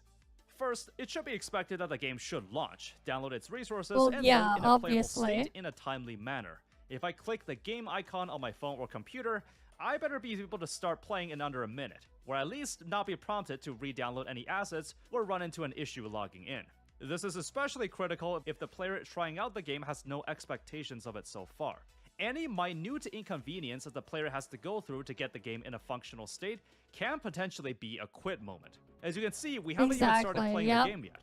Next, the game should run smoothly, be well optimized, have regional server support, and have cross-platform account support, and be tailored to be the platform it's running on. I should be able to do my dailies on my 5-year-old phone in the morning while taking a dump, and then be able to transition seamlessly to the PC client to enable some ray tracing settings while doing some exploration gameplay or story content. I should also be able to enjoy it all on the dedicated America servers.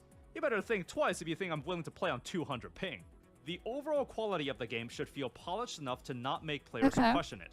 The UI should be intuitive and not convoluted like Tower Fantasy. If it's a game with 2D sprites, I think it's reasonable to expect some live 2D animations. I think it's reasonable to expect the story to have voiceovers, and sometimes in multiple languages. I think it's reasonable to expect some story segments to feature expressive and colorful cutscenes, instead of moving sprites from side to side on the screen. The honeymoon phase should be long enough to make progression feel as streamlined and achievable as possible. You can show your true colors and become stingy later on, but you don't want newcomers to start complaining about the stamina system or gacha rates right away. Next up, built-in quality of life features for navigating the menus and streamlining the daily gameplay. There should be an auto farm or sweep feature for farming materials. There should be a collect all and deploy all button for any time dispatch missions. There should be a story summary in case I'm strapped for time and want to skip the story event but get the gist of what's going on. There should be a pop-up telling me where to farm a certain material, and clicking on the pop-up should take me directly there. I don't want to click the back button 5 times to get to where I want to be, and I certainly don't want to waste time searching where I can farm something. All these games have these features, so why can't you? Something to innovate upon the usual progression and monetization systems.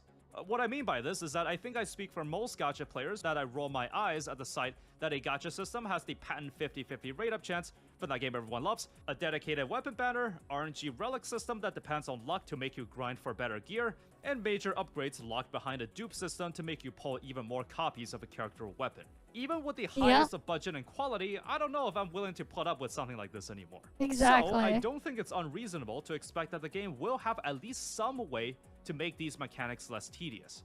Maybe the rate up chance is 100%. Okay, that would get me interested. Maybe there's no separate weapon banner. Sounds good, I can focus on pulling characters. Maybe new characters become part of the standard pool when their banner ends. Alright, no fear of missing out here. Maybe there's a way to farm for character dupes or just not have dupes at all. Okay, now we're talking. And maybe there's no RNG relic system in the game at all. Man, I wish more gacha games did that. What I'm saying is, a new gacha release should be expected to have at least something like this in place to one-up the competition to incentivize players to join. People don't want to deal with the same monotonous grind and monetization techniques since 2020, by that game that everyone loves. A predictable roadmap on post-launch content. You want more content for your favorite game, and you want to see when you'll get it. New story, roadmap new is always explorable good. regions, new characters and events. The player should feel rewarded by sticking around, and the content should be delivered in a consistent schedule with consistent quality.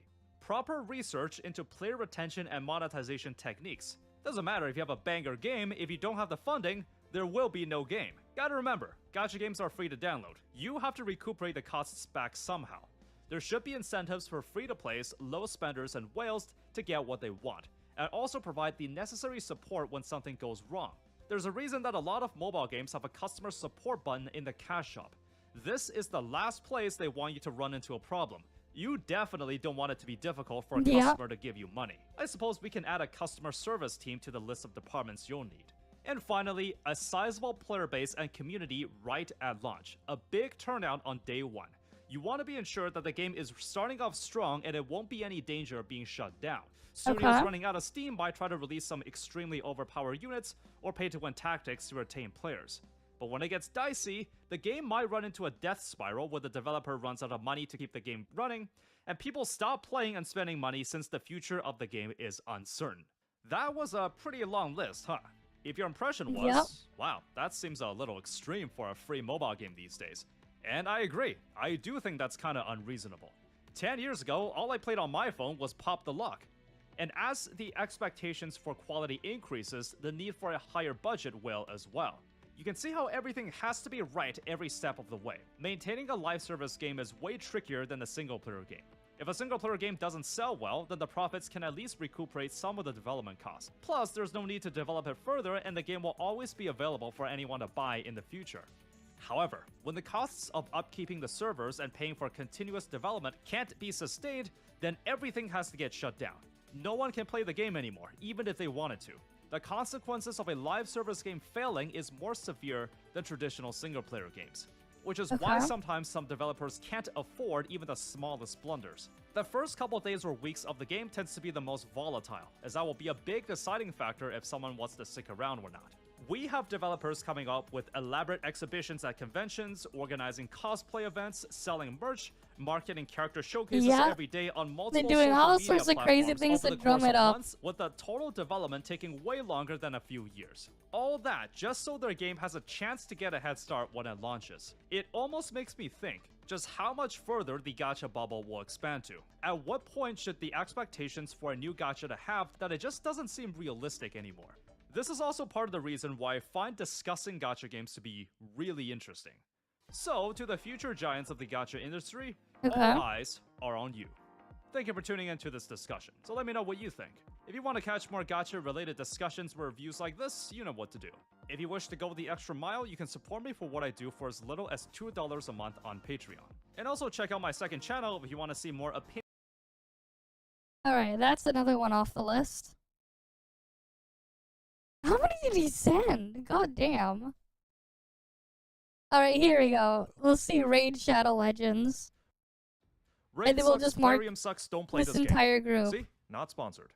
Now, a burning question that always comes Alright, up we'll put pertaining that to the one. world of gacha games is how come Western developers don't make them? There's, like, well, way in too many. 2018, They one do. brave developer had stepped up to the stage. Raid Shadow Legends has taken the world by storm with its innovative gameplay, jaw-dropping graphics, and skill-oriented PvP. Or so they say. Raid is one of those companies that ran a guerrilla campaign on marketing spanning all the way back to 2018 when it launched. Still do, actually. They reached out to me and a lot of other content creators numerous times. They do it However, everywhere. since it occurred to me that I've never They always have a explored the bounty idea as of well. how a Western dev would make a gacha game, I thought, why not give it a shot at least? Hi, my name is Psyche, and I'll be attempting to go into this with an open mind. Maybe there is something unique in Raid that other gacha games don't do. If the unthinkable happens and there are good qualities about the game, I'll point it out as well. If there aren't any other interruptions, let's play Raid Shadow Legends. First, I want to cover who created Raid Shadow Legends and the general perception around it. The company behind the game is Plarium Games, who has an extensive catalog of titles, all meant for the mobile platform. From their official site, every game they have made is a free-to-download mobile game. You can probably see where their priority lies. Not really a surprise when you realize that they're a subsidiary of an adult gaming company. When I mean adult gaming, I'm referring to casinos and slot machines. Anyways, they spend a boatload of money marketing the game and sponsoring online creators. So this image comes from the YouTuber Reinx reviews, and allegedly they have offered mid to high-end YouTubers $1,600 for a 60-second integration. Now, I don't know about you, but that is basically the average income of a single paycheck for a lot of entry-level workers. And making all that in 1 minute sounds pretty good to me. And all you would have to do is pretend to like the game for 60 seconds. I'm sure your fans would understand. Plarium also does these deals where they get you to create a dedicated channel where you'll post nothing but Raid content. You'll find dozens of these out there. Now, I'm not sure if these creators genuinely enjoy playing Raid, but you can see that every one of their videos are sponsored. Starting off, you have to download the Plarium Play launcher, otherwise you can't play on PC. Also, I never thought I'd see the day where I actually click on one of those affiliate links to get a head start. It's natural that they have these promo codes that get you free goodies in-game, so I tried entering one. It certainly worked. However, I learned that there is a 24-hour cooldown to enter a promo code. Damn. That's actually insane. I've That never is seen crazy. a mobile game have this weird barrier here. Anyways, what is the basic premise of Raid? Well, gonna be honest, there isn't an overarching story that follows a main protagonist, but the story content is basically just the narrator that details the journey of an unknown band of heroes as they adventure across the fictional land of Teleria. There are 12 chapters in the story, and I've gotten through the entire campaign on normal in the 2 weeks I spent. I gotta say, because the there's a story lot of presentation promo is just codes, non-existent. It's a static image of That a way you're picture stuck on a logging in the parchment next day as illustration, well. and the narrator briefly And then the explains next what's day happening. just so you can No claim them central all. protagonists, no character sprites or animated cutscenes. It's as barren as it gets. The champion's lore is dumped as paragraphs of text on the side. The official channel does post occasional lore videos, except why not just put them in the actual game? If you want players to care about the world building, wouldn't it be a better idea to just integrate it into the game's actual story? It's like they innately understand that people aren't playing this for the story, so the content for it is just an afterthought. After all, at its core, in gacha games, the story doesn't sell. The characters do. Okay, so what about the actual story levels themselves? Well, it seems that it's just a repeating pattern of 3-wave enemies with the exact same layout every time, except for a boss challenge at the end of the chapter. No cinematic intros, no visual spectacles in the fights, nothing particularly memorable except that the boss enemy is just another oversized HP bar. You'll bring champions of varying rarity into a level. The amount depends on the level type. Everyone's got a normal attack and a few skills that can be used on cooldown. Every unit has a turn meter determined by their speed stat. It's the most generic turn-based system out there. You can also just put the game on 2x speed and on auto mode. Now, let me be clear about something. Raid is an auto battler game. I have no problems with it being an auto battler game. Idle games have existed and there are people that enjoy it. I mean, just look at Cookie Clickers. It's one of the most successful ones to date. It's addicting watching numbers go up. Here's where I draw the line though. The thing about these games with mostly vertical progression is that when you monetize it, it's super easy to sell things to you where you can see its benefits. The gameplay is not what I have problems with. It's how the game uses its gameplay as a means to monetize. If you pay money and get a stat boost to your champion, then use them in a level, then you can easily tell that the money is what got you over that barrier. The simplistic nature of its gameplay plays to that advantage here, and I suspect that was the reason for choosing this design for its gameplay. Aside from the story mode, there are also many other modes where you can farm materials or engage in other types of content. To my knowledge, in the unlikely scenario that you want to play Raid, joining a decent clan seems to be fairly beneficial. Some of the raids and farming stages are only available on certain days of the week.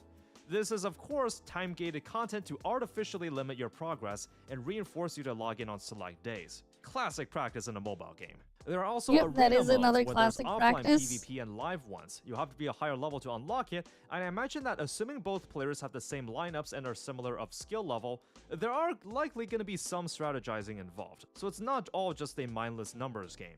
However, once we talk about how to make champions stronger, the concept of fair play will become but a distant dream.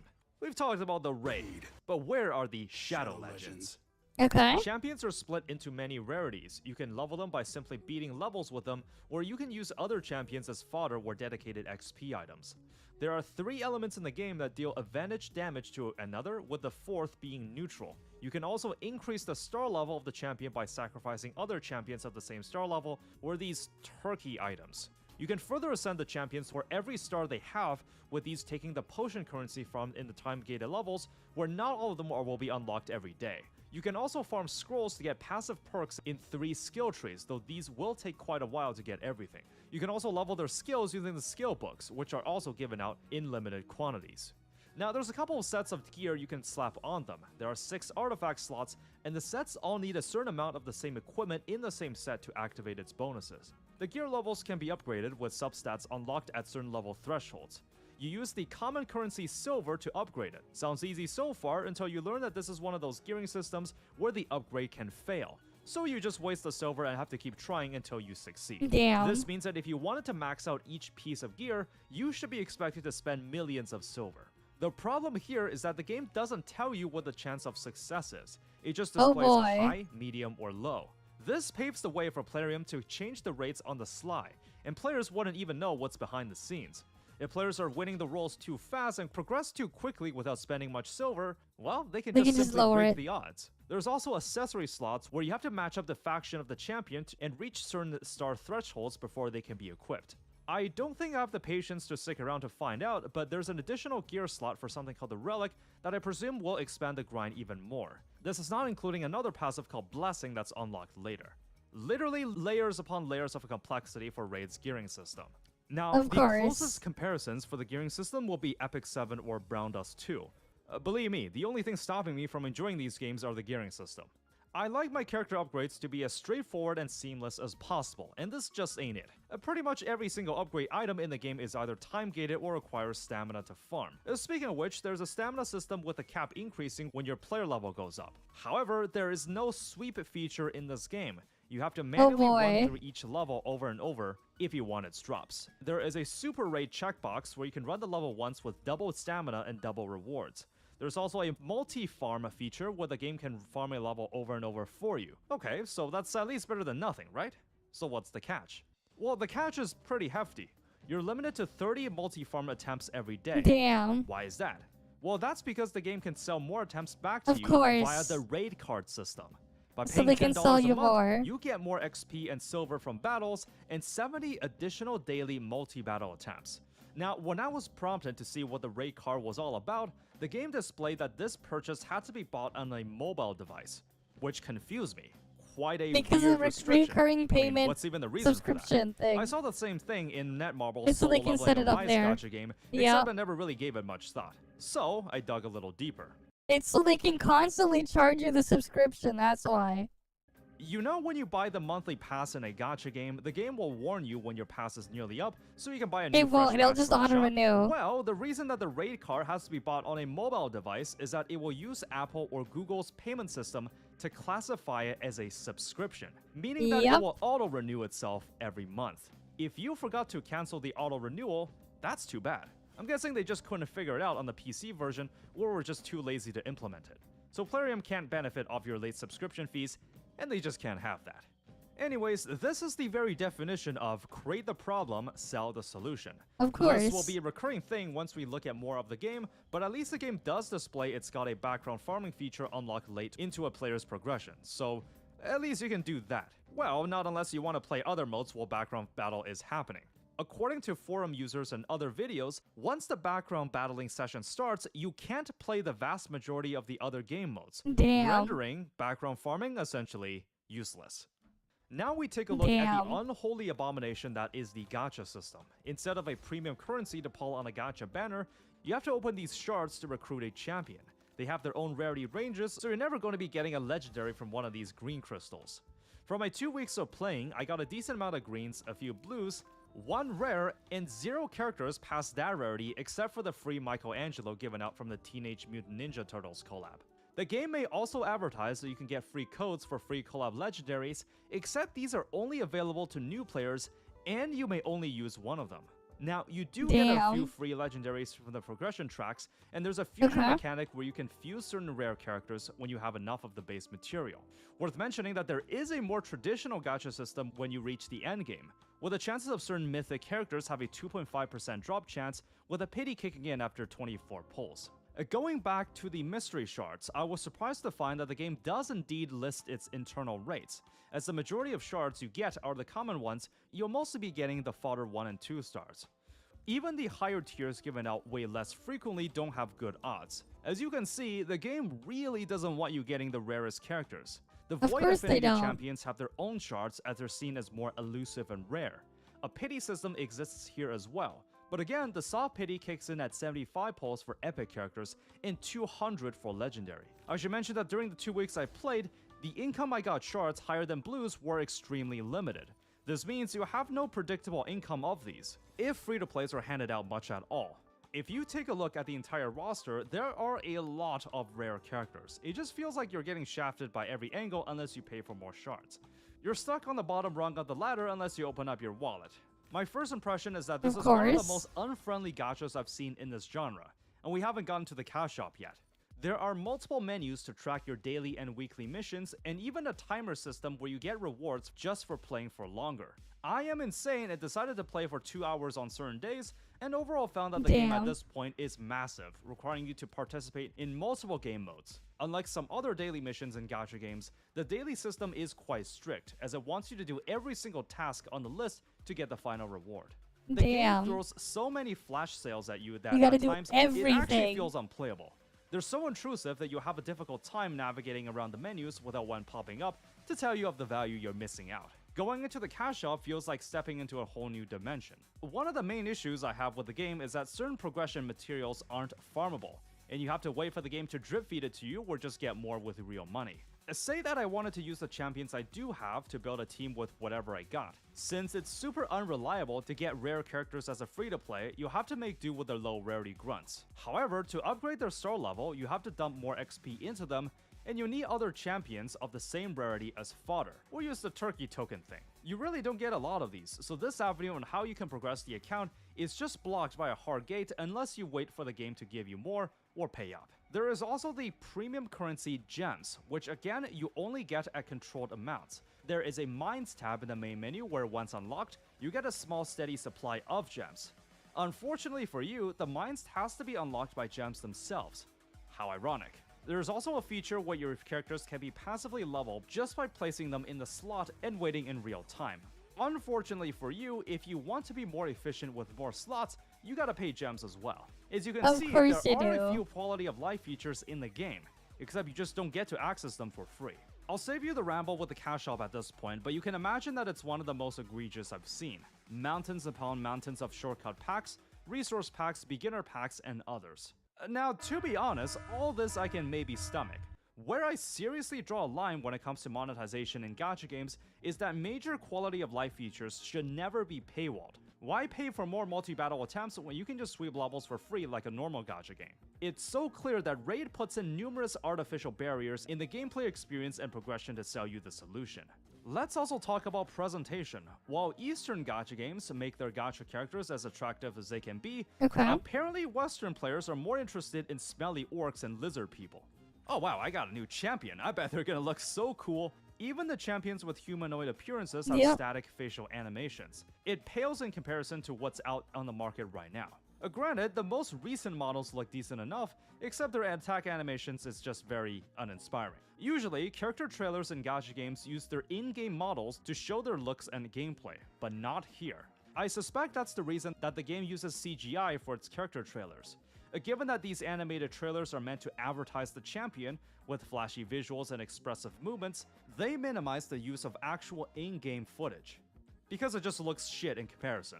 A few years ago, the popular streamer Ninja even got featured as a champion in-game, back when he was still on the top of his game. If you take a look at the trailer, can you take a wild guess what Ninja looks like in the game? Oh boy. What the fuck? The UI is cluttered, uninspiring, and follows no distinct theme. If the lore of the game takes place in a fantasy setting, then why not use a fantasy-esque font or stylize the buttons as so? Put Ninja Other in, but he auto-battlers looks in the gacha genre like Memento Mori use a watercolor style for its menu and art, and it's clear that it's got a creative identity. The layout and UI of Raid is as mobile game as it gets. It also pulls the trick of letting you know when another player got a rare character. It's kind of like how someone might think their chances of winning the lottery is higher when they see another person winning it over the news. Just because you see the lucky 0.1% doesn't mean your chances of pulling the rarer characters will— It's not 0.1% to win the lottery though, it's way, way lower than that. You gotta add a couple more zeros before that one. Will increase.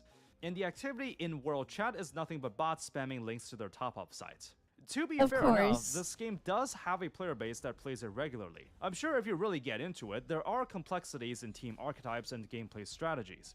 If you had to ask, I think if you try really hard, you can still have some fun in Raid, assuming you're okay with playing another generic auto-battler. Nothing about it stands out, and from where I see it, you can easily find another game out there that puts higher effort into it and doesn't put as many artificial restrictions as Raid. Now, I've seen a lot of predatory games at this point, but never did I think I'd see something as appalling as this. Raid Shadow Legends is creatively bankrupt, and the only goal I can see that it's trying to achieve is to hunt for the whales that will continuously fund their ventures. Every step of the way, I was bombarded with flash sales, complex gearing systems, and artificial barriers that halted my progression. The most impressive thing it's able to achieve is that I literally can't come up with a single positive thing to say about it. The sole reason why they push marketing so hard is to gather those few but valuable whales to join their ecosystem. Now that I look at it, maybe it's for the best that gacha games are more of an Eastern developer thing. If you wonder why the West never got into the same genre, now you know. Anyways, thank you for tuning in to this brief review of Raid Shadow Legends. So let me know what you think. It's certainly one of the gacha games of all time, and I'm curious if anyone— Okay, though that one's done. Okay, let's see.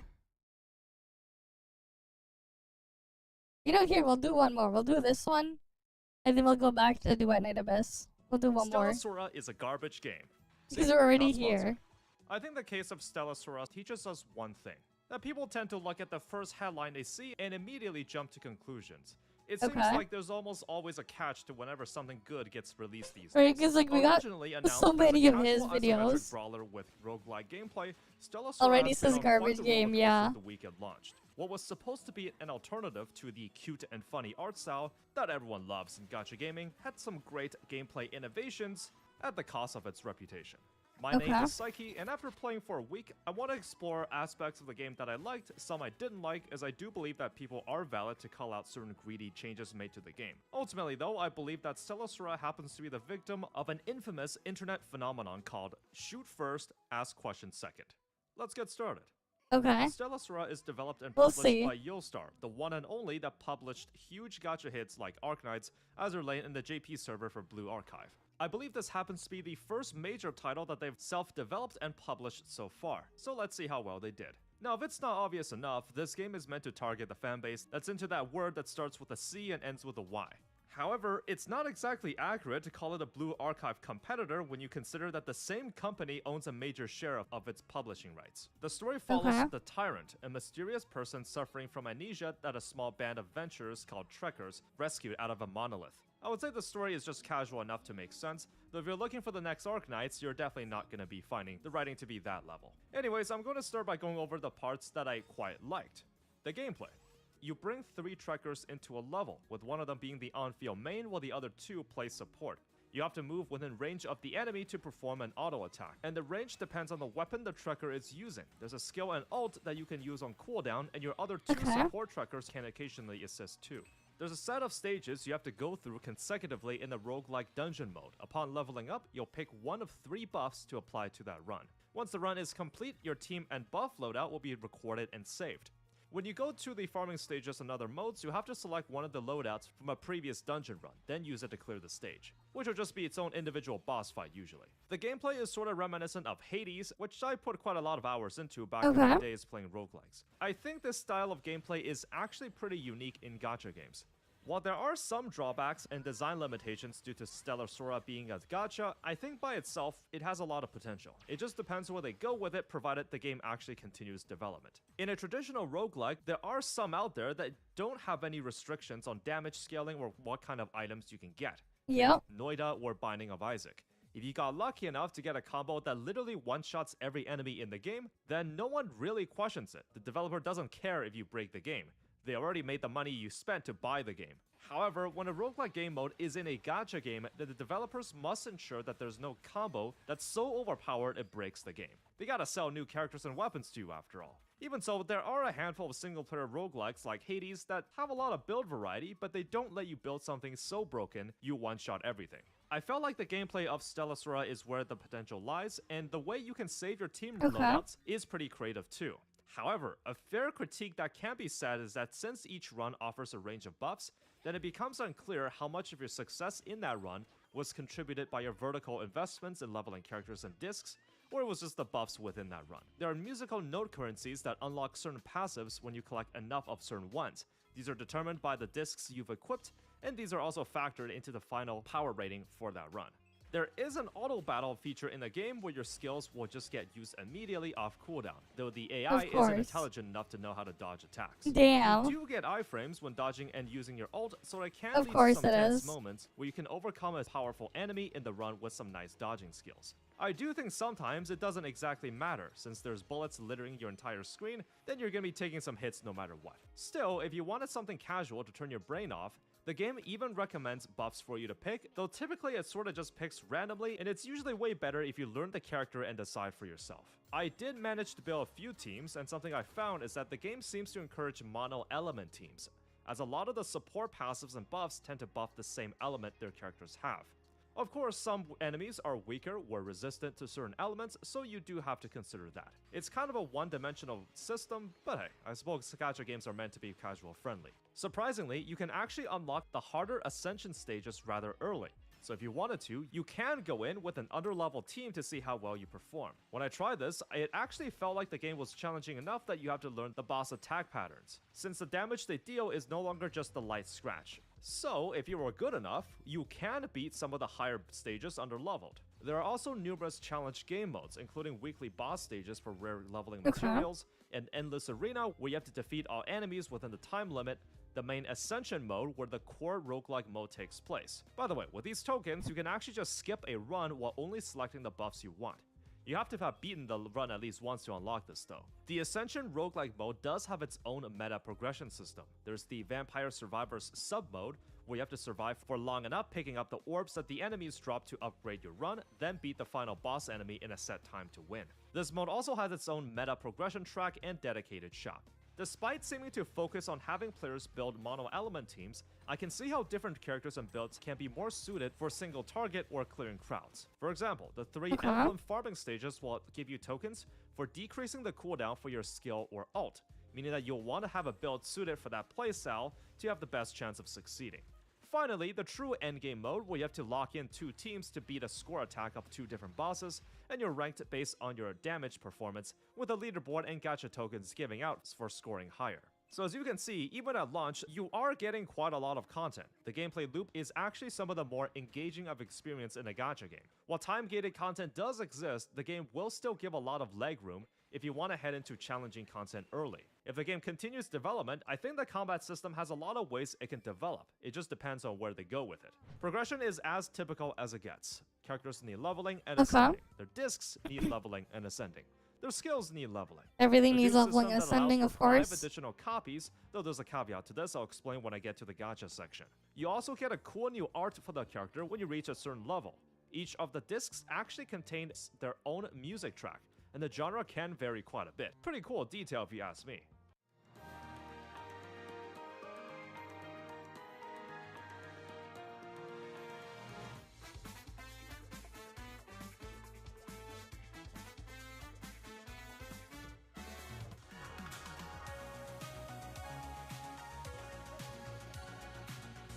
Okay. So that's their music? Using stamina, you can use your previously saved loadouts to farm for different materials, with the sweep feature unlocking after you beat it once with 3 stars, where you can just spend all stamina with the press of a button. However, the rate in which you get materials also seems to be rather slow, as it took me an entire tank of stamina just to ascend one character past level 20. This happens to be one of the game's major criticisms at launch, though dare I say, I don't think it's as bad as some people make it out to be. When you complete the beginner missions, you get these boxes that let you substitute a resource to use. As it turns out, while only having completed half the missions, I have like hundreds and a few cases over 1,000 of these things lying around. You can easily level a few teams effectively with this. If this wasn't here, then yeah, I'd absolutely bash the game for its stinginess. But I mean, stingy stamina game sucks, am I right? Well, yes, if you ignore all the stamina soda cans given out to you, like these. People say that the honeymoon phase for the game dries up too quickly, except I just don't really see where that argument is coming from. The core gameplay loop basically has you investing in a good team, then climbing the Ascension roguelike mode to fish for better buffs, then using that team loadout in other challenge modes. When you're able to physically see how far you're getting, the feeling is actually pretty good.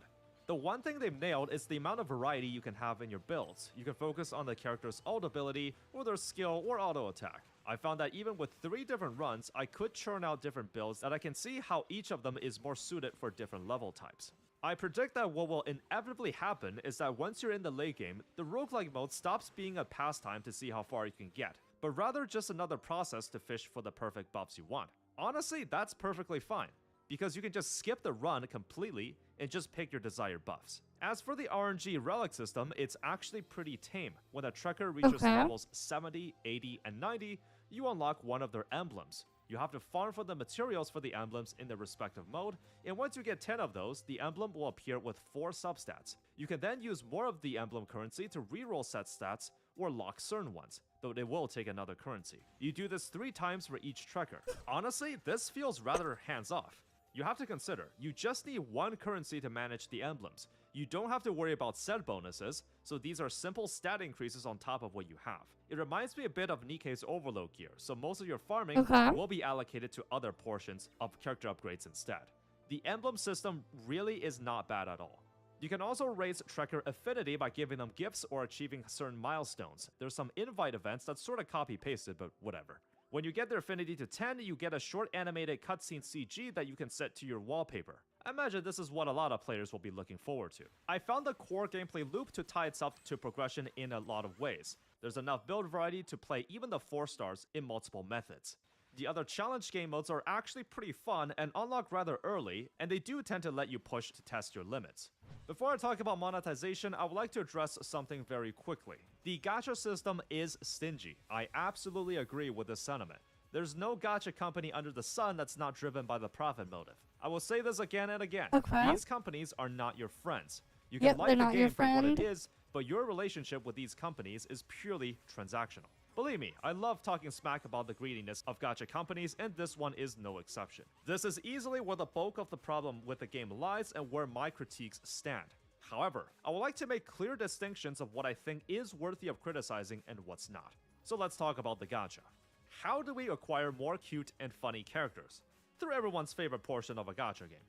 One poll costs 300 crystals. The base chance for a 5-star is 2%, so fairly average if you ask me. The rate up is a 50-50 at a 1% base chance. The pity is at 160 pulls for the rate up. While not directly explicitly stated, this means that the game has no second rate up guarantee, so you could lose the 50-50 over and over until you get to 160. For the feature banners, there is a one-time pity counter that's separate from the usual, where cumulatively, pulling 120 times on the banner will give you a copy of the 5-star. It's basically like reverse 1999 system for collabs and limited units, but you can claim multiple ones if you cumulatively pull enough on the banner. This means if you're an average player looking to just get one copy of the character, you'll need 36,000 crystals ready at the time of the banner's release, enough for 120 pulls. How impactful are dupes and signature discs? I don't know.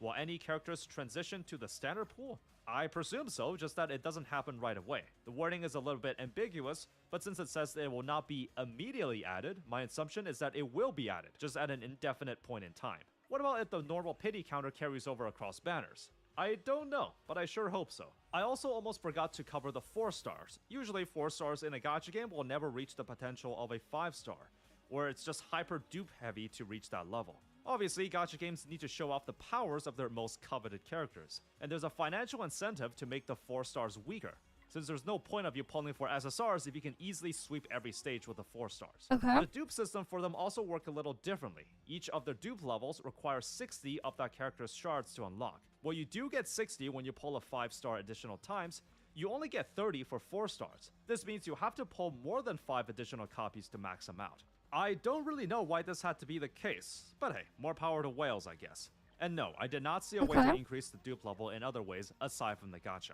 There's the disc spanners as well, because of course there is. 5-star rate up chance is 75%. Wait, goddamn, we've been live for 8 hours now? That's crazy. I'm gonna be honest, I very rarely pull for weapons in gacha games. No wonder why I'm so just a turn off tired. for me at this point. But yes, there is a weapon banner type in the game. The Of currency course. that the weapon banner uses is also different. The cost per pull is still 300 of it, and you can convert them from the premium gacha currency at a 1-to-1 ratio. Why is it designed this way? That's due to pulling on the character banner, giving a small rebate of 30 disc tokens per pull, so you get 1 pull for every multi you perform on the character gacha.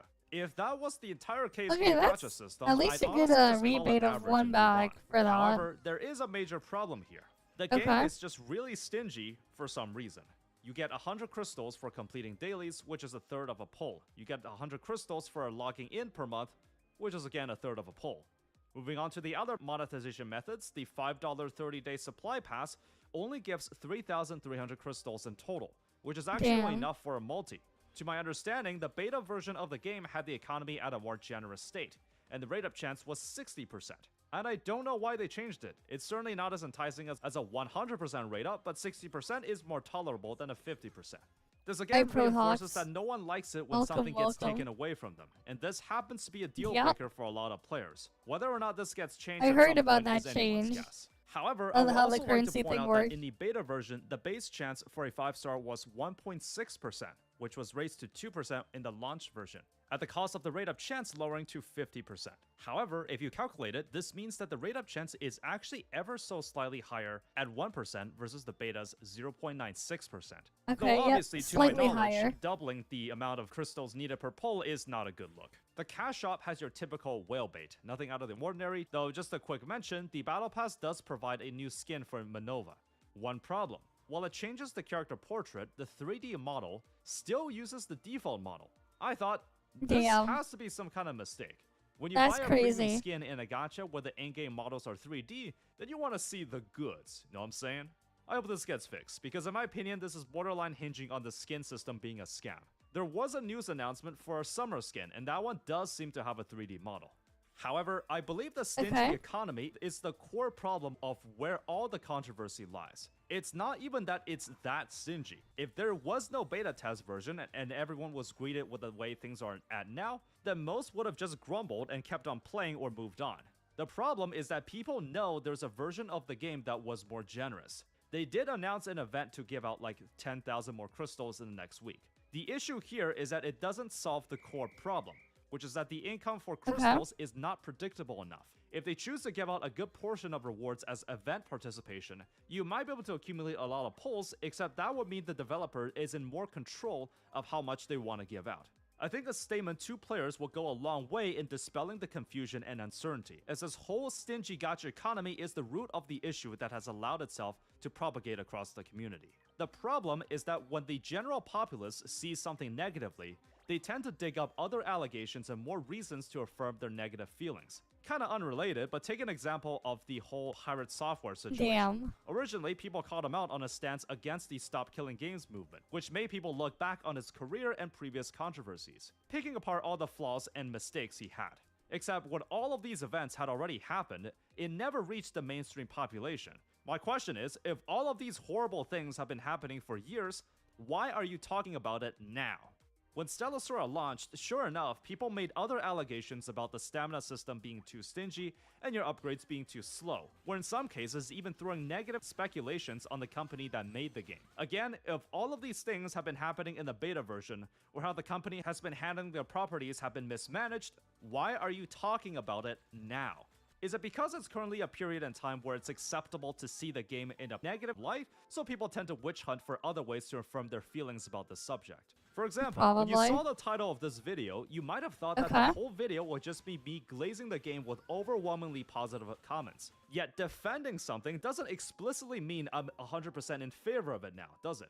In today's age of the internet, there's an all-or-nothing mentality when it comes to having an opinion on things. You're either with us or against us. Nuance doesn't exist. You see the first part of their post about the game and immediately set it as your opinion of the game. The gameplay loop feels polished and contains a lot of variety? Well, the post I saw complaining about the game never mentioned that, so it doesn't matter. The character designs and artwork are all pretty good, with every disc in the game having their own dedicated soundtrack? Nah, gacha still stingy. Game sucks. How there's a lot of built-in quality of life and diverse challenge content at launch, not to mention you can unlock them rather early? Nope, doesn't exist. Now, I'm not gonna sit here and pretend that there's nothing else to critique about the game, despite having an impressive catalog of games being published, and while the overall presentation is good, I was sorta expecting a bit more. The main story is partially voice acted in Chinese and Japanese, though not all of it is. There are a few animated voice cutscenes where all the budget went, but those tend to be rare. So what would I do to fix the problem? Well, I'm gonna be honest, I will release a statement to players explaining what's going on, then I'll make the cost per poll to 200 or something. And also give out a rebate for players that did spend more gacha currency. As long as you address this one central problem, which is that the gacha system is too stingy and it has no predictable income, then all the other complaints and problems will disappear. Because the switch has been flipped and it's no longer popular to complain about the game. I'm gonna be reviewing Chaos Zero Nightmare in a week or so, and it's honestly kinda jarring to see people mostly fine with that despite having some pretty stingy practices as well. I'm looking forward to reviewing that. So in the end, do I recommend playing Stellasora? Yes. I think the game has one of the more unique and engaging concepts I've seen in a gacha game in recent memory. The game has a clear creative identity that's able to fill, and it feels rather feature-rich at launch. There's a variety of builds you can do even with the 4-star characters, and ways to challenge yourself using knowledge of the game mechanics. Do I recommend spending money on it?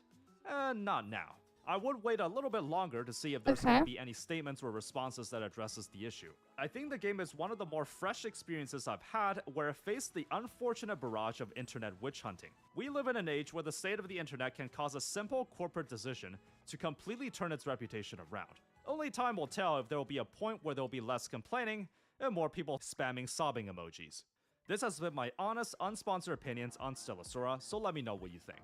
If you want to catch more gacha-related analysis or reviews just like this, you know what. Alright, we're done with that react then. There wasn't really much there. I've been like slowly checking out while farming in Duet Night Abyss here. At least I made a decent amount of progress here.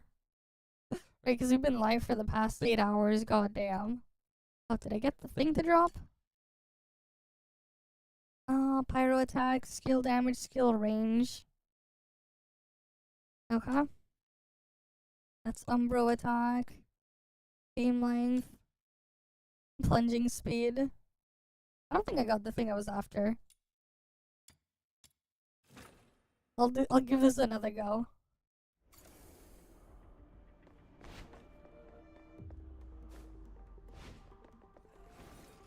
So, this commission is about taking out the enemies in this area. Easy peasy, time to roll up our sleeves.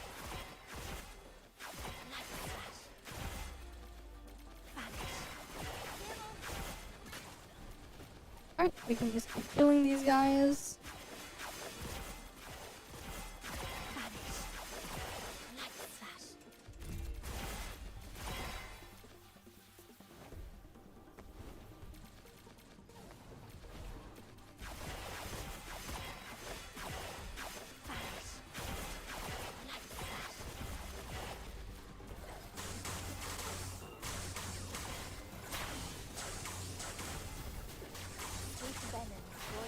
Alright, that should be enough to teach him a lesson.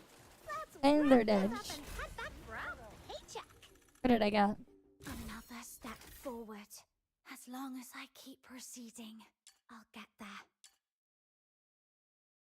Interesting. Hydro attack, skill damage, skill duration. This is Lumino. Ooh, okay. And these are for characters.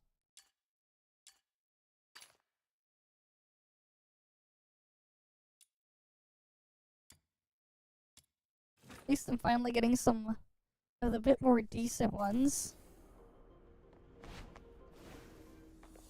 Alright. Mobs are here.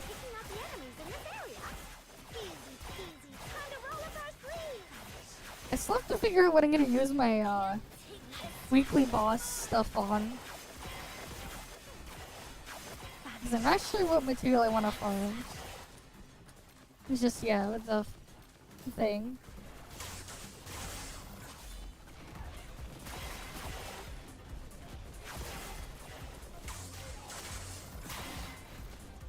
Right, I'm not quite sure.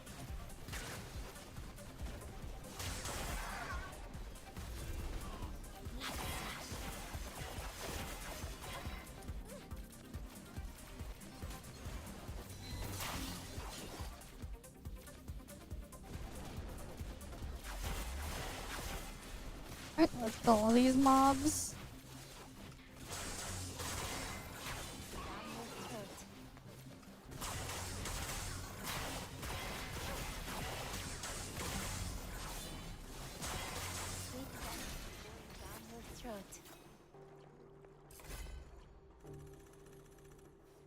Another step forward. As long as I keep proceeding. Alright, that's... I already have that one. Okay, that's another new one, I think. But yeah, I'm not getting the special glowing one. At least the bonus can make it so like I can get a chance at a completely different drop. With that there.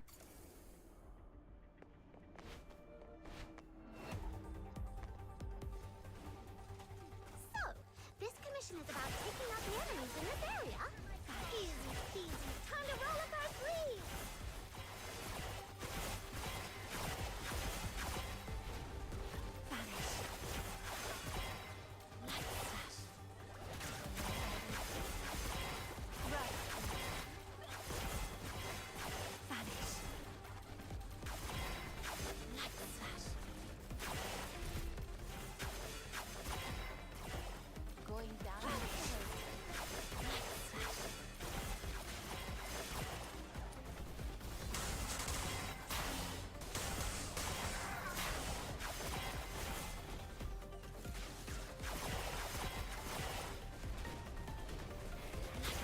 Alright, let me just go kill these guys.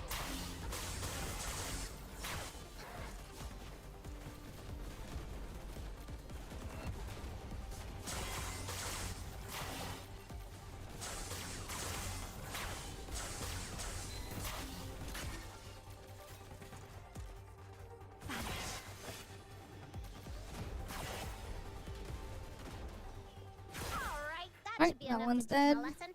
Let's wrap this up and head back for What do our we got? paycheck. Another step forward. As long as I keep proceeding, I'll get there. Damn, how many beam length ones am I gonna keep getting?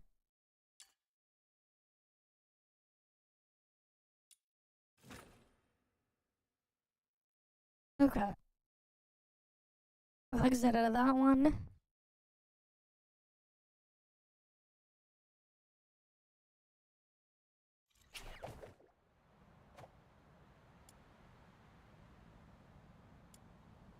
Yeah, because it doesn't feel like dropping the thing I'm trying to get there. Oh well. And there's like a lot of different things here.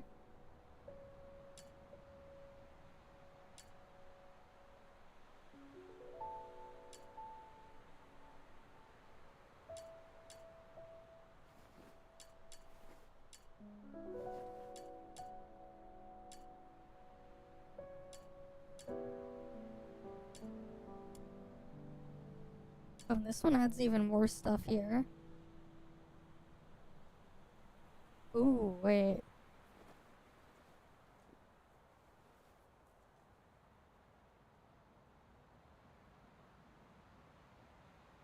I was thinking you can stack these?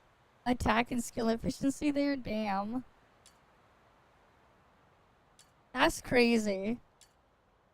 Some of those can be stacked. That's actually crazy.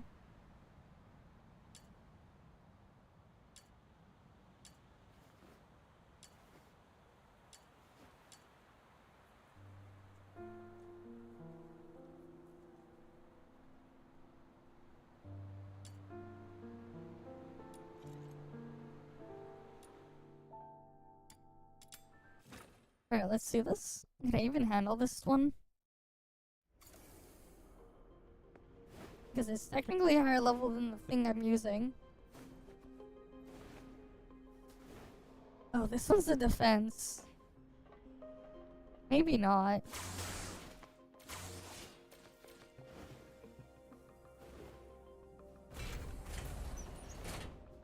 We'll see.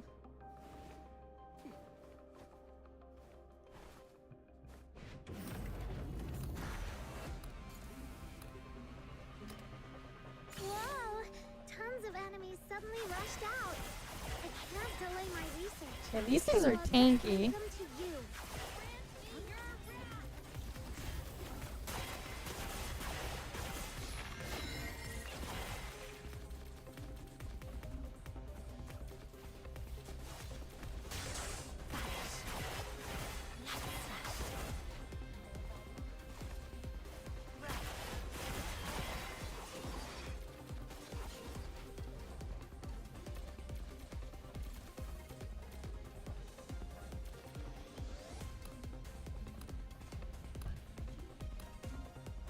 Right now it's down here.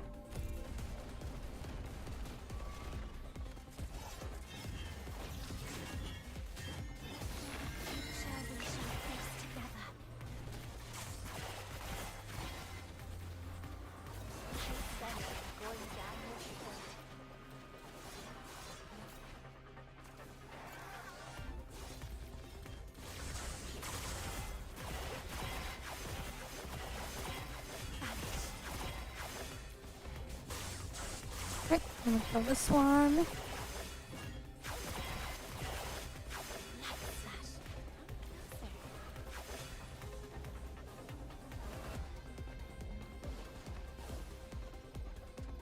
Phew! Okay, that one's cleared. Here's a little thank you gift from me. Okay, so I can clear that stage. Another Good to step know. forward. As long as I keep proceeding, I'll get there.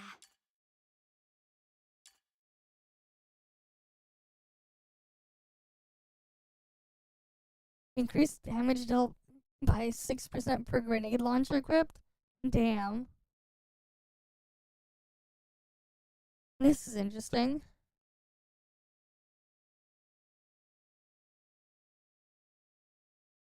But it does not apply when acting as combat partner. Interesting.